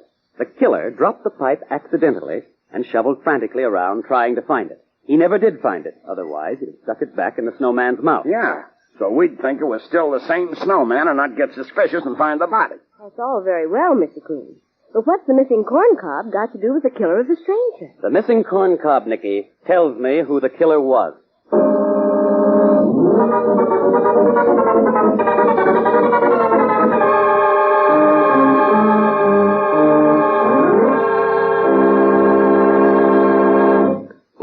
and gentlemen, there you have the mystery of the Scarecrow and the Snowman.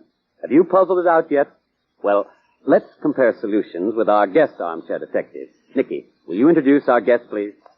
Well, Ellery, our first guest tonight is Miss Jean Cagney, the famous screen star and sister of Jimmy Cagney. Our second guest is Mr. Peter Cusack, Executive Secretary of the National Foundation for Infantile Paralysis. All right, Ellery. Thank you, Nicky. Ladies and gentlemen, I'd like to take a moment here to remind you that the March of Dimes to fight infantile paralysis is on right now. Won't you help protect America's children from this dread disease by sending your dimes and dollars, as much as you can afford, to President Roosevelt, Washington, D.C. Thank you. And now, Miss Cagney, who is the murderer? I'd say it was Ma Mayfield.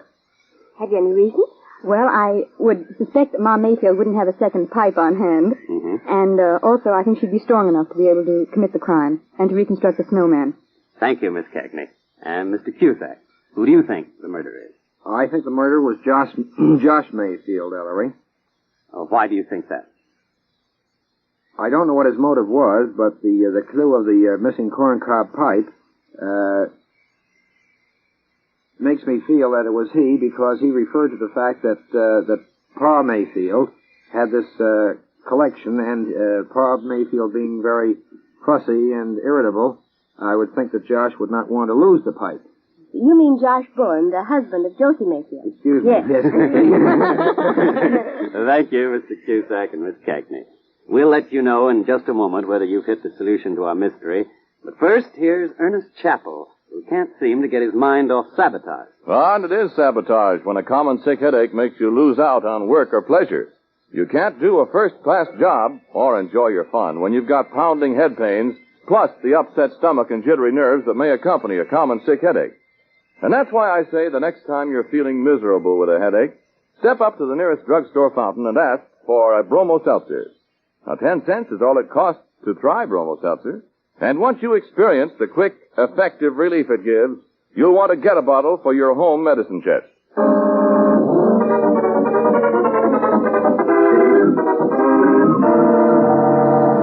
Harry, you said you knew who that dead stranger was. Well, Dad, remember your mentioning that we got a letter from the Derryville Justice of the Peace?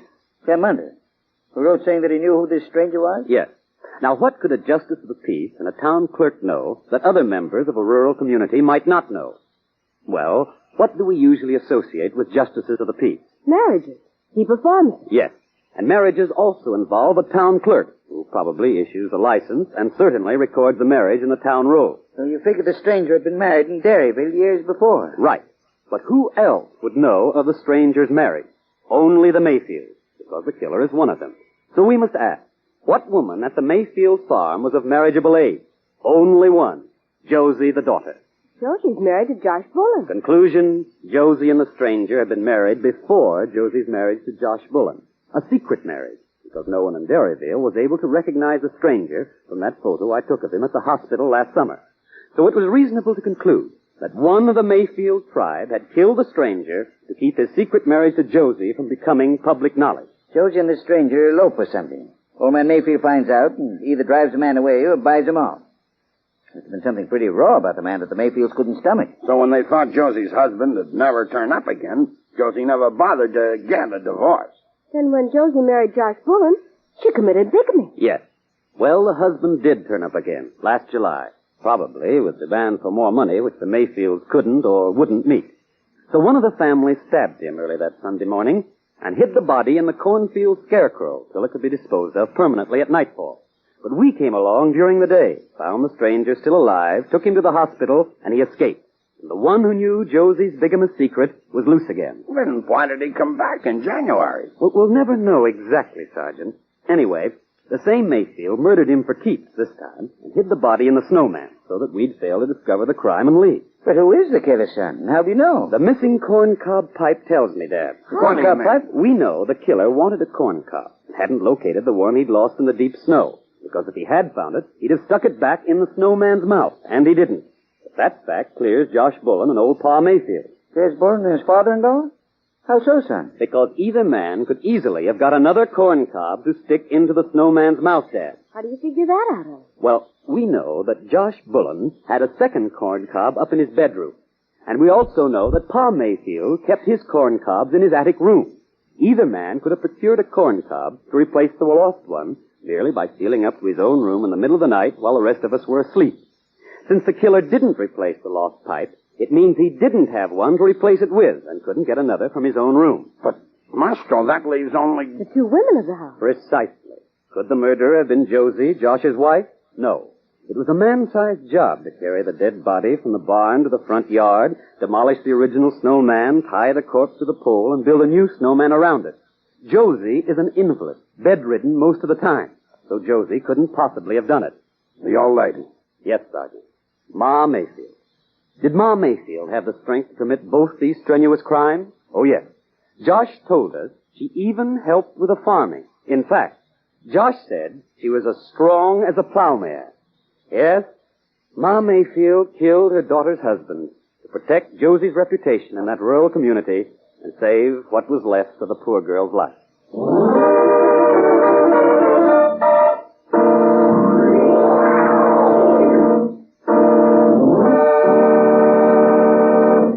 And there, ladies and gentlemen, you have the solution to the mystery. I want to thank Miss Cagney and Mr. Cusack for appearing as guest armchair detectives this evening. We want especially to compliment Miss Cagney on her skill in solving the crime. We have for both Miss Cagney and Mr. Cusack a personal gift from Bromo Seltzer, also an autographed copy of my latest mystery anthology, The Female of the Species, and a subscription to Ellery Queen's Mystery Magazine. While we're waiting for Ellery to tell us something about next week's mystery, come on there, swing aboard our famous talking train. Fight to headache, three ways.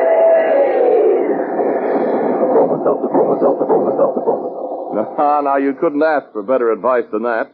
Fight headache 3 ways with Bromo Seltzer. Your own experience will tell you it isn't always just the pounding in your head that makes you feel so miserable. It's also the upset stomach and the jumpy nerves that may accompany the headache. And that's why we say, for that kind of 3-way misery, take a Bromo Seltzer. Remember, it fights common sick headache these 3 ways. Bromo Seltzer quickly relieves headache pain. Bromo Seltzer helps settle upset stomach. Bromo Seltzer helps calm jumpy nerves. Now, you can take Bromo Seltzer while it's still fizzing or after it settles down. Use it only as directed on the label. For persistent or recurring headache, see your doctor. But when it's a common sick headache that's got you down, take this tip from our educated train. Fight the headache 3 ways. And now, Ellery, let's hear about next week. Well, ladies and gentlemen, next week we tell you a ghost story. Yes, a ghost story with a real ghost that seems immune to bullets. Don't miss next week, Adventure of the Family Ghost. Our guests will be Martha Scott and Mark Conway.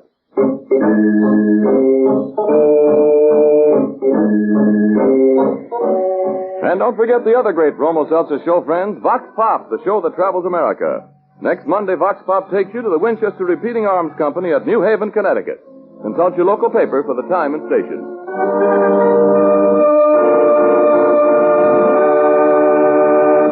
Music for the Adventures of Ellery Queen is by Charles Paul. This is Ernest Chappell reminding you to catch the Bromo Seltzer special again next week, same time, same station. Fight the headache 3 ways.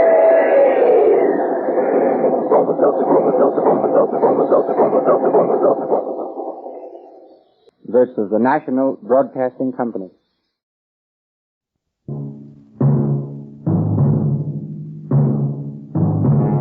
Crime and Peter Chambers. Created by Henry Kane, transcribed and starring Dane Clark. A private investigator, duly licensed and duly sworn. Peter Chambers. You're a private eye. That's your business. Anything else? That's for laughs. You've got a slant of sun coming in the office window, your feet are on the desk, and you're relaxed. Business is lousy, but you've got no kicks. You're young, you're strong, you've got a few bucks in the bank. And it's a beautiful day. You, Peter Chambers? All of me, lady. Beautiful day, isn't it? Not for you. Not for long, anyway. She's a cute little trick, but nervous as a puppy with fleas. She's wearing a tan suit molded to her figure and properly protruding. The rest is in perfect taste. Black nylons, black shoes, black blouse, and black gloves. So she spoils it. She dips into her bag, and what she produces doesn't quite go with the ensemble. Because now she's wearing a pearl-handled gun in her right fist. Looks like a .38, and is pointing directly at you. So you scrape back out of your chair and you go to her. Stand back. Stand back, I tell you. Honey, you're not even holding the gun right. I know what I'm doing. Keep away from me. You're shaking like you're practicing to be a cooch dancer. Now relax, little lady. Keep away, please, please. Okay, now. I've got the gun, and you're still shaking. Now sit down, lady. What's your name? Elsa Corey. What do you do? Do? For a living. A gun moll, you ain't. I'm an actress. Working? Yes. Well, come on, sister. This is like pulling teeth. Let's have it all in one lump. I have the second lead in the Lady Dances. It's in rehearsal. It's my first real job. It's produced by Jack Burke. He hired me. Anything else? Where do you live? 1013 East 39th Street, 2B. Oh, please don't point that gun at me. It's your gun, remember? Okay. I drop it in my jacket pocket like so. See? No more gun. Now, what's this jiggle all about? Jiggle? Look, it's a beautiful day. I'm sitting around with my feet on the desk dreaming my own personal little dreams. So a dame drops in, wriggling around a Roscoe, and the Roscoe is blinking its eye at me, so I got a right to ask. What's it all about? Well, I can't... Oh, that's coherent. Now, let's do it incoherent this time. I came here to kill you. Hmm? Why? I was sent. By whom? Bruce Burke. Bruce Burke, huh? Well, it's all in the family. Jack Burke, Bruce Burke, two lonely brothers. Well, I never met your producer, but Bruce. Brucey boy, I know. I'm sorry. I'm dreadfully sorry. Believe me, I don't think I could have.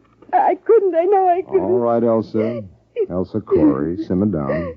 Just make yourself at home. I'll be back. Where are you going? To pay a call on Brucey boy. Maybe he can fill me in where you can't. And don't go away, baby. Papa will be back.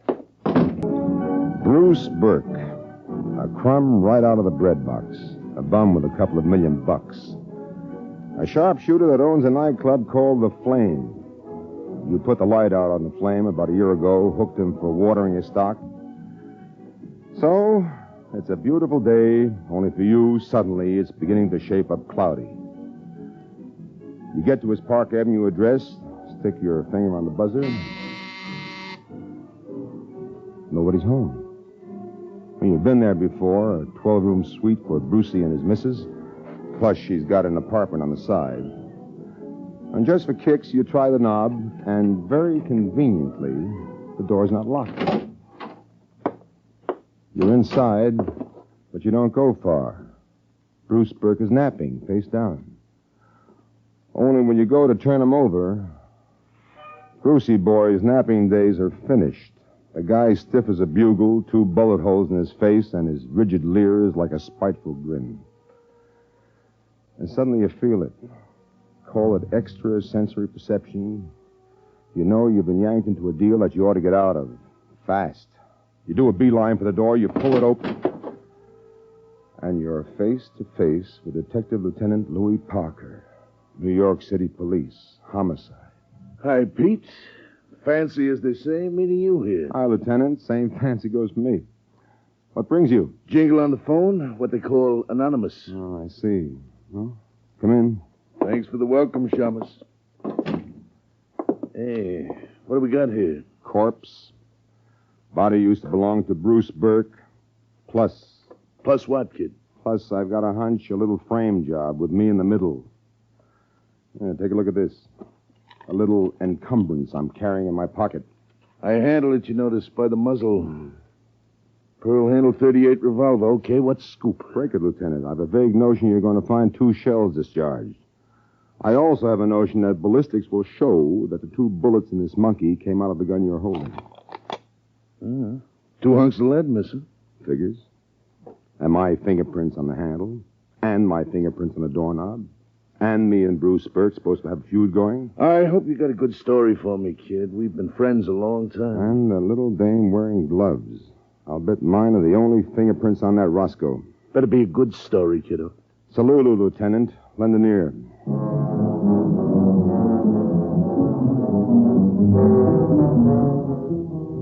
You tell him the tale and he listens. Louie's an old friend. You've worked together for years. He promises a thorough check on the situation, and you promise to be down to see him to check the check. You leave him the pearl-handled pistol, and you leg her to the next spot that might furnish a little information. The lady dances is rehearsing at the Ascot on 48th off Broadway. Backstage, there's one solitary guy working a song on a piano. Well, what do you want, bub? Looking for Jack Burke. I'm Jack Burke. Stands up from the piano, very fashionable type. White hair, slender figure, $200 suit. Well, what is it, young man? What do you want here? Oh, I thought there was a rehearsal going on. It's off for a while. Oh, may I ask you? No, you may not ask. What do you want here? Oh, name's Peter Chambers. I'm a private detective. I'd like to inquire about a young lady, Miss Elsa Corey. I'm not messing into the affairs of every private shummus that comes barging backstage for some cockeyed reason of his own. Look, Mr. Burke, if I haven't got the time now. Just 1 little minute, Mr. Burke. Oh, like that, is it? You want to play tough boy, huh? Willie!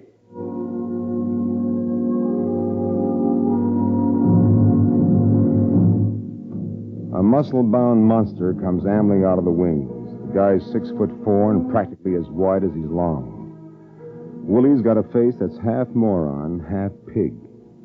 And the part of the pig is dangling in a couple of ham-like hands.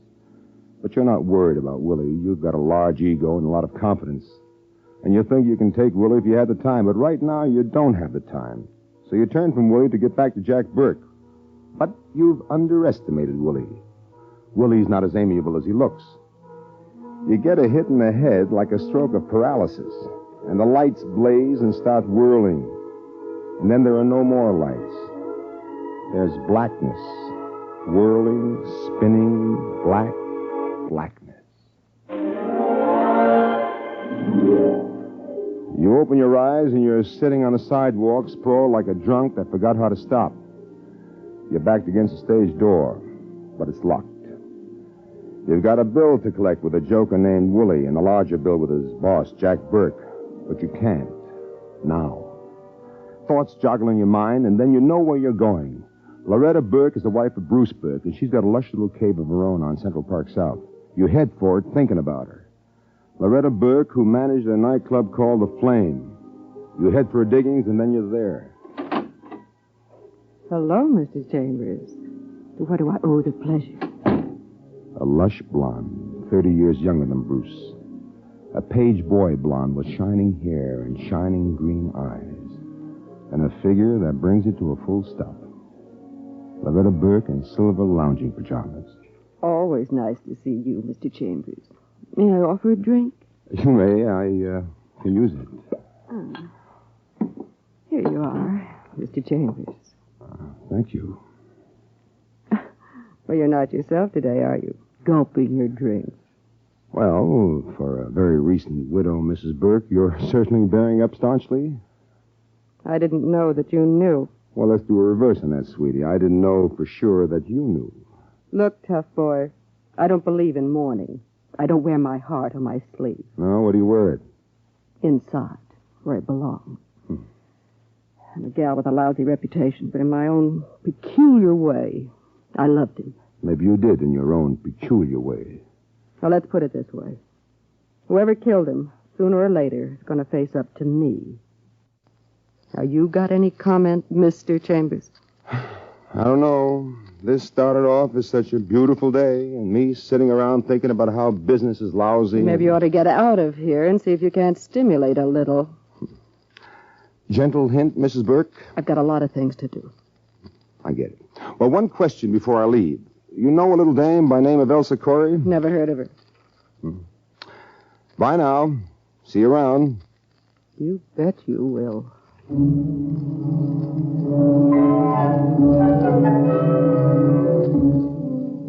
Outside, you call the office about Elsa Corey, but of course our little birdie has jumped the chicken coop.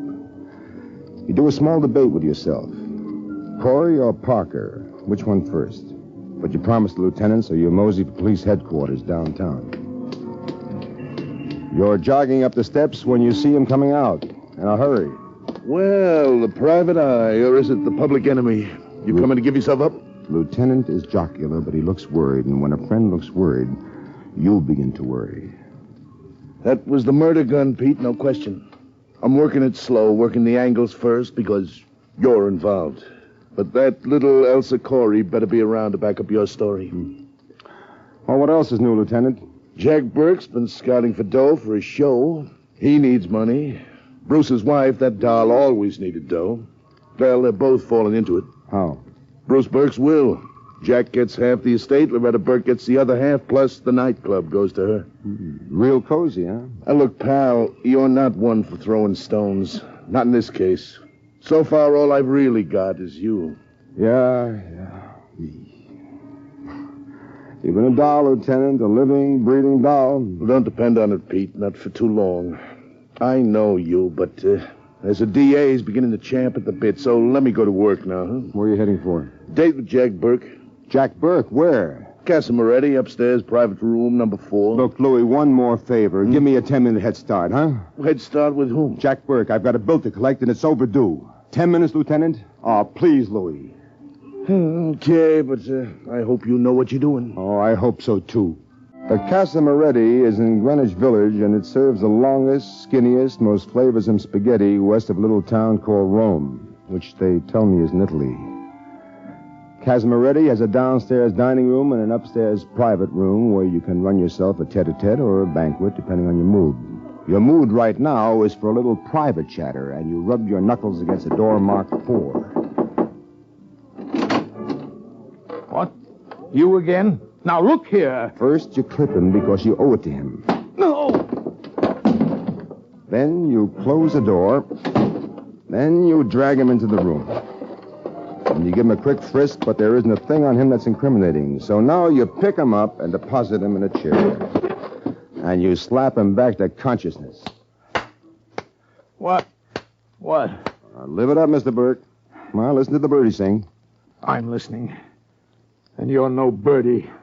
What do you want? A bit of polite conversation, nothing more. Well, what do you want? Johnny One Note, that's me. Little lady by name Elsa Corey. Know her? Yes, she's the second lead in the show we're rehearsing.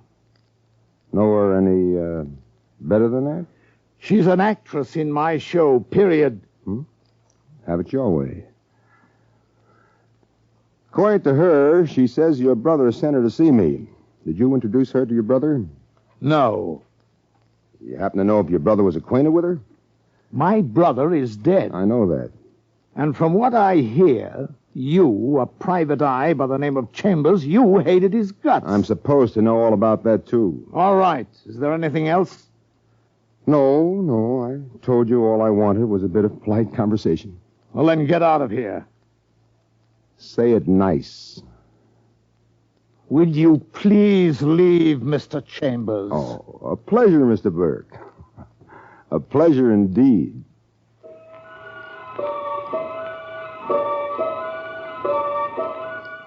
There's one stop left. You've done the merry-go-round. You've gone the full circle. Elsa Corey said 1013 East 39th Street. Turns out to be a tinderbox. Ramshackle is an ancient barn on a prairie. Young actresses don't have it too easy, and rent is a problem. You climb up to 2B and you knock on a door that's thinner than Melba toast and has about as much resistance. Nobody answers. You turn to leave and all of a sudden, a hunch comes up and clobbers you. You shove a shoulder at the rattletrap door and you lean hard. You're inside now. Little room with the barest of trimmings. And your hunch is paid off because you're not alone. Elsa Corey sits in a chair and looks at you, but her eyes aren't blinking.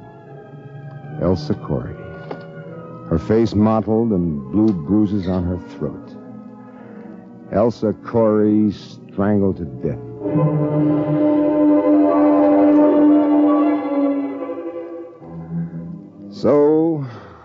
It's still a beautiful day. Only it's not day anymore. It's nighttime.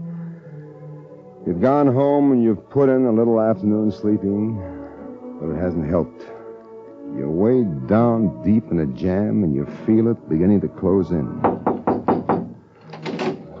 How goes it, Pete, boy? Pretty bad. Yeah, bad. Detective Lieutenant Louis Parker, a nice guy and a good friend, but the expression on his face is that of a pallbearer with rheumatism doing his job on a rainy day. Ain't good, pal. Stinks, in fact. Yeah. Elsa Corey, she's dead. Yeah. We got another one of them phone calls. Anonymous. I can clear that for you. Like how? I made that phone call. You did? Yep. I busted into her place and I found her. Like what you found when you got there. You know what it means, kid. Got an idea? You had one little out, an alibi witness named Elsa Corey. Now she ain't with us no more. Where's that leave you? Crouched behind the 8-ball, only keeps getting smaller. Pete, you know how I feel about you, but... Want to come downtown with me now, fella? Tussle it out with the DA's people? Well, must we... What's left, kid? Well, I've got a little night duty to attend to. I've been sort of resting up for it. Night duty? Yeah, now look. Let's make a date, Louis. I either collect a killer for you or I present myself. Present yourself when? Let's say tomorrow morning, bright and early tomorrow morning. You either get a closed case by then or you've got me. You know, I only work for a living, Pete. I can get kicked off the force fast. I never crossed you up, Louis, ever. It's been a long time now, you and me. It's one for the storybooks, a private eye and a public cop who can work together and who respect each other. We got a deal. Deal it is, yeah. Bye, Lieutenant. Bye, Detective.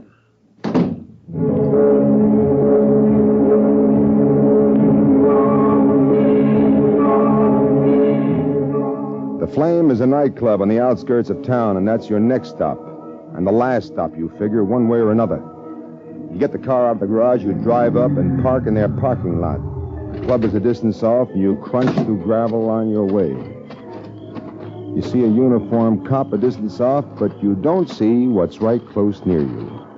Easy does it, mister. Well, if it ain't little Willie.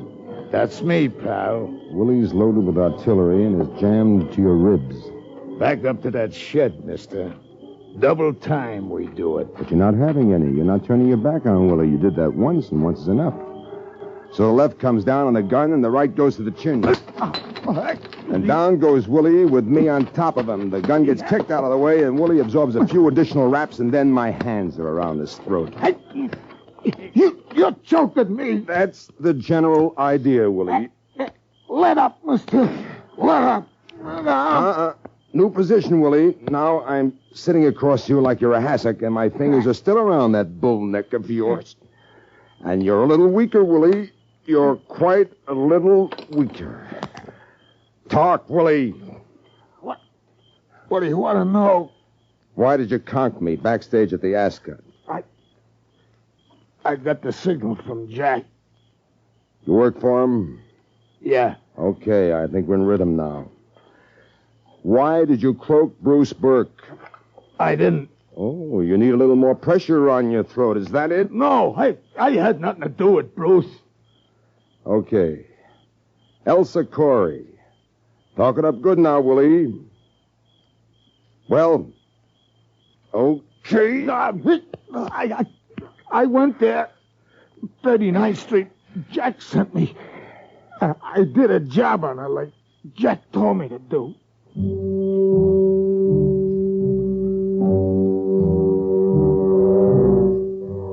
Willie passes out of the picture. You get up off him, collect his gun, and go looking for the cop, and latch law onto Willie with instructions to deposit him in the lap of Detective Lieutenant Louis Parker. Then you brush at your clothes, and you make for the nightclub. The joint is jumping, and it's temptation, but you haven't got the time. You steer through the joyous people to the door marked Office of the Manager, and you open it without knocking. Well, Peter Chambers, we were just talking about you. Close the door. The other half of that we is Jack Burke. He's in a tuxedo. And Loretta is in a red off-the-shoulder job that almost gets your mind off your work. But the old mind comes right back to attention because dear Loretta shoves a lily white hand into the desk drawer and it comes up caressing an ugly 45. Sit down, Mr. Chambers. Oh, thanks. I'll stand. Jack and I have been chatting about you. In what connection? In connection with the death of my husband. Lady, you're pointing that gun in the wrong direction. What are you talking about? I'm talking about Jack Burke, who dreamed himself up a foolproof little murder, only I'm going to take it apart for him right now. This had better be good. Listen, this guy is in a jam with his show. He's looking for money all over town. Do you know whether he asked Bruce for a loan?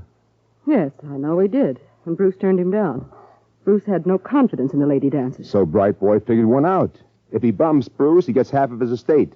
Even if he can't get the loot right away, he can borrow on the strength of it. So he kills him. He's a liar. He knows a little dame, second lead, Elsa Corey. This kid doesn't know which end is up.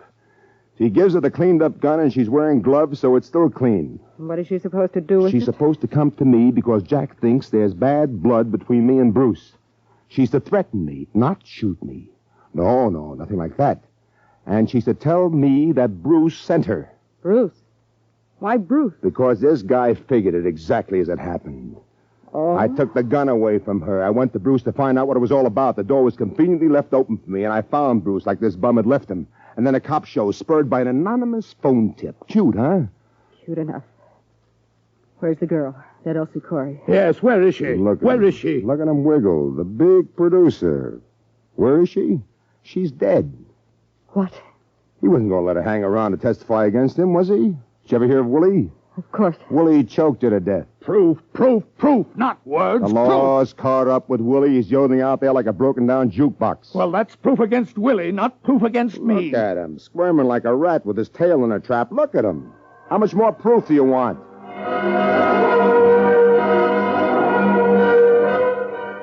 The lady looks. Guilt is scribbled on him like the devil is written on his forehead. She lifts the gun, and for a minute you think it's for you. But it isn't.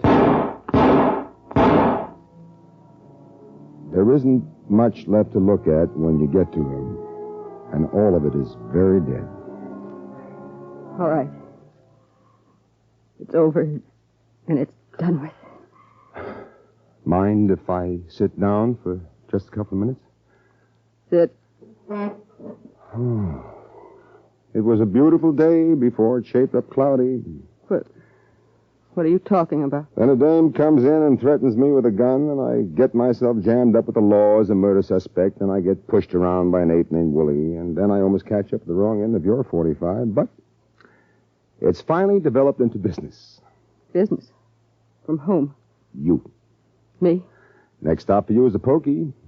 Maybe with a good lawyer. Who knows? It turns out justifiable homicide. That's business for a lawyer, not for you. True enough, but a lawyer's got to have facts. Now, who's better at getting up facts for you than yours truly? I'm beginning to see what you mean. How much? Well, for a lady who's coming into $1 million plus a swanky nightclub, how's $5,000? You've talked yourself into a client, Mr. Chambers. You're hired. Thank you, ma'am. Thanks a bunch. And there you've had Crime and Peter Chambers. Dane Clark was starred as Peter Chambers. Crime and Peter Chambers, transcribed, was created, produced, and written by Henry Kane. Others in the cast were Bill Zuckert, heard as Lieutenant Parker, Fran Carlin as Loretta, and Everett Sloan as Jack. It was directed by Fred Way, and this is Fred Collins inviting you to tune in again next week, same time, same station, for Dane Clark in Crime and Peter Chambers.